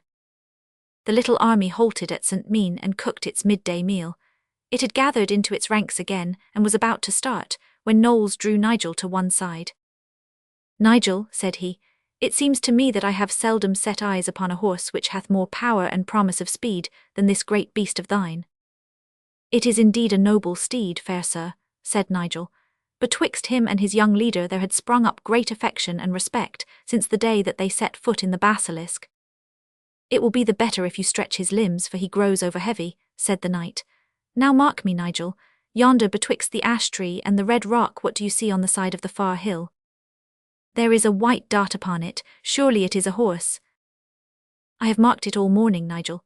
This horseman has kept ever upon our flank, spying upon us or waiting to make some attempt upon us. Now I should be right glad to have a prisoner, for it is my wish to know something of this countryside, and these peasants can speak neither French nor English. I would have you linger here in hiding when we go forward. This man will still follow us. When he does so, yonder wood will lie betwixt you and him. Do you ride round it and come upon him from behind. There is broad plain upon his left, and we will cut him off upon the right. If your horse be indeed the swifter, then you cannot fail to take him." Nigel had already sprung down and was tightening Palmer's girth. "Nay, there is no need of haste, for you cannot start until we are 2 miles upon our way. And above all I pray you, Nigel, none of your knight-errant ways. It is this roan that I want, him and the news that he can bring me. Think little of your own advancement and much of the needs of the army. When you get him, ride westwards upon the sun, and you cannot fail to find the road." Nigel waited with Palmer's under the shadow of the nunnery wall, horse and man chafing with impatience, whilst above them 6 round-eyed innocent nun faces looked down on this strange and disturbing vision from the outer world. At last the long column wound itself out of sight round a curve of the road, and the white dart was gone from the bare green flank of the hill. Nigel bowed his steel head to the nuns, gave his bridle a shake, and bounded off upon his welcome mission. The round-eyed sisters saw Yellow Horse and Twinkling Man sweep round the skirt of the wood, caught a last glimmer of him through the tree trunks, and paced slowly back to their pruning and their planting, their minds filled with the beauty and the terror of that outer world beyond the high grey lichen-mottled wall. Everything fell out even as Knowles had planned. As Nigel rounded the oak forest, there upon the farther side of it, with only good greensward between, was the rider upon the white horse. Already he was so near that Nigel could see him clearly, a young cavalier, proud in his bearing, clad in purple silk tunic with a red curling feather in his low black cap. He wore no armour, but his sword gleamed at his side. He rode easily and carelessly, as one who cares for no man, and his eyes were forever fixed upon the English soldiers on the road. So intent was he upon them that he gave no thought to his own safety, and it was only when the low thunder of the great horse's hoofs broke upon his ears that he turned in his saddle, looked very coolly and steadily at Nigel, then gave his own bridle a shake and darted off, swift as a hawk, toward the hills upon the left. Palmer's had met his match that day. The white horse, 2 parts Arab, bore the lighter weight, since Nigel was clad in full armour. For 5 miles over the open neither gained 100 yards upon the other. They had topped the hill and flew down the farther side, the stranger continually turning in his saddle to have a look at his pursuer. There was no panic in his flight, but rather the amused rivalry with which a good horseman who is proud of his mount contends with one who has challenged him. Below the hill was a marshy plain, studded with great druidic stones, some prostrate, some erect, some bearing others across their tops like the huge doors of some vanished building. A path ran through the marsh with green rushes as a danger signal on either side of it. Across this path many of the huge stones were lying, but the white horse cleared them in its stride, and Palmer's followed close upon his heels. Then came a mile of soft ground where the lighter weight again drew to the front, but it ended in a dry upland and once again Nigel gained. A sunken road crossed it, but the white cleared it with a mighty spring, and again the yellow followed. 2 small hills lay before them with a narrow gorge of deep bushes between. Nigel saw the white horse bounding chest-deep amid the underwood. Next instant its hind legs were high in the air, and the rider had been shot from its back. A howl of triumph rose from amidst the bushes, and a dozen wild figures armed with club and with spear rushed upon the prostrate man. "A moi, Anglais, a moi," cried a voice, and Nigel saw the young rider stagger to his feet, strike round him with his sword, and then fall once more before the rush of his assailants. There was a comradeship among men of gentle blood and bearing, which banded them together against all ruffianly or unchivalrous attack. These rude fellows were no soldiers. Their dress and arms, their uncouth cries and wild assault, marked them as banditti, such men as had slain the Englishmen upon the road. Waiting in narrow gorges with a hidden rope across the path, they watched for the lonely horseman as a fowler waits by his bird trap, trusting that they could overthrow the steed, and then slay the rider ere he had recovered from his fall. Such would have been the fate of the stranger as of so many cavaliers before him, had Nigel not chanced to be close upon his heels. In an instant Palmer's had burst through the group who struck at the prostrate man, and in another 2 of the robbers had fallen before Nigel's sword. A spear rang on his breastplate, but 1 blow shore off its head, and a second that of him who held it. In vain they thrust at the steel-girt man. His sword played round them like lightning, and the fierce horse ramped and swooped above them with pawing iron-shod hoofs and eyes of fire. With cries and shrieks they flew off to right and left amidst the bushes, springing over boulders and darting under branches where no horseman could follow them. The foul crew had gone as swiftly and suddenly as it had come, and save for 4 ragged figures littered amongst the trampled bushes, no sign remaining of their passing. Nigel tethered Palmer's to a thorn bush, and then turned his attention to the injured man. The white horse had regained his feet, and stood whinnying gently as he looked down on his prostrate master. A heavy blow, half broken by his sword, had beaten him down and left a great raw bruise upon his forehead. But a stream gurgled through the gorge, and a capful of water dashed over his face brought the senses back to the injured man. He was a mere stripling, with the delicate features of a woman, and a pair of great violet blue eyes which looked up presently with a puzzled stare into Nigel's face. "Who are you?" he asked. "Ah yes, I call you to mind. You are the young Englishman who chased me on the great yellow horse, by Our Lady of Rocamadour, whose vernicle is round my neck. I could not have believed that any horse could have kept at the heels of Charlemagne so long, but I will wager you 100 crowns, Englishman, that I lead you over a 5-mile course." "Nay," said Nigel, "we will wait till you can back a horse ere we talk of racing it. I am Nigel of Tilford, of the family of Loring, a squire by rank and the son of a knight. How are you called, young sir?" "I also am a squire by rank and the son of a knight. I am Raoul de la Roche-Pierre de Bras, whose father writes himself Lord of Grosbois, a free vavasor of the noble Count of Toulouse, with the right of Fossa and of Furca, the high justice, the middle and the low." He sat up and rubbed his eyes. "Englishman, you have saved my life as I would have saved yours, had I seen such yelping dogs set upon a man of blood and of coat armour. But now I am yours, and what is your sweet will?" "When you are fit to ride, you will come back with me to my people." "Alas, I feared that you would say so. Had I taken you, Nigel, that is your name, is it not? Had I taken you, I would not have acted thus." "How then would you have ordered things?" asked Nigel, much taken with the frank and debonair manner of his captive. "I would not have taken advantage of such a mischance as has befallen me, which has put me in your power. I would give you a sword and beat you in fair fight, so that I might send you to give greeting to my dear lady, and show her the deeds which I do for her fair sake." "Indeed your words are both good and fair," said Nigel, By St. Paul, I cannot call to mind that I have ever met a man who bore himself better, but since I am in my armour and you without, I see not how we can debate the matter. Surely, gentle Nigel, you could doff your armour. Then have I only my underclothes. Nay, there shall be no unfairness there, for I also will very gladly strip to my underclothes. Nigel looked wistfully at the Frenchman, but he shook his head. Alas, it may not be, said he. The last words that Sir Robert said to me were that I was to bring you to his side, for he would have speech with you. Would that I could do what you ask, for I also have a fair lady to whom I would fain send you. What use are you to me, Raoul, since I have gained no honour in the taking of you? How is it with you now? The young Frenchman had risen to his feet. Do not take my sword, he said. I am yours, rescue or no rescue. I think now that I could mount my horse, though indeed my head still rings like a cracked bell. Nigel had lost all traces of his comrades, but he remembered Sir Robert's words that he should ride upon the sun with the certainty that sooner or later he would strike upon the road. As they jogged slowly along over undulating hills, the Frenchman shook off his hurt, and the two chatted merrily together. I had but just come from France, said he, and I had hoped to win honour in this country, for I have ever heard that the English are very hardy men and excellent people to fight with. My mules and my baggage are at Evran, but I rode forth to see what I could see, and I chanced upon your army moving down the road, so I coasted it in the hopes of some profit or adventure.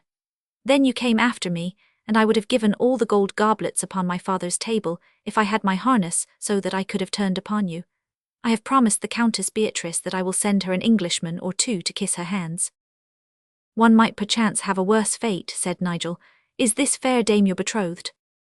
She is my love, answered the Frenchman. We are but waiting for the Count to be slain in the wars, and then we mean to marry. And this lady of thine, Nigel, I would that I could see her. Perchance you shall, fair sir, said Nigel, for all that I have seen of you fills me with desire to go further with you. It is in my mind that we might turn this thing to profit and to honour, for when Sir Robert has spoken with you, I am free to do with you as I will. And what will you do, Nigel? We shall surely try some small deed upon each other, so that either I shall see the Lady Beatrice, or you the Lady Mary. Nay, thank me not, for like yourself, I have come to this country in search of honour, and I know not where I may better find it than at the end of your sword point. My good lord and master, Sir John Chandos, has told me many times that never yet did he meet French knight nor squire that he did not find great pleasure and profit from their company, and now I very clearly see that he has spoken the truth. For an hour these two friends rode together, the Frenchman pouring forth the praises of his lady, whose glove he produced from one pocket, her garter from his vest, and her shoe from his saddle-bag. She was blonde, and when he heard that Mary was dark, he would fain stop then and there to fight the question of colour. He talked too of his great chateau at Lotta by the head waters of the pleasant Garonne, of the 100 horses in the stables, the 70 hounds in the kennels, the 50 hawks in the mews. His English friend should come there when the wars were over, and what golden days would be theirs.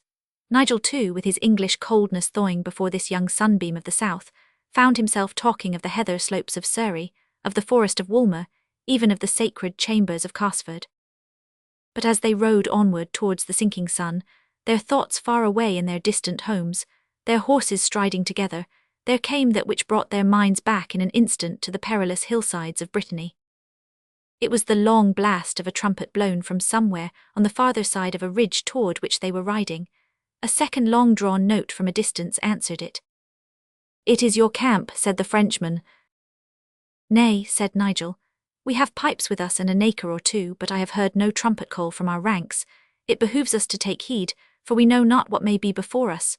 Ride this way, I pray you, that we may look over and yet be ourselves unseen." Some scattered boulders crowned the height, and from behind them the two young squires could see the long rocky valley beyond. Upon a knoll was a small square building with a battlement round it. Some distance from it towered a great dark castle, as massive as the rocks on which it stood, with one strong keep at the corner and 4 long lines of machicolated walls. Above, a great banner flew proudly in the wind, with some device which glowed red in the setting sun. Nigel shaded his eyes and stared with wrinkled brow. "It is not the arms of England, nor yet the lilies of France, nor is it the ermine of Brittany," said he. "He who holds this castle fights for his own hand, since his own device flies above it. Surely it is a head gules on an argent field." "The bloody head on a silver tray," cried the Frenchman. "Was I not warned against him? This is not a man, friend Nigel. It is a monster who wars upon English, French, and all Christendom. Have you not heard of the butcher of La Brohinière? Nay, I have not heard of him. His name is accursed in France. Have I not been told also that he put to death this very year Gilles de Saint Paul, a friend of the English king? Yes, in very truth it comes back to my mind now, that I heard something of this matter in Calais before we started. Then there he dwells, and God guard you if ever you pass under yonder portal, for no prisoner has ever come forth alive. Since these wars began he hath been a king to himself, and the plunder of 11 years lies in yonder cellars. How can justice come to him, when no man knows who owns the land? But when we have packed you all back to your island, by the blessed Mother of God, we have a heavy debt to pay to the man who dwells in yonder pile. But even as they watched, the trumpet call burst forth once more. It came not from the castle but from the farther end of the valley. It was answered by a second call from the walls. Then in a long, straggling line, there came a wild troop of marauders streaming homeward from some foray. In the van, at the head of a body of spearmen, rode a tall and burly man, clad in brazen armour, so that he shone like a golden image in the slanting rays of the sun. His helmet had been loosened from his gorget, and was held before him on his horse's neck. A great tangled beard flowed over his breastplate, and his hair hung down as far behind. A squire at his elbow bore high the banner of the bleeding head. Behind the spearmen were a line of heavily laden mules, and on either side of them a drove of poor country folk, who were being herded into the castle. Lastly came a second strong troop of mounted spearmen, who conducted a score or more of prisoners who marched together in a solid body. Nigel stared at them, and then, springing on his horse, he urged it along the shelter of the ridge so as to reach unseen a spot which was close to the castle gate. He had scarce taken up his new position when the cavalcade reached the drawbridge, and amid yells of welcome from those upon the wall, filed in a thin line across it.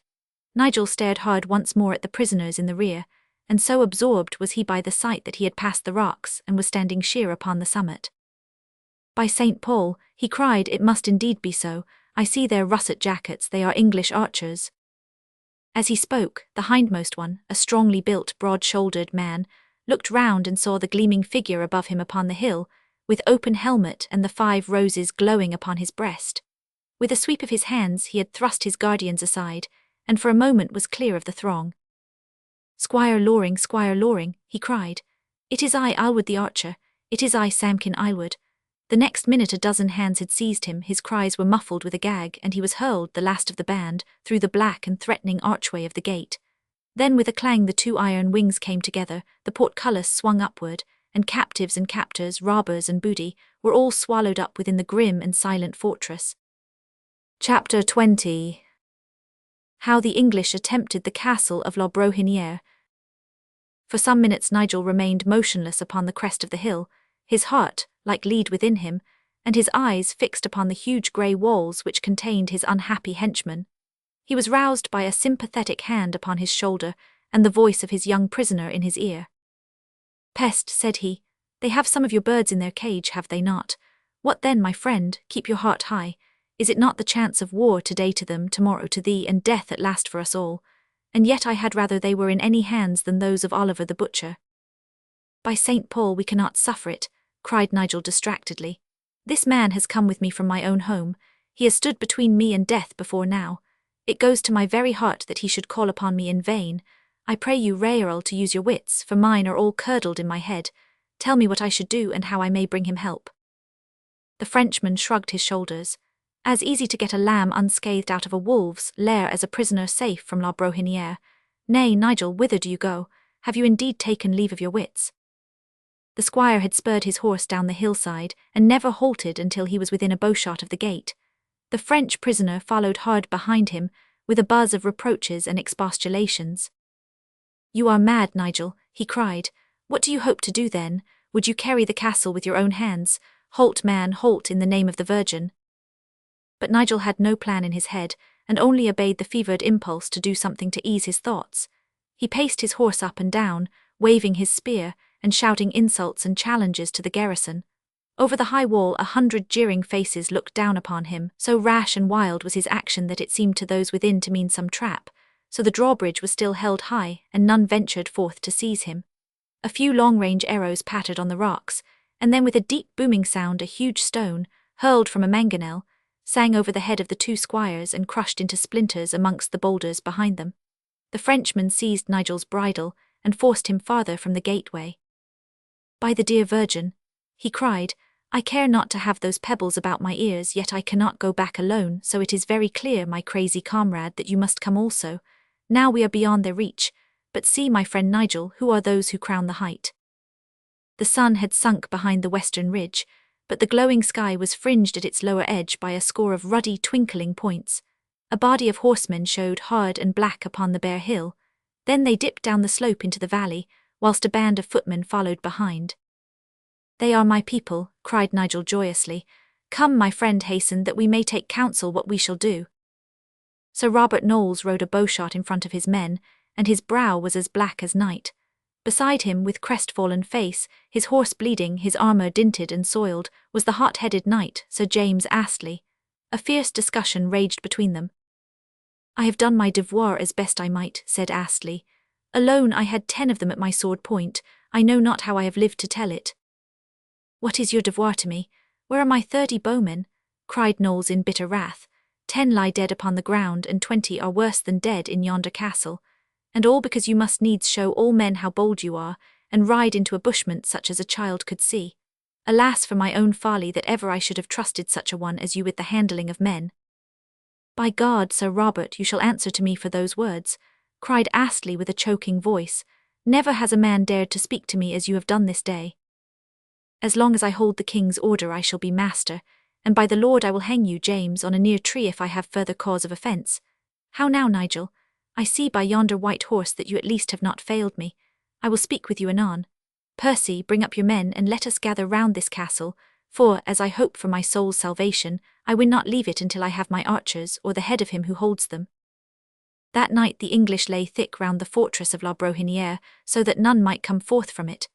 But if none could come forth, it was hard to see how any could win their way in, for it was full of men, the walls were high and strong, and a deep dry ditch girt it round, but the hatred and fear which its master had raised over the whole countryside could now be plainly seen, for during the night the brushwood men and the villagers came in from all parts with offers of such help as they could give for the intaking of the castle. Knowles set them cutting bushes and tying them into faggots. When morning came he rode out before the wall, and he held counsel with his knights and squires as to how he should enter in. "By noon," said he, "we shall have so many faggots that we may make our way over the ditch. Then we will beat in the gates and so win a footing." The young Frenchman had come with Nigel to the conference, and now, amid the silence which followed the leader's proposal, he asked if he might be heard. He was clad in the brazen armour which Nigel had taken from the Red Ferret. "It may be that it is not for me to join in your council," said he, "seeing that I am a prisoner and a Frenchman, but this man is the enemy of all, and we of France owe him a debt even as you do, since many a good Frenchman has died in his cellars. For this reason I crave to be heard." "We will hear you," said Knowles. "I have come from Evran yesterday," said he. "Sir Henry Spinifort, Sir Peter Laroy, and many other brave knights and squires lie there, with a good company of men, all of whom would very gladly join with you to destroy this butcher and his castle, for it is well known amongst us that his deeds are neither good nor fair. There are also bombards which we could drag over the hills, and so beat down this iron gate. If you so order it, I will ride to Evran and bring my companions back with me." "Indeed, Robert," said Percy, "it is in my mind that this Frenchman speaks very wisely and well." "And when we have taken the castle, what then?" asked Knowles. "Then you could go upon your way, fair sir, and we upon ours. Or if it please you better, you could draw together on yonder hill and we on this one, so that the valley lies between us. Then if any cavalier wished to advance himself, or to shed a vow and exalt his lady, an opening might be found for him. Surely it would be shame if so many brave men drew together and no small deed were to come of it." Nigel clasped his captive's hand to show his admiration and esteem, but Knowles shook his head. "Things are not ordered thus save in the tales of the minstrels," said he. "I have no wish that your people at Evran should know our numbers or our plans. I am not in this land for knight-errantry, but I am here to make head against the king's enemies. Has no one aught else to say?" Percy pointed to the small outlying fortalice upon the knoll, on which also flew the flag of the bloody head. "This smaller castle, Robert, is of no great strength and cannot hold more than 50 men. It is built, as I conceive it, that no one should seize the high ground and shoot down into the other. Why should we not turn all our strength upon it, since it is the weaker of the twain? But again the young leader shook his head. If I should take it, said he, I am still no nearer to my desire, nor will it avail me in getting back my bowmen. It may cost a score of men, and what profit shall I have from it? Had I bombards, I might place them on yonder hill, but having none it is of little use to me. It may be, said Nigel, that they have scant food or water and so must come forth to fight us. I have made inquiry of the peasants, Knowles answered, and they are of one mind that there is a well within the castle, and good store of food. Nay, gentlemen, there is no way before us save to take it by arms, and no spot where we can attempt it save through the great gate. Soon we will have so many faggots that we can cast them down into the ditch, and so win our way across. I have ordered them to cut a pine tree on the hill, and shear the branches so that we may beat down the gate with it. But what is now amiss, and why do they run forward to the castle? A buzz had risen from the soldiers in the camp, and they all crowded in one direction, rushing toward the castle wall. The knights and squires rode after them, and when in view of the main gate, the cause of the disturbance lay before them. On the tower above the portal 3 men were standing in the garb of English archers, ropes round their necks and their hands bound behind them. Their comrades surged below them with cries of recognition and of pity. It is Ambrose, cried one, surely it is Ambrose of Ingleton. Yes, in truth, I see his yellow hair, and the other, him with the beard, it is Lockwood of Skipton. Alas for his wife who keeps the booth by the bridgehead of Ribble, I wot not who the third may be. It is little Johnny Alspay, the youngest man in the company, cried old Wat with the tears running down his cheeks. 'Twas I who brought him from his home. Alas, alas, foul fare the day that ever I coaxed him from his mother's side that he might perish in a far land. There was a sudden flourish of a trumpet, and the drawbridge fell. Across it strode a portly man with a faded herald's coat. He halted warily upon the farther side, and his voice boomed like a drum. I would speak with your leader, he cried. Knowles rode forward. Have I your knightly word that I may advance unscathed with all courteous entreaty as befits a herald? Knowles nodded his head. The man came slowly and pompously forward. I am the messenger and liege servant, said he, of the High Baron Oliver de St. Yvon, Lord of La Brohinière. He bids me to say that if you continue your journey and molest him no further, he will engage upon his part to make no further attack upon you. As to the men whom he holds, he will enroll them in his own honourable service, for he has need of longbowmen, and has heard much of their skill. But if you constrain him or cause him further displeasure by remaining before his castle, he hereby gives you warning that he will hang these 3 men over his gateway, and every morning another 3 until all have been slain. This he has sworn upon the rood of Calvary, and as he has said so he will do upon jeopardy of his soul. Robert Knowles looked grimly at the messenger. You may thank the saints that you have had my promise, said he. Else would I have stripped that lying tabard from thy back and the skin beneath it from thy bones, that thy master might have a fitting answer to his message. Tell him that I hold him and all that are within his castle as hostage for the lives of my men, and that should he dare to do them scathe, he and every man that is with him shall hang upon his battlements. Go, and go quickly, lest my patience fail. There was that in Knowles' cold grey eyes, and in his manner of speaking those last words, which sent the portly envoy back at a quicker gait than he had come. As he vanished into the gloomy arch of the gateway, the drawbridge swung up with creak and rattle behind him. A few minutes later, a rough-bearded fellow stepped out over the portal where the condemned archers stood, and seizing the first by the shoulders he thrust him over the wall.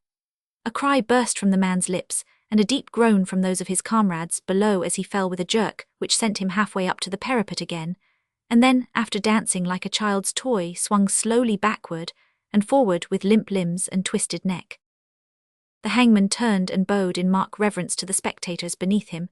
He had not yet learned in a land of puny archers how sure and how strong is the English bow.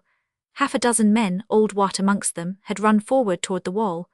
They were too late to save their comrades, but at least their deaths were speedily avenged. The man was in the act of pushing off the second prisoner when an arrow crashed through his head, and he fell stone dead upon the parapet. But even in falling, he had given the fatal thrust, and a second russet figure swung beside the first against the dark background of the castle wall.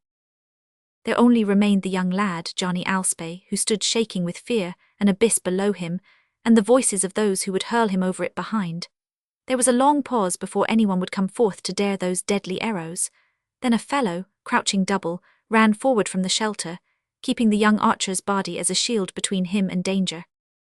"Aside, John, aside," cried his comrades from below. The youth sprang as far as the rope would allow him, and slipped it half over his face in the effort. 3 arrows flashed past his side, and 2 of them buried themselves in the body of the man behind. A howl of delight burst from the spectators as he dropped first upon his knees, and then upon his face. A life for a life was no bad bargain. But it was only a short respite which the skill of his comrades had given to the young archer. Over the parapet there appeared a ball of brass, then a pair of great brazen shoulders, and lastly the full figure of an armoured man. He walked to the edge, and they heard his hoarse guffaw of laughter as the arrows clanged and clattered against his impenetrable mail. He slapped his breastplate as he jeered at them. Well he knew that at the distance no dart ever sped by mortal hands could cleave through his plates of metal. So he stood, the great burly butcher of La Brohinière, with head uptossed, laughing insolently at his foes. Then with slow and ponderous tread he walked toward his boy victim, seized him by the ear, and dragged him across so that the rope might be straight. Seeing that the noose had slipped across the face, he tried to push it down, but the mail glove hampering him, he pulled it off, and grasped the rope above the lad's head with his naked hand. Quick as a flash old Wat's arrow had sped, and the butcher sprang back with a howl of pain, his hand skewered by a cloth-yard shaft. As he shook it furiously at his enemies, a second grazed his knuckles. With a brutal kick of his metal-shod feet, he hurled young Alspay over the edge, looked down for a few moments at his death agonies, and then walked slowly from the parapet, nursing his dripping hand, the arrows still ringing loudly upon his back piece as he went. The archers below, enraged at the death of their comrades, leaped and howled like a pack of ravening wolves. "By St. Dunstan," said Percy, looking round at their flushed faces, "if ever we are to carry it, now is the moment, for these men will not be stopped if hate can take them forward." "You are right, Thomas," cried Knowles. "Gather together 20 men-at-arms, each with his shield to cover him. Astley, do you place the bowmen so that no head may show at window or parapet. Nigel, I pray you to order the countryfolk forward with their fardels of faggots. Let the others bring up the lopped pine tree which lies yonder behind the horse lines. 10 men-at-arms can bear it on the right, and 10 on the left, having shields over their heads. The gate once down, let every man rush in, and God help the better cause." Swiftly and yet quietly the dispositions were made, for these were old soldiers whose daily trade was war. In little groups the archers formed in front of each slit or crevice in the walls, whilst others scanned the battlements with wary eyes, and sped an arrow at every face which gleamed for an instant above them. The garrison shot forth a shower of crossbow bolts and an occasional stone from their engine, but so deadly was the hail which rained upon them that they had no time to dwell upon their aim, and their discharges were wild and harmless. Under cover of the shafts of the bowmen, a line of peasants ran unscathed to the edge of the ditch, each hurling in the bundle which he bore in his arms, and then hurrying back for another one. In 20 minutes a broad pathway of faggots lay level with the ground upon one side and the gate upon the other. With the loss of 2 peasants slain by bolts and 1 archer crushed by a stone, the ditch had been filled up. All was ready for the battering ram. With a shout 20 picked men rushed forward with the pine tree under their arms, the heavy end turned toward the gate. The arbusters on the tower leaned over and shot into the midst of them, but could not stop their advance. 2 dropped, but the others, raising their shields, ran onward still shouting, crossed the bridge of faggots, and came with a thundering crash against the door. It splintered from base to arch, but kept its place. Swinging their mighty weapon, the storming party thudded and crashed upon the gate, every blow loosening and widening the cracks which rent it from end to end. The 3 knights with Nigel, the Frenchman Raoul and the other squires, stood beside the ram, cheering on the men, and chanting to the rhythm of the swing with a loud ha. At every blow, a great stone loosened from the parapet roared through the air and struck Sir James Astley and another of the attackers, but Nigel and the Frenchman had taken their places in an instant, and the ram thudded and smashed with greater energy than ever. Another blow and another.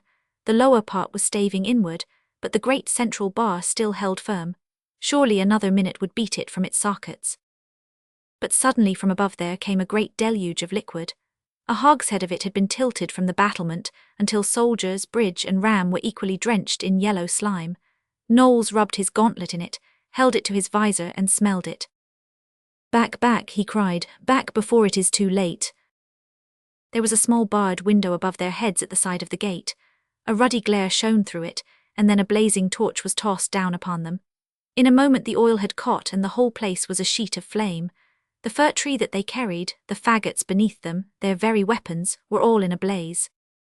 To right and left the men sprang down into the dry ditch, rolling with screams upon the ground in their endeavour to extinguish the flames. The knights and squires protected by their armour strove hard, stamping and slapping, to help those who had but leather jacks to shield their bodies. From above a ceaseless shower of darts and of stones were poured down upon them, while on the other hand the archers, seeing the greatness of the danger, ran up to the edge of the ditch, and shot fast and true at every face which showed above the wall. Scorched, wearied, and bedraggled, the remains of the storming party clambered out of the ditch as best they could, clutching at the friendly hands held down to them, and so limped their way back amid the taunts and howls of their enemies. A long pile of smouldering cinders was all that remained of their bridge, and on it lay Astley and 6 other red-hot men glowing in their armour. Knowles clenched his hands as he looked back at the ruin that was wrought, and then surveyed the group of men who stood or lay around him nursing their burned limbs and scowling up at the exultant figures who waved on the castle wall. Badly scorched himself, the young leader had no thought for his own injuries in the rage and grief which racked his soul. "We will build another bridge," he cried. "Set the peasants binding faggots once more." But a thought had flashed through Nigel's mind. "See, fair sir," said he, "the nails of yonder door are red-hot and the wood as white as ashes. Surely we can break our way through it." "By the Virgin, you speak truly," cried the French squire. "If we can cross the ditch, the gate will not stop us. Come, Nigel, for our fair ladies' sakes, I will race you who will reach it first, England or France." Alas for all the wise words of the good Chandos! Alas for all the lessons in order and discipline learned from the wary Knowles! In an instant, forgetful of all things but this noble challenge, Nigel was running at the top of his speed for the burning gate. Close at his heels was the Frenchman, blowing and gasping, as he rushed along in his brazen armour. Behind came a stream of howling archers and men-at-arms, like a flood which has broken its dam. Down they slipped into the ditch, rushed across it, and clambered on each other's backs up the opposite side. Nigel, Raoul and 2 archers gained a foothold in front of the burning gate at the same moment. With blows and kicks they burst it to pieces, and dashed with a yell of triumph through the dark archway beyond. For a moment they thought with mad rapture that the castle was carried. A dark tunnel lay before them down which they rushed, but alas! At the farther end it was blocked by a second gateway as strong as that which had been burned. In vain they beat upon it with their swords and axes. On each side the tunnel was pierced with slits, and the crossbow bolts discharged at only a few yards' distance crashed through armour as if it were cloth and laid man after man upon the stones. They raged and leaped before the great iron-clamped barrier, but the wall itself was as easy to tear down. It was bitter to draw back, but it was madness to remain. Nigel looked round and saw that half his men were down. At the same moment Raoul sank with a gasp at his feet, a bolt driven to its socket through the links of the camel which guarded his neck. Some of the archers, seeing that certain death awaited them, were already running back to escape from the fatal passage. "By St. Paul," cried Nigel hotly, "would you leave our wounded where this butcher may lay his hands upon them? Let the archers shoot inwards and hold them back from the slits. Now let each man raise one of our comrades, lest we leave our honour in the gate of this castle." With a mighty effort he had raised Raoul upon his shoulders, and staggered with him to the edge of the ditch. Several men were waiting below where the steep bank shielded them from the arrows, and to them Nigel handed down his wounded friend, and each archer in turn did the same. Again and again Nigel went back until no one lay in the tunnel save 7 who had died there. 13 wounded were laid in the shelter of the ditch, and there they must remain until night came to cover them. Meanwhile the bowmen on the farther side protected them from attack, and also prevented the enemy from all attempts to build up the outer gate. The gaping smoke-blackened arch was all that they could show for a loss of 30 men, but that at least Knowles was determined to keep. Burned and bruised, but unconscious of either pain or fatigue for the turmoil of his spirit within him, Nigel knelt by the Frenchman and loosened his helmet. The girlish face of the young squire was white as chalk, and the haze of death was gathering over his violet eyes, but a faint smile played round his lips as he looked up at his English comrade. "I shall never see Beatrice again," he whispered. "I pray you, Nigel, that when there is a truce you will journey as far as my father's chateau and tell him how his son died. Young Gaston will rejoice, for to him come the land and the coat, the war-cry and the profit. See them, Nigel, and tell them that I was as forward as the others." "Indeed, Raoul, no man could have carried himself with more honour or won more worship than you have done this day. I will do your behest when the time comes." "Surely you are happy, Nigel," the dying squire murmured, For this day has given you one more deed which you may lay at the feet of your lady-love. It might have been so had we carried the gate, Nigel answered sadly. But by St. Paul, I cannot count it a deed where I have come back with my purpose unfulfilled. But this is no time, Raoul, to talk of my small affairs. If we take the castle and I bear a good part in it, then perchance all this may indeed avail. The Frenchman sat up with that strange energy which comes often as the harbinger of death. You will win your Lady Mary, Nigel, and your great deeds will be not 3 but a score, so that in all Christendom there shall be no man of blood and coat armour who has not heard your name and your fame. This I tell you, I, Raoul de la Roche-Pierre de Bras, dying upon the field of honour. And now kiss me, sweet friend, and lay me back, for the mists close round me and I am gone. With tender hands the squire lowered his comrade's head, but even as he did so, there came a choking rush of blood, and the soul had passed. So died a gallant cavalier of France, and Nigel as he knelt in the ditch beside him prayed that his own end might be as noble and as debonair. Chapter 21. How the second messenger went to Casford. Under cover of night, the wounded men were lifted from the ditch and carried back, whilst pickets of archers were advanced to the very gate so that none should rebuild it. Nigel, sick at heart over his own failure, the death of his prisoner and his fears for Islewood, crept back into the camp, but his cup was not yet full, for Knowles was waiting for him with a tongue which cut like a whiplash. Who was he, a raw squire, that he should lead an attack without orders? See what his crazy knight-errantry had brought about.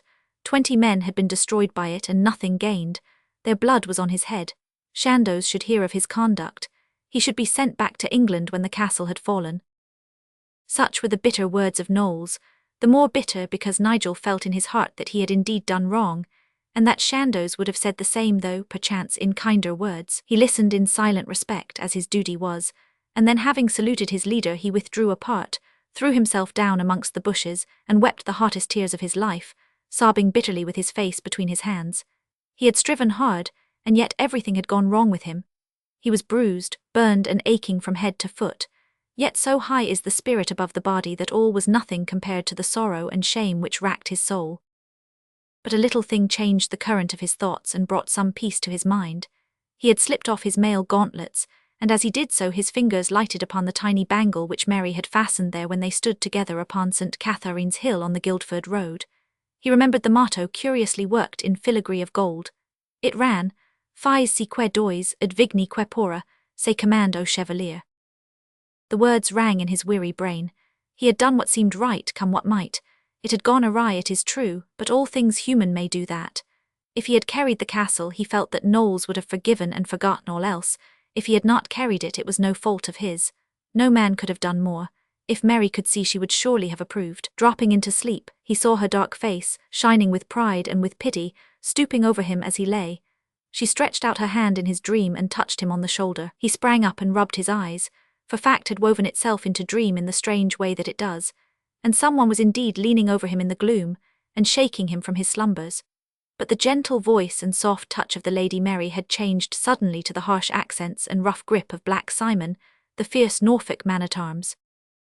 "Surely you are the Squire Loring," he said, peering close to his face in the darkness. "I am he, what then?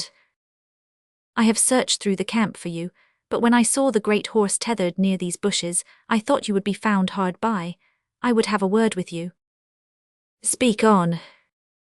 "This man Islewood the bowman was my friend, and it is the nature that God has given me to love my friends even as I hate my foes. He is also thy servant, and it has seemed to me that you love him also." "I have good cause so to do." "Then you and I, Squire Loring, have more reason to strive on his behalf than any of these others, who think more of taking the castle than of saving those who are captives within. Do you not see that such a man as this robber lord would, when all else had failed him, most surely cut the throats of his prisoners at the last instant before the castle fell, knowing well that come what might he would have short shrift himself? Is that not certain?" "By St. Paul, I had not thought of it." "I was with you hammering at the inner gate," said Simon, "and yet once when I thought that it was giving way I said in my heart, 'Goodbye, Samkin, I shall never see you more.' This baron has gall in his soul, even as I have myself, and do you think that I would give up my prisoners alive if I were constrained so to do? No, no, had we won our way this day it would have been the death stroke for them all." "It may be that you are right, Simon," said Nigel, "and the thought of it should assuage our grief, But if we cannot save them by taking the castle, then surely they are lost indeed. It may be so, or it may not, Simon answered slowly. It is in my mind that if the castle were taken very suddenly, and in such a fashion that they could not foresee it, then perchance we might get the prisoners before they could do them scathe. Nigel bent forward eagerly, his hand on the soldier's arm. You have some plan in your mind, Simon. Tell me what it is. I had wished to tell Sir Robert, but he is preparing the assault for tomorrow and will not be turned from his purpose. I have indeed a plan, but whether it be good or not I cannot say until I have tried it. But first I will tell you what put it into my thoughts. Know then that this morning, when I was in yonder ditch, I marked one of their men upon the wall. He was a big man with a white face, red hair, and a touch of St. Anthony's fire upon the cheek. But what has this to do with Islewood? I will show you.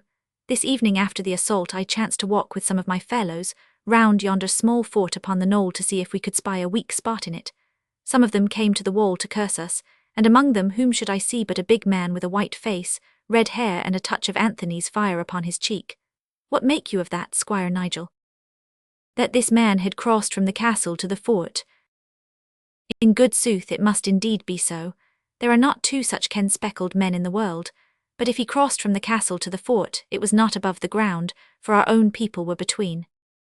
By St. Paul, I see your meaning, cried Nigel. It is in your mind that there is a passage under the earth from one to the other. I am well sure of it. Then if we should take the small fort we may pass down this tunnel, and so carry the great castle also. Such a thing might happen, said Simon, and yet it is dangerous also, for surely those in the castle would hear our assault upon the fort, and so be warned to bar the passage against us, and to slay the prisoners before we could come. What then is your rede? Could we find where the tunnel lay, Squire Nigel, I know not what is to prevent us from digging down upon it, and breaking into it so that both fort and castle are at our mercy before either knows that we are there. Nigel clapped his hands with joy. "'Fore God," he cried, "it is a most noble plan, but alas, Simon, I see not how we can tell the course of this passage or where we should dig." "I have peasants yonder with spades," said Simon. "There are two of my friends, Harding of Barnstable and West Country John, who are waiting for us with their gear. If you will come to lead us, Squire Nigel, we are ready to venture our bodies in the attempt." What would Knowles say in case they failed? The thought flashed through Nigel's mind, but another came swiftly behind it. He would not venture further unless he found hopes of success, and if he did venture further he would put his life upon it, giving that he made amends for all errors. And if on the other hand success crowned their efforts, then Knowles would forgive his failure at the gateway. A minute later, every doubt banished from his mind, he was making his way through the darkness under the guidance of Black Simon. Outside the camp the two other men-at-arms were waiting for them, and the four advanced together. Presently a little group of figures loomed up in the darkness. It was a cloudy night, and a thin rain was falling which obscured both the castle and the fort, but a stone had been placed by Simon in the daytime which assured that they were between the two. "Is blind Andreas there?" asked Simon. "Yes, kind sir, I am here," said a voice. "This man," said Simon, "was once rich and of good repute, but he was beggared by this robber lord, who afterwards put out his eyes, so that he has lived for many years in darkness at the charity of others." "How can he help us in our enterprise if he be indeed blind?" asked Nigel. "It is for that very reason, fair lord, that he can be of greater service than any other man," Simon answered. "For it often happens that when a man has lost a sense the good God will strengthen those that remain. Hence it is that Andreas has such ears that he can hear the sap in the trees or the cheep of the mouse in its burrow. He has come to help us to find the tunnel." "And I have found it," said the blind man proudly. "Here I have placed my staff upon the line of it. Twice as I lay there with my ear to the ground, I have heard footsteps pass beneath me." "I trust you make no mistake, old man," said Nigel. For answer the blind man raised his staff and smote twice upon the ground, once to the right and once to the left. The one gave a dull thud, the other a hollow boom. "Can you not hear that?" he asked. "Will you ask me now if I make a mistake?" "Indeed, we are much beholden to you," cried Nigel. "Let the peasants dig then, and as silently as they may do you keep your ear upon the ground, Andreas, so that if anyone pass beneath us we shall be warned." So amid the driving rain the little group toiled in the darkness. The blind man lay silent, flat upon his face, and twice they heard his warning hiss and stopped their work, while someone passed beneath. In an hour they had dug down to a stone arch which was clearly the outer side of the tunnel roof. Here was a sad obstacle, for it might take long to loosen a stone, and if their work was not done by the break of day, then their enterprise was indeed hopeless. They loosened the mortar with a dagger, and at last dislodged one small stone which enabled them to get at the others. Presently a dark hole blacker than the night around them yawned at their feet, and their swords could touch no bottom to it. They had opened the tunnel. "I would fain enter it first," said Nigel. "I pray you to lower me down." They held him to the full length of their arms, and then letting him drop, they heard him land safely beneath them. An instant later the blind man started up with a low cry of alarm. "I hear steps coming," said he. "They are far off, but they draw nearer." Simon thrust his head and neck down the hole. "Squire Nigel," he whispered, "can you hear me?" "I can hear you, Simon. Andrea says that someone comes." "Then cover over the hole," came the answer. "Quick, I pray you, cover it over." A mantle was stretched across it so that no glimmer of light should warn the newcomer. The fear was that he might have heard the sound of Nigel's descent, but soon it was clear that he had not done so, for Andreas announced that he was still advancing. Presently Nigel could hear the distant thud of his feet. If he bore a lantern all was lost, but no gleam of light appeared in the black tunnel, and still the footsteps drew nearer. Nigel breathed a prayer of thanks to all his guardian saints as he crouched close to the slimy wall and waited breathless, his dagger in his hand. Nearer yet and nearer came the steps. He could hear the stranger's coarse breathing in the darkness. Then, as he brushed past, Nigel bounded upon him with a tiger spring. There was one gasp of astonishment, and not a sound more, for the squire's grip was on the man's throat, and his body was pinned motionless against the wall. "Simon, Simon," cried Nigel loudly. The mantle was moved from the hole. "Have you a cord, or your belts linked together may serve?" One of the peasants had a rope, and Nigel soon felt it dangling against his hand. He listened, and there was no sound in the passage. For an instant he released his captive's throat. A torrent of prayers and entreaties came forth. The man was shaking like a leaf in the wind. Nigel pressed the point of his dagger against his face and dared him to open his lips. Then he slipped the rope beneath his arms and tied it. "Pull him up," he whispered, and for an instant the grey glimmer above him was obscured. "We have him, fair sir," said Simon. "Then drop me the rope and hold it fast." A moment later Nigel stood among the group of men who had gathered round their captive. It was too dark to see him, and they dare not strike flint and steel. Simon passed his hand roughly over him and felt a fat, clean-shaven face and a cloth gabardine which hung to the ankles. "Who are you?" he whispered. "Speak the truth and speak it low if you would ever speak again." The man's teeth chattered in his head with cold and fright. "I speak no English," he murmured. "French then," said Nigel. "I am a holy priest of God. You caught the ban of Holy Church when you lay hands upon me. I pray you let me go upon my way, for there are those whom I would shrive and housel. If they should die in sin, their damnation is upon you." "How are you called then?"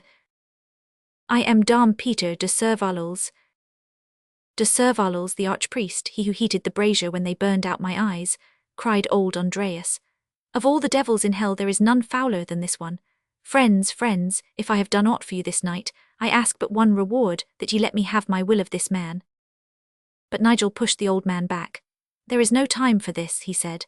"Now hark you, priest, if priest indeed you be, your gown and tonsure will not save you if you play us false, for we are here of a set purpose and we will go forward with it, come what may. Answer me and answer me truly, or it will be an ill night for you. In what part of the castle does this tunnel enter?" "In the lower cellar." "What is at the end?" "An oaken door." "Is it barred?" "Yes, it is barred." "How would you have entered?" "I would have given the password." "Who then would have opened?" "There is a guard within." "And beyond him?" "Beyond him are the prison cells and the jailers." "Who else would be afoot?" "No one save a guard at the gate and another on the battlement." "What then is the password?" The man was silent. "The password, fellow." The cold points of 2 daggers pricked his throat, but still he would not speak. "Where is the blind man?" asked Nigel. "Here, Andreas, you can have him and do what you will with him." "Nay, nay," the priest whimpered. "Keep him off me, save me from blind Andreas, I will tell you everything." "The password then this instant." "It is benedicity." "We have the password, Simon," cried Nigel. "Come then, let us on to the farther end. These peasants will guard the priest, and they will remain here lest we wish to send a message." "Nay, fair sir, it is in my mind that we can do better," said Simon. "Let us take the priest with us, so that he who is within may know his voice." "It is well thought of," said Nigel, "and first let us pray together, for indeed this night may well be our last." He and the 3 men-at-arms knelt in the rain and sent up their simple orisons, Simon still clutching tight to his prisoner's wrist. The priest fumbled in his breast and drew something forth. "It is the heart of the blessed confessor Saint Inagat," said he. "It may be that it will ease and assoil your souls if you would wish to handle it." The 4 Englishmen passed the flat silver case from hand to hand, each pressing his lips devoutly upon it. Then they rose to their feet. Nigel was the first to lower himself down the hole, then Simon, then the priest, who was instantly seized by the other 2. The men-at-arms followed them. They had scarcely moved away from the hole when Nigel stopped. "Surely someone else came after us," said he. They listened, but no whisper or rustle came from behind them. For a minute they paused and then resumed their journey through the dark. It seemed a long, long way, though in truth it was but a few hundred yards before they came to a door with a glimmer of yellow light around it, which barred their passage. Nigel struck upon it with his hand. There was the rasping of a bolt and then a loud voice, "Is that you, priest?" "Yes, it is I," said the prisoner in a quavering voice. "Open, Arnold." The voice was enough. There was no question of passwords. The door swung inward, and in an instant the janitor was cut down by Nigel and Simon. So sudden and so fierce was the attack that save for the thud of his body no sound was heard. A flood of light burst outward into the passage, and the Englishmen stood with blinking eyes in its glare. In front of them lay a stone-flagged corridor, across which lay the dead body of the janitor. It had doors on either side of it, and another grated door at the farther end. A strange hubbub, a kind of low droning and whining filled the air. The 4 men were standing listening, full of wonder as to what this might mean, when a sharp cry came from behind them. The priest lay in a shapeless heap upon the ground, and the blood was rushing from his gaping throat. Down the passage, a black shadow in the yellow light, there fled a crouching man, who clattered with a stick as he went. "It is Andreas," cried West Country Will. "He has slain him." "Then it was he that I heard behind us," said Nigel. "Doubtless he was at our very heels in the darkness. I fear that the priest's cry has been heard." "Nay," said Simon, "there are so many cries that one more may well pass. Let us take this lamp from the wall and see what sort of devil's den we have around us." They opened the door upon the right, and so horrible a smell issued from it that they were driven back from it. The lamp which Simon held forward showed a monkey-like creature mowing and grimacing in the corner, man or woman none could tell, but driven crazy by loneliness and horror. In the other cell was a grey-bearded man fettered to the wall, looking blankly before him, a body without a soul, yet with life still in him, for his dull eyes turned slowly in their direction. But it was from behind the central door at the end of the passage that the chorus of sad cries came which filled the air. "Simon," said Nigel, "before we go farther we will take this outer door from its hinges. With it we will block this passage so that at the worst we may hold our ground here until help comes. Do you back to the camp as fast as your feet can bear you. The peasants will draw you upward through the hole. Give my greetings to Sir Robert and tell him that the castle is taken without fail if he comes this way with 50 men. Say that we have made a lodgment within the walls. And tell him also, Simon, that I would counsel him to make a stir before the gateway, so that the guard may be held there whilst we make good our footing behind them. Go, good Simon, and lose not a moment." But the man-at-arms shook his head. "It is I who have brought you here, fair sir, and here I bide through fair and foul. But you speak wisely and well, for Sir Robert should indeed be told what is going forward now that we have gone so far. Harding, do you go with all speed and bear the gentle Nigel's message?" Reluctantly the man-at-arms sped upon his errand. They could hear the racing of his feet and the low jingle of his harness until they died away in the tunnel. Then the 3 companions approached the door at the end. It was their intention to wait where they were until help should come, but suddenly amid the babel of cries within there broke forth an English voice, shouting in torment. "My God," it cried, "I pray you, comrades, for a cup of water as you hope for Christ's mercy." A shout of laughter and the thud of a heavy blow followed the appeal. All the hot blood rushed to Nigel's head at the sound, buzzing in his ears and throbbing in his temples. There are times when the fiery heart of a man must overbear the cold brain of a soldier. With one bound he was at the door, with another he was through it, the men-at-arms at his heels. So strange was the scene before them that for an instant all three stood motionless with horror and surprise. It was a great vaulted chamber, brightly lit by many torches. At the farther end roared a great fire. In front of it 3 naked men were chained to posts in such a way that, flinch as they might, they could never get beyond the range of its scorching heat. Yet they were so far from it that no actual burn would be inflicted if they could but keep turning and shifting so as continually to present some fresh portion of their flesh to the flames. Hence they danced and whirled in front of the fire, tossing ceaselessly this way and that within the compass of their chains, wearied to death, their protruding tongues cracked and blackened with thirst, but unable for one instant to rest from their writhings and contortions. Even stranger was the sight at each side of the room, whence came that chorus of groans which had first struck upon the ears of Nigel and his companions. A line of great hogsheads were placed alongside the walls, and within each sat a man, his head protruding from the top. As they moved within there was a constant splashing and washing of water. The white wan faces all turned together as the door flew open, and a cry of amazement and of hope took the place of those long-drawn moans of despair. At the same instant 2 fellows clad in black, who had been seated with a flagon of wine between them at a table near the fire, sprang wildly to their feet, staring with blank amazement at this sudden inrush. That instant of delay deprived them of their last chance of safety. Midway down the room was a flight of stone steps which led to the main door. Swift as a wildcat Nigel bounded toward it and gained the steps a stride or 2 before the jailers. They turned and made for the other which led to the passage, but Simon and his comrades were nearer to it than they. 2 sweeping blows, 2 dagger thrusts into writhing figures, and the ruffians who worked the will of the butcher lay dead upon the floor of their slaughterhouse. Oh, the buzz of joy and of prayer from all those white lips! Oh, the light of returning hope in all those sunken, weary eyes! One wild shout would have gone up had not Nigel's outstretched hands and warning voice hushed them to silence. He opened the door behind him. A curving newel staircase wound upward into the darkness. He listened, but no sound came down. There was a key in the outer lock of the iron door. He whipped it out and turned it on the inner side. The ground that they had gained was safe. Now they could turn to the relief of these poor fellows beside them. A few strong blows struck off the irons and freed the 3 dancers before the fire. With a husky croak of joy, they rushed across to their comrades' water barrels, plunged their heads in like horses, and drank and drank and drank. Then in turn the poor shivering wretches were taken out of the barrels, their skins bleached and wrinkled with long soaking.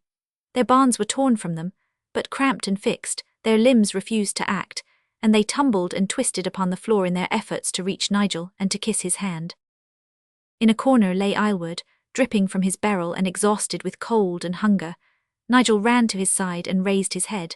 The jug of wine from which the 2 jailers had drunk still stood upon their table. The squire placed it to the archer's lips, and he took a hearty pull at it. "How is it with you now, Aylward?" "Better, squire, better, but may I never touch water again as long as I live. Alas, poor Dickon has gone, and Stephen also, the life chilled out of them. The cold is in the very marrow of my bones. I pray you, let me lean upon your arm as far as the fire, that I may warm the frozen blood and set it running in my veins once more." A strange sight it was to see these 20 naked men, crouching in a half-circle round the fire, with their trembling hands extended to the blaze. Soon their tongues at least were thawed, and they poured out the story of their troubles with many a prayer and ejaculation to the saints for their safe delivery. No food had crossed their lips since they had been taken. The butcher had commanded them to join his garrison and to shoot upon their comrades from the wall. When they refused, he had set aside 3 of them for execution. The others had been dragged to the cellar, whither the leering tyrant had followed them. Only one question he had asked them, whether they were of a hot-blooded nature or of a cold. Blows were showered upon them until they answered.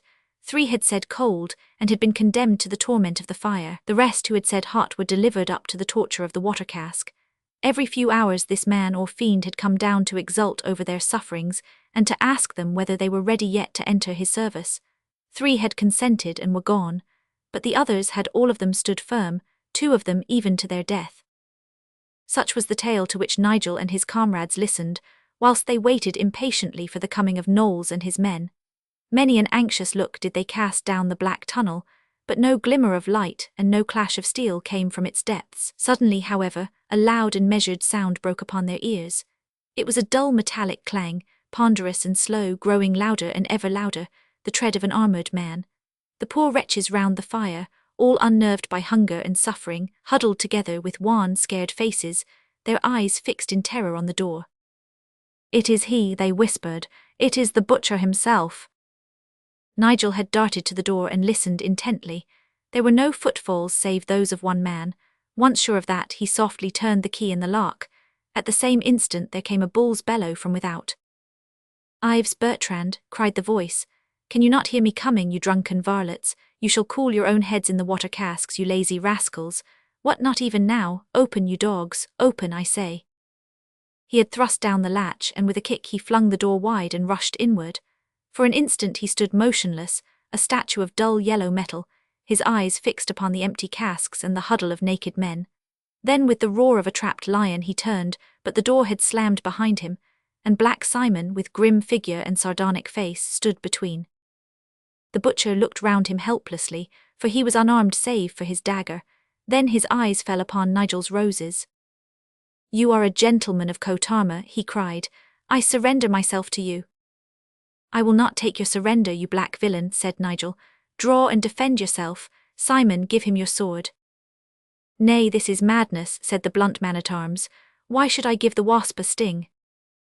"Give it him, I say. I cannot kill him in cold blood." "But I can," yelled Aylward, who had crept up from the fire. "Come, comrades, by these 10 finger bones, has he not taught us how cold blood should be warmed?" Like a pack of wolves they were on him, and he clanged upon the floor with a dozen frenzied naked figures clutching and clinging above him. In vain Nigel tried to pull them off. They were mad with rage, these tortured, starving men, their eyes fixed and glaring, their hair on end, their teeth gnashing with fury, while they tore at the howling, writhing man. Then with a rattle and clatter they pulled him across the room by his 2 ankles and dragged him into the fire. Nigel shuddered and turned away his eyes as he saw the brazen figure roll out and stagger to his knees, only to be hurled once more into the heart of the blaze. His prisoners screamed with joy and clapped their hands as they pushed him back with their feet, until the armor was too hot for them to touch. Then at last he lay still and glowed darkly red, whilst the naked men danced in a wild half-circle round the fire. But now at last the supports had come. Lights flashed and armor gleamed down the tunnel. The cellar filled with armed men, while from above came the cries and turmoil of the feigned assault upon the gate. Led by Knowles and Nigel, the storming party rushed upward and seized the courtyard. The guard of the gate taken in the rear threw down their weapons and cried for mercy. The gate was thrown open and the assailants rushed in, with hundreds of furious peasants at their heels. Some of the robbers died in hot blood, many in cold, but all died, for Knowles had vowed to give no quarter. Day was just breaking when the last fugitive had been hunted out and slain. From all sides came the yells and whoops of the soldiers, with the rending and riving of doors as they burst into the storerooms and treasure chambers. There was a joyous scramble amongst them, for the plunder of 11 years, gold and jewels, satins and velvets, rich plate and noble hangings were all to be had for the taking. The rescued prisoners, their hunger appeased and their clothes restored, led the search for booty. Nigel, leaning on his sword by the gateway, saw Aylward totter past, a huge bundle under each arm, another slung over his back and a smaller packet hanging from his mouth. He dropped it for a moment as he passed his young master. "By these 10 finger bones, I am right glad that I came to the war, and no man could ask for a more goodly life," said he. "I have a present here for every girl in Tilford, and my father need never fear the frown of the sacrist of Waverley again. But how of you, Squire Loring? It standeth not aright that we should gather the harvest whilst you, who sowed it, go forth empty-handed. Come, gentle sir, take these things that I have gathered, and I will go back and find more." But Nigel smiled and shook his head. "You have gained what your heart desired, and perchance I have done so also," said he. An instant later Knowles strode up to him with outstretched hand. "I ask your pardon, Nigel," said he. "I have spoken too hotly in my wrath." "Nay, fair sir, I was at fault. If we stand here now within this castle, it is to you that I owe it. The king shall know of it, and Chandos also. Can I do aught else, Nigel, to prove to you the high esteem in which I hold you?" The squire flushed with pleasure. "Do you send a messenger home to England, fair sir, with news of these doings?" "Surely I must do so. But do not tell me, Nigel, that you would be that messenger. Ask me some other favour, for indeed I cannot let you go." "Now God forbid," cried Nigel. "By St. Paul, I would not be so caitiff and so thrall as to leave you when some small deed might still be done, but I would fain send a message by your messenger." "To whom?" "It is to the Lady Mary, daughter of old Sir John Buttesthorn, who dwells near Guildford." "But you will write the message, Nigel. Such greetings as a cavalier sends to his ladylove should be under seal." "Nay, he can carry my message by word of mouth." "Then I shall tell him, for he goes this morning. What message then shall he say to the lady?" "He will give her my very humble greeting, and he will say to her that for the second time Saint Catherine has been our friend." Chapter 22. How Robert of Beaumanoir came to Ploermel. Sir Robert Knowles and his men passed onward that day, looking back many a time to see the two dark columns of smoke, one thicker and one more slender, which arose from the castle and from the fort of La Brohinière. There was not an archer nor a man-at-arms who did not bear a great bundle of spoil upon his back, and Knowles frowned darkly as he looked upon them. Gladly would he have thrown it all down by the roadside, but he had tried such matters before, and he knew that it was as safe to tear a half-gnawed bone from a bear as their blood-won plunder from such men as these. In any case, it was but 2 days' march to Ploermel, where he hoped to bring his journey to an end. That night they camped at Moron, where a small English and Breton garrison held the castle. Right glad were the bowmen to see some of their own countrymen once more, and they spent the night over wine and dice, a crowd of Breton girls assisting, so that next morning their bundles were much lighter, and most of the plunder of La Brohinière was left with the men and women of Moron. Next day their march lay with a fair sluggish river upon their right, and a great rolling forest upon their left which covered the whole country. At last toward evening the towers of Ploermel rose before them, and they saw against a darkening sky the red cross of England waving in the wind. So blue was the river Duck which skirted the road, and so green its banks that they might indeed have been back beside their own homely streams, the Oxford Thames or the Midland Trent. But ever as the darkness deepened there came in wild gusts the howling of wolves from the forest to remind them that they were in a land of war. So busy had men been for many years in hunting one another that the beasts of the chase had grown to a monstrous degree, until the streets of the towns were no longer safe from the wild inroads of the fierce creatures, the wolves and the bears, who swarmed around them. It was nightfall when the little army entered the outer gate of the castle of Ploermel, and encamped in the broad Bailey yard. Ploermel was at that time the centre of British power in mid-Brittany, as Hennebon was in the west, and it was held by a garrison of 500 men under an old soldier, Richard of Bambro, a rugged Northumbrian, trained in that great school of warriors, the border wars. He who had ridden the marches of the most troubled frontier in Europe, and served his time against the Liddesdale and Nithsdale raiders, was hardened for a life in the field. Of late, however, Bambro had been unable to undertake any enterprise, for his reinforcements had failed him, and amid his following he had but 3 English knights and 70 men.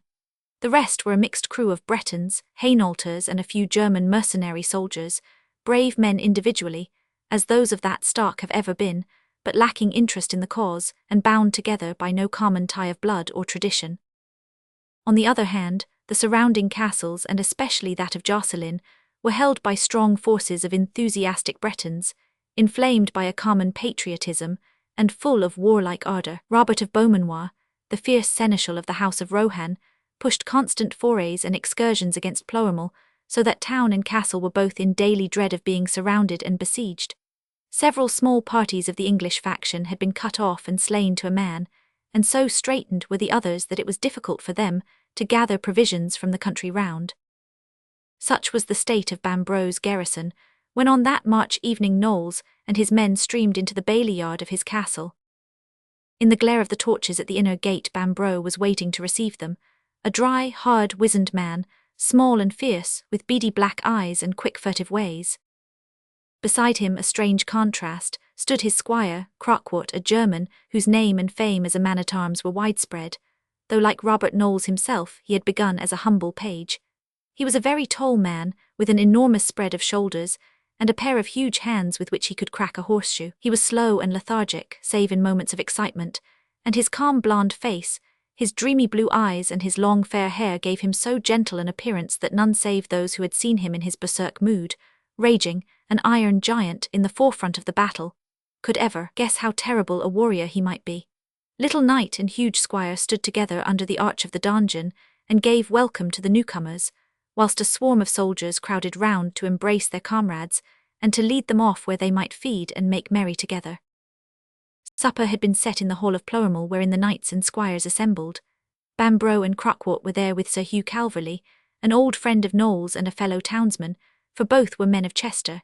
Sir Hugh was a middle-sized flaxen man, with hard grey eyes and fierce large-nosed face sliced across with the scar of a sword cut. There too were Geoffrey 500 Ardine, a young Breton seigneur, Sir Thomas Belford, a burly thick-set Midland Englishman, Sir Thomas Walton, whose surcoat of scarlet martlets showed that he was of the Surrey Waltons, James Marshall and John Russell, young English squires, and the two brothers, Richard and Hugh Le Galliard, who were of Gascon blood. Besides these were several squires unknown to fame, and of the newcomers, Sir Robert Knowles, Sir Thomas Percy, Nigel Loring, and two other squires, Allington and Parsons.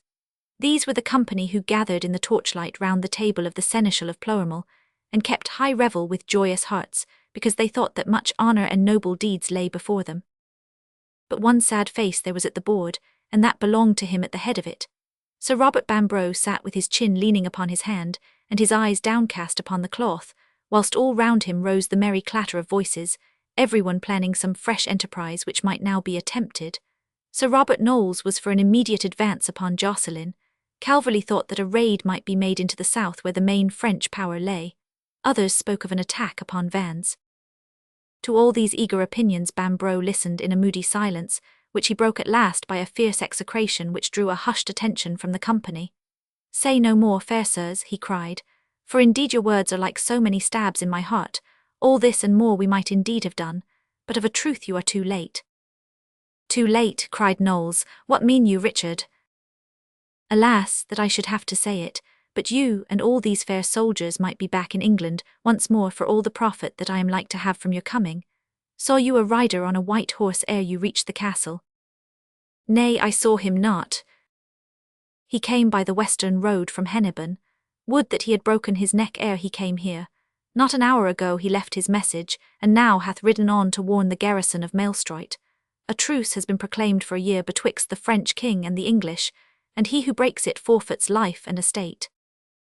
A truce, here was an end to all their fine dreams. They looked blankly at each other all round the table, whilst Croquart brought his great fist down upon the board until the glasses rattled again. Knowles sat with clenched hands as if he were a figure of stone, while Nigel's heart turned cold and heavy within him. A truce! Where then was his third deed, and how might he return without it? Even as they sat in moody silence, there was the call of a bugle from somewhere out in the darkness. Sir Richard looked up with surprise. "We are not wont to be summoned after once the portcullis is up," said he. "Truce or no truce, we must let no man within our walls until we have proved him. Croquart, see to it." The huge German left the room. The company were still seated in despondent silence when he returned. "Sir Richard," said he, "the brave knight Robert of Beaumanoir and his squire William de Montauban are without the gate, and would fain have speech with you." Bambro started in his chair. What could the fierce leader of the Bretons, a man who was red to the elbow with English blood, have to say to them? On what errand had he left his castle of Josselin to pay this visit to his deadly enemies? "Are they armed?" he asked. "They are unarmed." "Then admit them and bring them hither, but double the guards and take all heed against surprise." Places were set at the farther end of the table for these most unexpected guests. Presently the door was swung open, and Croquart with all form and courtesy announced the two Bretons, who entered with the proud and lofty air of gallant warriors and high-bred gentlemen. Beaumanoir was a tall dark man with raven hair and long swarthy beard. He was strong and straight as a young oak, with fiery black eyes, and no flaw in his comely features save that his front teeth had been dashed from their sockets. His squire, William of Montauban, was also tall, with a thin hatchet face, and two small grey eyes set very close upon either side of a long fierce nose. In Beaumanoir's expression one read only gallantry and frankness. In Montauban's there was gallantry also, but it was mixed with the cruelty and cunning of the wolf. They bowed as they entered, and the little English seneschal advanced with outstretched hand to meet them. "Welcome, Robert, so long as you are beneath this roof," said he. "Perhaps the time may come in another place when we may speak to each other in another fashion." "So I hope, Richard," said Beaumanoir, "but indeed we of Josselin bear you in high esteem, and are much beholden to you and to your men for all that you have done for us. We could not wish better neighbours, nor any from whom more honour is to be gained. I learn that Sir Robert Knowles and others have joined you, and we are heavy-hearted to think that the orders of our kings should debar us from attempting a venture. He and his squire sat down at the places set for them, and filling their glasses drank to the company. What you say is true, Robert, said Bambro, and before you came we were discussing the matter among ourselves and grieving that it should be so. When heard you of the truce? Yester evening a messenger rode from Nantes. Our news came tonight from Hennebon. The king's own seal was on the order, so I fear that for a year at least you will bide at Jocelyn and we at Ploermel, and kill time as we may. Perchance we may hunt the wolf together in the great forest, or fly our hawks on the banks of the Duck. Doubtless we shall do all this, Richard, said Beaumanoir, but by Saint Cadoc it is in my mind that with goodwill upon both sides we may please ourselves, and yet stand excused before our kings. Knights and squires leaned forward in their chairs, their eager eyes fixed upon him. He broke into a gap-toothed smile as he looked round at the circle, the wizened seneschal, the blond giant, Nigel's fresh young face, the grim features of Knowles, and the yellow hawk-like Calverley, all burning with the same desire. I see that I need not doubt the goodwill, said he, and of that I was very certain before I came upon this errand. Bethink you then that this order applies to war but not to challenges, spear-runnings, knightly exchanges, or the like. King Edward is too good a knight, and so is King John, that either of them should stand in the way of a gentleman who desires to advance himself or to venture his body for the exaltation of his lady. Is this not so? A murmur of eager assent rose from the table. If you as the garrison of Ploermel march upon the garrison of Jocelyn, then it is very plain that we have broken the truce, and upon our heads be it. But if there be a private bickering betwixt me, for example, and this young squire whose eyes show that he is very eager for honour, and if thereafter others on each side join in and fight upon the quarrel, it is in no sense war, but rather our own private business which no king can alter. Indeed, Robert, said Bambro, all that you say is very good and fair. Beaumanoir leaned forward toward Nigel, his brimming glass in his hand. Your name, squire, said he. My name is Nigel Loring. I see that you are young and eager, so I choose you as I would fain have been chosen when I was of your age. I thank you, fair sir, said Nigel. It is great honour that one so famous as yourself should condescend to do some small deed upon me. But we must have cause for quarrel, Nigel. Now here I drink to the ladies of Brittany, who of all ladies upon this earth are the most fair and the most virtuous, so that the least worthy amongst them is far above the best of England. What say you to that, young sir? Nigel dipped his finger in his glass, and leaning over he placed its wet impress on the Breton's hand. This in your face, said he. Beaumanoir swept off the red drop of moisture and smiled his approval. It could not have been better done, said he. Why spoil my velvet poltak as many a hot-headed fool would have done? It is in my mind, young sir, that you will go far. And now, who follows up this quarrel? A growl ran round the table. Beaumanoir ran his eye round and shook his head. Alas, said he, there are but 20 of you here, and I have 30 at Jocelyn who are so eager to advance themselves that if I return without hope for all of them, there will be sore hearts amongst them. I pray you, Richard, since we have been at these pains to arrange matters, that you in turn will do what you may. Can you not find 10 more men? But not of gentle blood. Nay, it matters not if they will only fight. Of that there can be no doubt, for the castle is full of archers and men-at-arms who would gladly play a part in the matter. Then choose 10, said Beaumanoir. But for the first time the wolf-like squire opened his thin lips. Surely, my lord, you will not allow archers, said he. I fear not any man. Nay, fair sir, consider that this is a trial of weapons betwixt us where man faces man. You have seen these English archers, and you know how fast and how strong are their shafts. Bethink you that if 10 of them were against us, it is likely that half of us would be down before ever we came to handstrokes. By Saint Cadoc, William, I think that you are right, cried the Breton. If we are to have such a fight as will remain in the memories of men, you will bring no archers and we no crossbows. Let it be steel upon steel. How say you then? Surely we can bring 10 men-at-arms to make up the 30 that you desire, Robert. It is agreed then that we fight on no quarrel of England and France, but over this matter of the ladies in which you and Squire Loring have fallen out.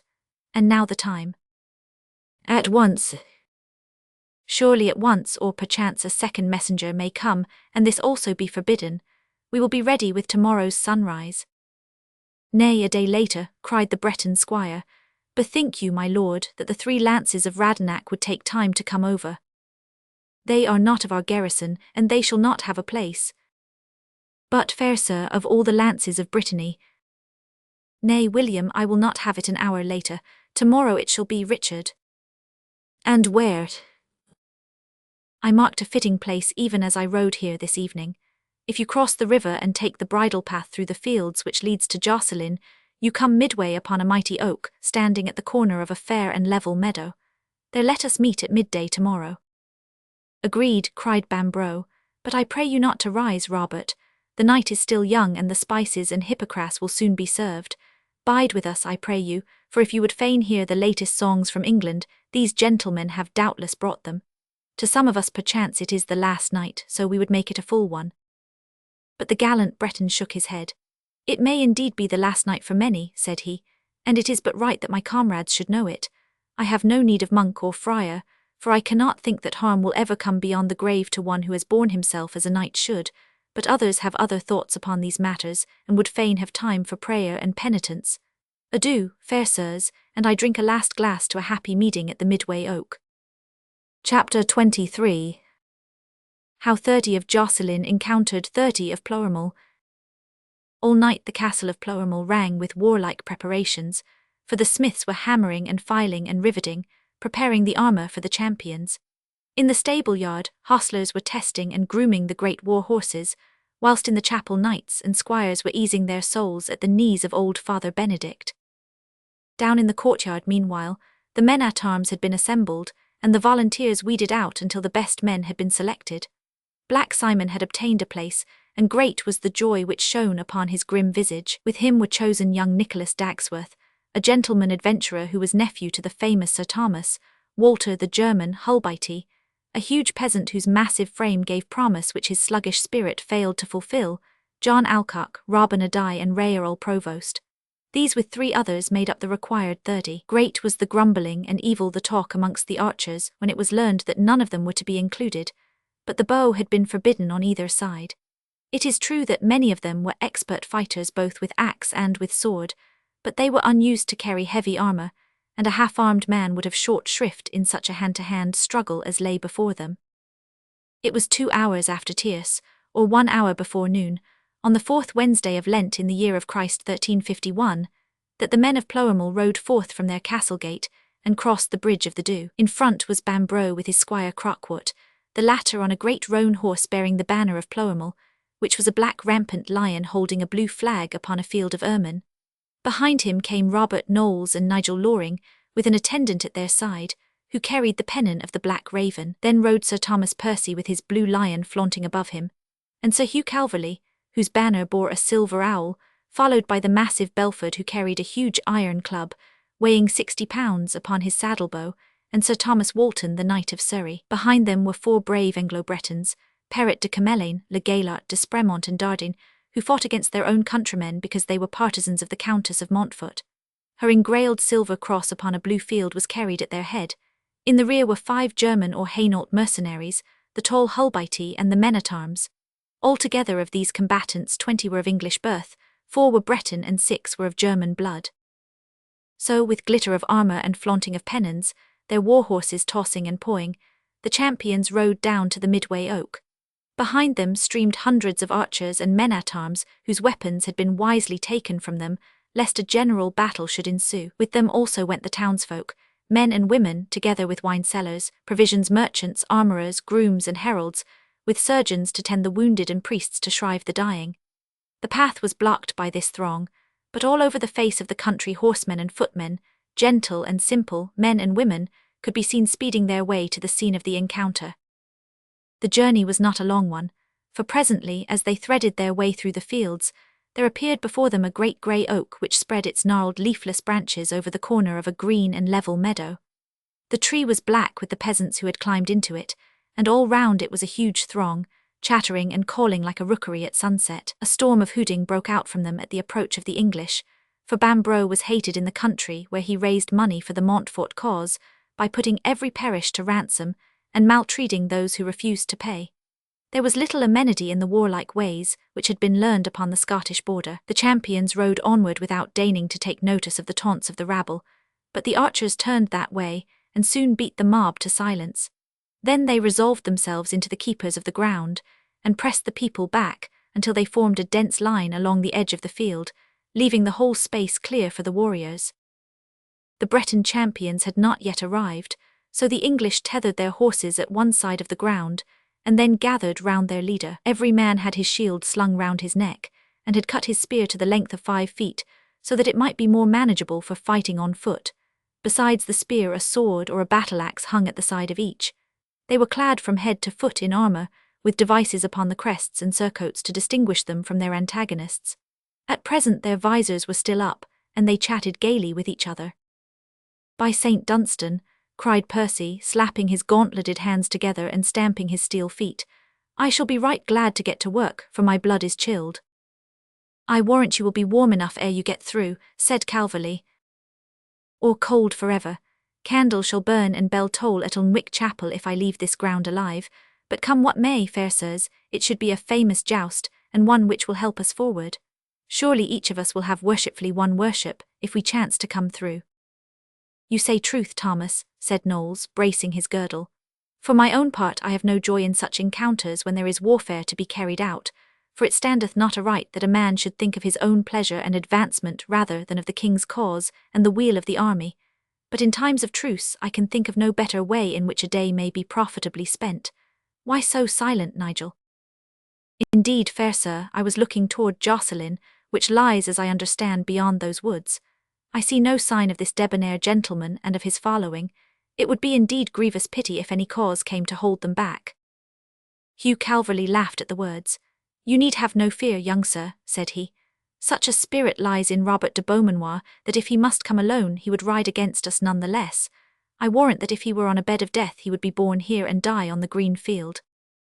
"You say truly, Hugh," said Bambro. "I know him and those who ride behind him. 30 stouter men or more skilled in arms are not to be found in Christendom. It is in my mind that come what may there will be much honour for all of us this day. Ever in my head I have a rhyme which the wife of a Welsh archer gave me when I crossed her hand with a golden bracelet after the intaking of Bergerac. She was of the old blood of Merlin with the power of sight. Thus she said: 'Twixt the oak tree and the river, knightly fame aid brave endeavour, make an honoured name forever. Methinks I see the oak tree, and yonder is the river. Surely this should betide some good to us." The huge German squire betrayed some impatience during this speech of his leader. Though his rank was subordinate, no man present had more experience of warfare or was more famous as a fighter than he. He now broke brusquely into the talk. "We should be better employed in ordering our line and making our plans than in talking of the rhymes of Merlin or such old wives' tales," said he.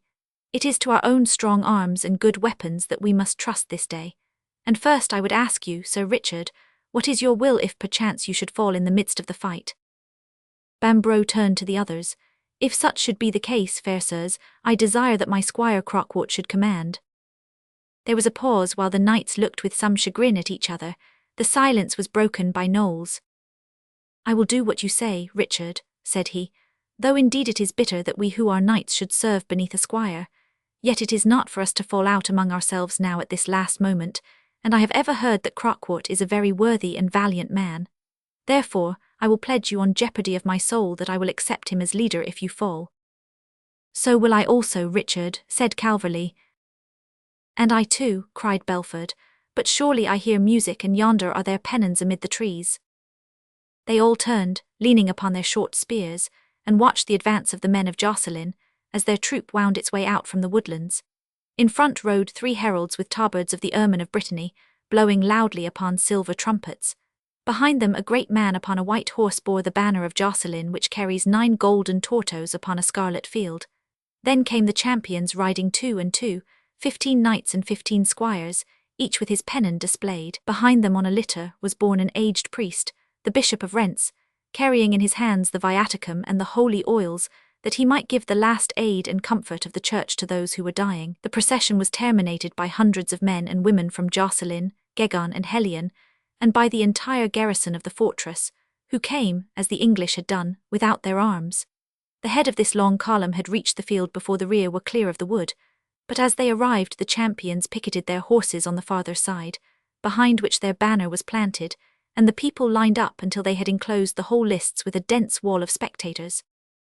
With keen eyes the English party had watched the armorial blazonry of their antagonists, for those fluttering pennons and brilliant surcoats carried a language which all men could read. In front was the banner of Beaumanoir, blue with silver frets. His motto, Je aime qui aime, was carried on a second flag by a little page. Whose is the shield behind him, silver with scarlet drops? Asked Knowles. It is his squire, William of Montauban, Calverley answered. And there are the golden lion of Rochefort and the silver cross of Du Bois the Strong. I would not wish to meet a better company than are before us this day. See, there are the blue rings of young Tintiniac, who slew my squire Hubert last Lamestide. With the aid of St. George, I will avenge him ere nightfall. By the 3 kings of Almain, growled Crockwood, we will need to fight hard this day, for never have I seen so many good soldiers gathered together. Yonder is Yves Cherol, whom they call the Man of Iron, Caro de Bodegat also, with whom I have had more than one bickering. That is he with the 3 ermine circles on the scarlet shield. There too is left-handed Alain de Carenise. Bear in mind that his stroke comes on the side where there is no shield.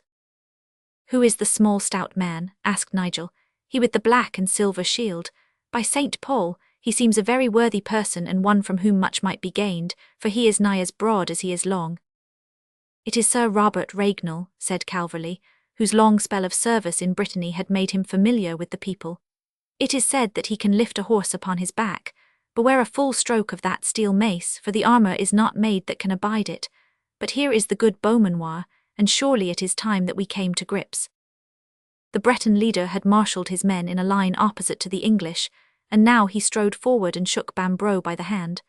By St. Cadoc, this is a very joyous meeting, Richard, said he, and we have certainly hit upon a very excellent way of keeping a truce. Indeed, Robert, said Bambro, we owe you much thanks, for I can see that you have been at great pains to bring a worthy company against us this day. Surely if all should chance to perish there will be few noble houses in Brittany who will not mourn. Nay, we have none of the highest of Brittany, Beaumanoir answered. Neither a Blois, nor a Leon, nor a Rohan, nor a Conan fights in our ranks this day, and yet we are all men of blood and coat armour, who are ready to venture our persons for the desire of our ladies and the love of the high order of knighthood. And now, Richard, what is your sweet will concerning this fight? That we continue until one or other can endure no longer, for since it is seldom that so many brave men draw together, it is fitting that we see as much as is possible of each other. Richard, your words are fair and good. It shall be even as you say. For the rest, each shall fight as pleases him best from the time that the herald calls the word. If any man from without shall break in upon us, he shall be hanged on yonder oak. With a salute he drew down his visor and returned to his own men, who were kneeling in a twinkling, many-coloured group, whilst the old bishop gave them his blessing. The heralds rode round with a warning to the spectators. Then they halted at the side of the 2 bands of men who now stood in a long line facing each other with 50 yards of grass between. The visors had been closed, and every man was now cased in metal from head to foot, some few glowing in brass, the greater number shining in steel. Only their fierce eyes could be seen smouldering in the dark shadow of their helmets, so for an instant they stood glaring and crouching.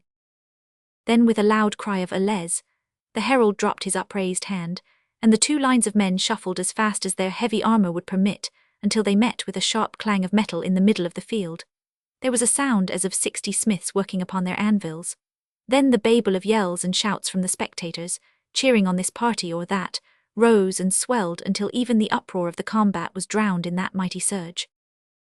So eager were the combatants to engage that in a few moments all order had been lost, and the 2 bands were mixed up in one furious scrambling, clattering throng, each man tossed hither and thither, thrown against one adversary and then against another, beaten and hustled and buffeted, with only the one thought in his mind to thrust with his spear, or to beat with his axe against anyone who came within the narrow slit of vision left by his visor.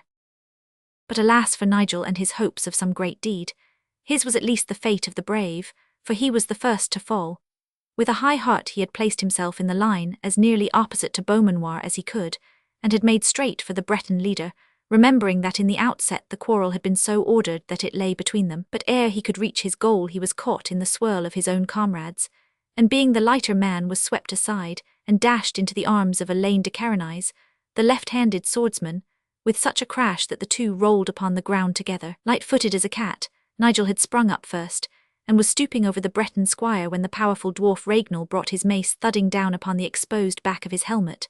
With a groan Nigel fell upon his face, blood gushing from his mouth, nose and ears.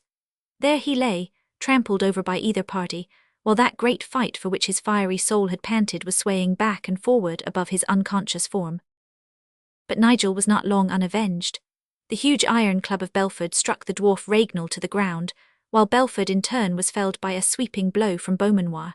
Sometimes a dozen were on the ground at one time, but so strong was the armour, and so deftly was the force of a blow broken by guard and shield, that the stricken men were often pulled to their feet once more by their comrades, and were able to continue the fight. Some, however, were beyond all aid.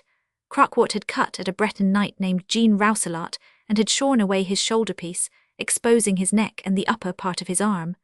Vainly he tried to cover this vulnerable surface with his shield. It was his right side, and he could not stretch it far enough across, nor could he get away on account of the press of men around him. For a time he held his foeman at bay, but that bare patch of white shoulder was a mark for every weapon, until at last a hatchet sank up to the socket in the knight's chest. Almost at the same moment a second Breton, a young squire named Geoffrey Mellon, was slain by a thrust from Black Simon, which found the weak spot beneath the armpit. 3 other Bretons, Evan Cherrel, Caro de Bodegat and Tristan de Pestivian, the first 2 knights and the latter a squire, became separated from their comrades, and were beaten to the ground with English all around them, so that they had to choose between instant death and surrender. They handed their swords to Bambro and stood apart, each of them sorely wounded, watching with hot and bitter hearts the melee which still surged up and down the field. But now the combat had lasted half an hour without stint or rest, until the warriors were so exhausted with the burden of their armour, the loss of blood, the shock of blows and their own furious exertions, that they could scarce totter or raise their weapons. There must be a pause if the combat was to have any decisive end. Cesses, cesses, retires, cried the heralds as they spurred their horses between the exhausted men.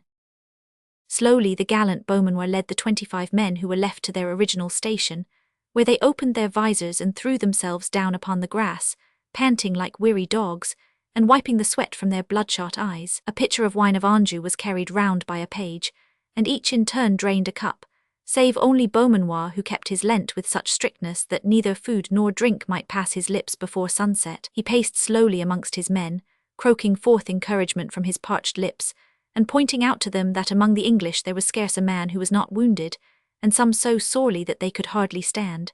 If the fight so far had gone against them, there were still 5 hours of daylight, and much might happen before the last of them was laid upon his back. Varlets had rushed forth to draw away the 2 dead Bretons, and a brace of English archers had carried Nigel from the field. With his own hands Aylward had unlaced the crushed helmet, and had wept to see the bloodless and unconscious face of his young master. He still breathed, however, and stretched upon the grass by the riverside the bowman tended him with rude surgery, until the water upon his brow and the wind upon his face had coaxed back the life into his battered frame. He breathed with heavy gasps, and some tinge of blood crept hack into his cheeks, but still he lay unconscious of the roar of the crowd, and of that great struggle which his comrades were now waging once again. The English had lain for a space bleeding and breathless, in no better case than their rivals, save that they were still 29 in number. But of this muster there were not 9 who were hale men, and some were so weak from loss of blood that they could scarce keep standing. Yet, when the signal was at last given to re-engage, there was not a man upon either side who did not totter to his feet and stagger forward toward his enemies. But the opening of this second phase of the combat brought one great misfortune and discouragement to the English. Bambro, like the others, had undone his visor, but with his mind full of many cares, he had neglected to make it fast again. There was an opening an inch broad betwixt it and the beaver. As the 2 lines met, the left-handed Breton squire, Alain de Caronise, caught sight of Bambro's face, and in an instant thrust his short spear through the opening. The English leader gave a cry of pain and fell on his knees, but staggered to his feet again, too weak to raise his shield. As he stood exposed, the Breton knight, Geoffrey Dubois the Strong, struck him such a blow with his axe that he beat in the whole breastplate with the breast behind it. Bambro fell dead upon the ground, and for a few minutes a fierce fight raged round his body. Then the English drew back, sullen and dogged, bearing Bambro with them, and the Bretons, breathing hard, gathered again in their own quarter. At the same instant the 3 prisoners picked up such weapons as were scattered upon the grass and ran over to join their own party. "Nay, nay," cried Knowles, raising his visor and advancing. "This may not be. You have been held to mercy when we might have slain you, and by the Virgin I will hold you dishonoured all 3 if you stand not back." "Say not so, Robert Knowles," Evan Cherrell answered. "Never yet has the word dishonour been breathed with my name, but I should count myself faint if I did not fight beside my comrades, when chance has made it right and proper that I should do so." "By Saint Cadoc, he speaks truly," croaked Beaumanoir, advancing in front of his men. "You are well aware, Robert, that it is the law of war and the usage of chivalry that if the knight to whom you have surrendered is himself slain, the prisoners thereby become released." There was no answer to this, and Knowles, weary and spent, returned to his comrades. "I would that we had slain them," said he. "We have lost our leader, and they have gained 3 men by the same stroke. If any more lay down their arms, it is my order that you slay them forthwith," said Crockwood, whose bent sword and bloody armour showed how manfully he had borne himself in the fray. "And now, comrades, do not be heavy-hearted because we have lost our leader. Indeed, his rhymes of Merlin have availed him little. By the 3 kings of Almain, I can teach you what is better than an old woman's prophecies, and that is that you should keep your shoulders together and your shields so close that none can break between them. Then you will know what is on either side of you, and you can fix your eyes upon the front. Also, if any be so weak or wounded that he must sink his hands, his comrades on right and left can bear him up. Now advance all together in God's name, for the battle is still ours if we bear ourselves like men." In a solid line the English advanced, while the Bretons ran forward as before to meet them. The swiftest of these was a certain squire, Geoffrey Poulart, who bore a helmet which was fashioned as a cock's head, with high comb above, and long pointed beak in front pierced with the breathing holes. He thrust with his sword at Calverley, but Belford, who was the next in the line, raised his giant club and struck him a crushing blow from the side. He staggered, and then pushing forth from the crowd, he ran round and round in circles as one whose brain is stricken, the blood dripping from the holes of his brazen beak. So for a long time he ran, the crowd laughing and cock-crowing at the sight, until at last he stumbled and fell stone-dead upon his face. But the fighters had seen nothing of his fate, for desperate and unceasing was the rush of the Bretons and the steady advance of the English line.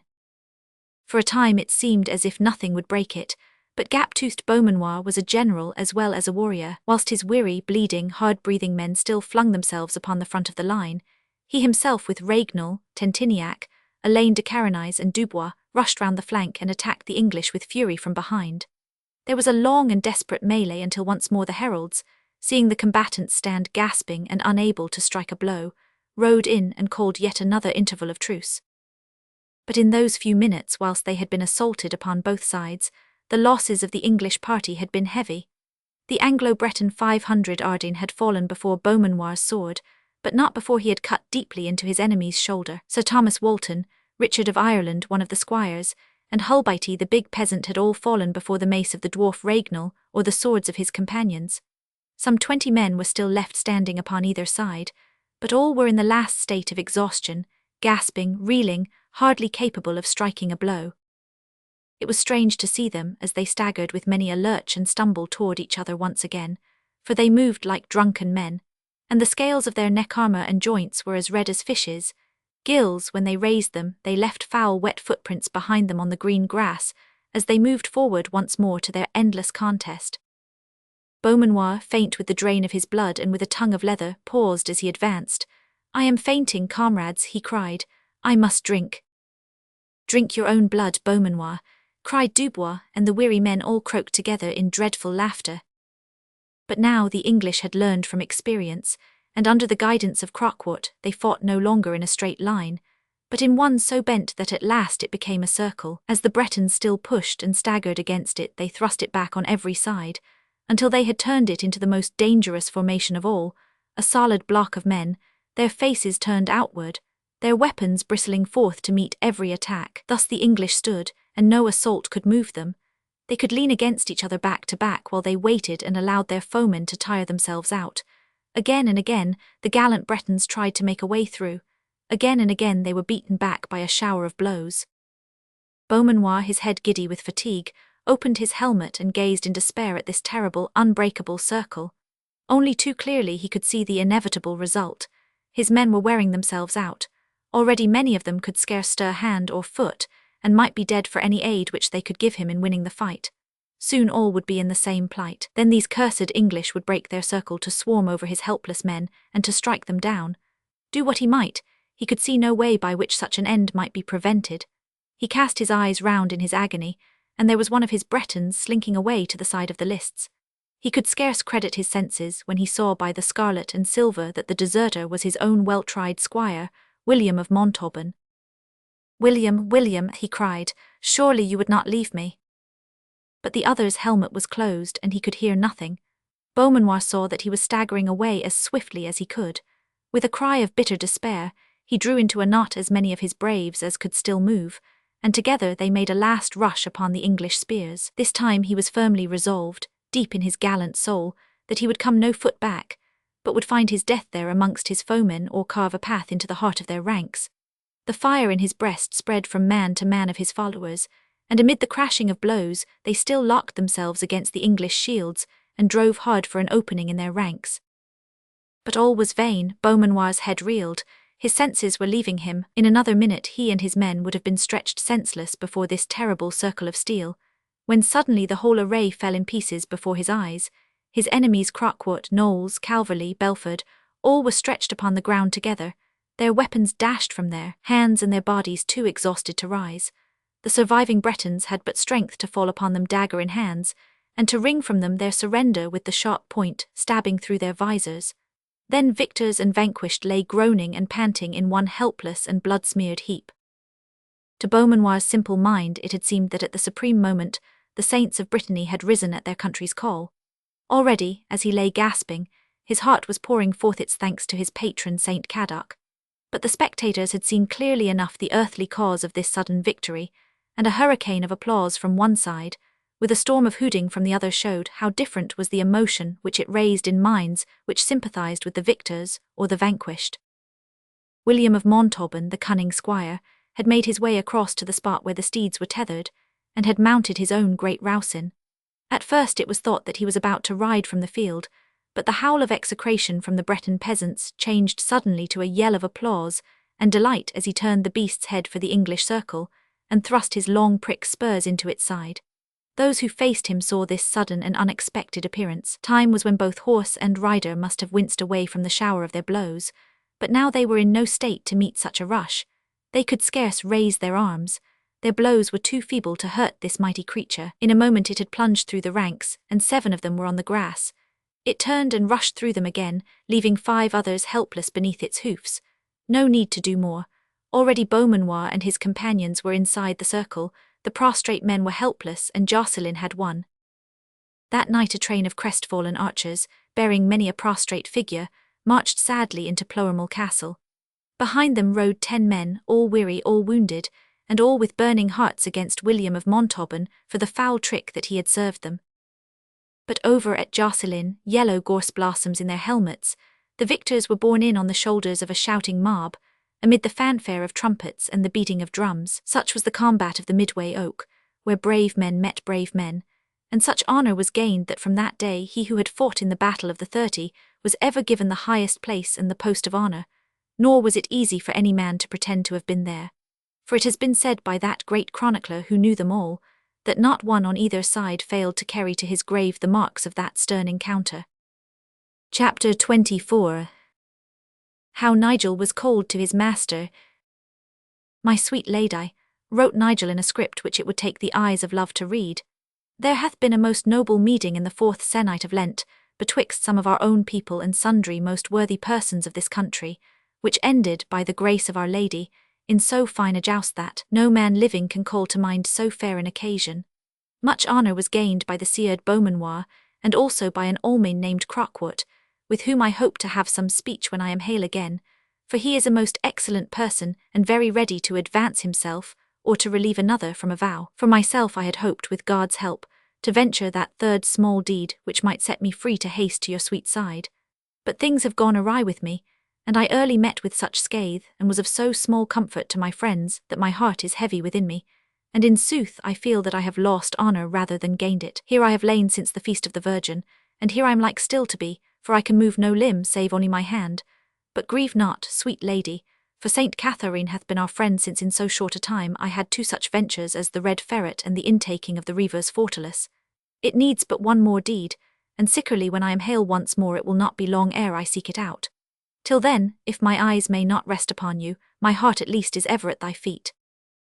So he wrote from his sick room in the castle of Ploermel late in the summer, but yet another summer had come before his crushed head had mended, and his wasted limbs had gained their strength once more. With despair he heard of the breaking of the truce, and of the fight at Moron, in which Sir Robert Knowles and Sir Walter Bentley crushed the rising power of Brittany, a fight in which many of the 30 champions of Jocelyn met their end. Then, when with renewed strength and high hopes in his heart, he went forth to search for the famous Croquart, who proclaimed himself ever ready night or day to meet any man with any weapon, it was only to find that in trying the paces of his new horse, the German had been cast into a ditch, and had broken his neck.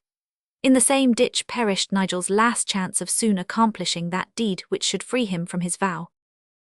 There was truce once more over all Christendom, and mankind was sated with war, so that only in far-off Prussia, where the Teutonic knights waged ceaseless battle with the Lithuanian heathen, could he hope to find his heart's desire. But money and high knightly fame were needed ere a man could go upon the northern crusade, and 10 years were yet to pass ere Nigel should look from the battlements of Marienburg on the waters of the Frisch Haff, or should endure the torture of the hot plate when bound to the holy Woden stone of Memel. Meanwhile, he chafed his burning soul out through the long seasons of garrison life in Brittany, broken only by one visit to the chateau of the father of Raoul, when he carried to the Lord of Grosbois the news of how his son had fallen like a gallant gentleman under the gateway of La Brohinière.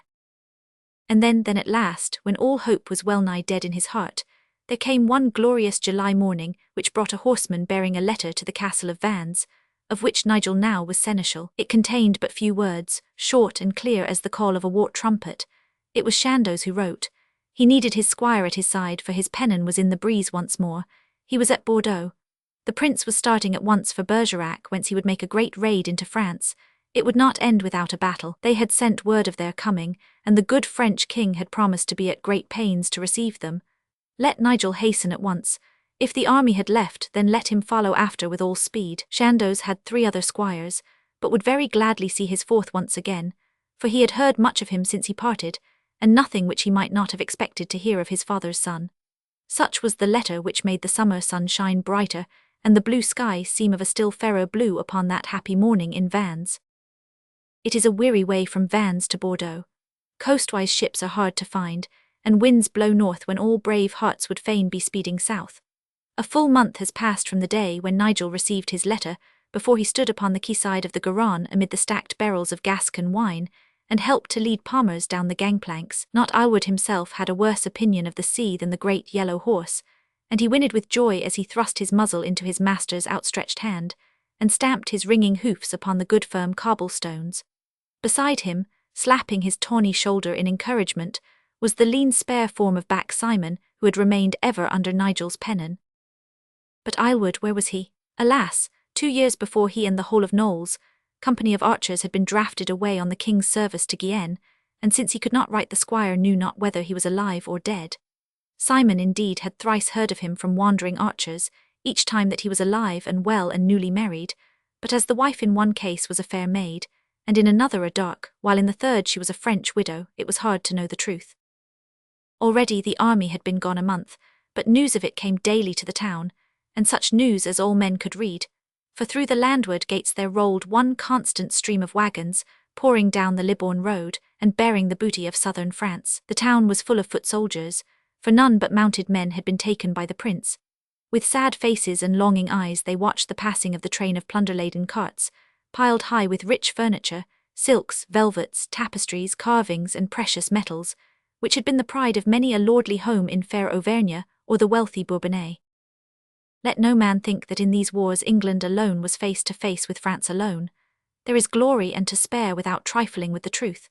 2 provinces in France, both rich and warlike, had become English through a royal marriage, and these, Guienne and Gascony, furnished many of the most valiant soldiers under the island flag. So poor a country as England could not afford to keep a great force overseas, and so must needs have lost the war with France through want of power to uphold the struggle. The feudal system enabled an army to be drawn rapidly together with small expense, but at the end of a few weeks it dispersed again as swiftly, and only by a well-filled money chest could it be held together. There was no such chest in England, and the king was forever at his wits' end how to keep his men in the field. But Guienne and Gascony were full of knights and squires, who were always ready to assemble from their isolated castles for a raid into France, and these with the addition of those English cavaliers who fought for honour, and a few thousand of the formidable archers, hired for fourpence a day, made an army with which a short campaign could be carried on. Such were the materials of the prince's force, some 8,000 strong, who were now riding in a great circle through southern France, leaving a broad wale of blackened and ruined country behind them. But France, even with her southwestern corner in English hands, was still a very warlike power, far richer and more populous than her rival. Single provinces were so great that they were stronger than many a kingdom. Normandy in the north, Burgundy in the east, Brittany in the west, and Languedoc in the south were each capable of fitting out a great army of their own. Therefore the brave and spirited John, watching from Paris this insolent raid into his dominions, sent messengers in hot haste to all these great feudatories, as well as to Lorraine, Picardy, Auvergne, Hainault, Vermandois, Champagne, and to the German mercenaries over his eastern border, bidding all of them to ride hard with bloody spur day and night, until they should gather to a head at Chartres. There a great army had assembled early in September, whilst the prince, all unconscious of its presence, sacked towns and besieged castles from Bourges to Issoudun, passing Romorantin, and so onward to Vierzon and to Tours. From week to week there were merry skirmishes at Barrières, brisk assaults of fortresses in which much honour was won, nightly meetings with detached parties of Frenchmen, and occasional spear-runnings, where noble champions deigned to venture their persons. Houses, too, were to be plundered, while wine and women were in plenty. Never had either knights or archers had so pleasant and profitable an excursion, so that it was with high heart and much hope of pleasant days at Bordeaux, with their pockets full of money, that the army turned south from the Loire, and began to retrace its steps to the seaboard city. But now its pleasant and martial promenade changed suddenly to very serious work of war. As the prince moved south, he found that all supplies had been cleared away from in front of him, and that there was neither fodder for the horses nor food for the men. 200 wagons laden with spoil rolled at the head of the army, but the starving soldiers would soon have gladly changed it all for as many loads of bread and of meat. The light troops of the French had proceeded then, and burned or destroyed everything that could be of use. Now also for the first time, the prince and his men became aware that a great army was moving upon the eastern side of them, streaming southward in the hope of cutting off their retreat to the sea. The sky glowed with their fires at night, and the autumn sun twinkled and gleamed from one end of the horizon to the other upon the steel caps and flashing weapons of a mighty host. Anxious to secure his plunder, and conscious that the levies of France were far superior in number to his own force, the prince redoubled his attempts to escape. But his horses were exhausted, and his starving men were hardly to be kept in order. A few more days would unfit them for battle.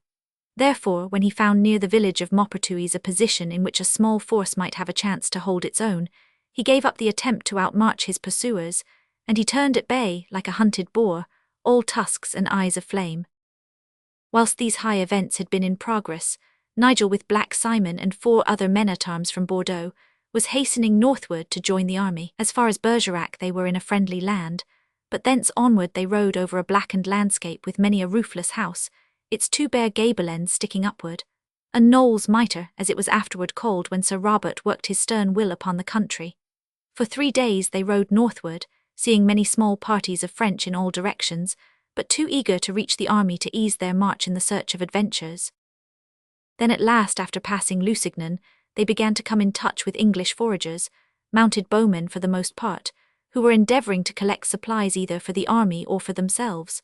From them Nigel learned that the prince, with Chandos ever at his side, was hastening south, and might be met within a short day's march. As he still advanced, these English stragglers became more and more numerous, until at last he overtook a considerable column of archers moving in the same direction as his own party. These were men whose horses had failed them, and who had therefore been left behind on the advance, but were now hastening to be in time for the impending battle. A crowd of peasant girls accompanied them upon their march, and a whole train of laden mules were led beside them. Nigel and his little troop of men-at-arms were riding past the archers, when Black Simon, with a sudden exclamation, touched his leader upon the arm. "See yonder, fair sir," he cried with gleaming eyes, "there where the wastrel walks with the great fardel upon his back. Who is he who marches behind him?" Nigel looked, and was aware of a stunted peasant who bore upon his rounded back an enormous bundle, very much larger than himself. Behind him walked a burly, broad-shouldered archer, whose stained jerkin and battered headpiece gave token of long and hard service. His bow was slung over his shoulder, and his arms were round the waists of two buxom Frenchwomen, who tripped along beside him with much laughter and many saucy answers flung back over their shoulders to a score of admirers behind them. "Aylward," cried Nigel, spurring forward. The archer turned his bronzed face, stared for an instant with wild eyes, and then, dropping his two ladies, who were instantly carried off by his comrades, he rushed to seize the hand which his young master held down to him. "Now by my hilt, Squire Nigel, this is the fairest sight of my lifetime," he cried. "And you, old Leatherface, nay, Simon, I would put my arms round your dried herring of a body if I could but reach you. Here is Palmer's too, and I read in his eye that he knows me well, and is as ready to put his teeth into me as when he stood in my father's stall." It was like a whiff of the heather-perfumed breezes of Hankley to see his homely face once more. Nigel laughed with sheer joy as he looked at him. "It was an ill day when the king's service called you from my side," said he, "and by St. Paul, I am right glad to set eyes upon you once more. I see well that you are in no wise altered, but the same Aylward that I have ever known. But who is this varlet with the great bundle who waits upon your movements?" "It is no less than a feather-bed, fair sir, which he bears upon his back, for I would fain bring it to Tilford, and yet it is over large for me when I take my place with my fellows in the ranks. But indeed this war has been a most excellent one, and I have already sent half a wagon-load of my gear back to Bordeaux to await my homecoming. Yet I have my fears when I think of all the rascal foot-archers who are waiting there, for some folk have no grace or honesty in their souls, and cannot keep their hands from that which belongs to another. But if I may throw my leg over yonder spare horse, I will come on with you, fair sir, for indeed it would be joy to my heart to know that I was riding under your banner once again." So Aylward, having given instructions to the bearer of his feather-bed, rode away in spite of shrill protests from his French companions, who speedily consoled themselves with those of his comrades, who seemed to have most to give.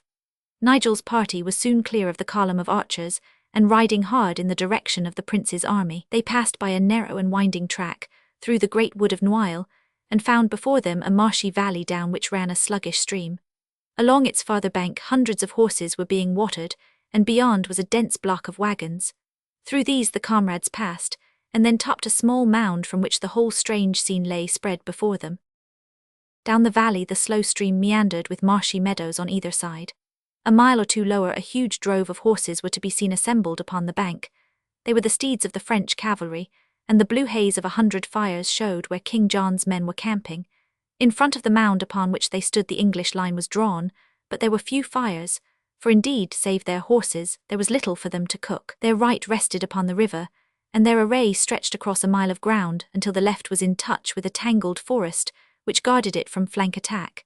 In front was a long, thick hedge and much broken ground, with a single deeply rutted country road cutting through it in the middle. Under the hedge and along the whole front of the position lay swarms of archers upon the grass, the greater number slumbering peacefully, with sprawling limbs in the warm rays of the September sun. Behind were the quarters of the various knights, and from end to end flew the banners and pennons marked with the devices of the chivalry of England and Guienne. With a glow in his heart Nigel saw those badges of famous captains and leaders, and knew that now at last he also might show his coat armour in such noble company.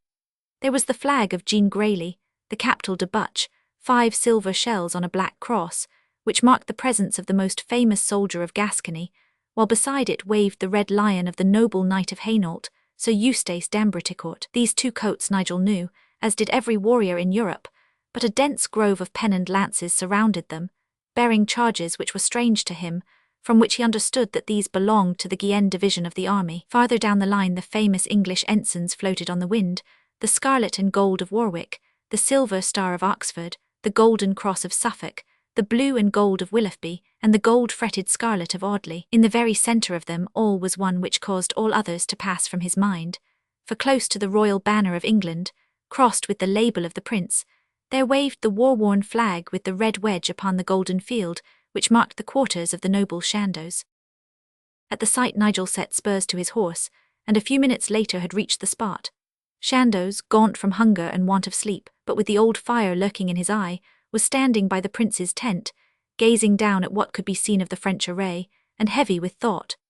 Nigel sprang from his horse, and was within touch of his master when the silken hanging of the royal tent was torn violently aside, and Edward rushed out. He was without his armour and clad in a sober suit of black, but the high dignity of his bearing and the imperious anger which flushed his face proclaimed the leader and the prince. At his heels was a little white-haired ecclesiastic in a flowing gown of scarlet sendal, expostulating and arguing in a torrent of words.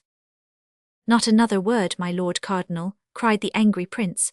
"I have listened to you overlong, and by God's dignity, that which you say is neither good nor fair in my ears.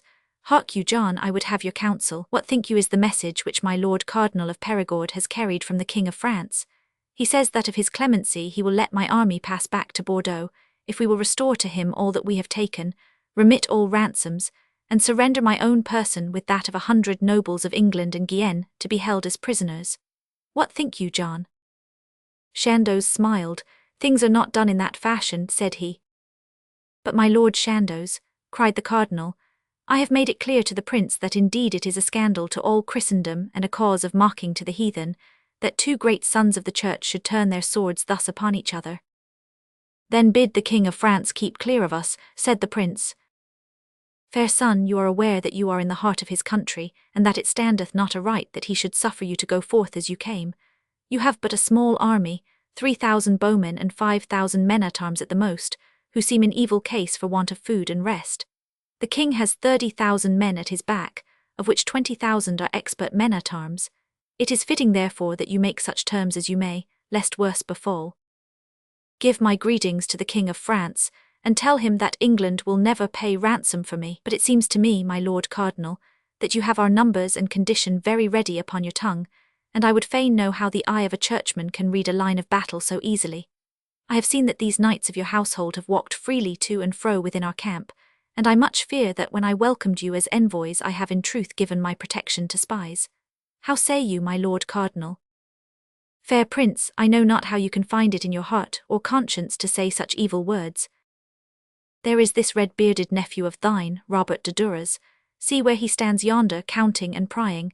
Hark hither, young sir.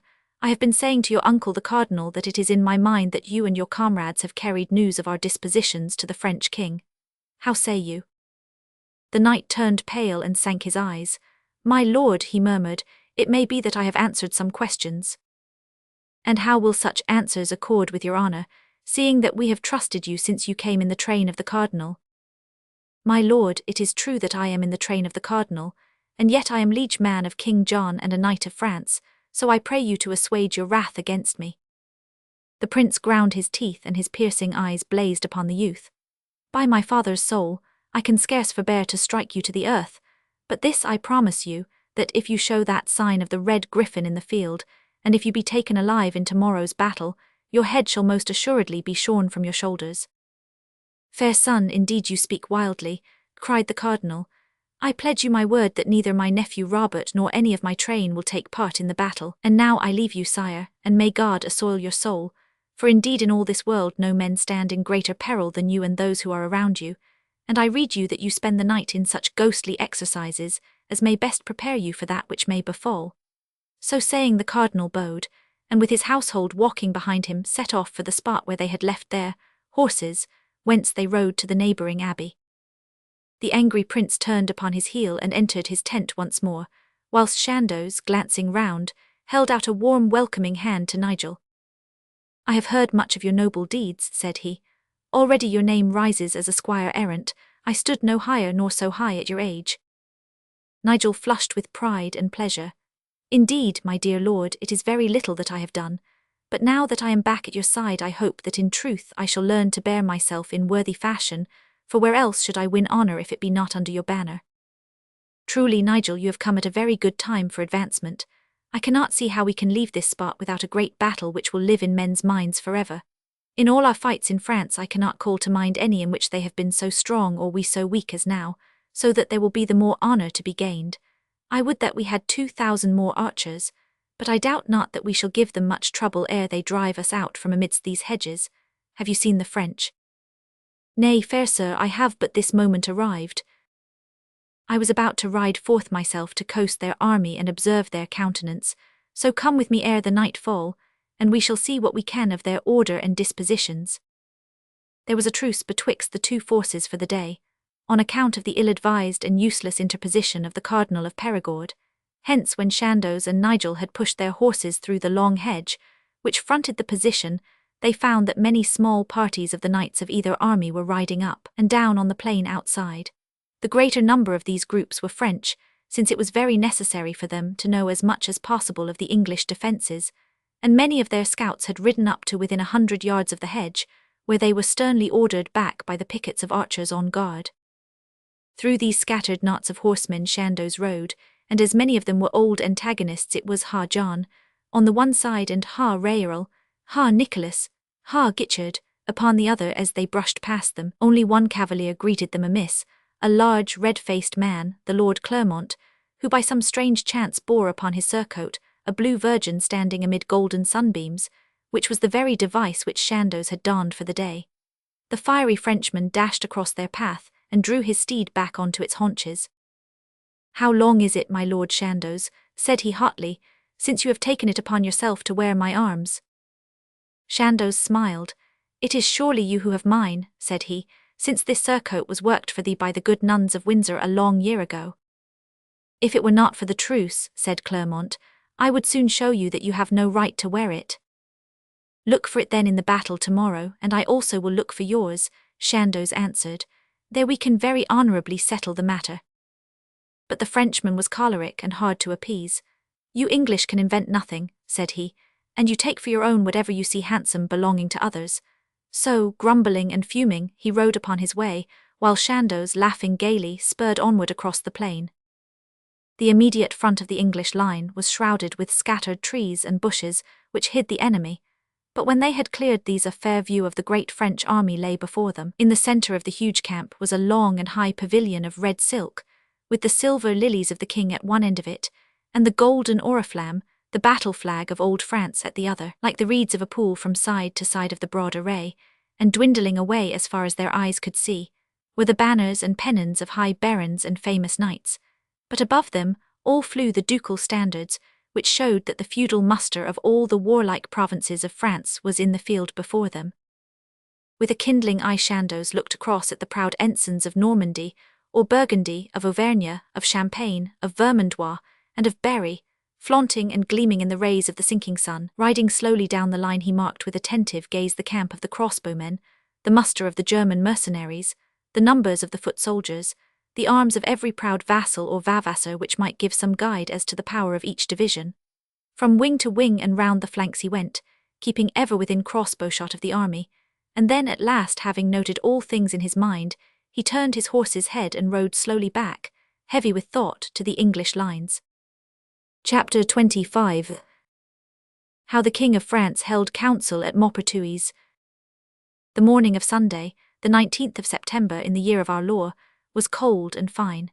A haze which rose from the marshy valley of Meusen covered both camps and set the starving Englishmen shivering, but it cleared slowly away as the sun rose. In the red silken pavilion of the French king, the same which had been viewed by Nigel and Chandos the evening before, a solemn mass was held by the Bishop of Chalons, who prayed for those who were about to die, with little thought in his mind that his own last hour was so near at hand. Then, when communion had been taken by the king and his 4 young sons, the altar was cleared away, and a great red-covered table placed lengthwise down the tent, round which John might assemble his council and determine how best he should proceed.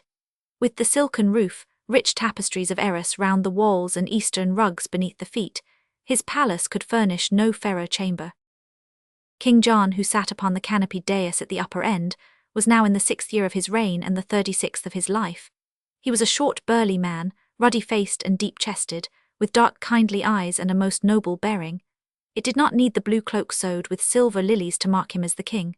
Though his reign had been short, his fame was already widespread over all Europe as a kindly gentleman and a fearless soldier, a fit leader for a chivalrous nation. His elder son, the Duke of Normandy, still hardly more than a boy, stood beside him, his hand upon the king's shoulder, and John half turned from time to fondle him. On the right at the same high dais was the king's younger brother, the Duke of Orleans, a pale, heavy-featured man, with a languid manner and intolerant eyes.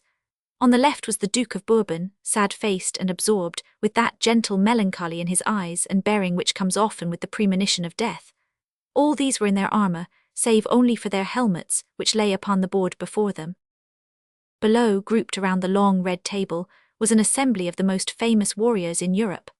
At the end nearest the king was the veteran soldier, the Duke of Athens, son of a banished father, and now High Constable of France. On one side of him sat the red-faced and choleric Lord Clermont, with the same blue virgin in golden rays upon his surcoat, which had caused his quarrel with Chandos the night before. On the other was a noble-featured, grizzly-haired soldier, Arnold d'Andrechan, who shared with Clermont the honour of being Marshal of France. Next to them sat Lord James of Bourbon, a brave warrior who was afterwards slain by the White Company at Brignies, and beside him a little group of German noblemen, including the Earl of Salzburg and the Earl of Nassau, who had ridden over the frontier with their formidable mercenaries at the bidding of the French king. The ridged armour and the hanging nasals of their bassinets were enough in themselves to tell every soldier that they were from beyond the Rhine. At the other side of the table were a line of proud and warlike lords, Fines, Chatelain Nessel, de Landers, de Beaujeu, with the fierce knight-errant de Chargny, he who had planned the surprise of Calais, and Eustace de Ribemont, who had upon the same occasion won the prize of valor from the hands of Edward of England. Such were the chiefs to whom the king now turned for assistance and advice. "You have already heard, my friends," said he, "that the Prince of Wales has made no answer to the proposal which we sent by the Lord Cardinal of Perigord. Certes this is as it should be, and though I have obeyed the call of Holy Church, I had no fears that so excellent a prince as Edward of England would refuse to meet us in battle. I am now of opinion that we should fall upon them at once, lest perchance the Cardinal's cross should again come betwixt our swords and our enemies." A buzz of joyful assent arose from the meeting, and even from the attendant men-at-arms who guarded the door. When it had died away, the Duke of Orleans rose in his place beside the king. "Sire," said he, "you speak as we would have you do, and I for one am of opinion that the Cardinal of Perigord has been an ill friend of France, for why should we bargain for a part when we have but to hold out our hand in order to grasp the whole? What need is there for words?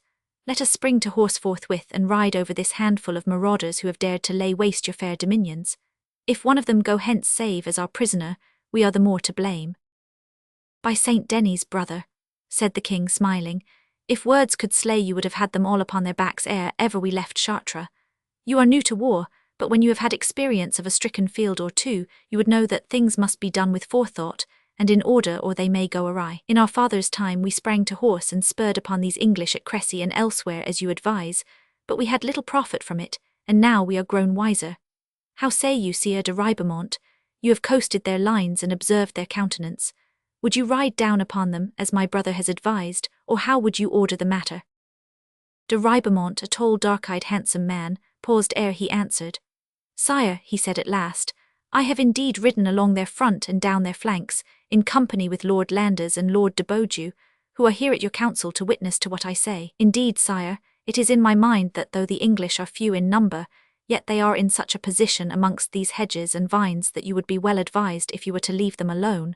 For they have no food and must retreat, so that you will be able to follow them, and to fight them to better advantage." A murmur of disapproval rose from the company, and the Lord Clermont, Marshal of the army, sprang to his feet, his face red with anger. "Eustace, Eustace," said he, "I bear in mind the days when you were of great heart and high enterprise, but since King Edward gave you yonder chaplet of pearls, you have ever been backward against the English." "My Lord Clermont," said de Ribemont sternly, "it is not for me to brawl at the king's council and in the face of the enemy, but we will go further into this matter at some other time.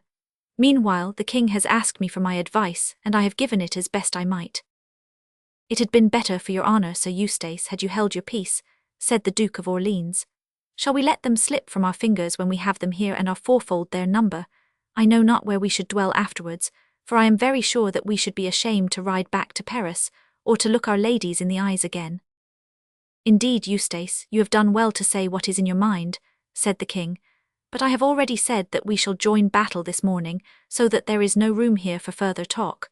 But I would fain have heard from you how it would be wisest and best that we attack them." "I will advise you, sire, to the best of my power. Upon their right is a river with marshes around it, and upon their left a great wood, so that we can advance only upon the centre. Along their front is a thick hedge, and behind it I saw the green jerkins of their archers, as thick as the sedges by the river. It is broken by one road where only 4 horsemen could ride abreast, which leads through the position. It is clear then that if we are to drive them back we must cross the great hedge, and I am very sure that the horses will not face it with such a storm of arrows beating from behind it. Therefore, it is my counsel that we fight upon foot, as the English did at Crecy, for indeed we may find that our horses will be more hindrance than help to us this day. The same thought was in my own mind, sire, said Arnold d'Andreghen, the veteran marshal. At Crecy the bravest had to turn their backs, for what can a man do with a horse which is mad with pain and fear? If we advance upon foot we are our own masters, and if we stop the shame is ours. The counsel is good, said the Duke of Athens, turning his shrewd wizened face to the king, but one thing only I would add to it. The strength of these people lies in their archers, and if we could throw them into disorder, were it only for a short time, we should win the hedge, else they will shoot so strongly that we must lose many men before we reach it, for indeed we have learned that no armour will keep out their shafts when they are close. Your words, fair sir, are both good and wise, said the king, but I pray you to tell us how you would throw these archers into disorder. I would choose 300 horsemen, sire, the best and most forward in the army. With these I would ride up the narrow road, and so turn to right and left, falling upon the archers behind the hedge. It may be that the 300 would suffer sorely, but what are they among so great a host, if a road may be cleared for their companions? I would say a word to that, sire, cried the German Count of Nassau. I have come here with my comrades to venture our persons in your quarrel, but we claim the right to fight in our own fashion, and we would count it dishonour to dismount from our steeds out of fear of the arrows of the English. Therefore, with your permission, we will ride to the front, as the Duke of Athens has advised, and so clear a path for the rest of you. This may not be, cried the Lord Clermont angrily. It would be strange indeed if Frenchmen could not be found to clear a path for the army of the King of France. One would think to hear you talk, my Lord Count, that your hardihood was greater than our own, but by Our Lady of Rocamadour you will learn before nightfall that it is not so. It is for me, who am a Marshal of France, to lead these 300, since it is an honourable venture. And I claim the same right for the same reason, said Arnold of Andreghen. The German Count struck the table with his mailed fist. Do what you like, said he. But this only I can promise you, that neither I nor any of my German riders will descend from our horses so long as they are able to carry us, for in our country it is only people of no consequence who fight upon their feet. The Lord Clermont was leaning angrily forward with some hot reply when King John intervened. Enough, enough, he said. It is for you to give your opinions, and for me to tell you what you will do. Lord Clermont, and you, Arnold, you will choose 300 of the bravest cavaliers in the army, and you will endeavour to break these archers. As to you and your Germans, my Lord Nassau, you will remain upon horseback since you desire it, and you will follow the marshals and support them as best you may. The rest of the army will advance upon foot, in 3 other divisions as arranged. Yours, Charles, and he patted his son, the Duke of Normandy, affectionately upon the hand. Yours, Philip, he glanced at the Duke of Orleans, and the main battle which is my own. To you, Geoffrey de Chargny, I entrust the oriflamme this day. But who is this knight, and what does he desire? A young knight, ruddy-bearded and tall, a red griffin upon his surcoat, had appeared in the opening of the tent. His flushed face and dishevelled dress showed that he had come in haste. Sire, said he, I am Robert de Duras of the household of the Cardinal de Perigord. I have told you yesterday all that I have learned of the English camp. This morning I was again admitted to it, and I have seen their wagons moving to the rear. Sire, they are in flight for Bordeaux. 'Fore God, I knew it, cried the Duke of Orleans in a voice of fury. Whilst we have been talking they have slipped through our fingers. Did I not warn you? Be silent, Philip, said the king angrily. But you, sir, have you seen this with your own eyes? With my own eyes, sire, and I have ridden straight from their camp. King John looked at him with a stern gaze. I know not how it accords with your honour to carry such tidings in such a fashion, said he, but we cannot choose but take advantage of it. Fear not, brother Philip, it is in my mind that you will see all that you would wish of the Englishmen before nightfall. Should we fall upon them whilst they cross the ford, it will be to our advantage. Now, fair sirs, I pray you to hasten to your posts, and to carry out all that we have agreed. Advance the oriflamme, Geoffrey, and do you marshal the divisions, Arnold. So may God and St. Denis have us in their holy keeping this day. The Prince of Wales stood upon that little knoll where Nigel had halted the day before. Beside him were Chandos, and a tall sunburned warrior of middle age, the Gascon Captal de Butch. The 3 men were all attentively watching the distant French lines, while behind them a column of wagons wound down to the ford of the Muisson. Close in the rear 4 knights in full armour with open visors sat their horses, and conversed in undertones with each other. A glance at their shields would have given their names to any soldier, for they were all men of fame who had seen much warfare. At present they were awaiting their orders, for each of them commanded the whole or part of a division of the army. The youth upon the left, dark, slim and earnest, was William Montacute, Earl of Salisbury, only 28 years of age and yet a veteran of Cressy. How high he stood in reputation is shown by the fact that the command of the rear, the post of honour in a retreating army, had been given to him by the prince. He was talking to a grizzled, harsh-faced man, somewhat over middle age, with lion features and fierce light blue eyes which gleamed as they watched the distant enemy. It was the famous Robert de Ufford, Earl of Suffolk, who had fought without a break from Cadsand onward through the whole Continental War. The other tall, silent soldier, with the silver star gleaming upon his surcoat, was John de Vere, Earl of Oxford, and he listened to the talk of Thomas Beauchamp, a burly, jovial, ruddy nobleman and a tried soldier, who leaned forward and tapped his mailed hand upon the other's steel-clad thigh. They were old battle companions, of the same age and in the very prime of life, with equal fame and equal experience of the wars. Such was the group of famous English soldiers who sat their horses behind the prince and waited for their orders. "I would that you had laid hands upon him," said the prince angrily, continuing his conversation with Chandos, "and yet perchance it was wiser to play this trick and make them think that we were retreating." "He has certainly carried the tidings," said Chandos with a smile. "No sooner had the wagon started than I saw him gallop down the edge of the wood." "It was well thought of, John," the prince remarked, "for it would indeed be great comfort if we could turn their own spy against them. Unless they advance upon us, I know not how we can hold out another day, for there is not a loaf left in the army, and yet if we leave this position, where shall we hope to find such another?" "They will stoop, fair sir, they will stoop to our lure. Even now Robert de Duras will be telling them that the wagons are on the move, and they will hasten to overtake us lest we pass the ford. But who is this who rides so fast? Here perchance may be tidings." A horseman had spurred up to the knoll. He sprang from the saddle and sank on one knee before the prince. "How now, my Lord Audley," said Edward, "what would you have?" "Sir," said the knight, still kneeling with bowed head before his leader, "I have a boon to ask of you." "Nay, James, rise, let me hear what I can do." The famous knight-errant, pattern of chivalry for all time, rose and turned his swarthy face and dark earnest eyes upon his master. "Sir," said he, "I have ever served most loyally my lord your father and yourself, and shall continue so to do so long as I have life. Dear sir, I must now acquaint you that formerly I made a vow if ever I should be in any battle under your command, that I would be foremost or die in the attempt. I beg therefore that you will graciously permit me to honourably quit my place among the others, that I may post myself in such wise as to accomplish my vow." The prince smiled, for it was very sure that vow or no vow, permission or no permission, Lord James Audley would still be in the van. "Go, James," said he, shaking his hand, "and God grant that this day you may shine in valour above all knights. But hark, John, what is that?" Chandos cast up his fierce nose like the eagle which smells slaughter afar.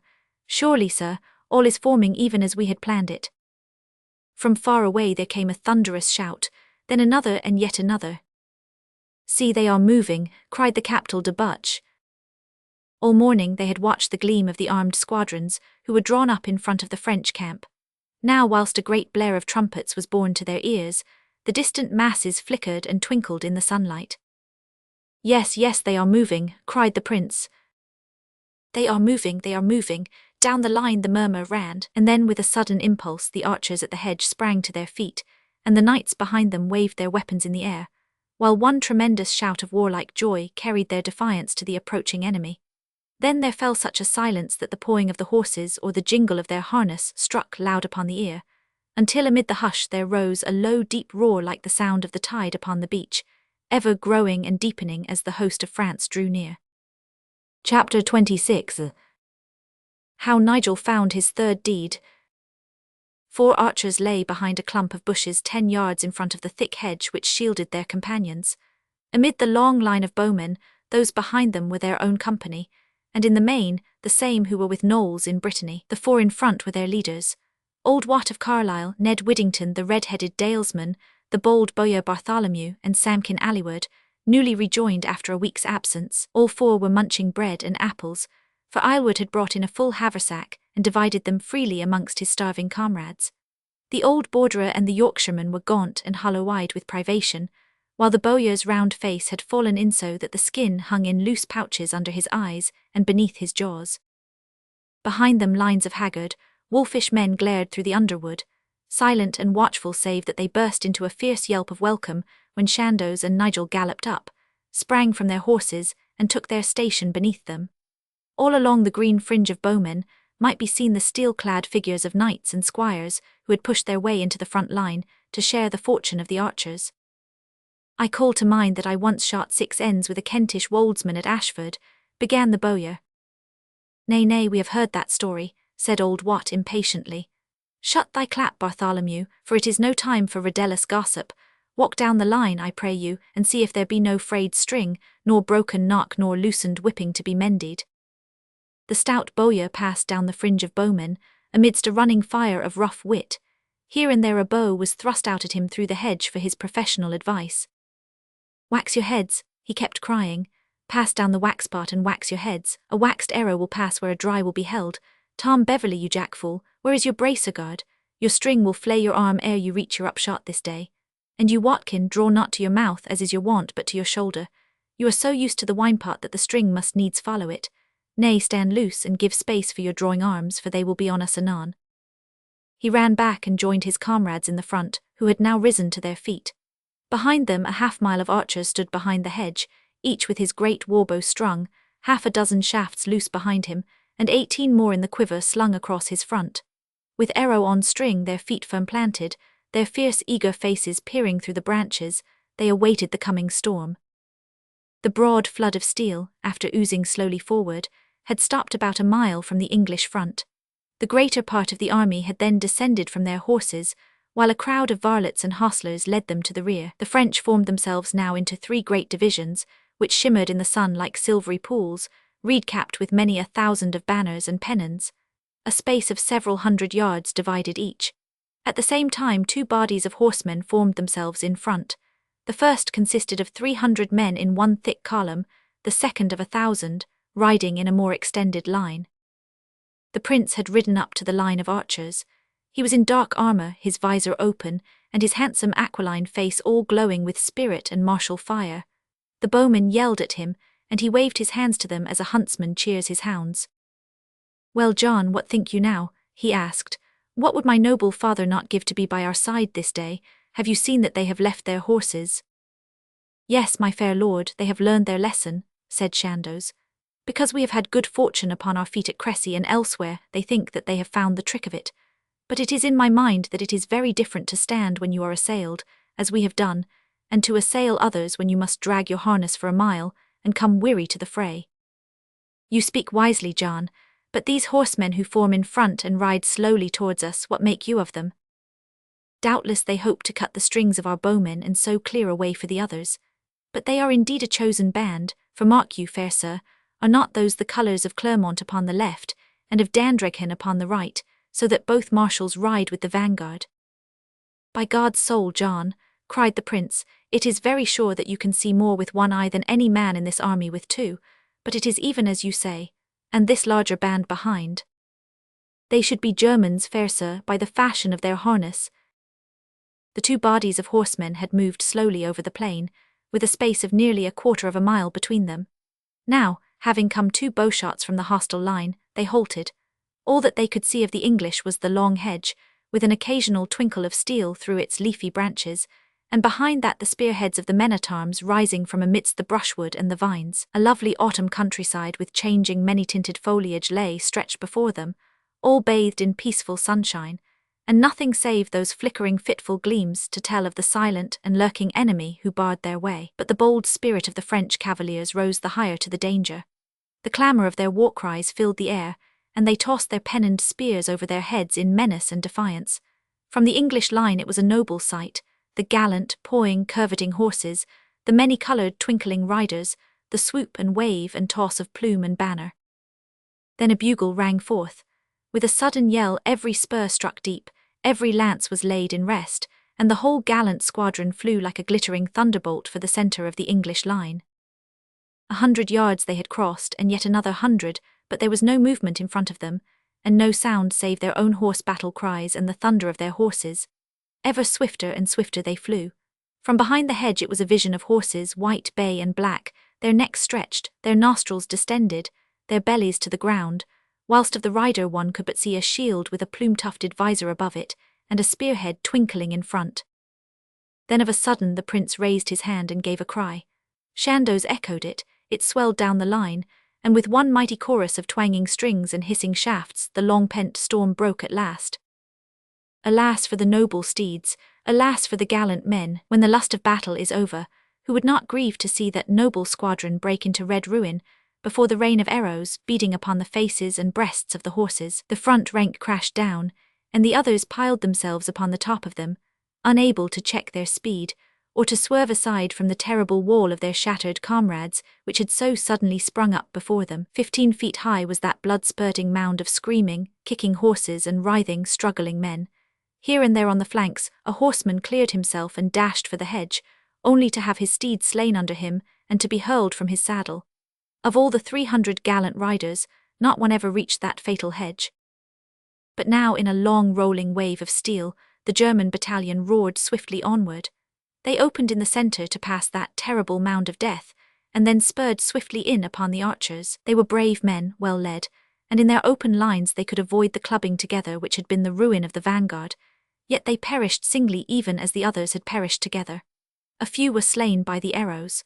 The greater number had their horses killed under them, and were so shaken and shattered by the fall that they could not raise their limbs, overweighted with iron, from the spot where they lay. 3 men riding together broke through the bushes which sheltered the leaders of the archers, cut down Widdington the dalesman, spurred onward through the hedge, dashed over the bowmen behind it, and made for the prince. One fell with an arrow through his head, a second was beaten from his saddle by Chandos, and the third was slain by the prince's own hand. A second band broke through near the river, but were cut off by Lord Audley and his squires, so that all were slain. A single horseman whose steed was mad with pain, an arrow in its eye and a second in its nostril, sprang over the hedge and clattered through the whole army, disappearing amid whoops and laughter into the woods behind. But none others won as far as the hedge. The whole front of the position was fringed with a litter of German wounded or dead, while one great heap in the centre marked the downfall of the gallant French 300. Whilst these 2 waves of the attack had broken in front of the English position, leaving this blood-stained wreckage behind them, the main divisions had halted and made their last preparations for their own assault. They had not yet begun their advance, and the nearest was still half a mile distant, when the few survivors from the forlorn hope, their maddened horses bristling with arrows, flew past them on either flank. At the same moment, the English archers and men-at-arms dashed through the hedge, and dragged all who were living out of that tangled heap of shattered horses and men. It was a mad wild rush, for in a few minutes the fight must be renewed, and yet there was a rich harvest of wealth for the lucky man who could pick a wealthy prisoner from amid the crowd. The nobler spirits disdained to think of ransoms whilst the fight was still unsettled, but a swarm of needy soldiers, Gascons and English, dragged the wounded out by the leg or the arm, and with daggers at their throats demanded their names, title and means. He who had made a good prize hurried him to the rear where his own servants could guard him, while he who was disappointed too often drove the dagger home, and then rushed once more into the tangle in the hope of better luck. Clermont, with an arrow through the sky-blue virgin on his surcoat, lay dead within 10 paces of the hedge. Dandreghan was dragged by a penniless squire from under a horse and became his prisoner. The Earl of Salzburg and of Nassau were both found helpless on the ground and taken to the rear.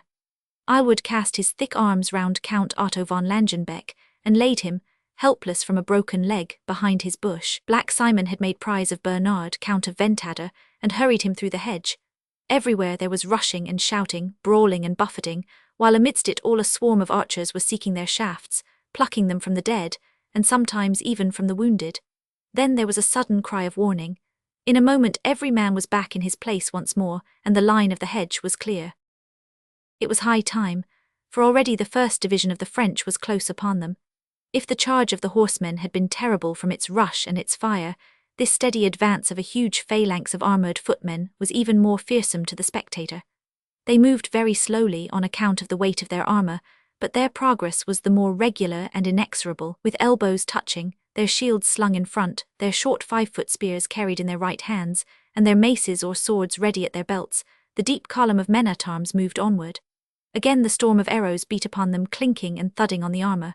They crouched double behind their shields as they met it. Many fell, but still the slow tide lapped onward. Yelling, they surged up to the hedge and lined it for half a mile, struggling hard to pierce it. For 5 minutes the long straining ranks faced each other with fierce stab of spear on one side and heavy beat of axe or mace upon the other. In many parts the hedge was pierced or levelled to the ground, and the French men-at-arms were raging amongst the archers, hacking and hewing among the lightly armed men. For a moment it seemed as if the battle was on the turn. But John de Vere, Earl of Oxford, cool, wise and crafty in war, saw and seized his chance. On the right flank a marshy meadow skirted the river. So soft was it that a heavily armed man would sink to his knees. At his order a spray of light bowmen was thrown out from the battle line, and forming upon the flank of the French poured their arrows into them. At the same moment Chandos, with Audley Nigel Bartholomew Burghersh, the capital de Butch, and a score of other knights sprang upon their horses, and charging down the narrow lane rode over the French line in front of them. Once through it they spurred to left and right, trampling down the dismounted men-at-arms. A fearsome sight was Palmer's that day, his red eyes rolling, his nostrils gaping, his tawny mane tossing, and his savage teeth gnashing in fury, as he tore and smashed and ground beneath his ramping hoofs all that came before him. Fearsome too was the rider, Icecool, alert, concentrated of purpose, with heart of fire and muscles of steel. A very angel of battle he seemed as he drove his maddened horse through the thickest of the press, but strive as he would, the tall figure of his master upon his coal-black steed was ever half a length before him. Already the moment of danger was past. The French line had given back. Those who had pierced the hedge had fallen like brave men amid the ranks of their foemen. The division of Warwick had hurried up from the vineyards to fill the gaps of Salisbury's battle line. Back rolled the shining tide, slowly at first, even as it had advanced, but quicker now as the bolder fell, and the weaker shredded out and shuffled with ungainly speed for a place of safety. Again there was a rush from behind the hedge. Again there was a reaping of that strange crop of bearded arrows which grew so thick upon the ground, and again the wounded prisoners were seized and dragged in brutal haste to the rear. Then the line was restored, and the English, weary, panting and shaken, awaited the next attack. But a great good fortune had come to them, so great that as they looked down the valley they could scarce credit their own senses. Behind the division of the Dauphin, which had pressed them so hard, stood a second division hardly less numerous, led by the Duke of Orleans. The fugitives from in front, blood-smeared and bedraggled, blinded with sweat and with fear, rushed amidst its ranks in their flight, and in a moment, without a blow being struck, had carried them off in their wild rout. This vast array, so solid and so martial, thawed suddenly away like a snow-wreath in the sun. It was gone, and in its place thousands of shining darts scattered over the whole plain as each man made his own way to the spot where he could find his horse and bear himself from the field. For a moment it seemed that the battle was won, and a thundershout of joy pealed up from the English line. But as the curtain of the Duke's division was drawn away it was only to disclose, stretching far behind it, and spanning the valley from side to side, the magnificent array of the French king, solid, unshaken, and preparing its ranks for the attack. Its numbers were as great as those of the English army. It was unscathed by all that was past, and it had a valiant monarch to lead it to the charge. With the slow deliberation of the man who means to do or to die, its leader marshalled its ranks for the supreme effort of the day. Meanwhile, during that brief moment of exultation when the battle appeared to be won, a crowd of hot-headed young knights and squires swarmed and clamoured round the prince, beseeching that he would allow them to ride forth. "See this insolent fellow who bears 3 martlets upon a field gales," cried Sir Maurice Berkeley. "He stands betwixt the 2 armies as though he had no dread of us." "I pray you, sir, that I may ride out to him, since he seems ready to attempt some small deed," pleaded Nigel.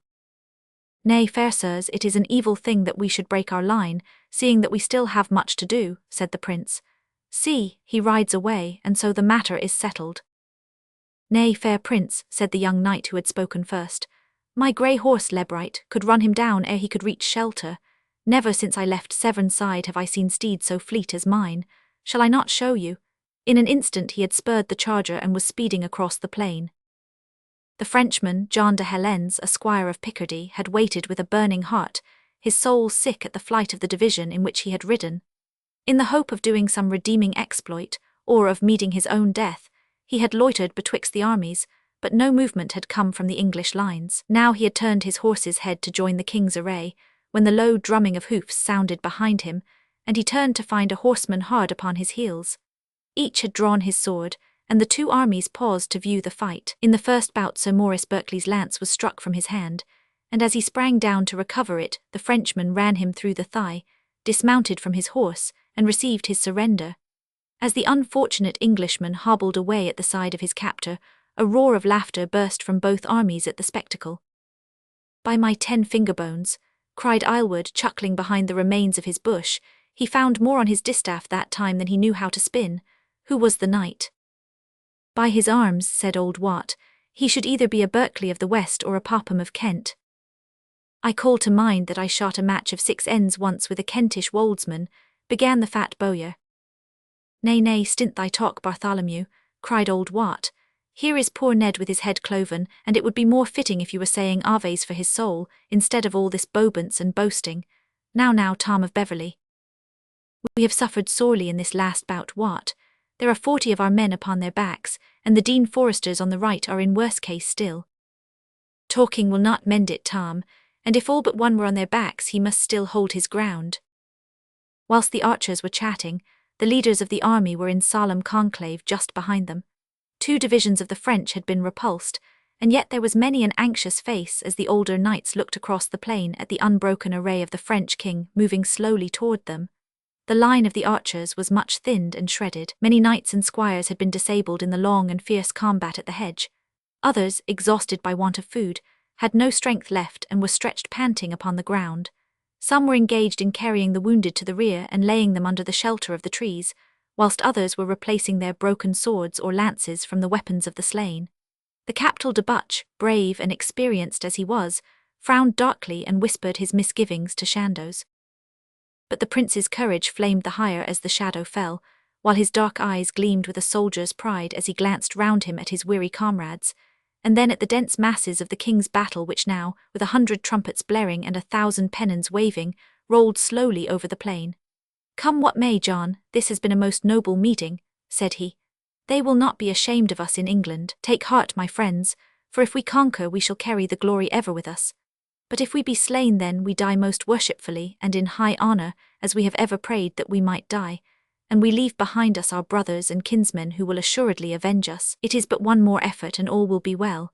Warwick, Oxford, Salisbury, Suffolk, every man to the front, my banner to the front also, your horses, fair sirs, the archers are spent and our own good lances must win the field this day. Advance, Walter, and may God and St. George be with England." Sir Walter Woodland, riding a high black horse, took station by the prince, with the royal banner resting in a socket by his saddle. From all sides the knights and squires crowded in upon it, until they formed a great squadron containing the survivors of the battalions of Warwick and Salisbury, as well as those of the prince. 400 men-at-arms who had been held in reserve were brought up and thickened the array, but even so Chandos' face was grave as he scanned it, and then turned his eyes upon the masses of the Frenchmen. "I like it not, fair sir, the weight is overgreat," he whispered to the prince. "How would you order it, John? Speak what is in your mind." "We should attempt something upon their flank whilst we hold them in front. How say you, Jean?" He turned to the Captal de Butch, whose dark, resolute face reflected the same misgivings. "Indeed, John, I think as you do," said he. "The French king is a very valiant man, and so are those who are about him, and I know not how we may drive them back unless we can do as you advise. If you will give me only 100 men, I will attempt it." "Surely the task is mine, fair sir, since the thought has come from me," said Chandos. "Nay, John, I would keep you at my side. But you speak well, Jean, and you shall do even as you have said. Go ask the Earl of Oxford for 100 men-at-arms and as many hobblers, that you may ride round the mound yonder, and so fall upon them unseen. Let all that are left of the archers gather on each side, shoot away their arrows, and then fight as best they may. Wait till they are past yonder thorn bush, and then, Walter, bear my banner straight against that of the King of France. Fair sirs, may God and the thought of your ladies hold high your hearts." The French monarch, seeing that his footmen had made no impression upon the English, and also that the hedge had been well nigh levelled to the ground in the course of the combat, so that it no longer presented an obstacle, had ordered his followers to remount their horses, and it was as a solid mass of cavalry that the chivalry of France advanced to their last supreme effort. The king was in the centre of the front line, Geoffrey de Chargny with the golden oriflamme upon his right, and Eustace de Ribemont with the royal lilies upon the left. At his elbow was the Duke of Athens, High Constable of France, and round him were the nobles of the court, fiery and furious, yelling their war cries as they waved their weapons over their heads. 6,000 gallant men of the bravest race in Europe, men whose very names are like blasts of a battle trumpet, Bogius and Chatelains, Tancarvilles and Ventadors, pressed hard behind the silver lilies. Slowly they moved at first, walking their horses that they might be the fresher for the shark. Then they broke into a trot which was quickening into a gallop, when the remains of the hedge in front of them was beaten in an instant to the ground, and the broad line of the steel-clad chivalry of England swept grandly forth to the final shock. With loose rein and busy spur, the two lines of horsemen galloped at the top of their speed straight and hard for each other. An instant later they met with a thunder crash which was heard by the burghers on the wall of Poitiers, 7 good miles away. Under that frightful impact horses fell dead with broken necks, and many a rider, held in his saddle by the high pommel, fractured his thighs with the shock.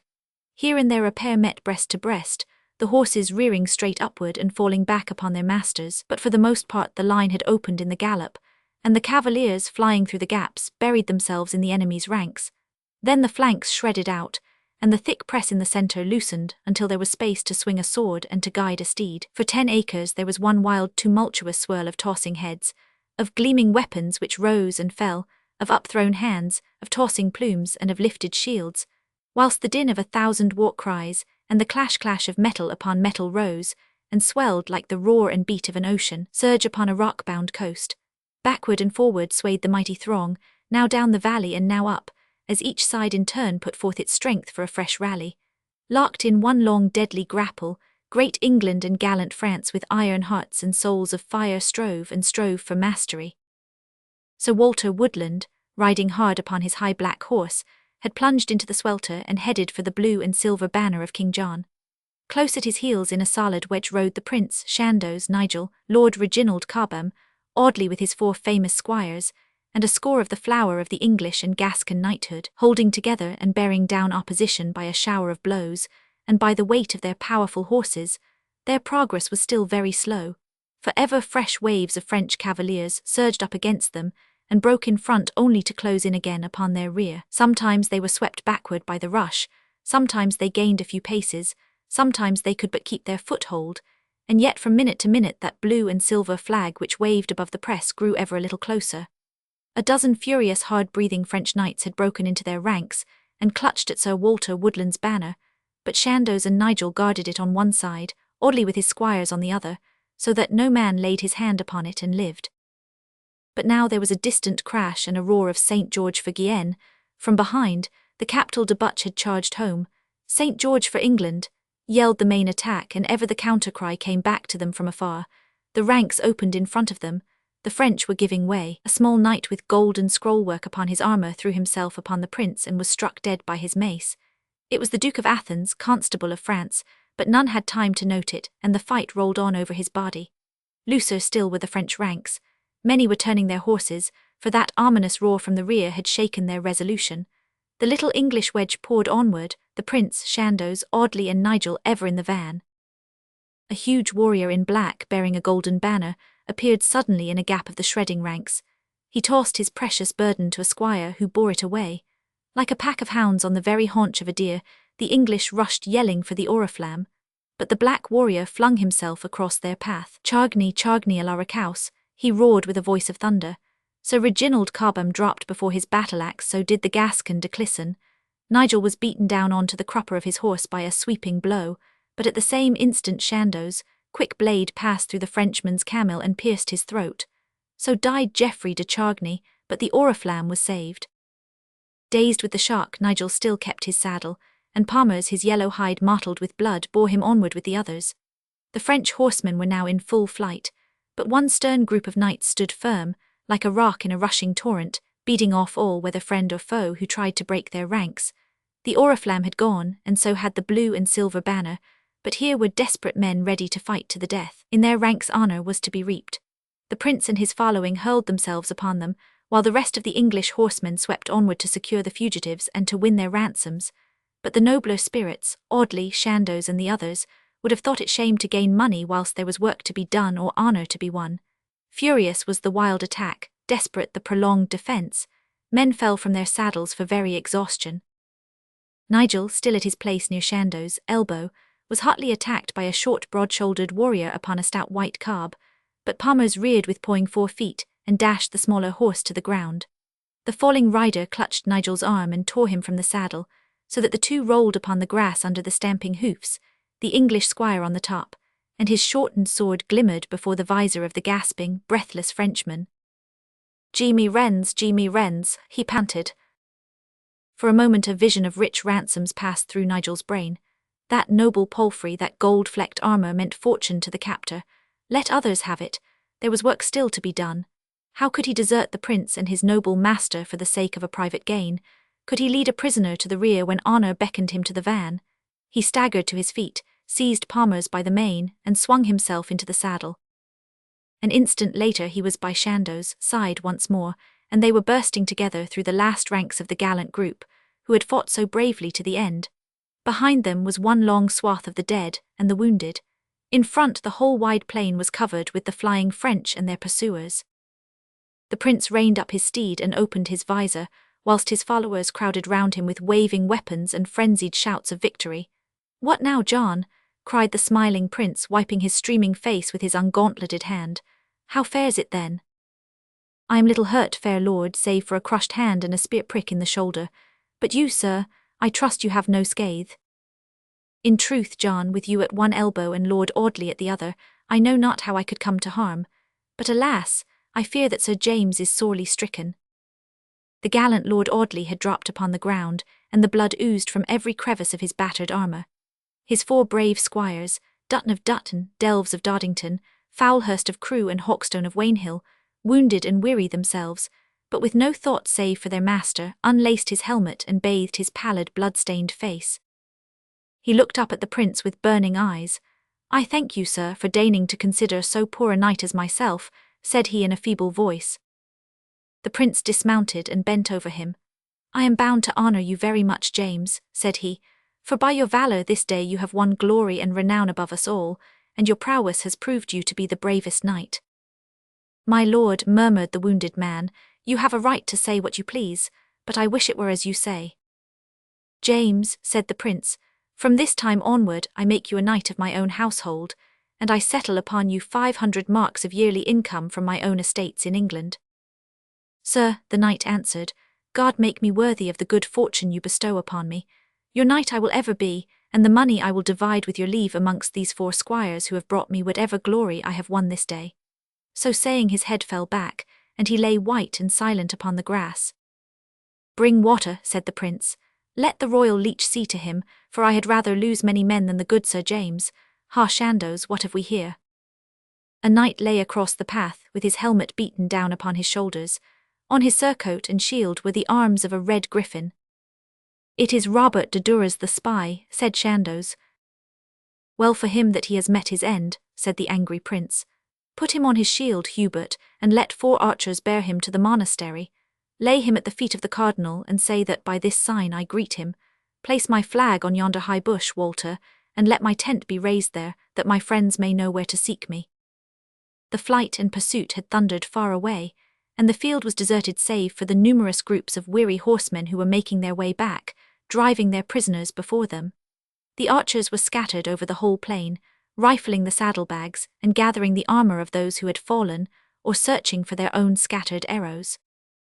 Suddenly, however, as the prince was turning toward the bush which he had chosen for his headquarters, there broke out from behind him an extraordinary uproar, and a group of knights and squires came pouring toward him, all arguing, swearing and abusing each other in French and English at the tops of their voices. In the midst of them limped a stout little man in gold-spangled armour, who appeared to be the object of the contention, for one would drag him one way and one another, as though they would pull him limb from limb.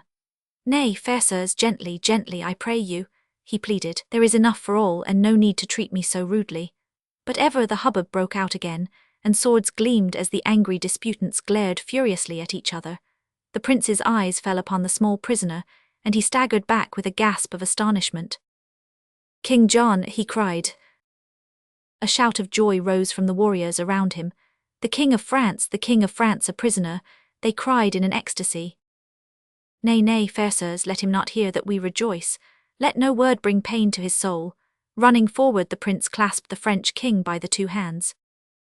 "Most welcome, sire," he cried. "Indeed it is good for us that so gallant a knight should stay with us for some short time, since the chance of war has so ordered it. Wine there, bring wine for the king." But John was flushed and angry. His helmet had been roughly torn off, and blood was smeared upon his cheek. His noisy captors stood around him in a circle, eyeing him hungrily like dogs who have been beaten from their quarry. There were Gascons and English, knights, squires and archers, all pushing and straining. "I pray you, fair prince, to get rid of these rude fellows," said King John, "for indeed they have plagued me sorely. By St. Denis, my arm has been well nigh pulled from its socket." "What wish you then?" asked the prince, turning angrily upon the noisy swarm of his followers. "We took him, fair lord, he is ours," cried a score of voices. They closed in, all yelping together like a pack of wolves. "It was I, fair lord. Nay, it was I. You lie, you rascal, it was I." Again their fierce eyes glared, and their blood-stained hands sought the hilts of their weapons. "Nay, this must be settled here and now," said the prince.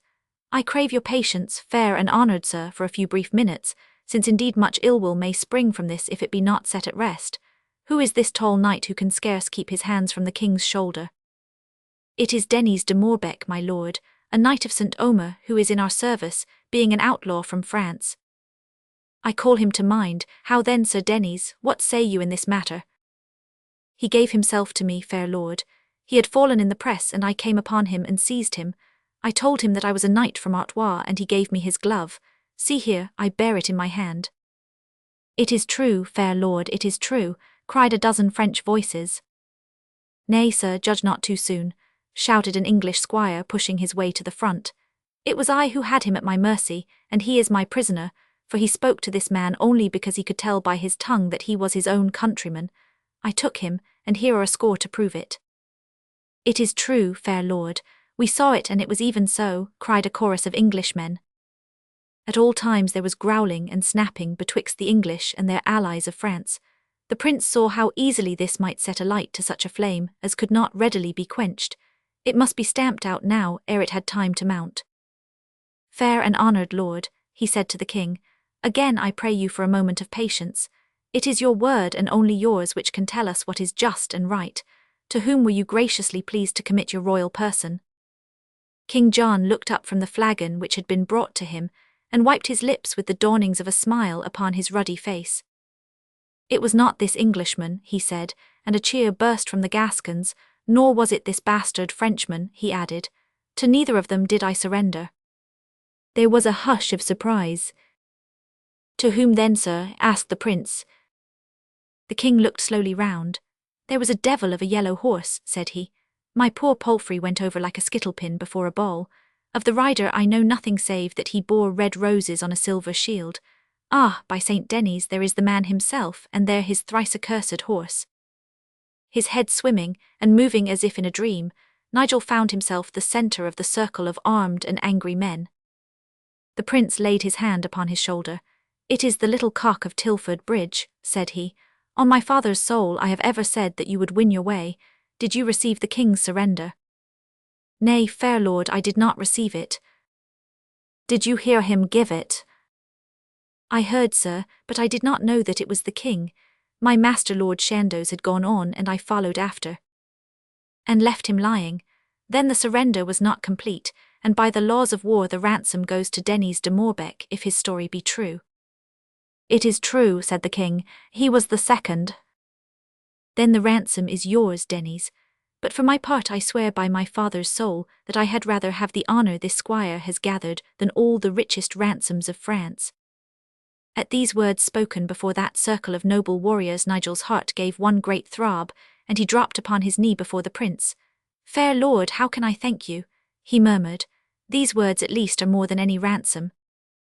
"Rise up," said the smiling prince, and he smote with his sword upon his shoulder. "England has lost a brave squire and has gained a gallant knight. Nay, linger not, I pray. Rise up, Sir Nigel." Chapter 27. How the third messenger came to Cosford. 2 months have passed, and the long slopes of Hindhead are russet with the faded ferns. The fuzzy brown pelt which wraps the chilling earth, with whoop and scream the wild November wind sweeps over the great rolling downs, tossing the branches of the Cosford beeches, and rattling at the rude latticed windows. The stout old knight of Duplin, grown even a little stouter, with whiter beard to fringe an ever redder face, sits as of yore at the head of his own board. A well-heaped platter flanked by a foaming tankard stands before him. At his right sits the Lady Mary, her dark, plain, queenly face marked deep with those years of weary waiting, but bearing the gentle grace and dignity which only sorrow and restraint can give. On his left is Matthew the old priest. Long ago the golden-haired beauty had passed from Cosford to Fernhurst, where the young and beautiful Lady Edith Brokers is the belle of all Sussex, a sunbeam of smiles and merriment, save perhaps when her thoughts for an instant fly back to that dread night, when she was plucked from under the very talons of the foul hawk of Shalford. The old knight looked up as a fresh gust of wind, with a dash of rain beat against the window behind him. "By St. Hubert, it is a wild night," said he. "I had hoped tomorrow to have a flight at a heron of the pool or a mallard in the brook. How fares it with little Catherine the peregrine, Mary?" "I have joined the wing, father, and I have imped the feathers, but I fear it will be Christmas ere she can fly again." "This is a hard saying," said Sir John, "for indeed I have seen no bolder, better bird. Her wing was broken by a heron's beak last Sabbath se'nnight, Holy Father, and Mary has the mending of it." "I trust, my son, that you had heard mass ere you turned to worldly pleasure upon God's holy day," Father Matthew answered. "Tut, tut," said the old knight laughing, "shall I make confession at the head of my own table? I can worship the good God amongst his own works, the woods and the fields, better than in yon pile of stone and wood. But I call to mind a charm for a wounded hawk which was taught me by the fowler of Gaston de Foix. How did it run? 'The Lion of the tribe of Judah, the root of David, has conquered.' Yes, those were the words to be said 3 times as you walk round the perch where the bird is mewed." The old priest shook his head. "Nay, these charms are tricks of the devil," said he. "Holy Church lends them no countenance, for they are neither good nor fair. But how is it now with your tapestry, Lady Mary? When last I was beneath this roof you had half done in 5 fair colours the story of Theseus and Ariadne." "It is half done still, Holy Father." "How is this, my daughter? Have you then so many coals?" "Nay, Holy Father, her thoughts are otherwhere," Sir John answered. "She will sit an hour at a time, the needle in her hand and her soul 100 leagues from Cosford House, ever since the prince's battle."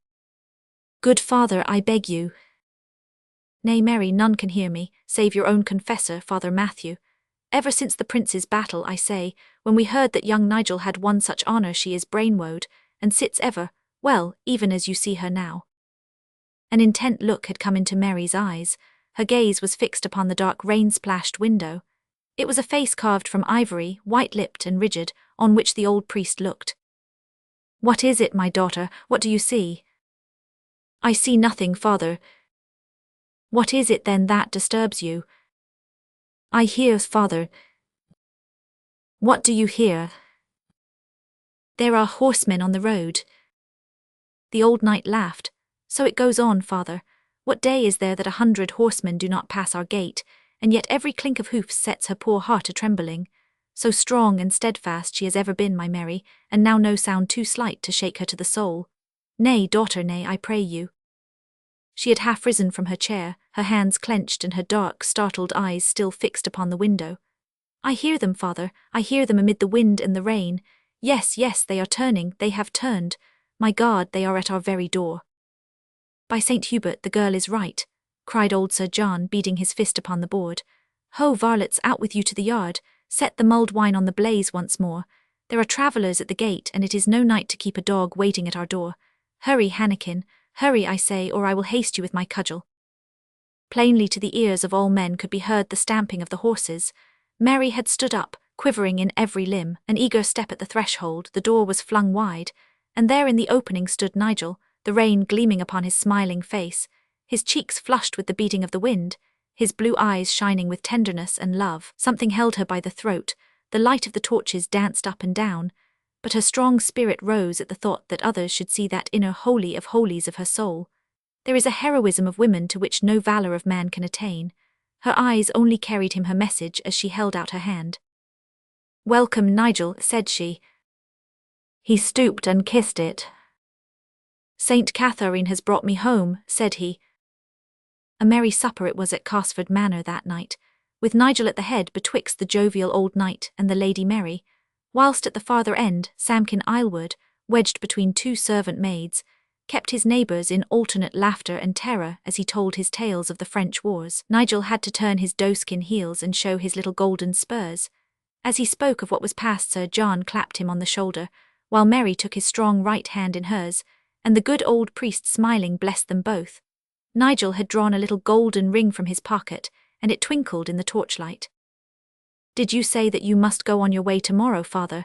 he asked the priest. "Indeed, fair son, the matter presses. But you may bide the morning. It will suffice if I start at noon." Much may be done in a morning. He looked at Mary, who blushed and smiled. "By St. Paul, I have waited long enough." Good, good, chuckled the old knight with wheezy laughter. "Even so I wooed your mother, Mary. Wooers were brisk in the olden time. Tomorrow is Tuesday, and Tuesday is ever a lucky day. Alas, that the good Dame Ermintrude is no longer with us to see it done. The old hound must run us down, Nigel, and I hear its bay upon my own heels. But my heart will rejoice that before the end I may call you son. Give me your hand, Mary, and yours, Nigel. Now take an old man's blessing, and may God keep and guard you both, and give you your desert, for I believe on my soul that in all this broad land there dwells no nobler man, nor any woman more fitted to be his mate. There let us leave them, their hearts full of gentle joy, the golden future of hope and promise stretching out before their youthful eyes. Alas for those green spring dreaming! How often do they fade and wither until they fall and rot, a dreary sight by the wayside of life. But here, by God's blessing, it was not so, for they burgeoned and they grew, ever fairer and more noble, until the whole wide world might marvel at the beauty of it. It has been told elsewhere how as the years passed Nigel's name rose higher in honour, but still Mary's would keep pace with it, each helping and sustaining the other upon an ever higher path. In many lands did Nigel carve his fame, and ever as he returned spent and weary from his work, he drank fresh strength and fire and craving for honour from her who glorified his home. At Twynham Castle they dwelled for many years, beloved and honoured by all. Then in the fullness of time they came back to the Tilford Manor House, and spent their happy, healthy age amid those heather downs where Nigel had passed his first lusty youth, ere ever he turned his face to the wars. Thither also came Islewood when he had left the Pied Merlin, where for many a year he sold ale to the men of the forest. But the years pass, the old wheel turns, and ever the thread runs out. The wise and the good, the noble and the brave, they come from the darkness, and into the darkness they go, whence, whither, and why, who may say? Here is the slope of Hindhead, the fern still glows russet in November, the heather still burns red in July, but where now is the manor of Cosford? Where is the old house of Tilford? Where, but for a few scattered grey stones, is the mighty pile of Waverley? And yet even gnawing time has not eaten all things away. Walk with me toward Guildford, reader, upon the busy highway. Here, where the high green mound rises before us, mark yonder roofless shrine which still stands foursquare to the winds. It is St. Catherine's, where Nigel and Mary plighted their faith. Below lies the winding river, and over yonder you still see the dark chantry woods which mount up to the bare summit, on which, roofed and whole, stands that chapel of the martyr where the comrades beat off the archers of the crooked Lord of Shalford. Down yonder on the flanks of the long chalk hills, one traces the road by which they made their journey to the wars. And now turn hither to the north, down this sunken winding path. It is all unchanged since Nigel's day. Here is the church of Compton. Pass under the aged and crumbling arch. Before the steps of that ancient altar, unrecorded and unbrassed, lies the dust of Nigel and of Mary. Near them is that of Maud their daughter, and of Allen Edrickson, whose spouse she was. Their children and children's children are lying by their side. Here too, near the old yew in the churchyard, is the little mound which marks where Samkin Islewood went back to that good soil from which he sprang. So lie the dead leaves, but they and such as they nourish forever that great old trunk of England, which still sheds forth another crop and another, each as strong and as fair as the last. The body may lie in mouldering chancel, or in crumbling vault, but the rumour of noble lives, the record of valour and truth, can never die, but lives on in the soul of the people. Our own work lies ready to our hands, and yet our strength may be the greater, and our faith the firmer if we spare an hour from present toils to look back upon the women who were gentle and strong, or the men who loved honour more than life, on this green stage of England, where for a few short years we play our little part. The end.